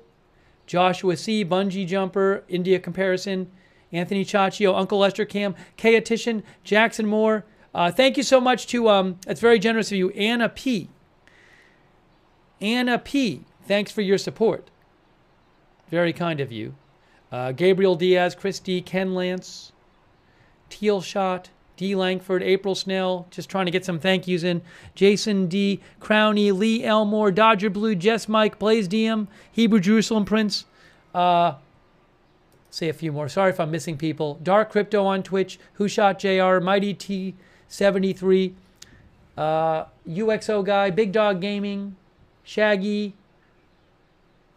Shaggy H, Emilio 1213, Larry Pickle Jar, Cyllin Dillon, Daredevil, Lily's Thoughts, Operade, Kirby, Runamucker. And also shout out to our moderators who are here. Our moderators are so awesome. Thank you. As we continue our live coverage, we have I mean, it's the press conference is at 8 tomorrow morning. It's 10:24 p.m. now. Who knows what'll happen between now and then? Iran could take some action between now and the press conference, or they might not. I have no idea. I don't know what to do. Ruth Krafasi moderating. Beth Mythical, thank you. Big Ball, Bastion Girl, DeBears, David Green, Elby Prairiedon, I Got That Fire, Mark H. Sensi, Sarah and Papa Bear on Twitch, Facebook. I haven't even eaten yet. I still haven't eaten. I got to eat at some point too. Charlotte Webb. There'll be something that happens while I eat. Charlotte Webb, Christina Neal moderating over on Facebook. Thank you. Linda Bell Glary, Misha on X. Crazy, crazy, crazy.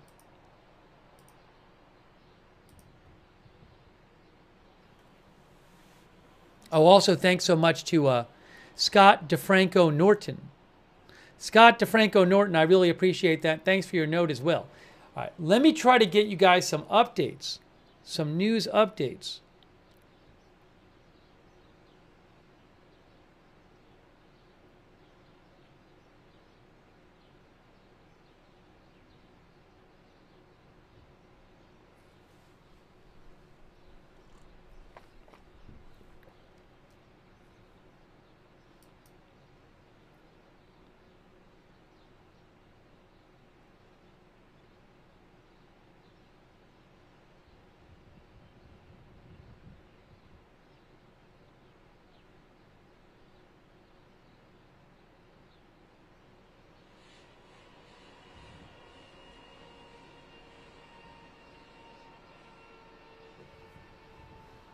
I'm reading a thread by somebody with the Carnegie Endowment named Karim Sajadpour, which was reposted by Greg Karlstrom. And just a couple considerations he raised that I want to mention. I'll post a link to the thread in the chat, by the way. You can read the whole thread if you want. But a couple of things he raised is how does the Supreme Leader do now? How does the Iranian populace feel about this? How does the Revolutionary Guards, do the armed forces keep supporting the Supreme Leader? What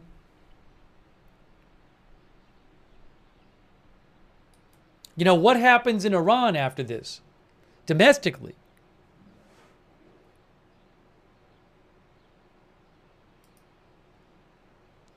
Reuters reports that Iran's Atomic Energy Organization said today it would not allow the development of its national industry an apparent reference to the country's nuclear development to be stopped. It said the attacks on nuclear sites violate international law without clarifying the extent of the damage from the strikes. Hey, what are China and Russia going to say about this? What are China and Russia going to say about this? We haven't heard from China or Russia.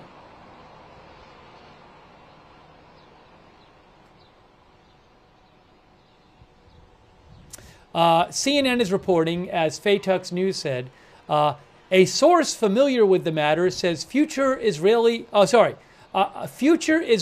military action in Iran will depend on how Tehran reacts to the U.S. strikes. A source tells CNN. Yeah, does Israel keep striking in Iran? Oh my gosh. Wow.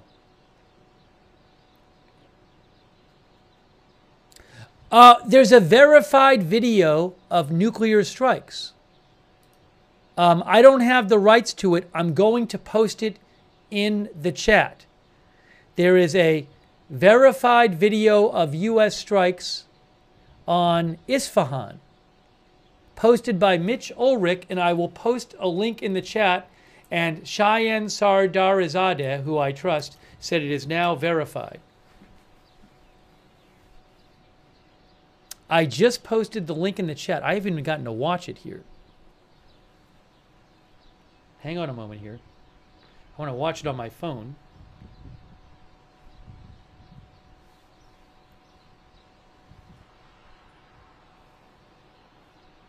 I just posted the link in the chat for you, though. Oh, hold on. Where is it? I can't even see it.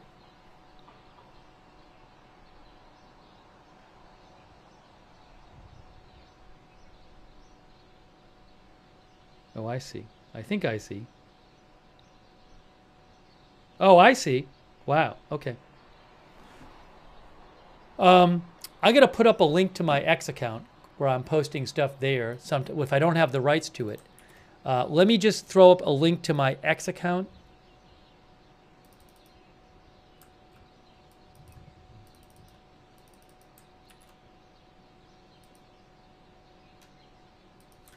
And I'll pin the link.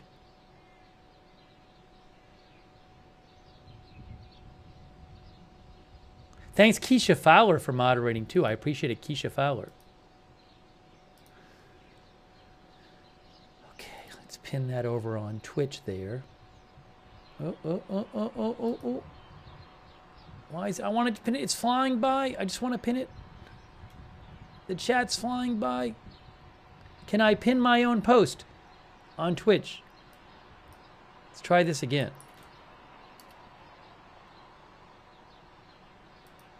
I did it.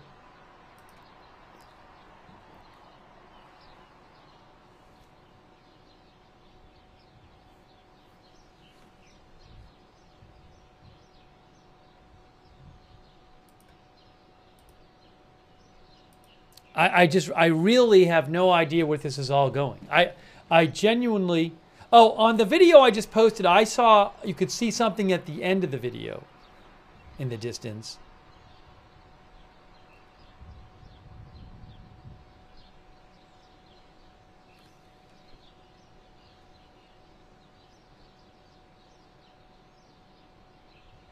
Hey, for those who haven't seen it, because I know a bunch of you saw President Trump speak, there was a short speech posted by Benjamin Netanyahu. It's 1 minute long. Let me just throw it up there again, just for the people who haven't seen it. I'm going to show you again what Netanyahu had to say. Here he is, Israeli Prime Minister Netanyahu. Congratulations, President Trump. Your bold decision to target Iran's nuclear facilities with the awesome and righteous might of the United States will change history. In Operation Rising Lion, Israel has done truly amazing things. But in tonight's action against Iran's nuclear facilities, America has been truly unsurpassed. It has done what no other country on earth could do. History will record that President Trump acted to deny the world's most dangerous regime the world's most dangerous weapons. His leadership today has created a pivot of history that can help lead the Middle East and beyond to a future of prosperity and peace. President Trump and I often say, peace through strength. First comes strength, then comes peace. And tonight, President Trump and the United States acted with a lot of strength. President Trump, I thank you. The people of Israel thank you. The forces of civilization thank you. God bless America. God bless Israel. And may God bless our unshakable alliance, our unbreakable faith. All right, there you go. Prime Minister Netanyahu.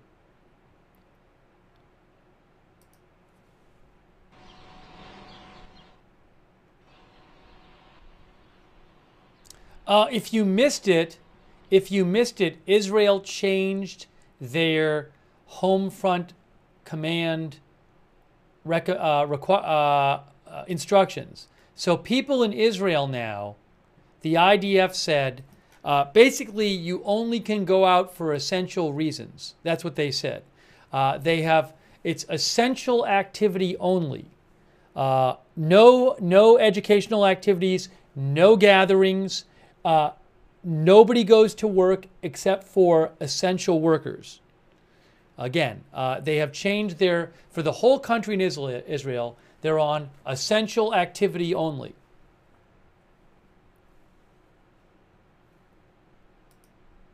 Oh, wow. Allison Hargroves, that's so kind of you. Allison, I really appreciate your support for the channel. Allison Hargroves, thank you. Also, let's see here. What I'm going to do, I think I might need a quick 1 minute break. 1 minute break. We're bringing you live coverage, guys.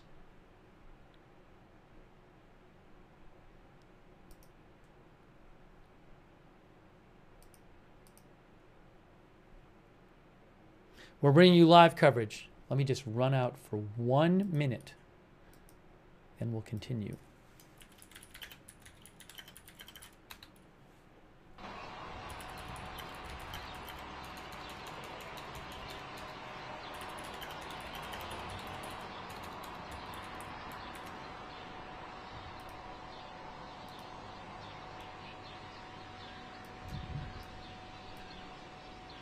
Can I just say, before I take my 1 minute break, just think of all the resources. The thread I just posted was mentioning the resources that Iran put into this program. Think of all of the resources Iran has put into this program. I mean, they constructed this site in a mountain, right? And those other sites, all these nuclear sites, they've put all these resources into and all this effort, and they've just been destroyed. So anyways. Give me 1 minute. I'm coming right back in 1 minute. 1 minute, 1 minute, 1 minute.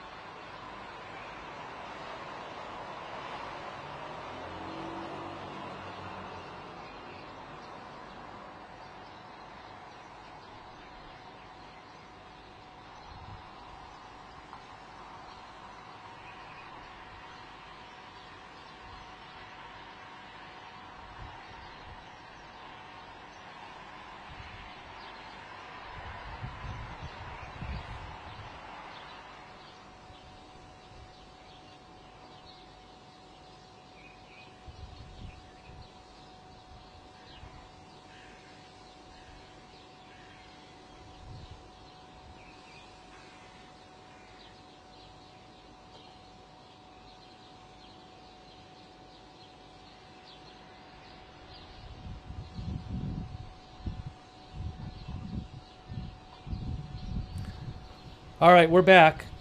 We're back. When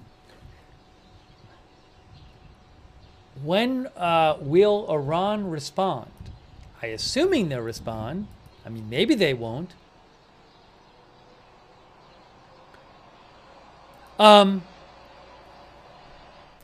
Interesting. There was a list of people that came out from CBS News's Jennifer Jacobs about who was in the Situation Room. Now, I don't know if it's supposed to be a comprehensive list. Jackie Heinrich from Fox News noticed that Director of National Intelligence Gabbard was not on the list, but I don't know for sure that she was not there. Oh, hold on. Did Trump post again? Did Trump post again on Truth Social?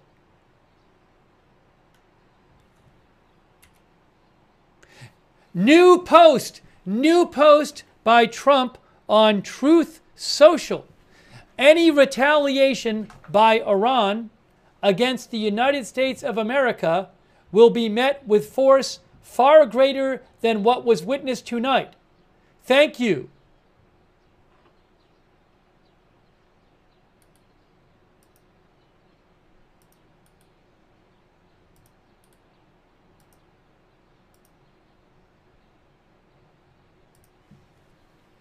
Again, any retaliation by Iran against the United States of America will be met with force far greater than what was witnessed tonight. Thank you.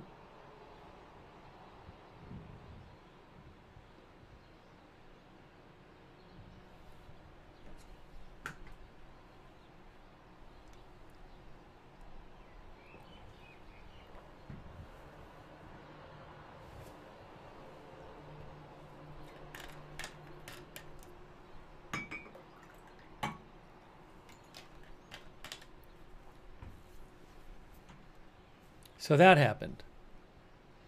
He just posted that.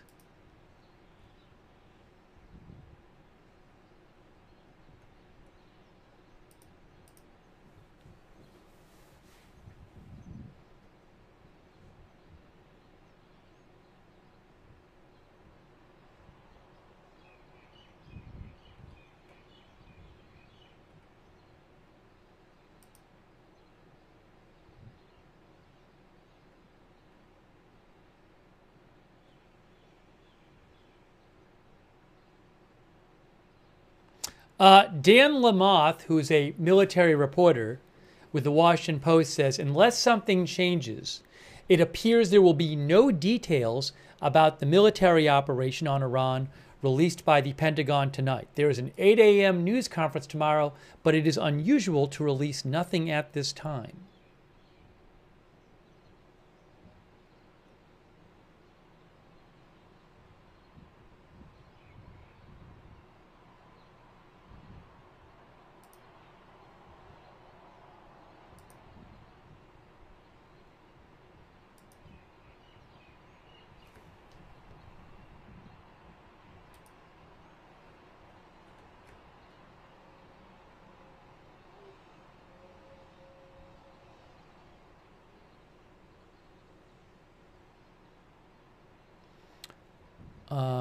Hold on a second here.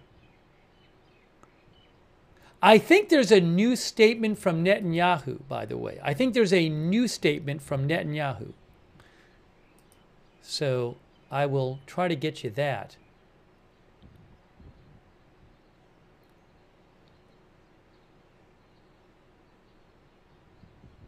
Yes, a new statement from Netanyahu, guys.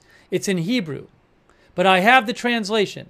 Here is the new statement from Netanyahu. This is in Hebrew, again, but it has been translated.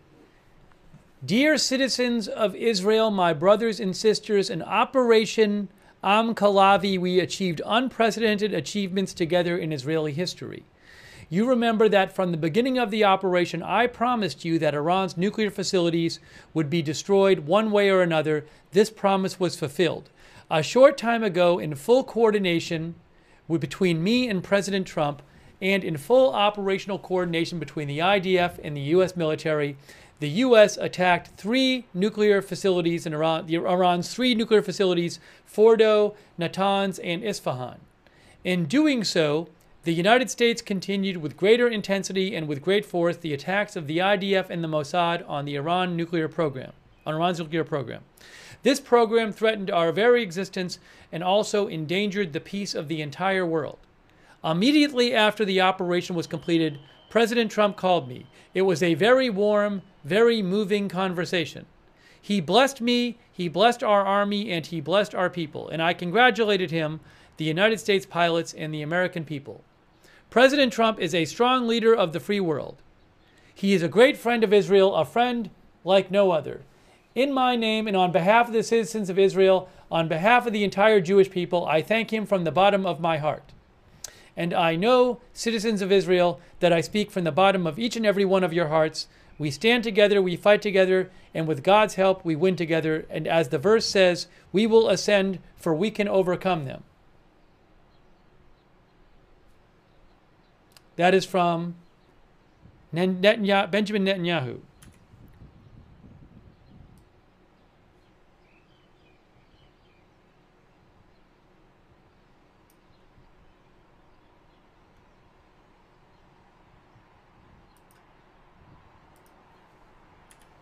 I just want to get that posted. That didn't work. One more time. One more moment. One moment here. Get this to work.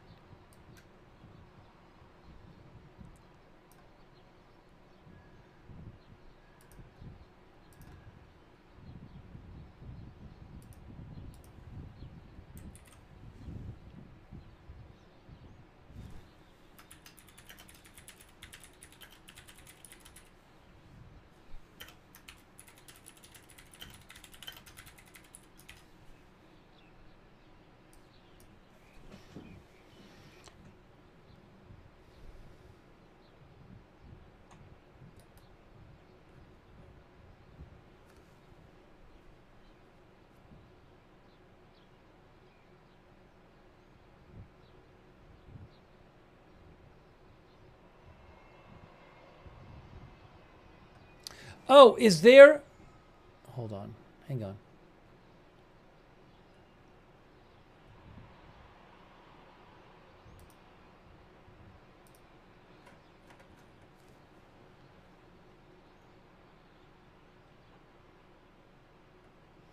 I haven't seen a statement from the Supreme Leader yet. I'm checking right now.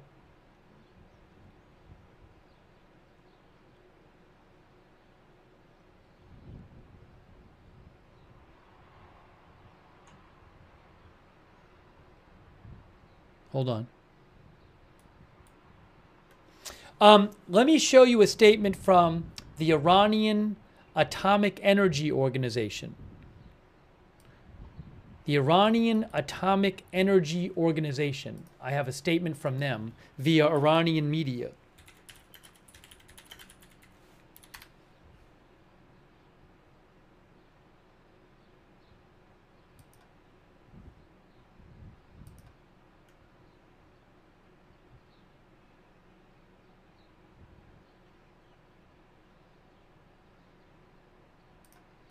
All right, here it is. I'm going to put it up on the screen for you right now.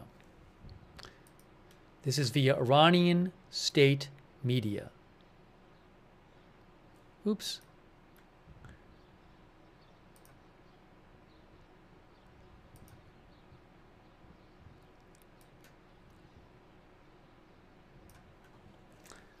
Statement of the Atomic Energy Organization of Iran. Following Israel's aggressions, they say, can you see this here? Following the brutal attacks of the Israeli enemy over the past few days, at dawn today, Iran's nuclear sites in Fordow, Natanz, and Isfahan were attacked by the enemies of Islamic Iran in a barbaric act that violated international law, especially the Nuclear Non-Proliferation Treaty. This action contrary to international law, was unfortunately carried out in the shadow of the indifference and even the complicity of the International Atomic Energy Agency. The American enemy, through cyberspace, has claimed responsibility for the attack on the aforementioned sites, which are under the continuous supervision of the International Atomic Energy Agency based on the Safeguards Agreement and the NPT Treaty. The international community is expected to condemn the lawlessness based on the rules of the jungle and support Iran in achieving its legitimate rights. The Atomic Energy Organization of Iran assures the great nation of Iran that despite the evil conspiracies of its enemies, with the efforts of its thousands of revolutionary and motivated scientists and experts, it will not allow the path of development of this national industry, which is the result of the blood of nuclear martyrs, to be stopped. This organization has put the necessary measures, including legal action, on its agenda to defend the rights of the noble Iranian nation, the noble Iranian nation. So again, that is from the Atomic Energy Organization of Iran.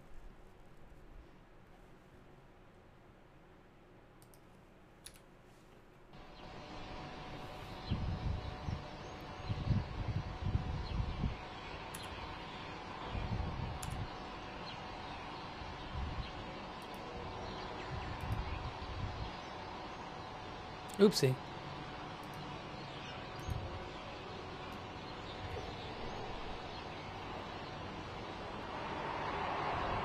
I might get another camera back up there.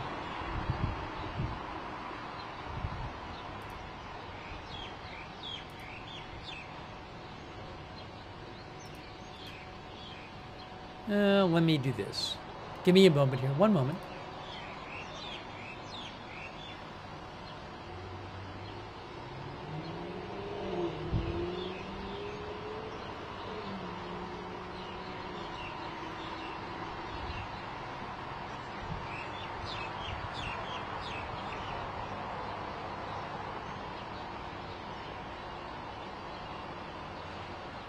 I'm going to take off this thing here.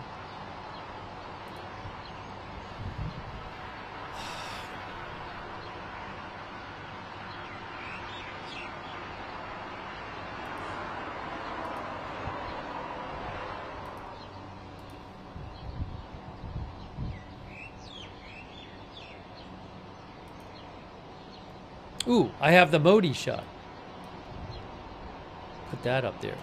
Modine shot.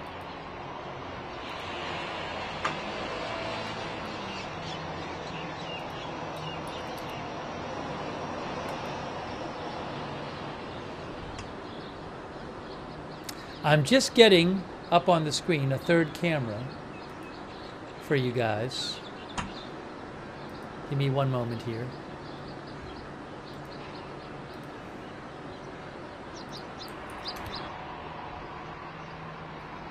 Here we go.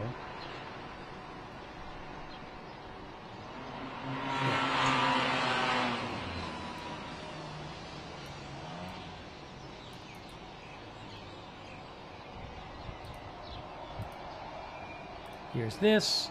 Do this real quick. Put this over here. There. There. There.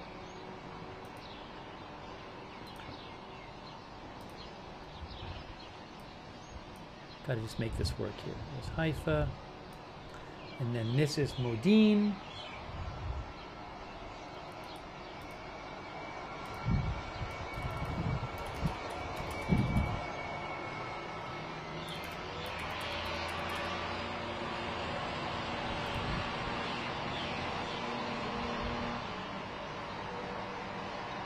Ooh, I didn't want to do that. Sorry.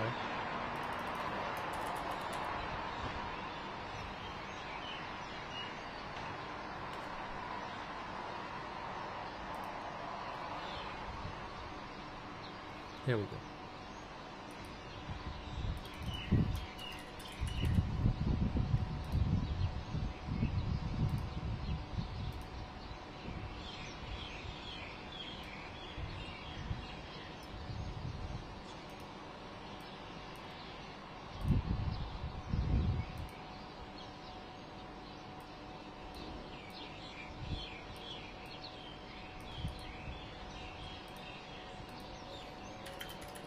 Sorry, just getting this all fixed up here because it's daylight now.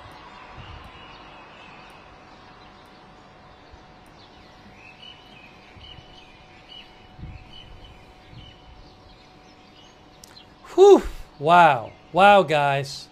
What is going to happen next? What is going to happen next? I have no idea.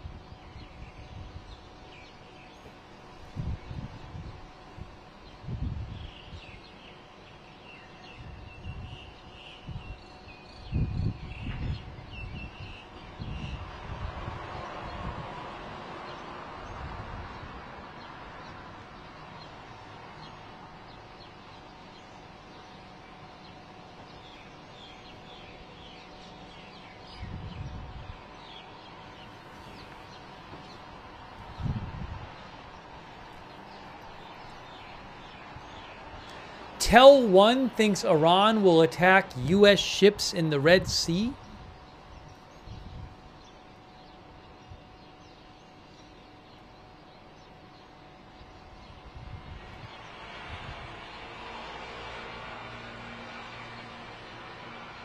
I mean, something you have to consider is that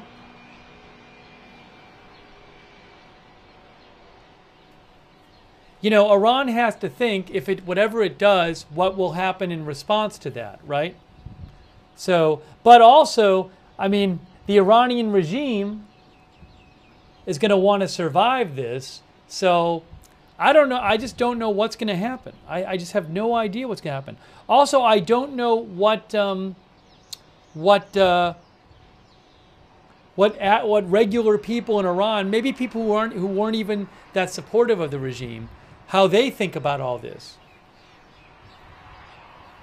One of our viewers said, need to find where they're hiding their uranium. As far as I'm aware, they still have their enriched uranium.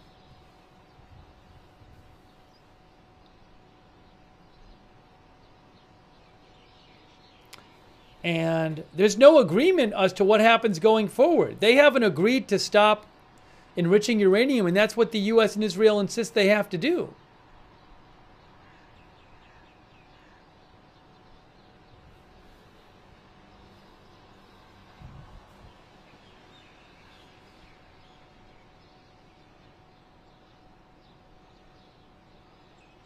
Joe Trusman, who I follow, says, this dramatic unraveling of Iran's nuclear program and members of its regional axis can be traced back to a single catastrophic decision, Hamas leader Yahya Sinwar's choice to initiate a bloody war with Israel on October 7th. Yeah, I mean, that really started everything. That's what Joe Trusman said. But October 7th really started everything.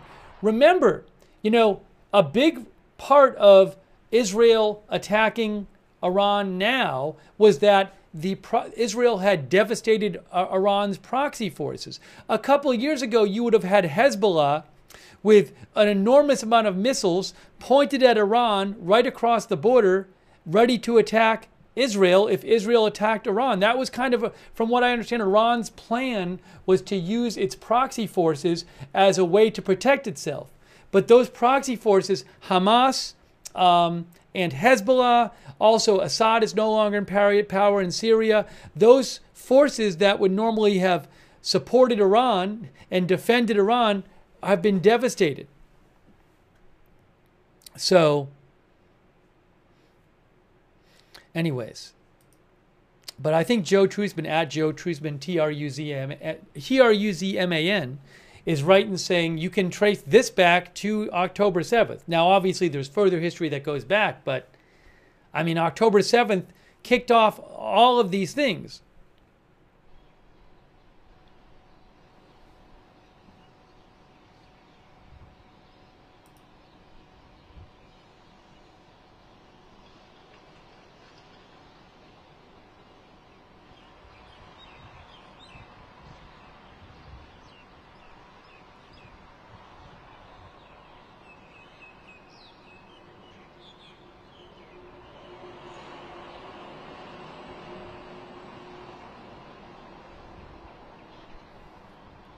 Surrender Modi says America just effed around and is about to find out. Again, I have no idea what's going to happen. None.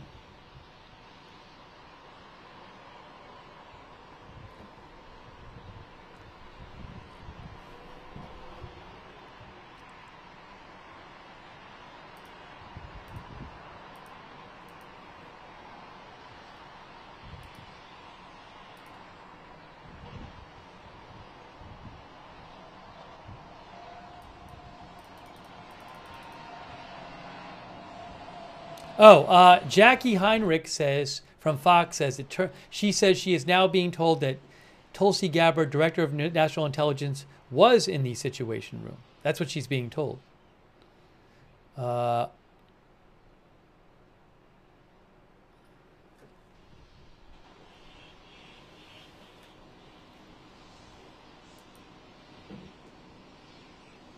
I mean, look, conventional military wise, Iran isn't any kind of match for the U.S., right? Or even Israel.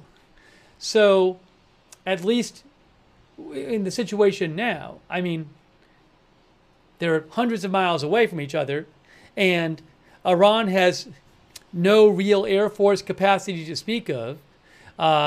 Its missiles have been greatly diminished. Israel has total, basically, as far as I can tell, total air superiority. So, might Iran try something, asymmetric?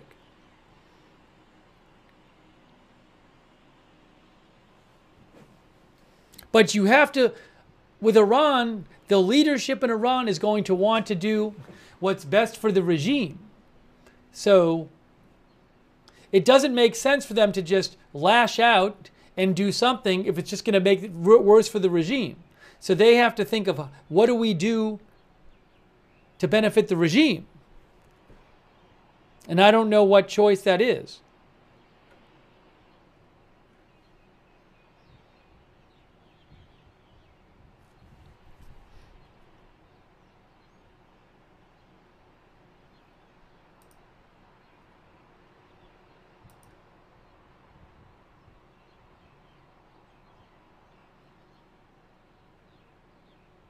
Israeli airspace is reportedly closed again. Hold on a second.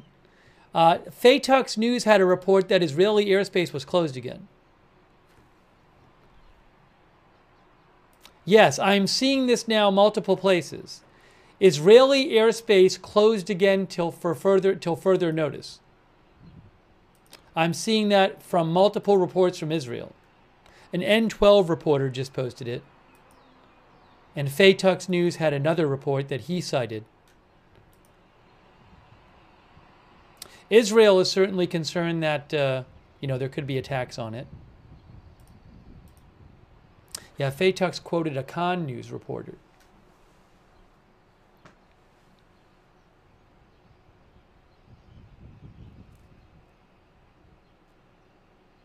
One of our viewers says Iran can come to the negotiating table.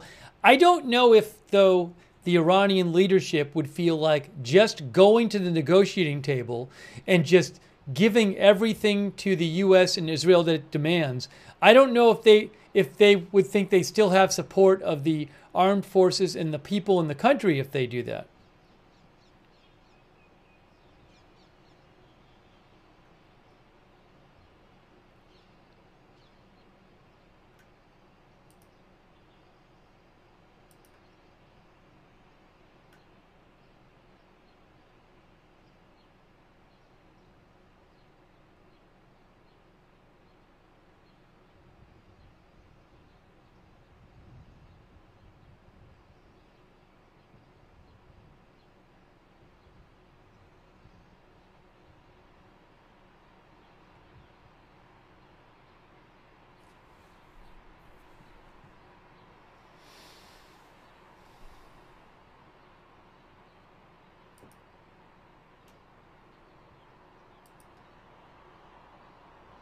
Our viewer Sophie says, I doubt Iran will have anything to respond with right now.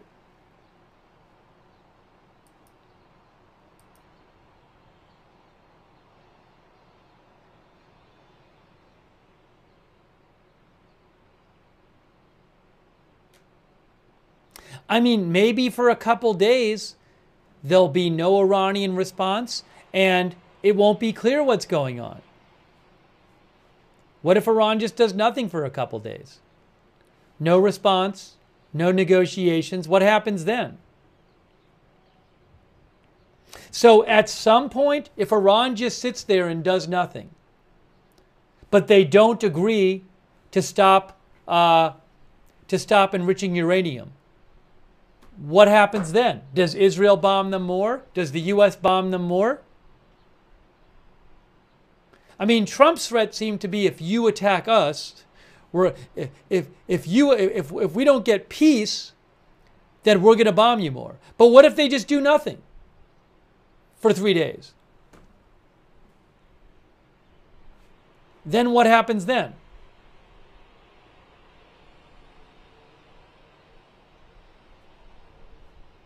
Israel would want to finish them off. Israel's not going in there with a ground force.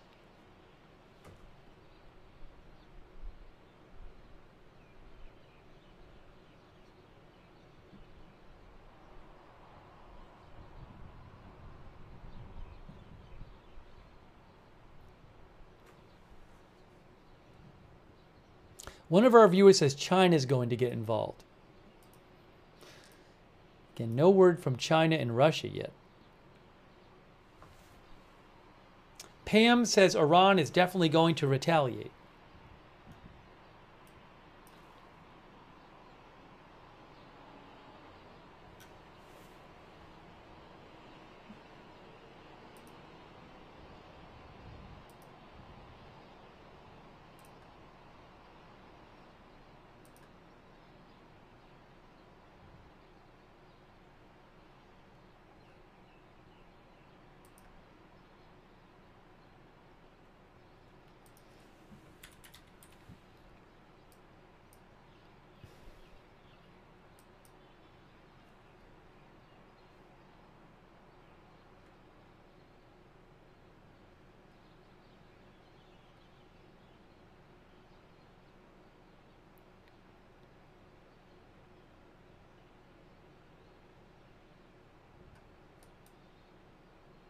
Yeah, I know I keep saying this, but I really don't know what's going to happen next. I genuinely don't have any good idea.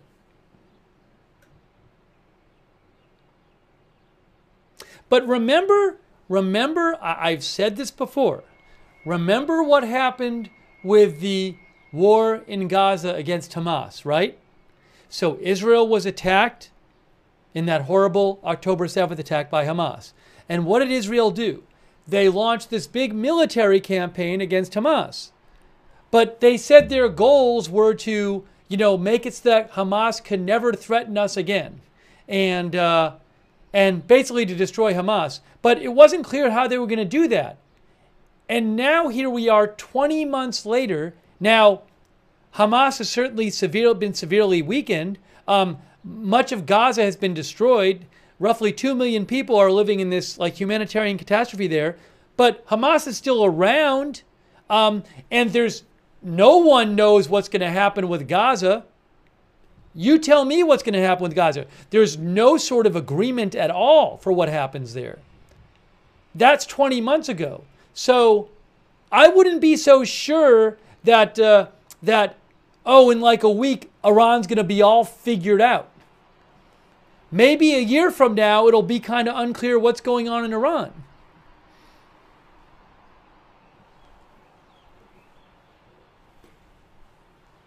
And Israel doesn't have ground forces in Iran, for the most part. Might have special forces or whatever. So what if Iran kind of hangs on?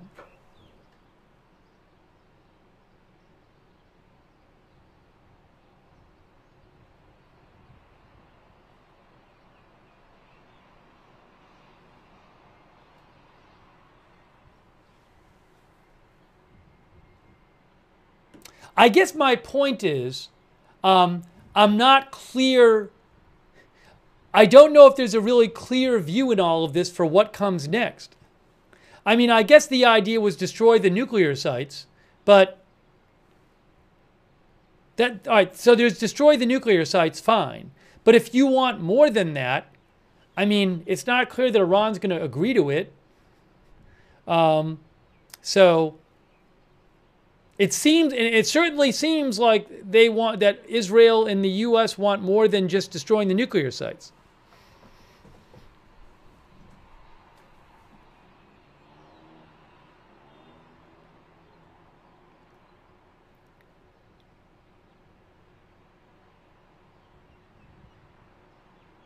I don't know that there's some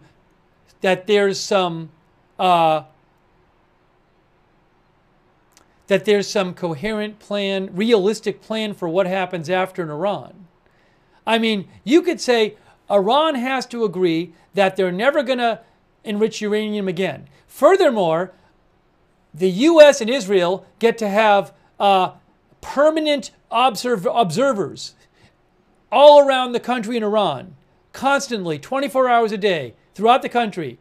And they get to observe everything Iran is doing. But Iran's never going to agree to that. So, again, I'm just saying I'm not sure. I'm not even sure if there's what the idea is of what the plan is for the long term in Iran.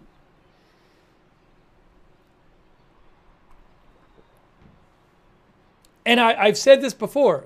Look, they've certainly set back the Iranian nuclear program. There have been many commentators and experts who have said, well, ultimately all this could make the Iranian regime want to just get a nuclear weapon more than ever and do it all in secret as soon as this all is over. So now maybe that's years down the road. But, you know, if 10 years from now Iran makes a nuclear weapon, then was it worth it? I don't know. I'm just saying I would not look at this in terms of what's going to happen a week from now. You have to think way ahead. And we just don't know what's going to happen. If the regime collapses, but it becomes a failed state or something, what happens then? Is that good?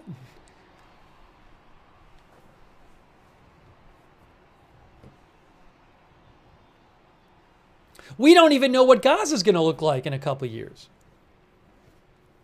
And I don't pretend to know.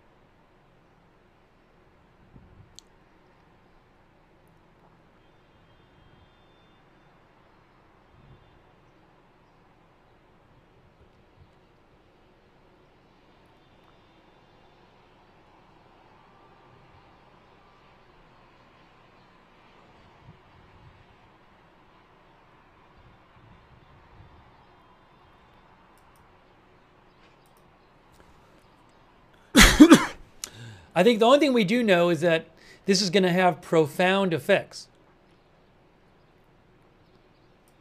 But we might not know what they are for years and years.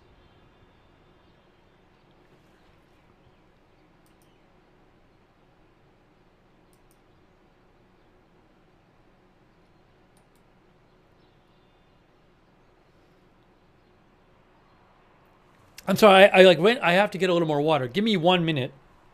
Give me 1 minute here. Just getting some more water.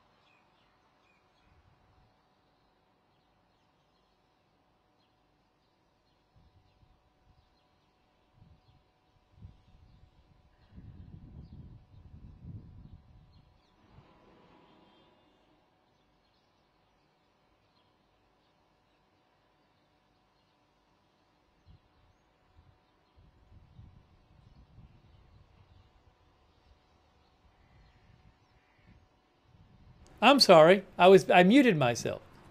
I muted myself. Sorry, I'm back.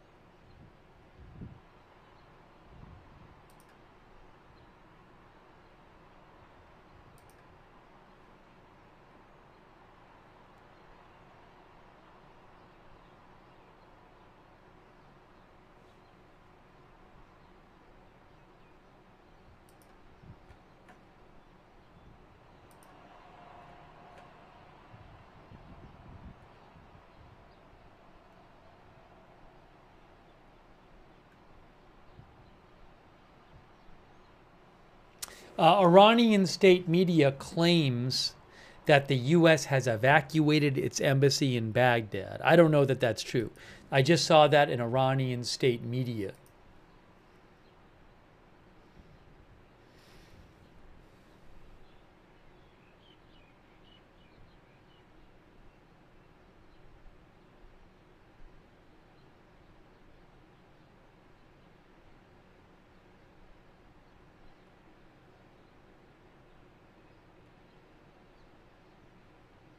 Oh, hold on a second.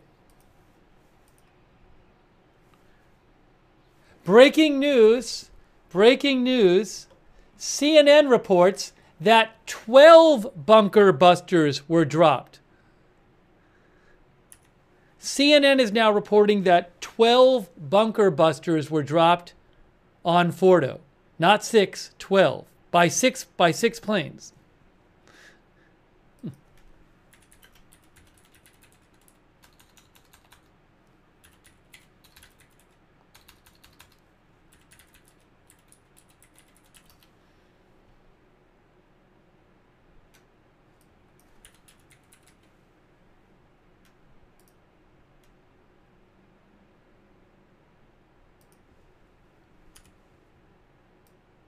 Hang on.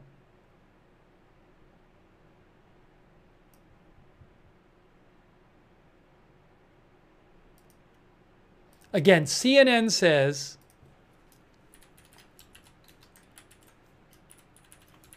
"12 bunker busters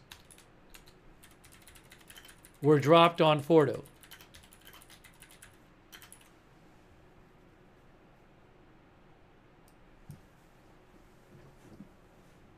Right, they can each carry 2 of the bombers. So 6 I don't know if this is true, but that's what they're reporting. Oh, oops, sorry. I'm back, obviously, so we don't need that anymore.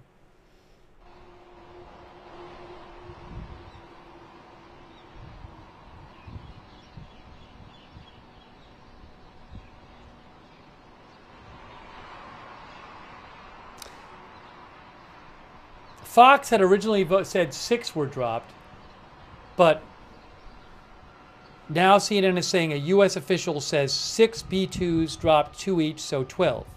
And also, both CNN and Fox say 30 missiles were fired from submarines at the 2. Oh, a B-2 dropped 2 bunker busters on Natanz. I didn't even see this. I missed that. 2 bunker busters on Natanz. Whoa.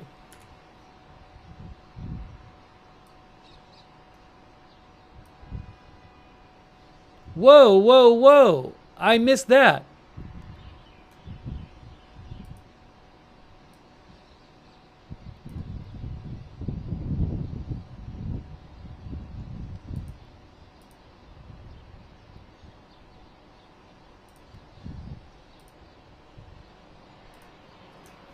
CNN, 2 bunker busters were dropped on Natanz.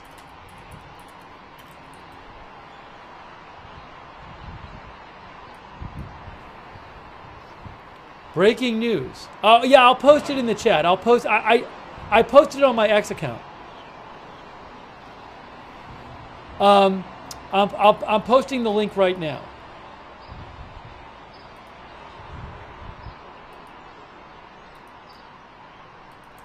So again, CNN says that 12 bunker busters were dropped on Fordow and 2 bunker busters were dropped on Natanz.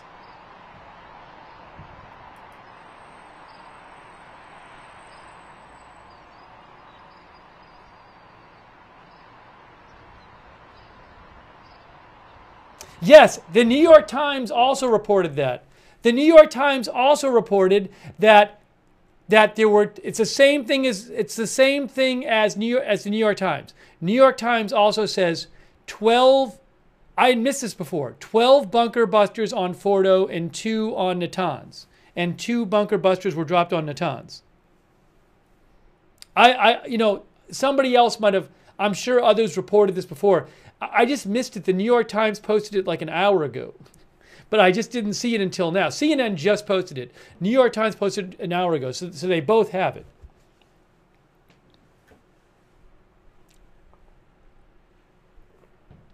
Wow. Okay. So I apologize to somebody else might have posted about an hour ago, and I just didn't see your post. Anyways.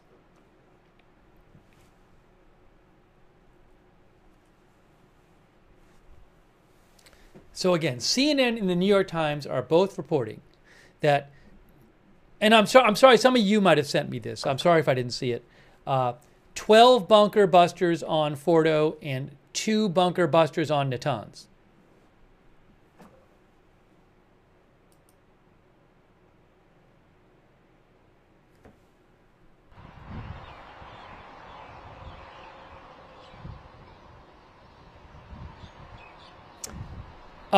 Jennifer Griffin reports the White House says that DNI, Director of National Intelligence, Tulsi Gabbard, was in the Situation Room tonight, even though no photos released showed her there.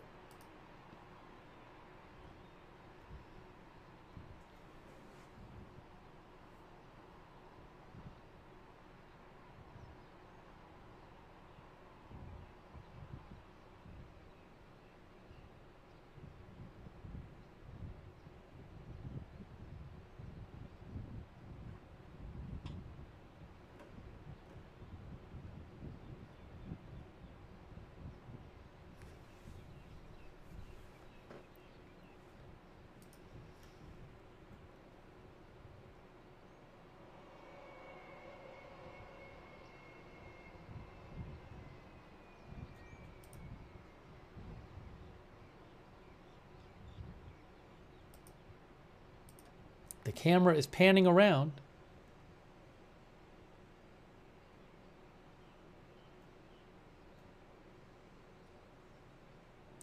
I mean, even 6 bunker busters is quite a lot of firepower, so.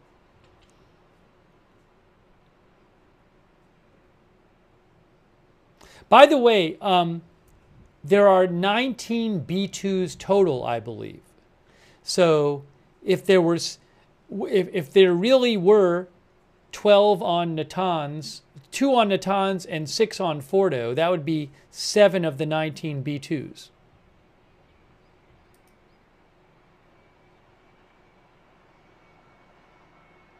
Yeah, I saw this report. There's a report I saw before, and Miguel Cardona mentioned to me. Faytux mentioned it too. Channel 12 Israel had a report that an Israeli official estimates that Israel will continue to attack Iran. I don't know if Israel's going to attack Iran, we'll just have to see. But them saying an Israeli official estimates this, I mean, I just don't know. So we'll just have to see. It's obviously a big question, does Israel continue its strikes on Iran after this?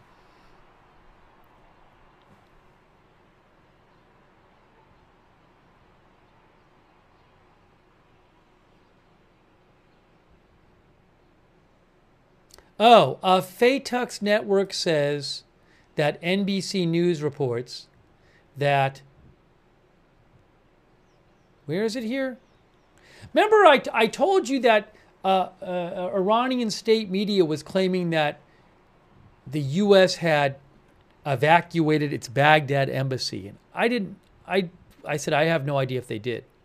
Faytuck's network said that NBC News said something about it. Well, I'm not seeing it here yet. Maybe they said it on TV and I didn't see it there.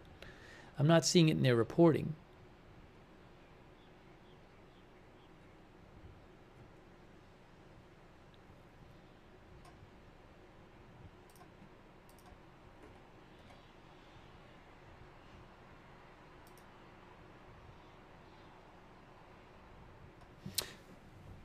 What? Hold on a second. The New York Times says the B-2s that struck the nuclear sites flew nonstop for about 37 hours from Missouri, refueling several times in midair. That is from the New York Times.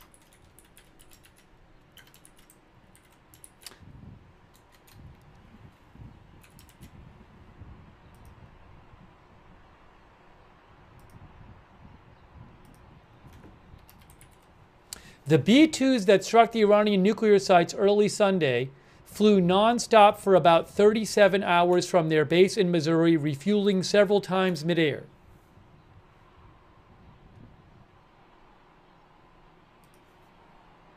A U.S. official said.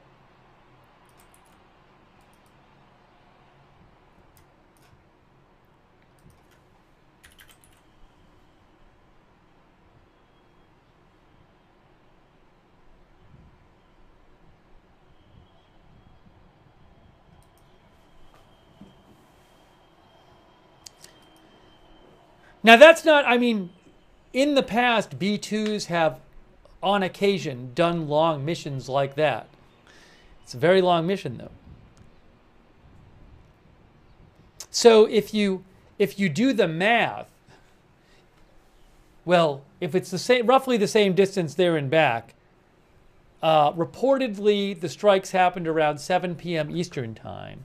So I'm just, it's like around, maybe they took off like midnight last night or 1 a.m. last night or something. I don't know. Hold on a second here.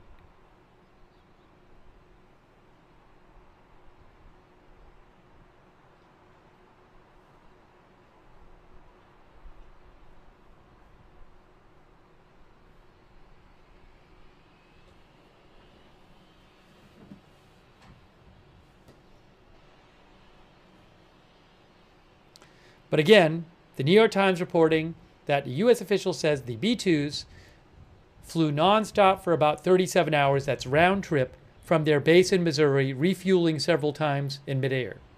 37 hours. I wonder if the crew took like shifts sleeping or something like that.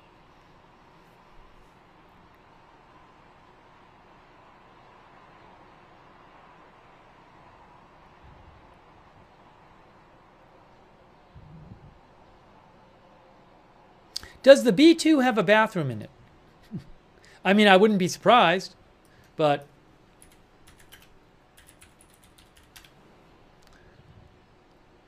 I am seeing that it is it says equipped with a toilet. There are some videos saying that the B-2 has a toilet. Yes, on Wikipedia it says the B-2, one crew member can sleep in a camp bed, use a toilet, or prepare a hot meal while the other monitors the aircraft. Unlike most two-seat aircraft. The crew is only 2 people?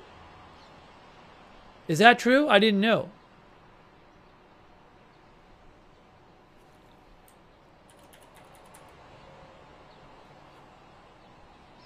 Oh, it says each aircraft has a crew of 2.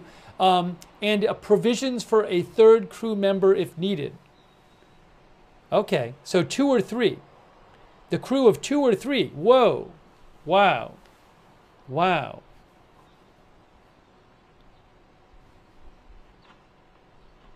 I guess I was just thinking bigger, but wow.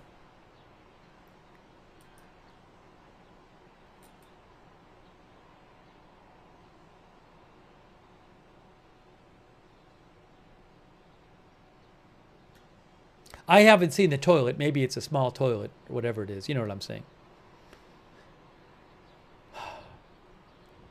Crazy.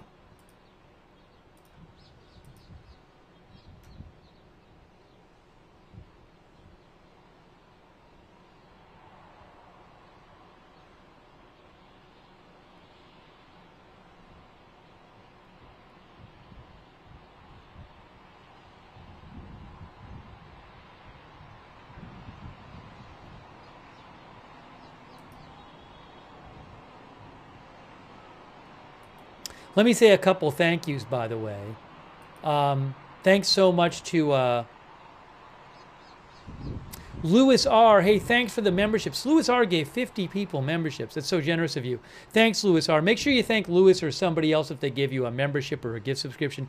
Thanks, Mids Hudson Security Consultants, Isotope, Groovy Goose, Robin's Nest Autosport, Matthew Baldonado, John Horner, Trevor Mohan, Adam Pellegrini, Nebby, Matt, Justin Kiever, IndyCar, Megan Horner. Martin Gingrich thinks Iran will make a deal. Brian Ward. I think Israel closed their skies just because they think that there might be some kind of attack. I don't know that they know anything is coming, but that they might think there might be, you know, missile or rocket attacks or drone attacks or something. Thanks, Jason. Jin G. Winter Packin. K.A. Smith, Lorenzo, PZ Papazulu, Brad Larkin, John Jackson, thank you. Aisha Arted, Dirty's War, J-Man, India Comparison, Capitalist, Pepe, Molly Thompson, Nebby, J Diner, thanks for your support. Also, Dark Crypto on Twitch, Fat Panda, Janty, Perphase. And then we will definitely cover the 8 a.m. press conference, guys. Pentagon press conference, 8 a.m. Eastern.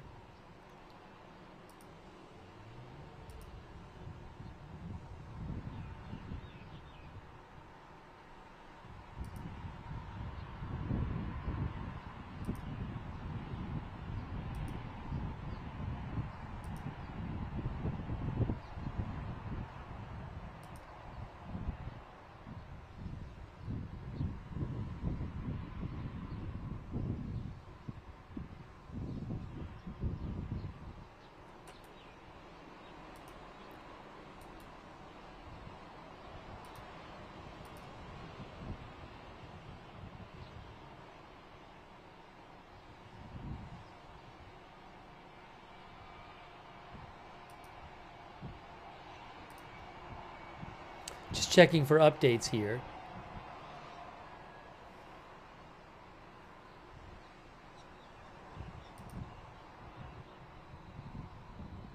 Oh, guys, we have some photos from the White House. Photos from the White House.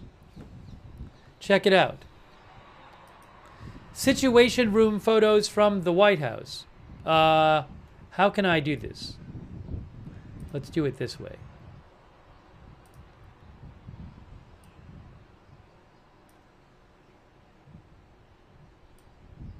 These are photos from the Situation Room.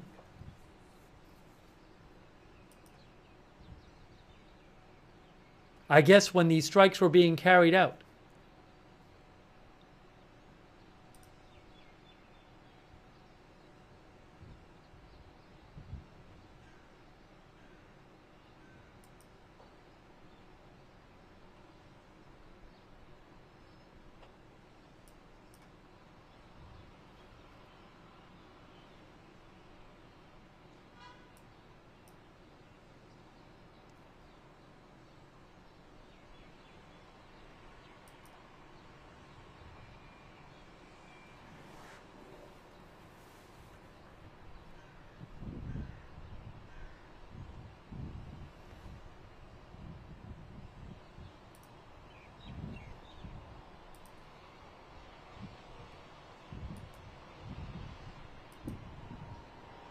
Oopsie.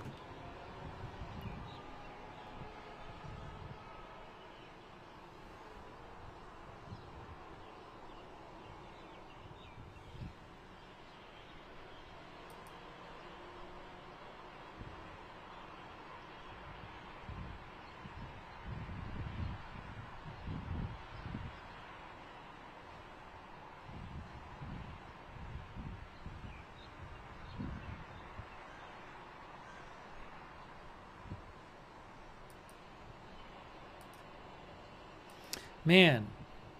Now you wonder, like, all the stuff about, so the two, what was the 2 weeks? I have to imagine that the 2 weeks, I don't know for sure, but it seems like the 2 weeks was probably an intentional misdirect. I mean, he said within 2 weeks. He said within 2 weeks. So, but it's entirely possible that the plans were just decided, from the beginning. I can't say for sure.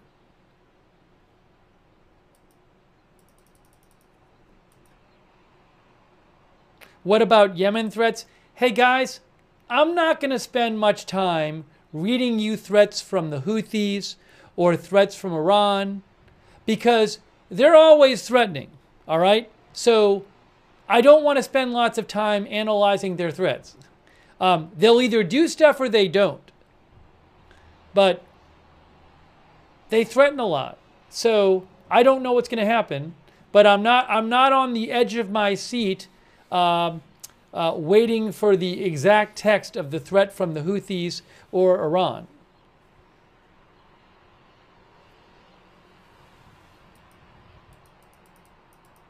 Now, if there's some weird threat that's like very strange and not like something they normally say, well, that's different. Otherwise, I just have no idea, if there's anything to it.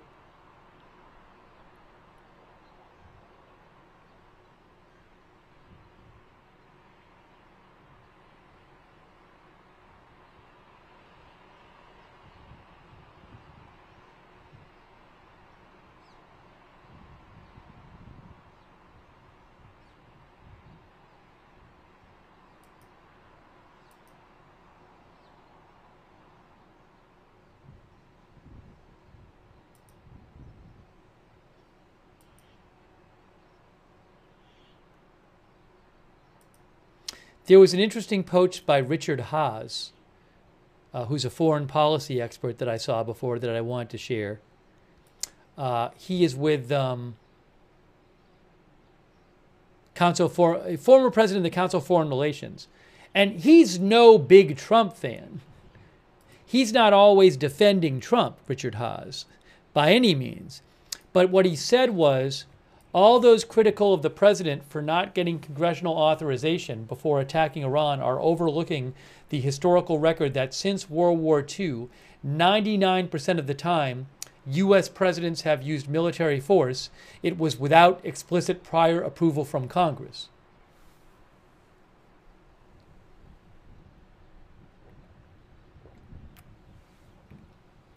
He's not defending President Trump's choice. He's not speaking about that. He's just saying this is the way it's been for 80 years.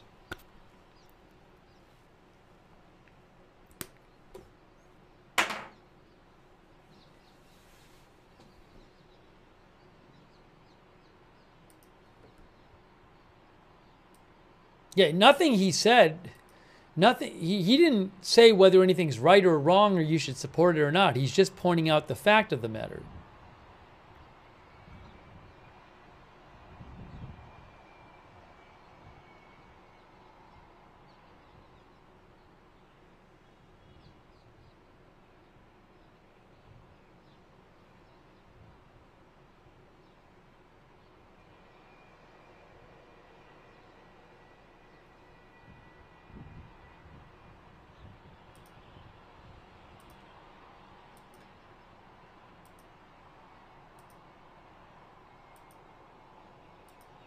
Oh, one of the viewers, I think, mentioned, hold on a second here.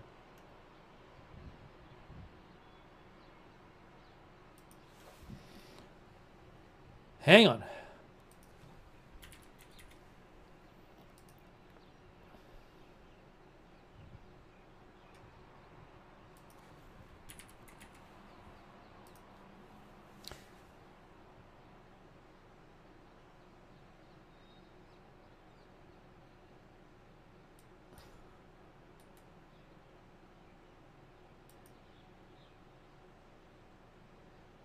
Oh, no, I don't want to. We talked about that before. I don't want to get into that right now.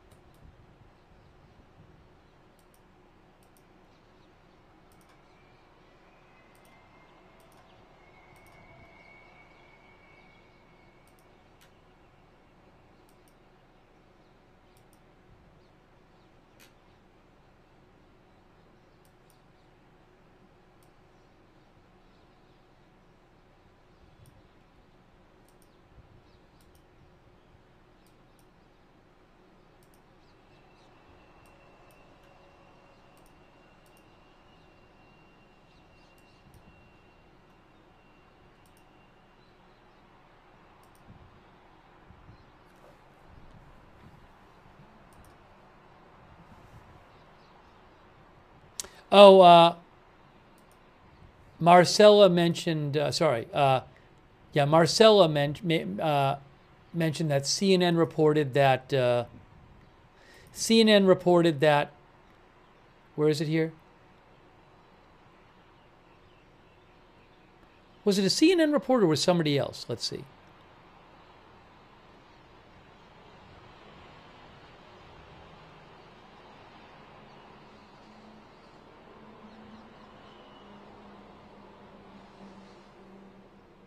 Where is that? Oh, no, it was ABC News reported that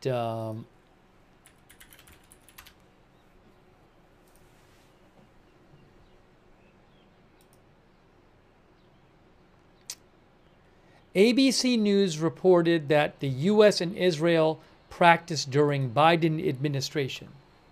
The U.S. and Israel had practiced this attack about a year ago, a source in Israel said.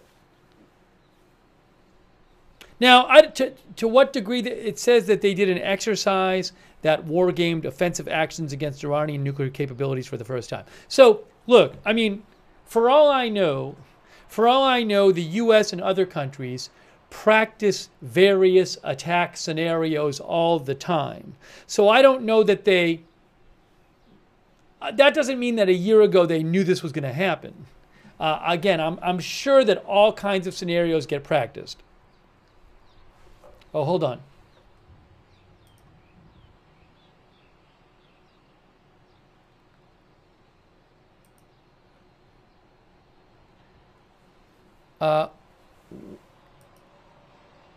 Oh, was there a drone alert? There was a single drone alert, I guess, in Israel. I don't even see it up there right now. Yeah, 3 minutes ago there was a drone alert. Oh, by the way, yeah, and by the way, like, sorry. Hold on. Yeah, the drone alert is not even up there anymore. Drones take hours to fly from Iran to Israel. So if Iran had fired a drone at Israel after Trump announced the attack, it wouldn't have gotten there yet. Although I guess they could have done it hours ago after the... I mean, the thing is, though, think about this, though. President Trump said he announced the... we heard that that the bombings happened around 7 p.m. Eastern time, which was about 4, So according to one of the outlets, they said that the bombings happened around 7 Eastern time, which is not even 5 hours ago. So, which is, from my understanding, the Shahed drones, it wouldn't even, if you had launched a Shahed drone from Iran towards Israel right after the bombings happened, they wouldn't be there yet. Just to be clear. So if there is a drone showing up from Iran, and Iran had said earlier in the night they had threatened drones showing up, most likely it was sent before the bombing even happened.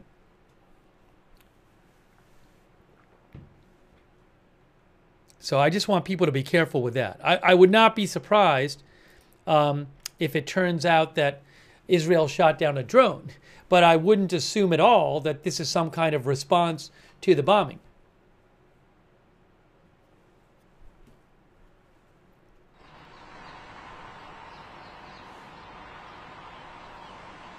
I mean, Iran is, depending on where you are in Iran, at a minimum about 600 miles away from Israel. They only fly 115 miles an hour.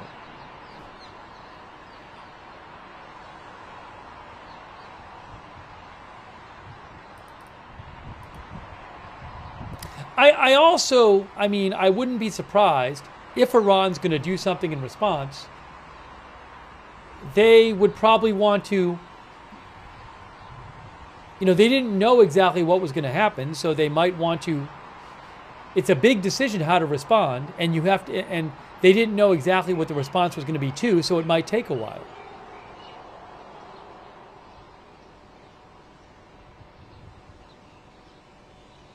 K-Mac thinks regime change is coming.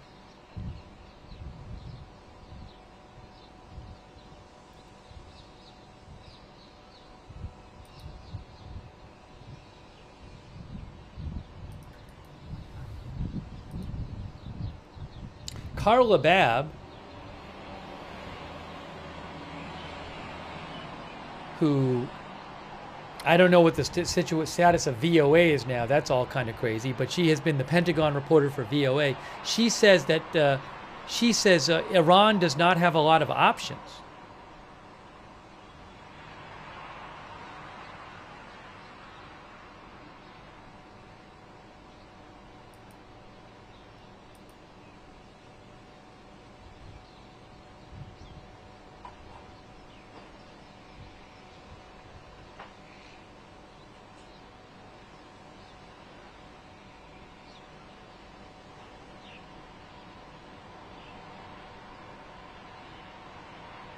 I think there's more drone alerts. Yeah. There's another drone alert. Let me repeat this again. Drones arriving at Israel now almost certainly were launched before the bombing of the nuclear sites. Iran already said it had launched drones earlier in the evening. Iran had said that. So I do not think at all this is part of a response to the bombings. It's drones that were launched from before. That would be my strong, strong, strong suspicion. Yes, it could come from somewhere else besides Iran, like Iraq. But again, I really can't imagine that Iran's response was to, like, right after the bombing, launch a few drones. It doesn't really make any sense. Now, if there's a ton of drones that all of a sudden show up, then I'll think differently. But even then, I'd have to be convinced that they came from somewhere a lot closer.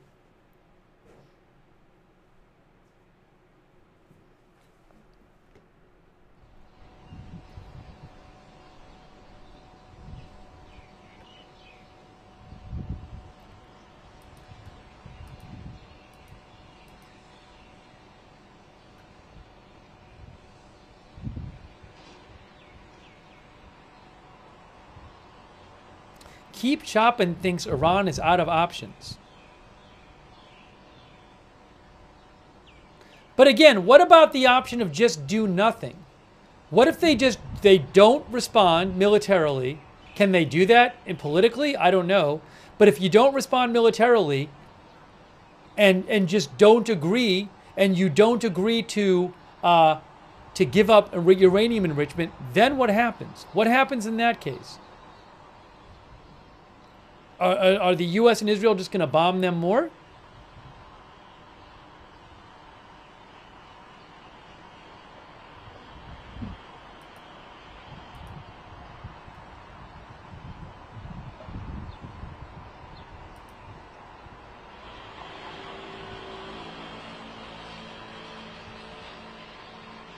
Just to be clear, the U.S. and Israel are not marching into Iran and taking over Iran. Just to be clear.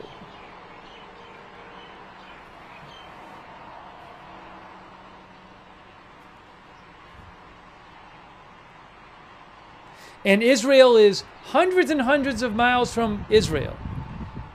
There is no plan I've heard of to mount some expeditionary Israeli armed force on the ground into Iran.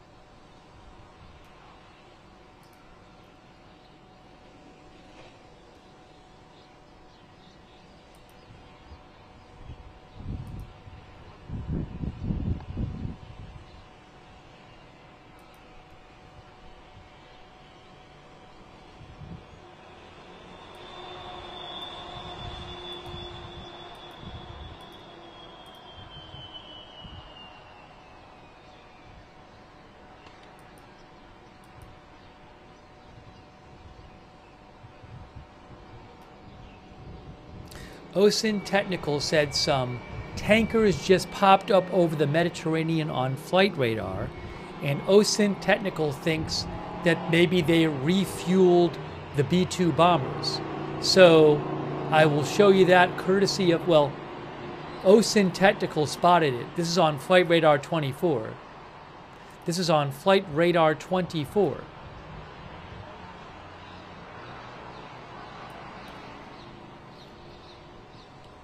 So I bet, is it among? Where is it here? Oh, let me just filter military. Add new filter. Are they there or not? Well, I don't see them there. Maybe they were there before. Oh yes, that is a tanker, and these are all U.S. tankers here. See? That's a tanker, that's a tanker, and that's a tanker. So OSINT Technical thinks that these three tankers are well, refueling, or maybe they were. Where would they be refueling? Because they're fairly close to Iran. I'm not sure. But I also don't know where they flew from. Oh, so maybe they have already refueled the B-2s. I'm not sure. How much distance are we talking about here? But Iran's right there. I mean, it's already been 5 hours or so since the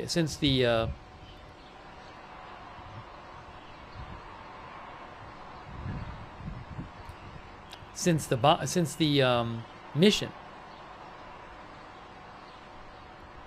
I mean, this is about 600 miles. So I would think they'd be past here, the planes, but maybe they refueled them somewhere else. I'm not sure. Anyways, it's interesting. He said they popped up on the radar. I don't know where they came from.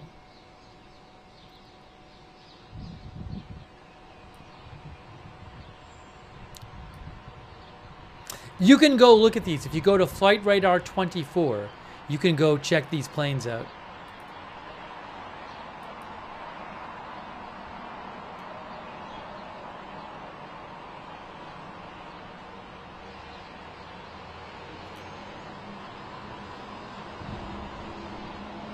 Anyways, OSINT Technical knows his stuff. So, again, he thinks they finished refueling the B-2s and are now flying after doing that.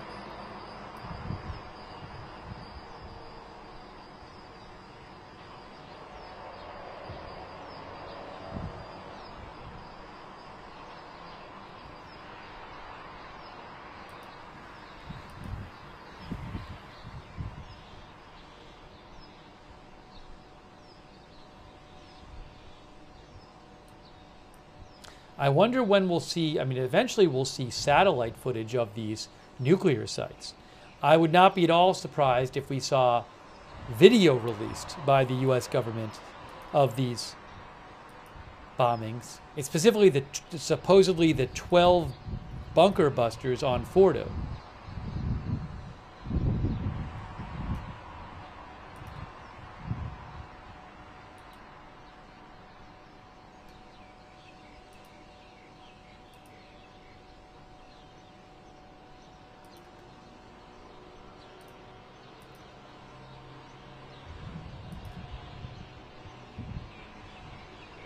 By the way, these bunker busters, it's the first, they had never been used in combat before. This is the first time. This particular bomb.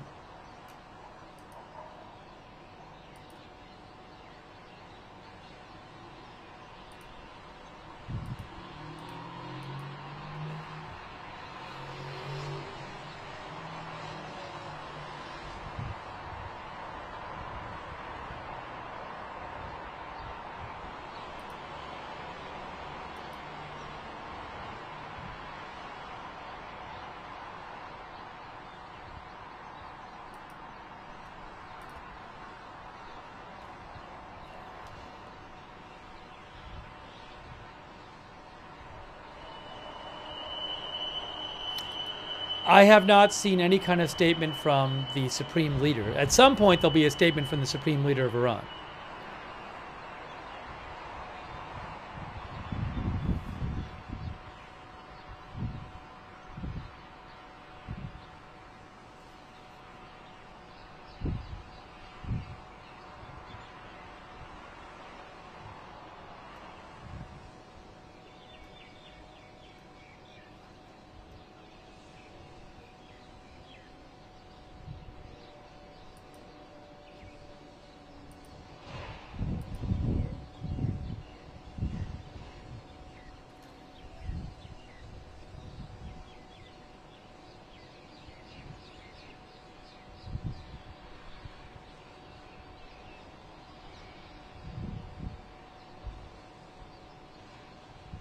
Israel Katz, the defense minister of Israel, said, "I congratulate U.S. President Trump on his historic decision to destroy the 3 nuclear sites in Iran in order to continue the Israeli operation and ensure that Iran does not have nuclear weapons that would endanger Israel and the countries of the region and the national security interests of the United States itself.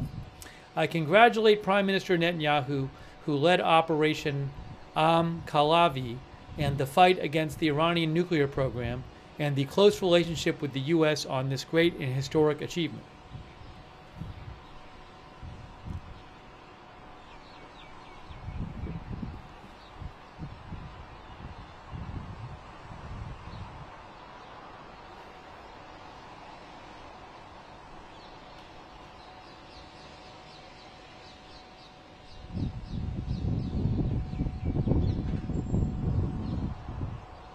Hey, well, thanks to the viewer for mentioning Peak Time Racing. Good to see you, Peak Time Racing, in the chat.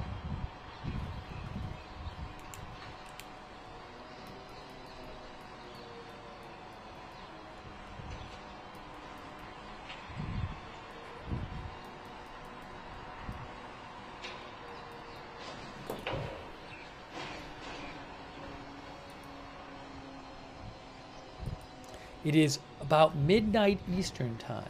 By the way, at 8 a.m., there is a Pentagon press conference.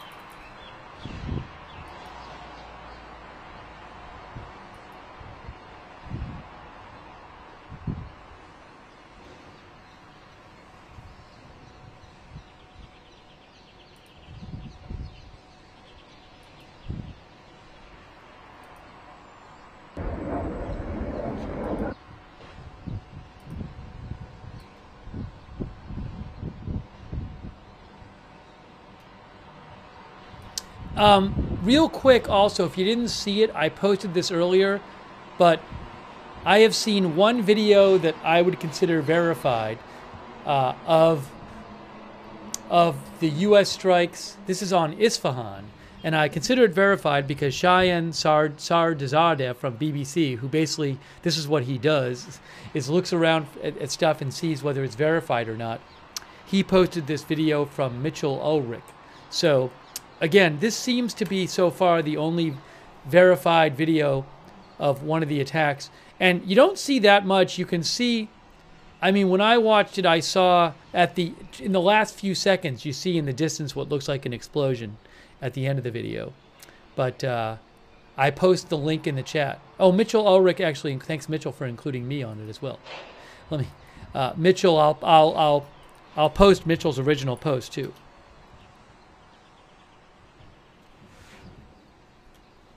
But he explains in Mitchell's post, he explains how he figured out where this all was. He geolocates it. He says the explosions are seen right on top of the tunnel entrances. That's what he says.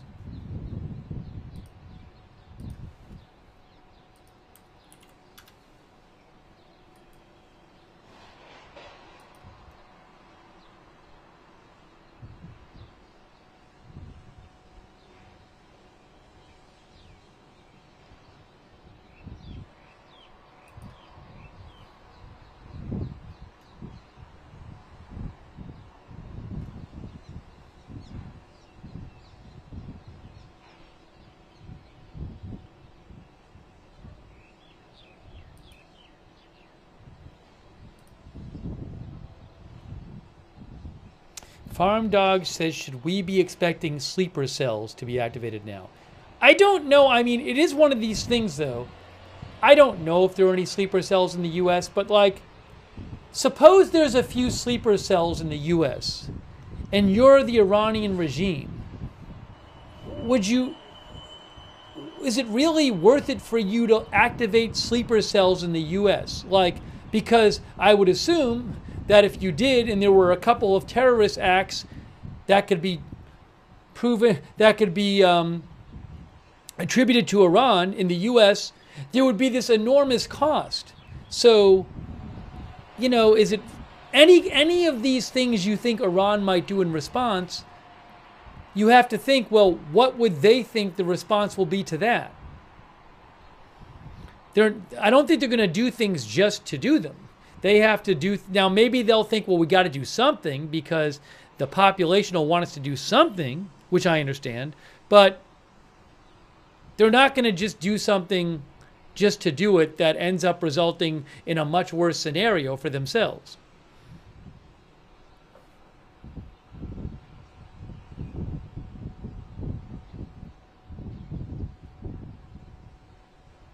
So I have a hard time thinking, I mean, I don't know what's going to happen, but I'd be surprised if they did something and you're like, well, that just seems like they wanted to do something, but it's like it makes things way worse for the regime.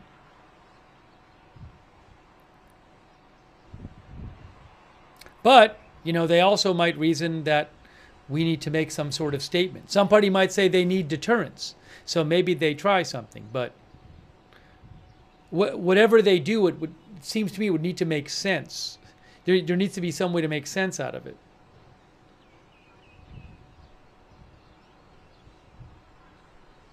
Oh, this is interesting.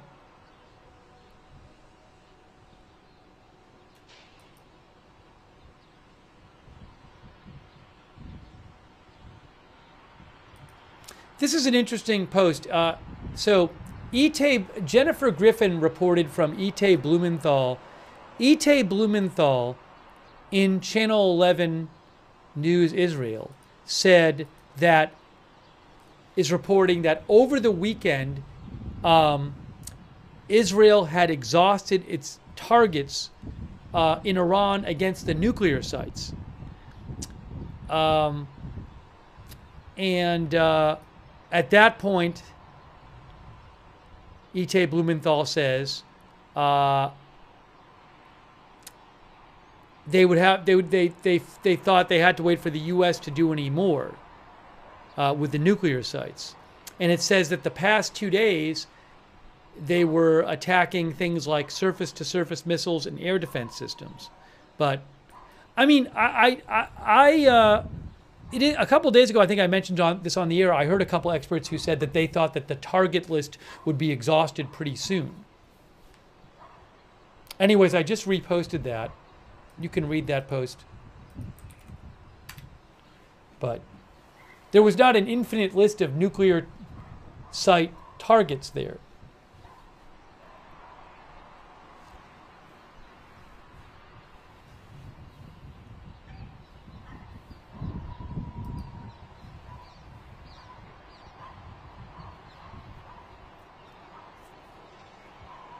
Any responses from other countries?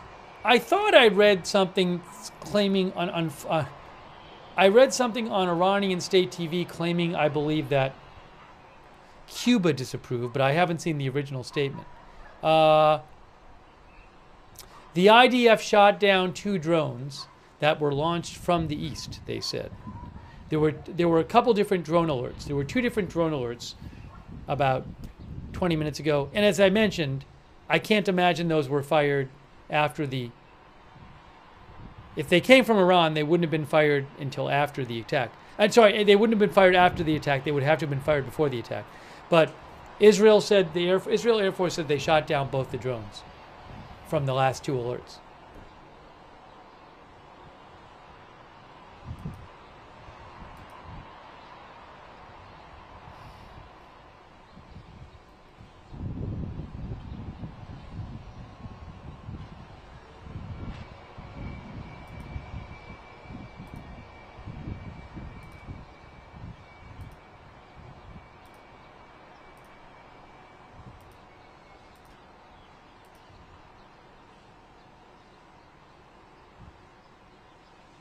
Our viewer 13 Alamo sent me a post from Alexandria Ocasio-Cortez that said, where she was disapproving and said, the president's disastrous decision to bomb Iran without authorization is a grave violation of the Constitution and congressional war powers.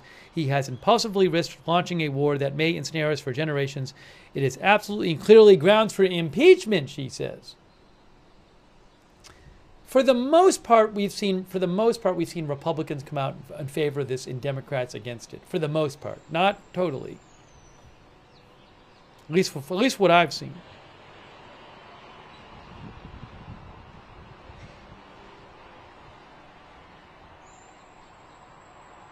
Thanks, by the way, to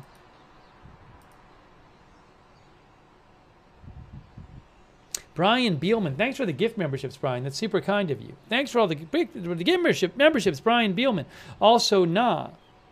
I will check it, Nah. Thank you, Wymanin, Cooker Carlson, Chris D, Super Cyan, Thrillbilly, Razor Sharp, Visibly in Pain, Victor Reese, Jesse Frenzel, Trucker Nick, Baran Jonas Abe, Motivational Living, Hustle Media, Braden Kemp, thank you, K-Mac, BB John, Cameron Cruz, Hebrew Jerusalem Prince, John Oliver, Sarah Walker, Nah, Snoop Rocket, Dark on Fent, John Lopez, thank you. Also, Afro Man over there on Twitch, thank you so much, Afro Man. I really appreciate it. Thanks for your comments as well. Mr. Sampson on Twitch, Michigan Rowdy, Gonzalez, Dark Crypto, Fat Panda.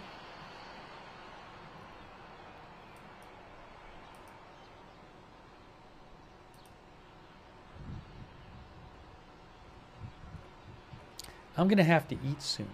Maybe I should put food in now. I haven't eaten. We've been on the air for over 10 hours. Hey, Manny Fabian said what I said, guys, about the drones that were shot down. He's Times of Israel. He knows his stuff. He says drones take several hours to reach Israel from Iran, meaning the drones that were shot down were likely launched before the U.S. bombed Iran's nuclear sites. Just what I was saying.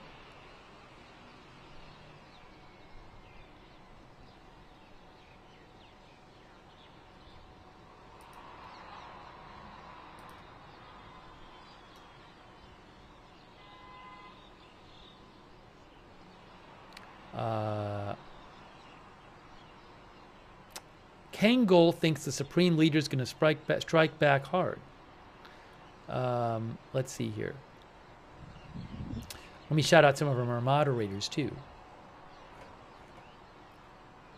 Thank you, by the way, She T for subscribing on Facebook. And Marie Goodson Hamilton. And Robert Real II for subscribing over there. Hey, thanks to Deline Lowry for the stars. Yeah, so what I'm going to do is, maybe I'll take 5 minutes right now and put the stuff in the air fryer. I think I'll do that. Thanks, Bash, over there on Twitch moderating. Bastion Girl, I Got That Fire, Mark HNC, Matthew Kohai 3, Sarah, and Linda Bell, Larry, and Misha on X. So what I'm going to do right now, I'm going to take 5 minutes. I'm going to take 5 minutes, and I'm going to put some food in the air fryer. Because I got to eat something. It's been 10 hours. Eventually, when the food is done cooking, as many of you know, I'll eat it and then leave the stream up. And then if something big happens, I'll just run in here.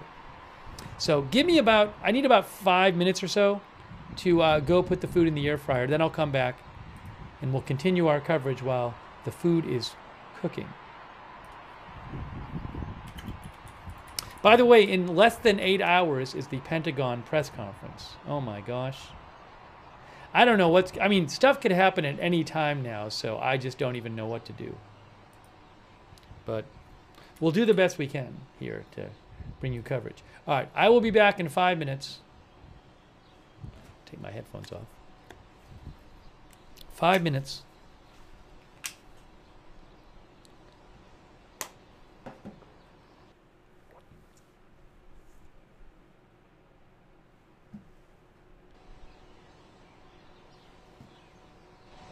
All right, I'm coming right back.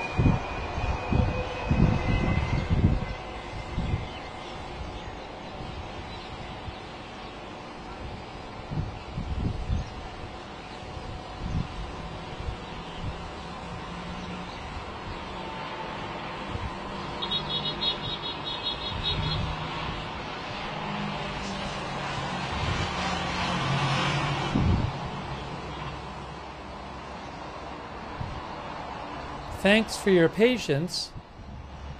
Thank you for your patience. Hang on.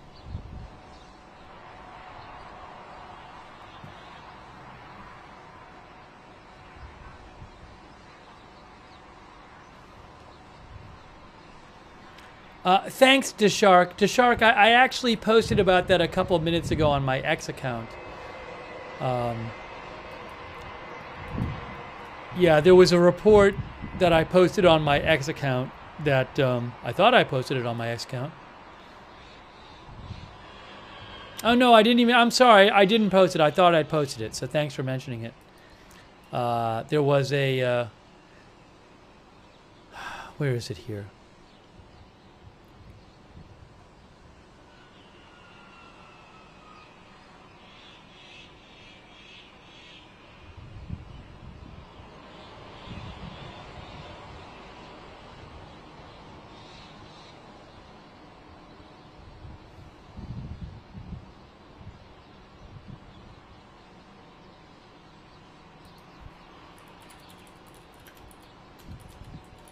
There was a shooting where like one person was killed, and yes, Intel Point Alert said, according to Cody Alcorn with 11 Alive, there were 10 gunshot victims at VFW in Anderson County, South Carolina, 1 fatality, and this was supposedly there was a Juneteenth freedom celebration going on there. I don't know the details, so I'm passing it along. WSPA said 1 person dead and multiple people shot at a VFW post, which isn't good.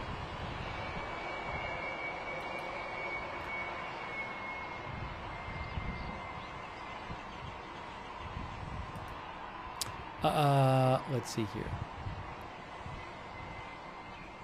Thank you, Deshark. So we're back. We're bringing you live coverage. I hope everybody else survives in that shooting. We're bringing you live coverage here. I have some food in the air fryer, which I'm going to check on in a second. Oh, I just saw an update, though. Barak Ravid said that a senior Israeli official tells me it's too early to know exactly what the results of the strike are, but said what is certain is Iran's nuclear program has been set back by years. The senior Israeli official noted if following the U.S. strike a good agreement with Iran is reached, it would be the end of the story for Iran's nuclear program. And the official said if no nuclear agreement is reached and Iran tries to rebuild its facilities, Israel will strike again. That's from Barak Ravid. I don't know if they're going to be able to reach an agreement. What's the agreement going to be? Iran has said that they're not going to give up enriching uranium. Will they? I do not know. Hang on. Give me about 20 seconds. Hold on.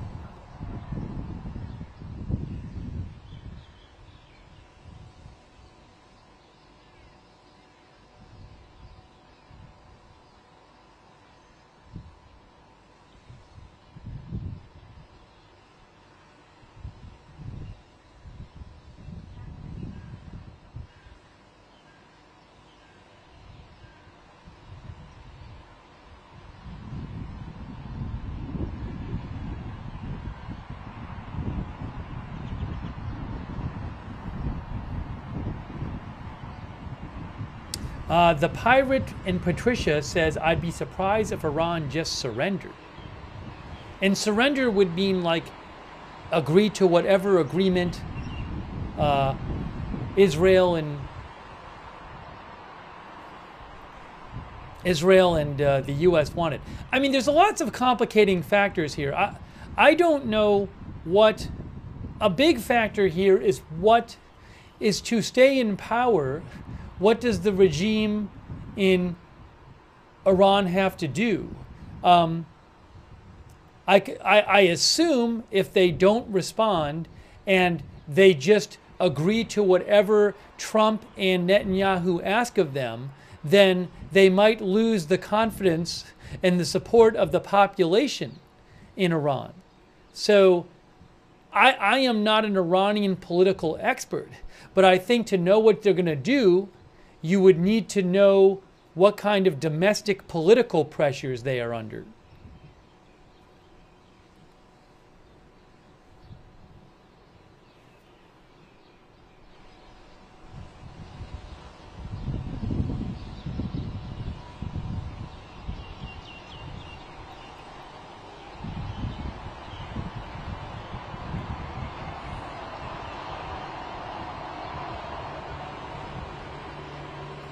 And some people say the population hates the government. Well, clearly, it's not the case that every single person in Iran hates the government, or they wouldn't be in power.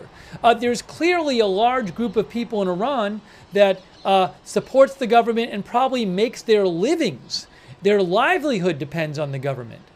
You know, it's a lot of the military, the forces that put down protesters, the besieged militia. So there's all kinds of people.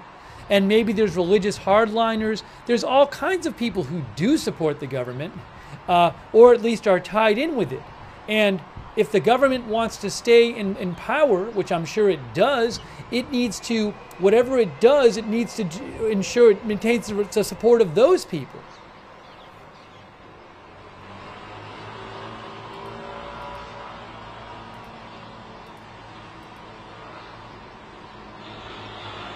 So I don't think this is a controversial point I'm making. I don't think it's a controversial point at all. But all I'm saying is the regime in Iran faces domestic political concerns. The same way that Trump does, the same way that Netanyahu does.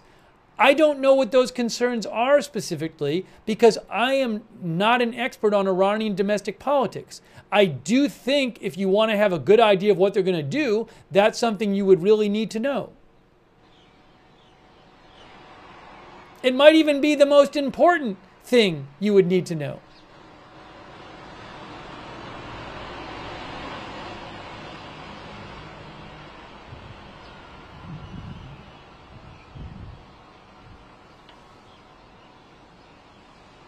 There was one analyst I saw talking about whether the military would keep supporting them.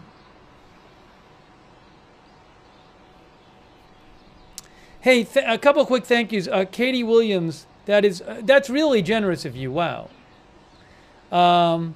Thank you. Katie's having an issue with the custom emojis. That I don't know. I don't control that. They should work. Are they not working? I don't know. Because some people are posting them. So I'm sorry, Katie, but I don't have control over it. I would suggest if you can just write to YouTube and tell them they're not working. Yes, a bunch of people are posting them right now. Katie, why aren't they working for you? Oh, they might not work in a super chat. That might be a weird YouTube thing where for super chat it might not work for that. That's really generous of you, Katie. Thanks so much. I think maybe that's just the way they are. Again, I don't control it. I'm sorry. Oh, see, she just posted some. So they're working in the... Yeah, you could send feedback to YouTube. There should be a send feedback button and let them know you want it to work in the super chat. Guys, I need like 20 more seconds. Hang on, I'm coming right back.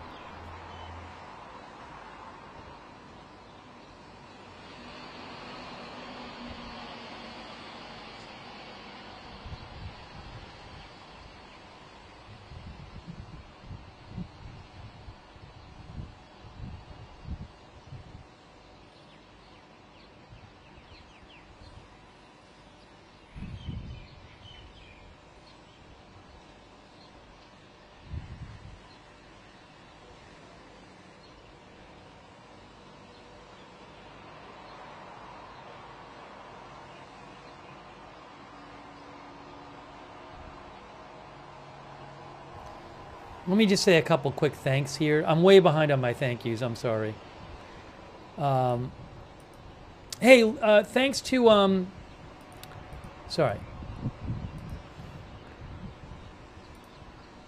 Lampin Productions, and Frankie Provolone, Cooker Carlson, Wymanin, Trucker Nick, Jesse Fensel, Lockie's over there on Twitch, Allison Hargroves for your Patreon support. Thank you so much, Allison. Very kind of you. So my plan is in like 2 minutes or so, I'm going to have to eat my food, and I'm going to leave the stream up, and then I'll come back after. But if there's something really big,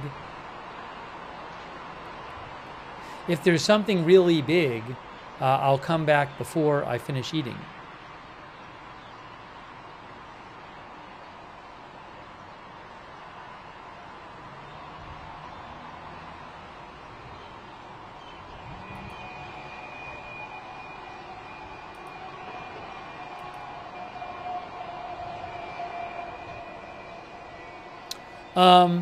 AP says Iran's top diplomat warns that U.S. attacks will have everlasting consequences, and Tehran reserves all options to retaliate. I don't know what they're going to do specifically, and Iran often threatens things all the time. But anyways, I saw that. We're going to be talking, when I come back, we'll talk more. Oh, there is a, there's a, looks like maybe a, what is there, a drone alert again? Missile launches? Hold on. Hey guys, hold on. I just got a pre-missile launch alert. I just got a pre-missile, I'm not going to eat right now. I just got a pre-missile launch alert on my phone. It sounds like maybe a pre-missile launch is happening. They warned, yes, pre-missile launch alert. Breaking news. The IDF just said missiles are on the way. Big breaking news. The IDF says Iranian missiles are incoming now to Israel. Iranian missiles are incoming now to Israel. Now, will this be kind of the typical barrage, something different? I don't know. But Iranian missiles are on the way to Israel. Now, what I have to do, it is kind of move these cameras around so they're not in the way. But Iranian missiles are incoming to Israel. That's from the IDF. So let's put this down here. I will do my best to adjust the cameras depending on where things are happening. That's Modine.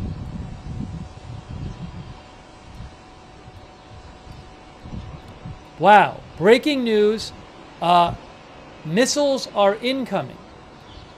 I'm looking at a map. It looks like central and northern Israel, but I don't know exactly where.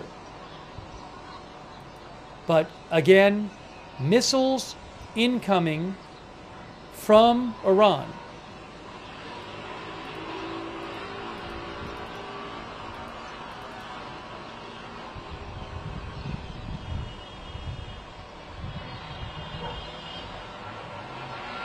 Missiles incoming.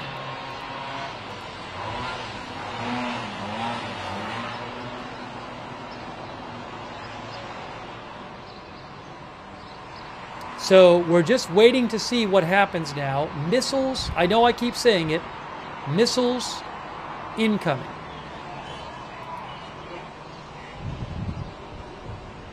Morning, one.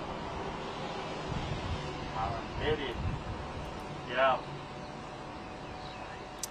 I am looking at the so far red alert map. Hold on. The camera's panning around. I think they're supposed to point up the cameras, I think, when the missiles come in. They're not supposed to really show that much where they hit, I believe. So we're looking at Tel Aviv and a couple other cameras. They are pointing into the sky on the Tel Aviv cam. Well, these were clearly launched recently, if they're ballistic missiles. They were only launched about 10 minutes ago or something like that. So again, IDF says Iranian missiles are incoming. This is going to be the first response of who knows how long a response or how many responses, but this is the first response I'm aware of after the attacks, after the strikes on the nuclear facilities.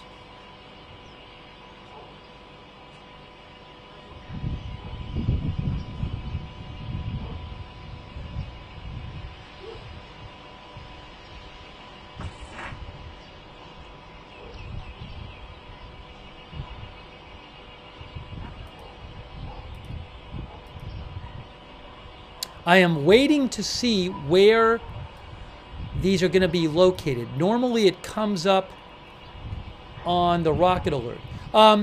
One account I follow says approximately 30 missiles launched. That's unconfirmed. It's a True News on Telegram is claiming approximately 30 missiles. That would not be a huge amount, but I don't even know how many missiles they have left after all this time and how many launchers they have left. And I'm sure Israel has been monitoring. For all we know, Israel has taken out tonight some of the launchers and the missiles they were going to fire. So, again, I don't even know how many missiles they have left.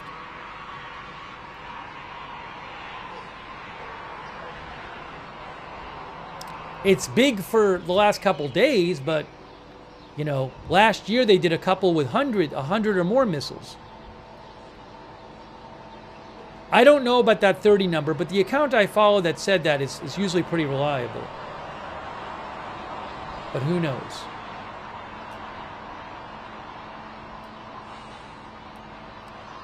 Oh, what's going on in the Modine camera? Anything there on the Modine cam? Can be harder to see during the day.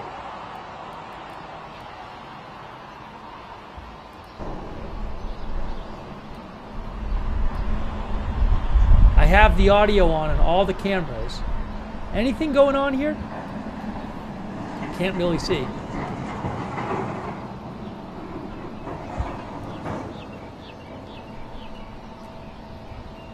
Hold on. Okay, the alerts are in Tel Aviv and south of Tel Aviv. I'm seeing Tel Aviv and south of Tel Aviv. Definitely Tel Aviv area. I just saw a bunch, and also in the north. And in the north, Tel Aviv area and the north of Iran, the north of Israel as well, even north of Haifa. So I am seeing alerts going in the Tel Aviv area and then north of Haifa. I hear the sirens right now.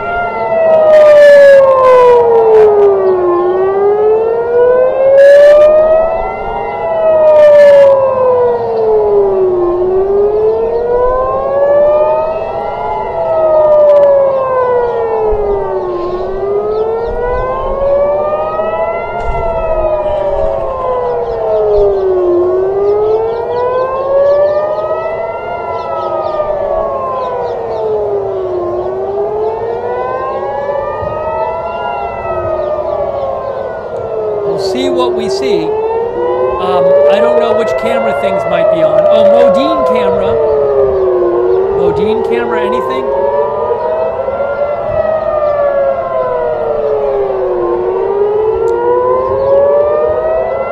Definitely Tel Aviv area. Definitely Tel Aviv area. Oh, and near Haifa too. Near Haifa, a bunch of alerts near Haifa.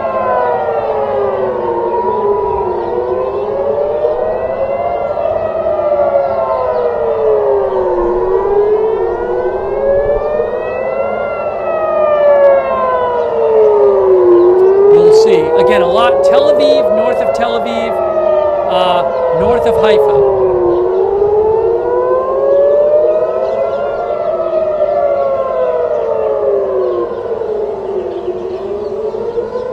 So let's see what happens. You're probably going to start hearing interceptions shortly. There you go. I just heard something. I just heard maybe an interception.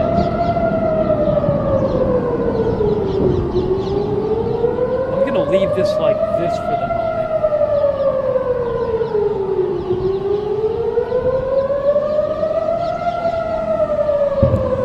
That looks like, oh, there's one on the Haifa cam. Haifa cam caught something. Haifa cam is pointing at the sky.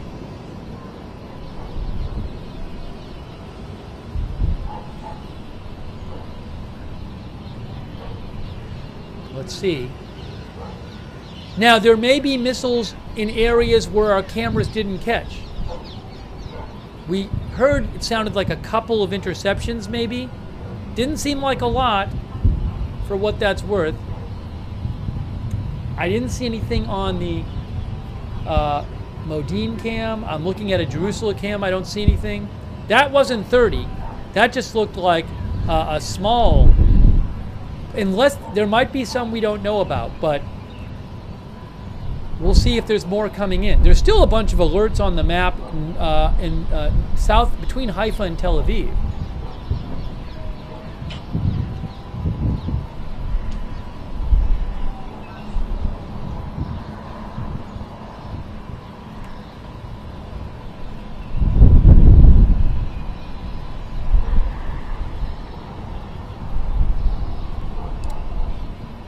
So now we're waiting to see if anything else comes in. But that certainly didn't seem like 30. But as I mentioned, stuff could have happened in other areas. Hold on. Hang on.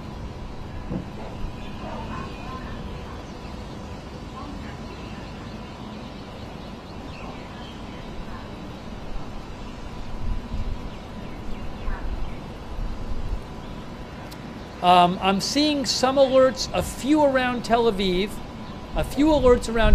right now. Also, some alerts in the far north of Israel, where I don't have a camera.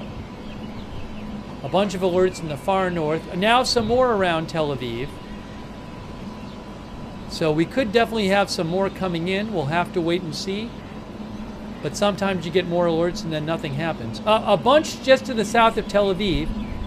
So a bunch of new alerts around the Tel Aviv area right now. Definitely surrounding Tel Aviv, a number of alerts. We got the Tel Aviv camera on, you can see.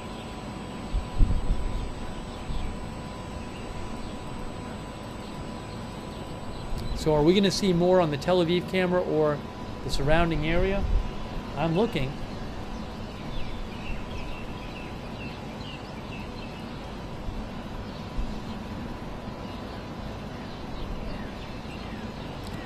Again, still seeing some of these alerts. And hold it right here, right now, right now, right now, right now.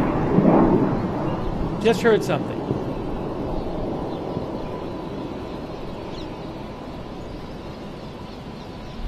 That might have been an interceptor going up. Seemed like it was either a missile or not. Hold on. What's happening now? What's happening now?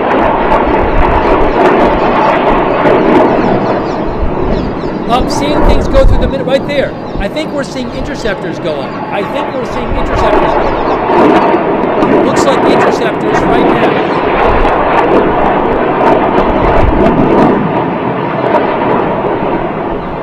A bunch of interceptors I think we're seeing going up.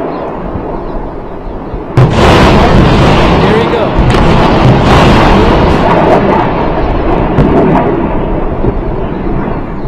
Maybe interceptions. I don't know if anything hit. Wow, Tel Aviv right now.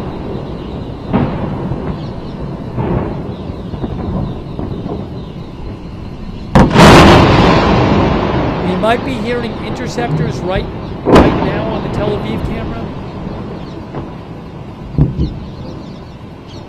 Haifa, I don't see anything on the camera. I have it. There could be stuff on the Haifa camera, but I'm not seeing anything there. The alerts are more for the Tel Aviv area. That's where the alerts are, the area surrounding Tel Aviv. More alerts for Tel Aviv right now.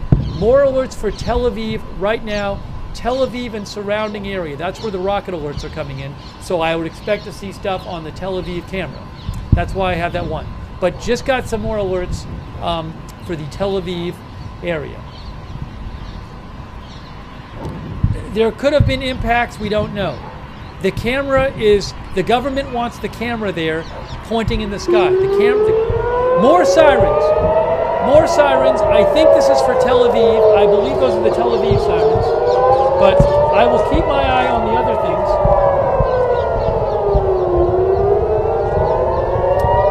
What's that? Look at that right there. That's on the Modine cam.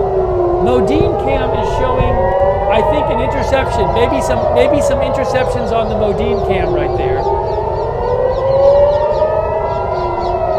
That's Modine, Israel over there on the bottom. So I think there's some interception remnants maybe on the Modine cam. But I think I'm going to go back to I'm not going to worry about that right now. And we're going to go back to the Tel Aviv cam.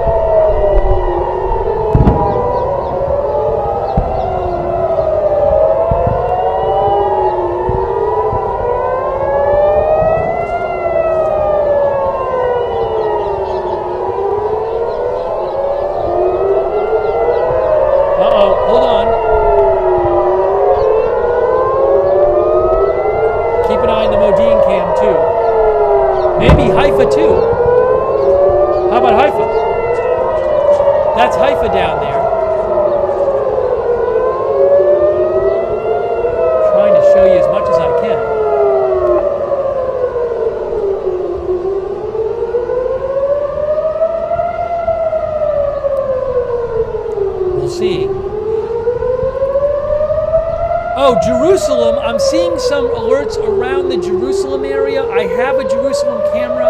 I'll keep an eye on it. If something big happens there, some near Jerusalem, I can throw up the Jerusalem camera, but too many cameras right now. So let's just see what happens.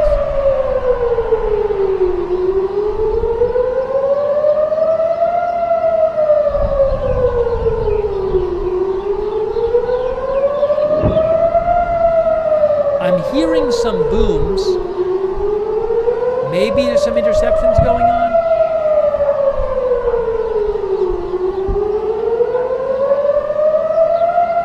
The Jerusalem camera I'm looking at, I'm not seeing anything. More alerts for near Tel Aviv.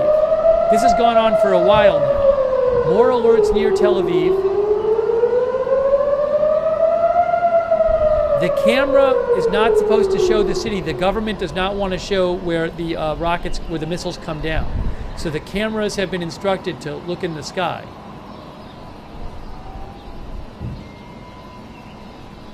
Reuters had said that. I haven't had a chance to check if we have reports of direct hits yet.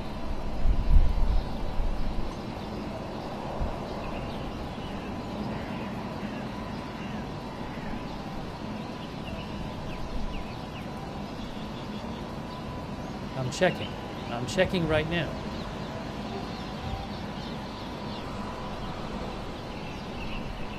More alerts, more rocket alerts. Now these are for, there's a bunch in the between Tel Aviv and Jerusalem.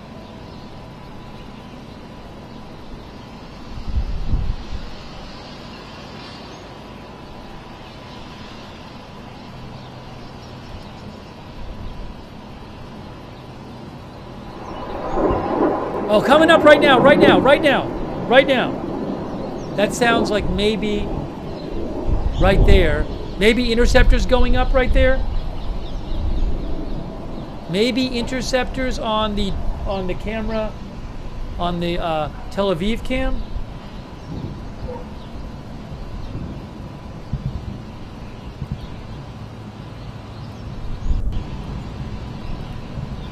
I don't know for sure.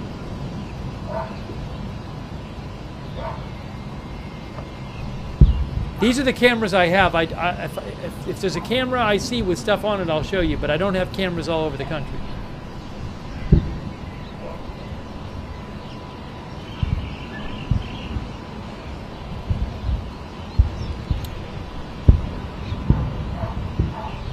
One viewer said it looked like maybe missiles hit on the near Jerusalem on the AP cam. So I don't have access to that camera. I can't show it. I can only show the ones I have the rights to.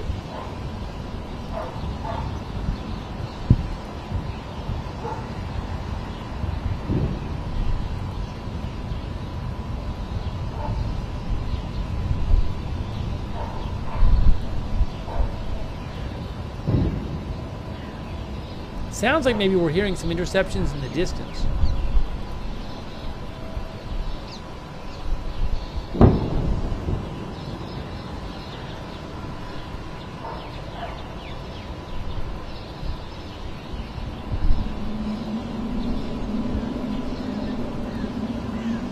There are still a few alerts on the alert map for east of Tel Aviv, central Israel. We'll see if any more come in.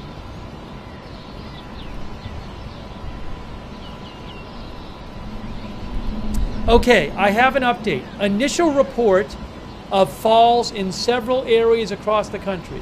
The Security Cabinet, a Israeli news account, says there are initial reports that some missiles have fallen in different parts of Israel, okay? Again, reports that missiles have fallen in some parts of Israel. We don't know where yet. I don't know where. I don't know what has happened. We will gradually find this out.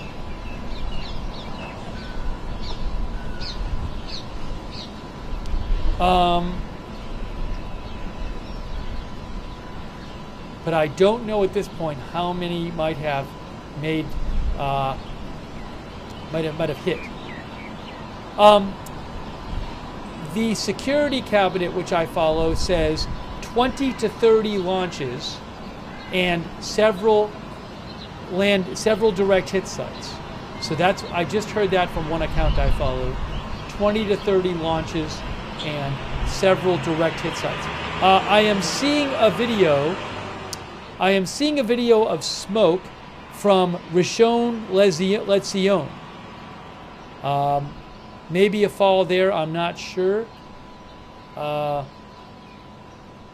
alert is not over, by the way. People have not been told that the missile alert is over. So let me just fix the headline here.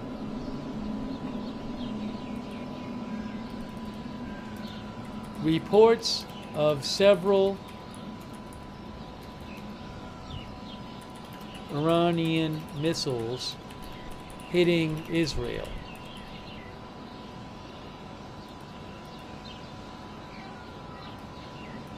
Now I'm looking for details. You kind of just have to wait and see what ends up happening.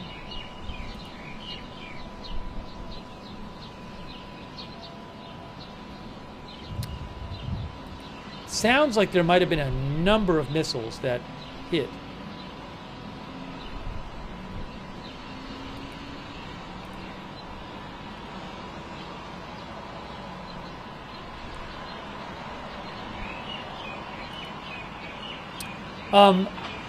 The Hot News, which is an Israeli account I follow, says at least 5 missile fall scenes.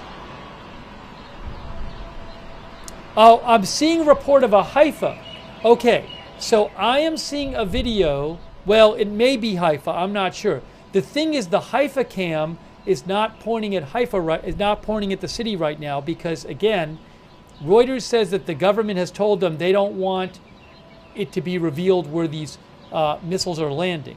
So the Haifa cam is just pointed in the sky.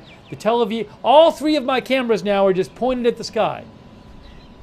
That's where they're all pointed because that's what the government has told Reuters. Actually, one of them isn't even a Reuters. One of them's AFP, but it's still pointed at the sky. So I can't get you information from those. Oh, there's a new camera. What camera is that? Oh, no. Okay. Haifa's back now. Haifa's back. So what are we seeing on the Haifa camera? Anything?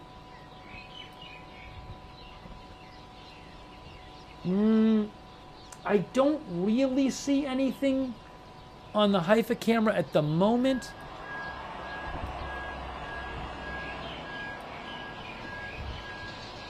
I'm just going to have to check and see what the reporting is. What is that? Oh, that says Haifa down there. Hold on. Sorry.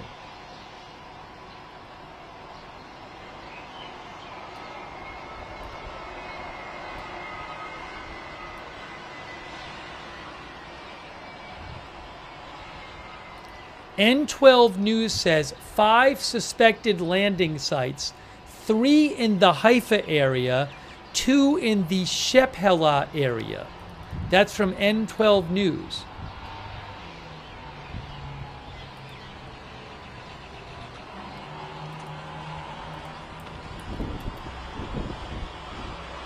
Shephelah is south central Israel.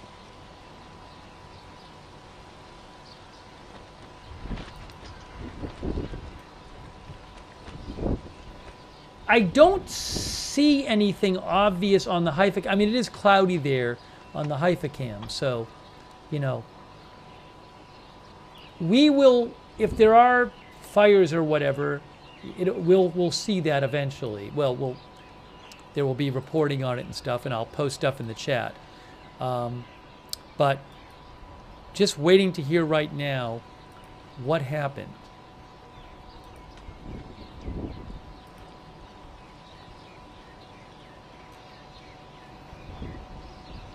GLZ Radio says reports of a fall in Haifa. So, one in Haifa and then a couple others they mention, possibly. Itay Blumenthal in Israel says over 20 missiles were launched from Iran. Okay, here's a video possibly from Haifa. I'm going to post a link in the chat. This is possibly a Haifa video. I'm not sure. I just posted it there. GLZ Radio says more than 10 scenes are being treated in the center, the lowlands, and the Carmel. That would be a lot.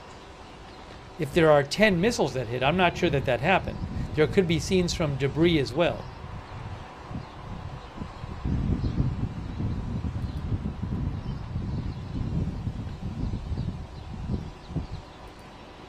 Now, this is interesting. The Hot News, which is an Israeli news account, claims that there were some missile hits in Haifa without alarm sounding in the city. I can't confirm that. I'm seeing a picture of a fire somewhere and some damage on a street, but I don't know where that is. I will keep trying to get you updates here.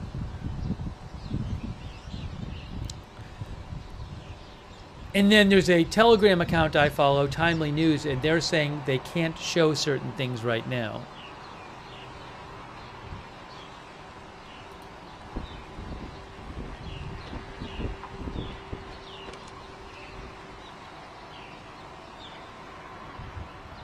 Just not sure yet how many missiles have hit, what exactly the damage is.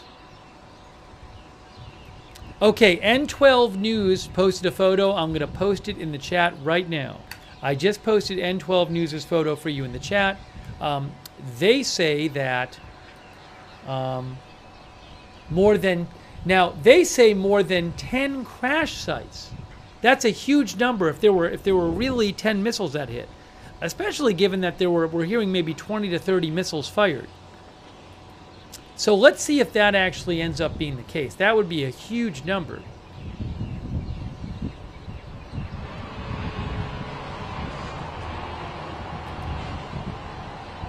I am seeing another report that there was no alarm in the city of Haifa. Political and Security Cabinet Telegram account, it's Israeli reporters, say there was no alarm in the city of Haifa. A missile hit is being reported there, an incident that will require investigation.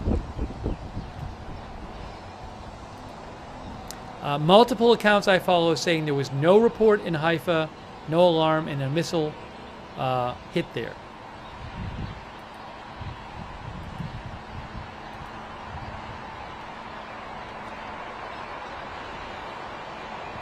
Again, supposedly this is the Haifa video. I just posted in the chat. I can't guarantee that that's really from Haifa.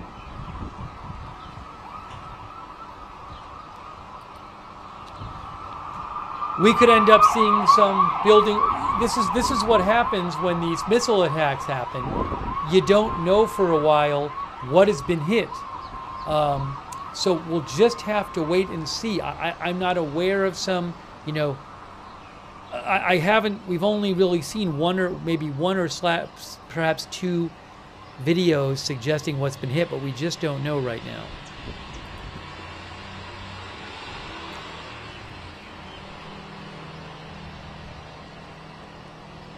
Okay, this, sorry.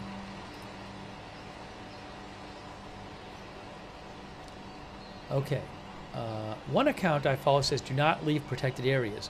Yeah, the people have not been told they can leave their protected areas yet. That's very true.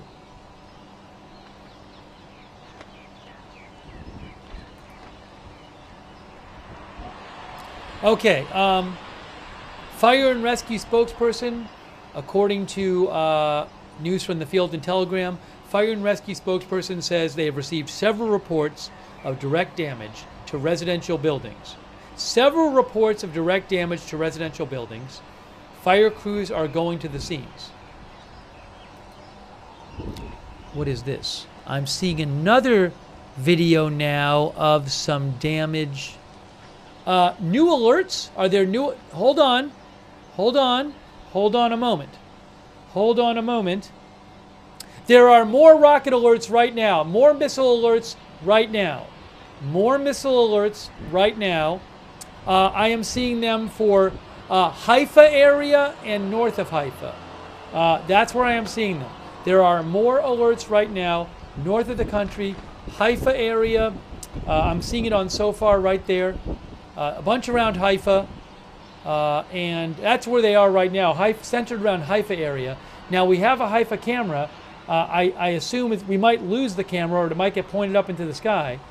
But there is a Haifa camera. So we're going to keep a special eye on that one. But, oh, Tel Aviv. No, wait, is this all Haifa now?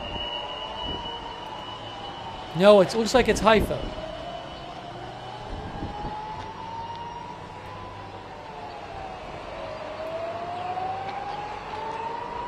And then some other areas, but definitely a bunch around Haifa area. Wow. So a bunch came in. Oh, see, we lost the Haifa cam. This is what happens. They're not supposed to show where the missiles hit. That's why I think we lost that camera right now. I bet it'll come back in a couple minutes, but that's why we don't have it. It's because they've been told, Reuters, they can't show where missiles hit. And that camera, I think, was an unmanned one. So they couldn't pan it. I don't know where about the other Haifa camera, but that one I think they just can't show. So, again, that's just an order of the government that they can't show where the missiles hit.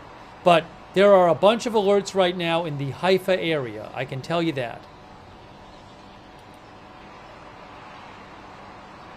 There is no Haifa camera I have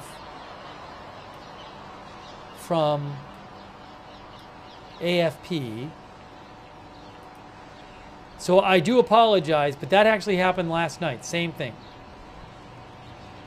That wasn't always the case, but it became the case. That's just the way they ended up doing it. So if you have a problem with it, talk to the Israeli government about it.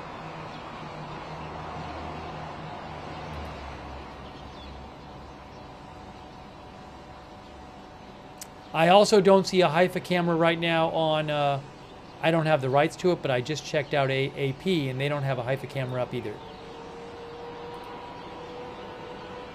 So there might be missiles hitting Haifa right now. We just don't know. Then I'm seeing some maybe for anything on the Modin cam.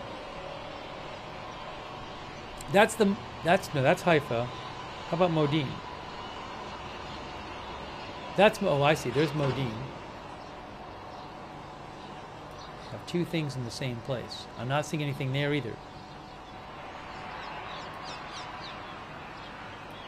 Let me see. There's some missile alerts around the Sea of Galilee I'm seeing right now.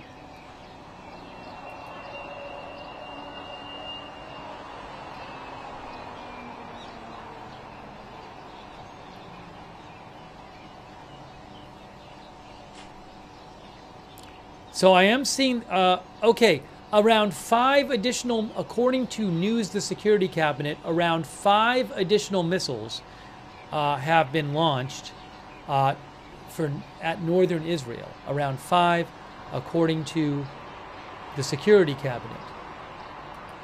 I don't have a camera showing those. So right now we're just kind of just waiting to see what happens. I am seeing a video of a bunch of a building that has had some significant destruction. Looks like maybe a 3 or 4 story building. We might end up getting live video from there.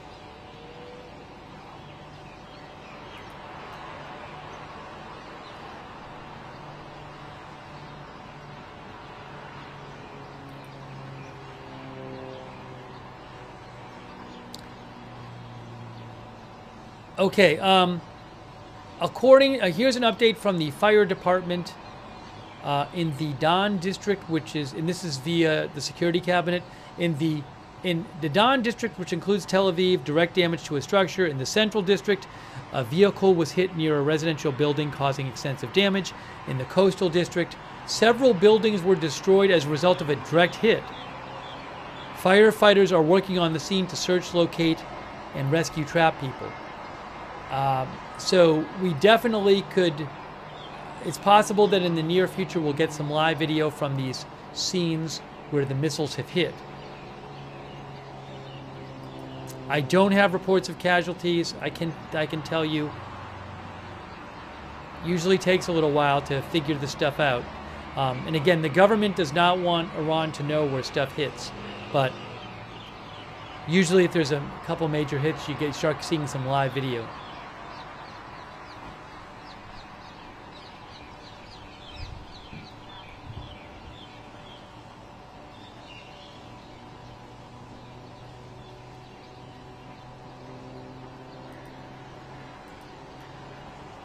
Yeah, 5 minutes ago, the IDF said an additional barrage was launched towards Israel. Now, this isn't a huge number compared to the original barrages. I think there's been about 30 so far. You know, so this is missiles, and it's very serious, but there's no sign of it being some kind of unprecedented huge response compared to the usual.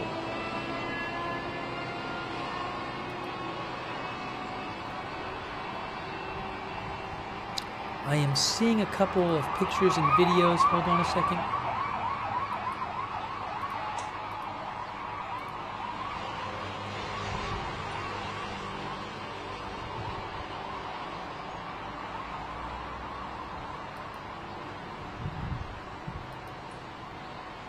Now, another thing I don't know is does Iran say, hey, we fired missiles and we blew up all these buildings, and now Israel is scared of us, and then they just say that's it because they can say we responded, or is this just the beginning of whatever response they're going to do? Beats me.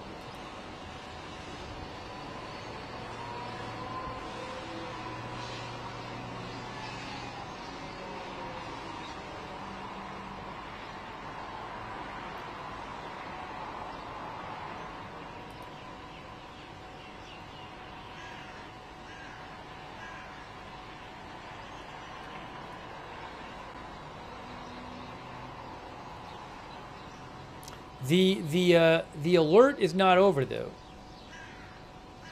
People have not been told you can leave your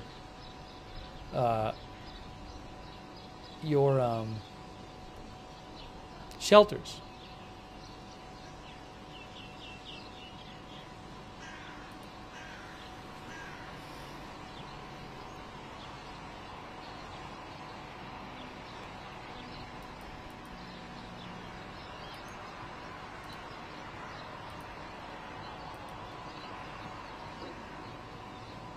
I'm hearing an unconfirmed report that there are injuries from a Telegram account I follow. Again, it's a bit hard to get information because I think there's a desire to not show where things are hitting. Now, where is this? I am seeing smoke. I'm seeing a video of smoke somewhere from what looks like a big hit, but I just don't know at the moment.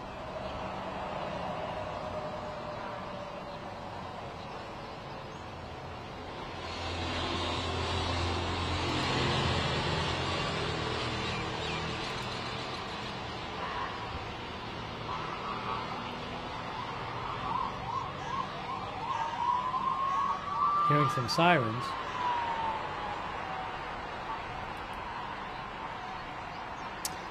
The security cabinet reports 2 seriously injured at the scene in central Israel.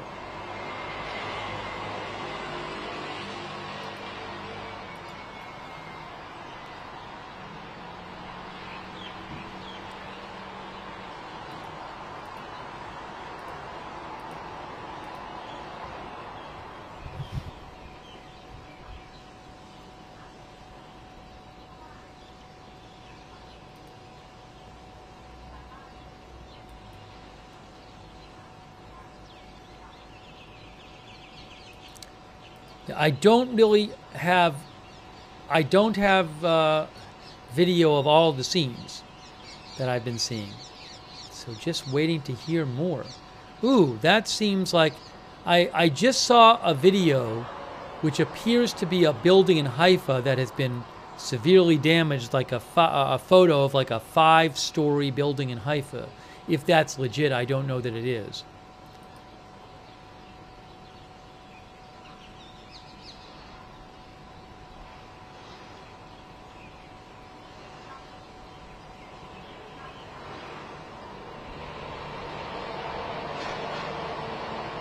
I'm going to post another video in the chat, which is purportedly from this.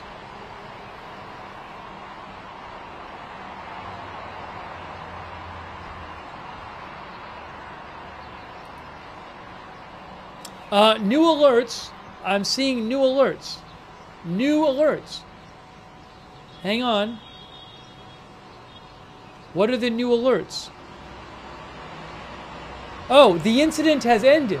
I just saw, I got incident over message on my phone. Yes, Home Front Command says rocket and missile firing. The event has ended, but it's not for is it for everywhere? Yeah, I think it might be for everywhere. Just got a big notification that people can leave their shelters from Home Front Command.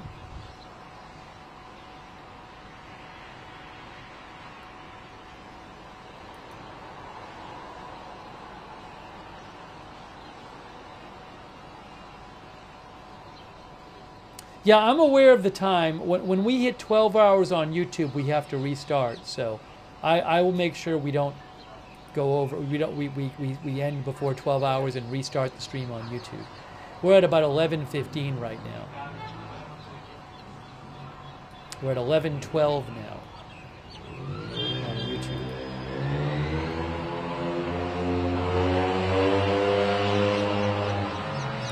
Okay, according to the security cabinet on Telegram, the first volley was 22 missiles, and the second was 5 missiles, which makes 27 total.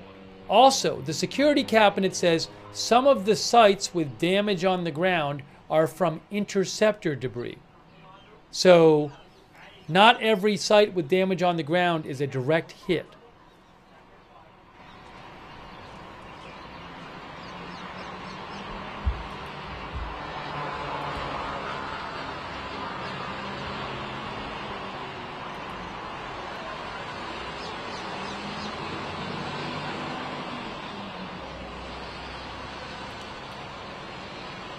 Wow, I'm seeing a building Yeah, I just saw a video. Again, I don't know where these are from, but they're from reliable accounts, and I've seen a couple videos of these, maybe four-story buildings or so heavily damaged. Yeah,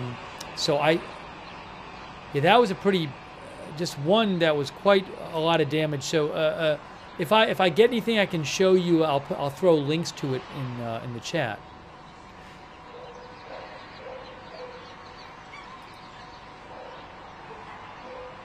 Again, Home Front Command is saying the wave of missiles is over, and that people can leave their shelters. Certainly a significant wave, not something which was way greater than ones before. I mean, recently there's been very small waves, but not as big as the initial waves last week or the ones last year.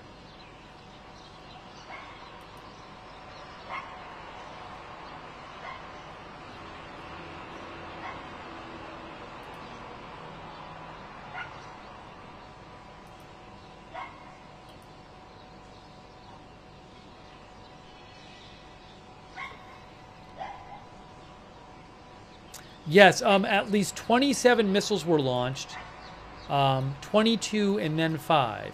IDF said that according to Manny Fabian. Oh, hang on a moment here. I'm going to post a video that's supposedly of one of the impact areas. I'm just posting these things in the chat. I found, again, just videos. I'm just throwing videos in the chat that I believe are from this.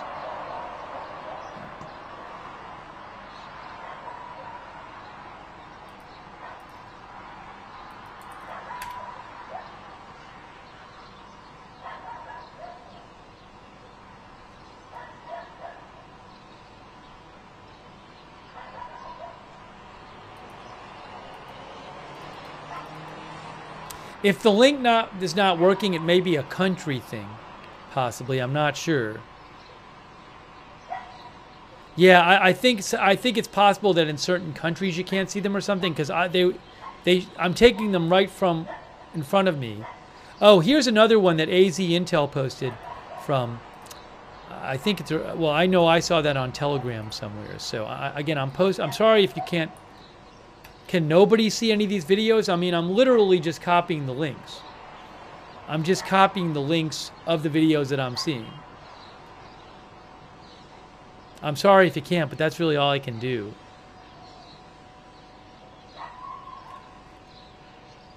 Yeah, some people are saying they can see them. A number of people are saying they can see them.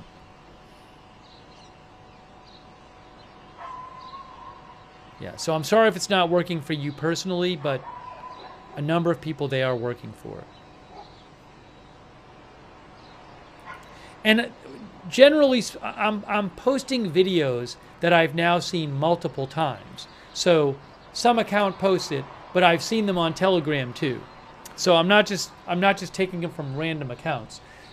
Everything I'm posting in the chat, I'm fairly confident is legit because I've seen it multiple times, including from accounts I follow on Telegram that are reliable. Okay.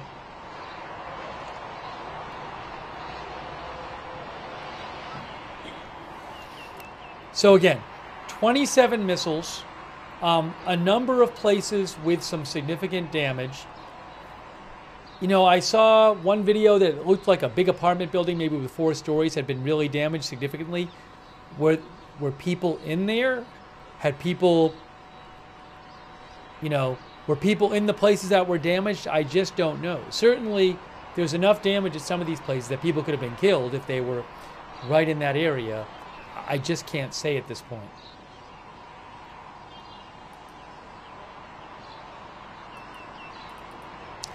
And it's possible that we will get video from one or more of these areas. Sometimes you get live video after the fact. Let me just thank a couple people here. I do appreciate it. Granite Man, Ian Dixon, Mush Levin, Sven Shaper, Dream Squad HD, Just Mike, Jordan F. Stop, Junobi, Avi Gable, who says, just out of our safe room outside Jerusalem, we have all the clear. We have all the all clear. That's from Avi Gable. I'm glad you're safe. Avi Gable.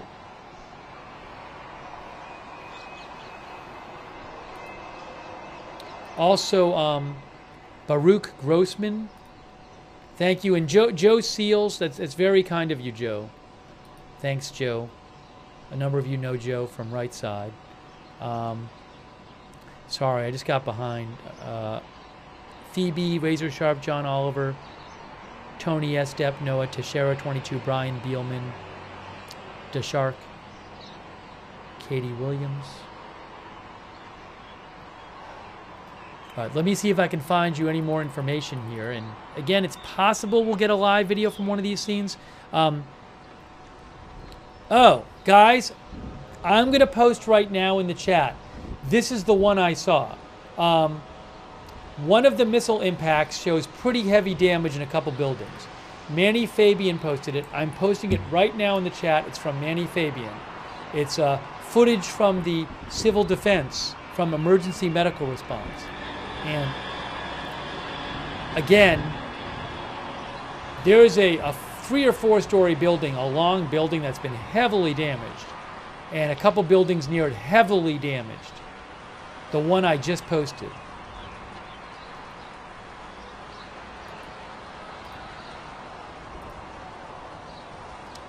Yeah, I'm looking at these 2 videos.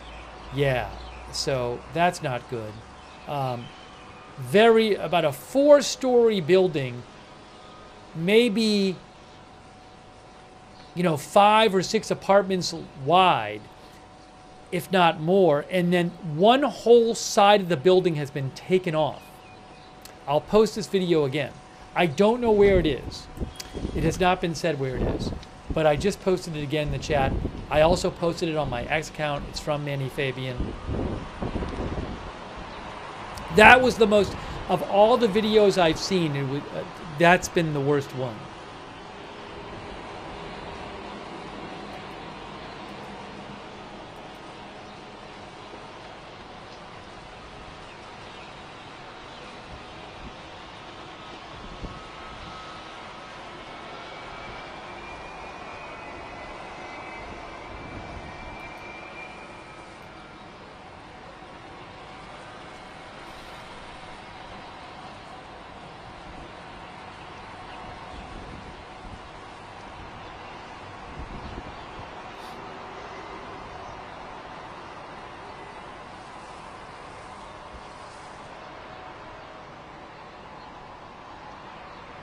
MDA, Emergency Medical Service, says MDA medics and paramedics are providing medical treatment and taking 11 injured people to the hospital, including 1 in moderate condition, a 30-year-old man with a shrapnel wound to his upper body, and 10 injured people in light condition with bruises.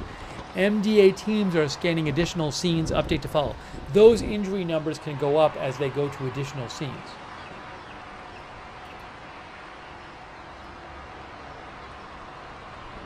So right now, 11 reported injured, 1 serious. There could be a lot more injuries or deaths. We don't know yet.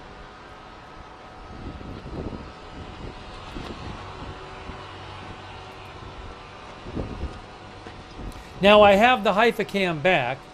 It doesn't really do us as much good right now, but again, they can't show it when the missiles are coming in if it shows where they hit.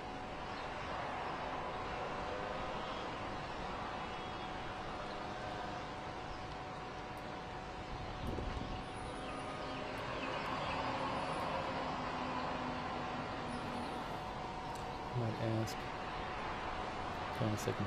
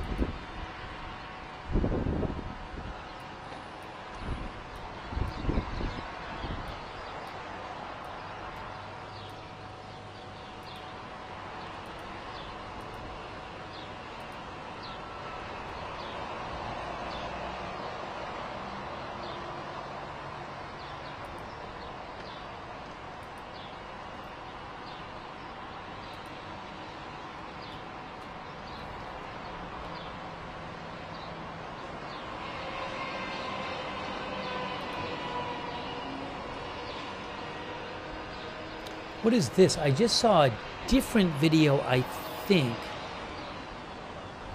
No, I'm not really sure where that is.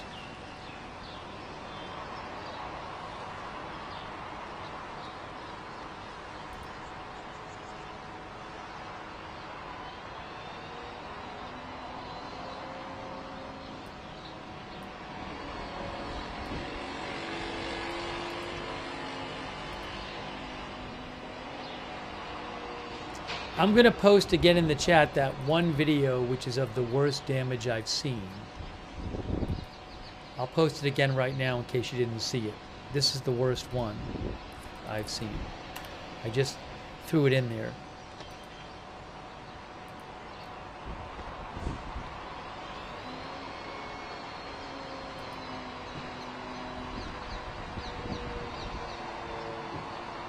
I just need give me 1 minute, folks.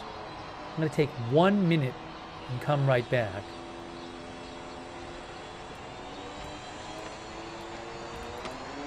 No, not 5 minutes. One minute. 1 minute. That's all. I just need 1 minute. Hang on a moment.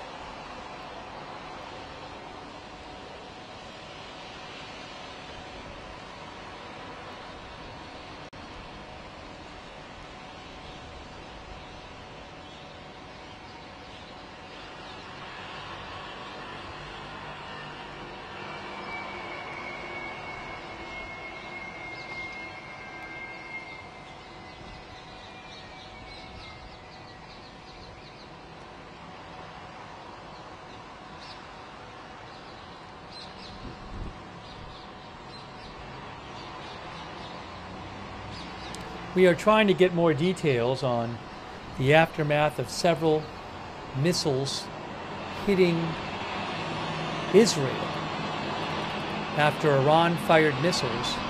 Oh, here's another video right here. I'm going to post another video for you in the chat. Just posted it right there of more damage. Hey guys, the IAEA posted, Michael Horowitz mentioned this. I just saw this myself. Look at this here.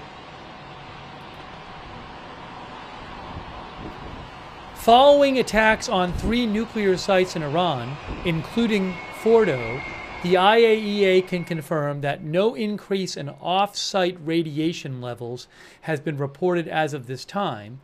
IAEA will provide further assessments on situation in Iran as more information becomes available. Now, I don't know that that's entirely unexpected. The greatest risk I've seen mentioned for radiation contamination over a distance is the Bushehr plant, because Bushehr is a working nuclear power plant, and that was not hit. I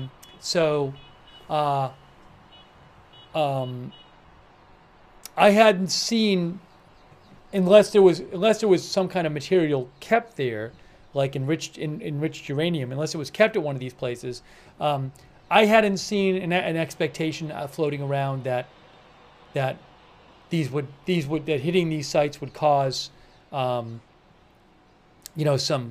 huge radiological pollution. Although it's good news that they're not, but we'll have to see what happens.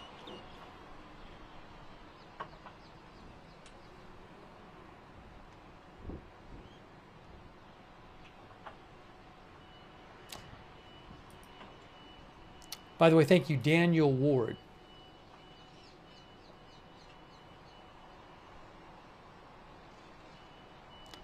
Fairly soon, what I'm going to do right now is I'm going to set up the next stream on YouTube because we're going to hit 12 hours. I can't hit 12 hours or the stream disappears. So what I'll do is start setting up the next stream on YouTube.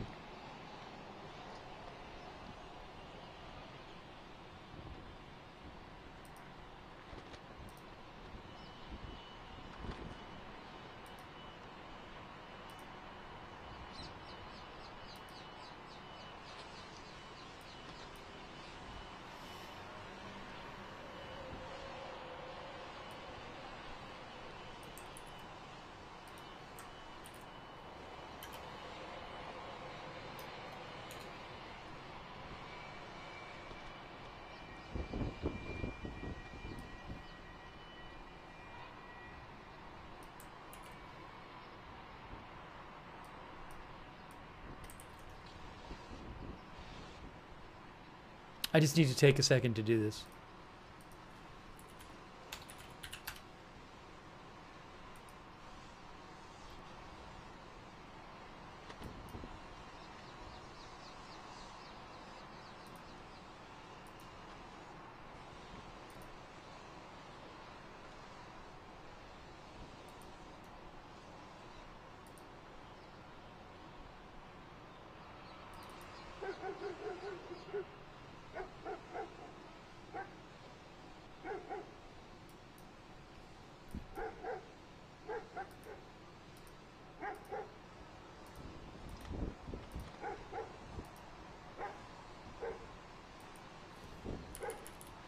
What I'll do for the YouTube people, I will set it up so that you're automatically taken to the next stream on YouTube.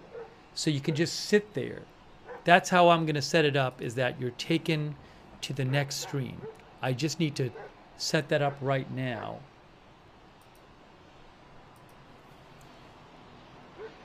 Redirect.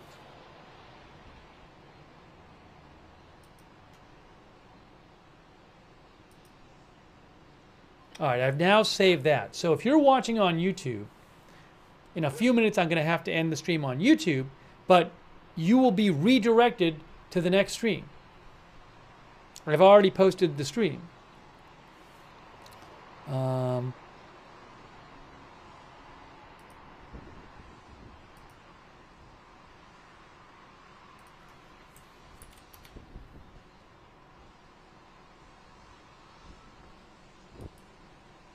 Yeah, so we're going to do that in a second. How are we on time on this one? This one we are at 11:33. I'm going to do it shortly. By the way, a shout out to all of our moderators who have been here. I really appreciate it. We've had moderators in and out all night, and it's so nice of them. Ruth Krafasi, Roberts May Queen over there on YouTube, thank you. Ava Knight over there on Facebook right now. Thank you. At some point, I'll have to make some more food. I don't think I'm not. I think I'll just have to make some again.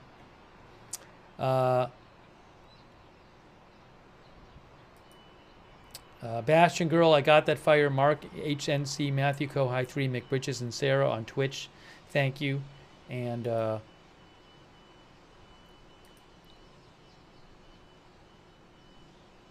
our Linda Bell, Glary, and Misha moderate for us on X.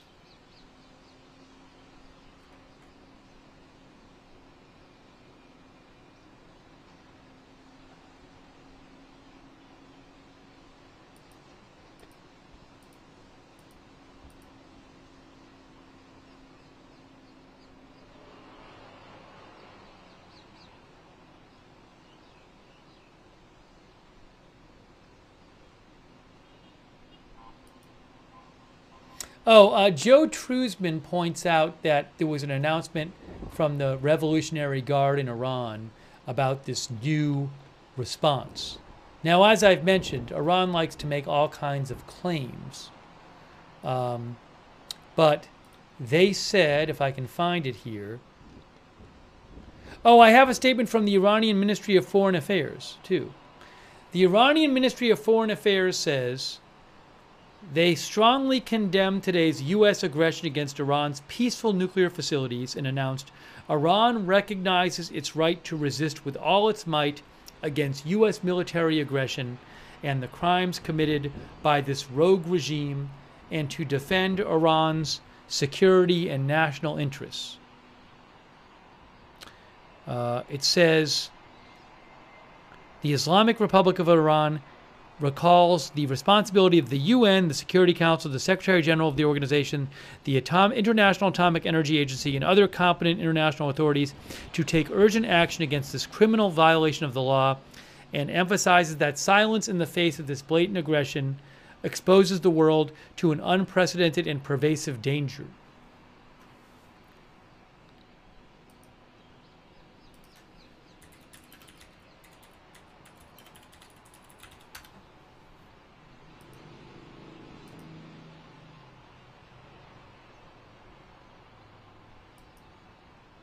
Oh, here's the post from the foreign minister.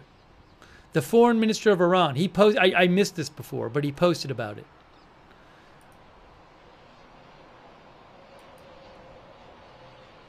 Hold on.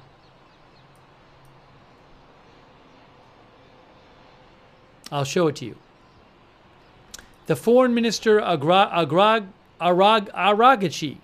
Syed Abbas Aragchi. Here's what he said. He said, the U.S., a permanent member of the UN Security Council, has committed a grave violation of the UN Charter, international law, and the NPT by attacking Iran's peaceful nuclear institutions. The events this morning are outrageous and will have everlasting consequences. Each and every member of the UN must be alarmed over this extremely dangerous, lawless, and criminal behavior. In accordance with the UN Charter and its provisions allowing a legitimate response in self-defense, Iran reserves all options to defend its sovereignty, interest, and people.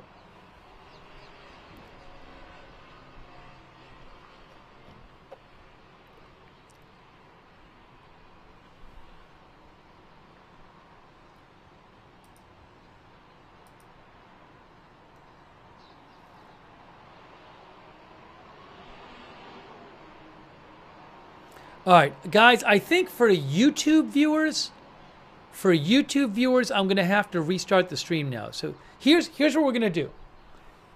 This is only for people watching on YouTube. If you are watching on YouTube right now, I've already posted the new stream because we're going to hit 12 hours, and I can't let it hit 12 hours if the stream disappears. So you will be automatically taken on YouTube to the new stream. I will post a link to the new stream in the chat. This is only for YouTube. Other platforms, you can just stay where you are. But the new YouTube stream, I'm posting a link to it. But you should be just automatically taken there. You don't have to do anything.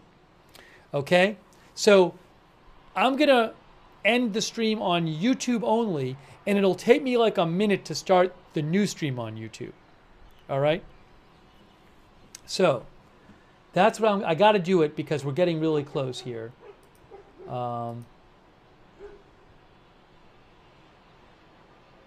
And let me just make sure of something here. Yes, it is set up to go to the next stream. So we'll just try this. It should work. It worked last time.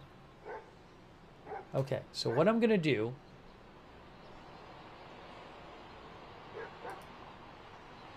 Yes. All right, guys, are you ready? We're going to do this right now. I'm sorry for anybody I didn't thank before. I've been trying to thank people for supporting the channel, and I'm sorry if I missed people. I was doing the best I could with all the news. Clonk, Big League Drew, Mush11, for example, Albert Freites, Ian Dixon, Joseph Perez, Rusby, Victoria Estrida, Nonk, Granite Man. Okay. All right. So let me do that. So YouTube viewers, here we go. I'm about to end the YouTube stream, but you will be taken to the next stream. If somehow you're not taken to the next stream, it's there. It's there. Just look on the channel. But if you just sit there, it should take you to the next stream. Okay, YouTube viewers? Are you ready, YouTube viewers? I'm going to do it now. I'm going to count to 3. I'm counting to 3 YouTube. Just only YouTube. On 3 YouTube. I hope this works. 1, 2. All right, we're ending the YouTube stream. Just the YouTube stream right now. 3.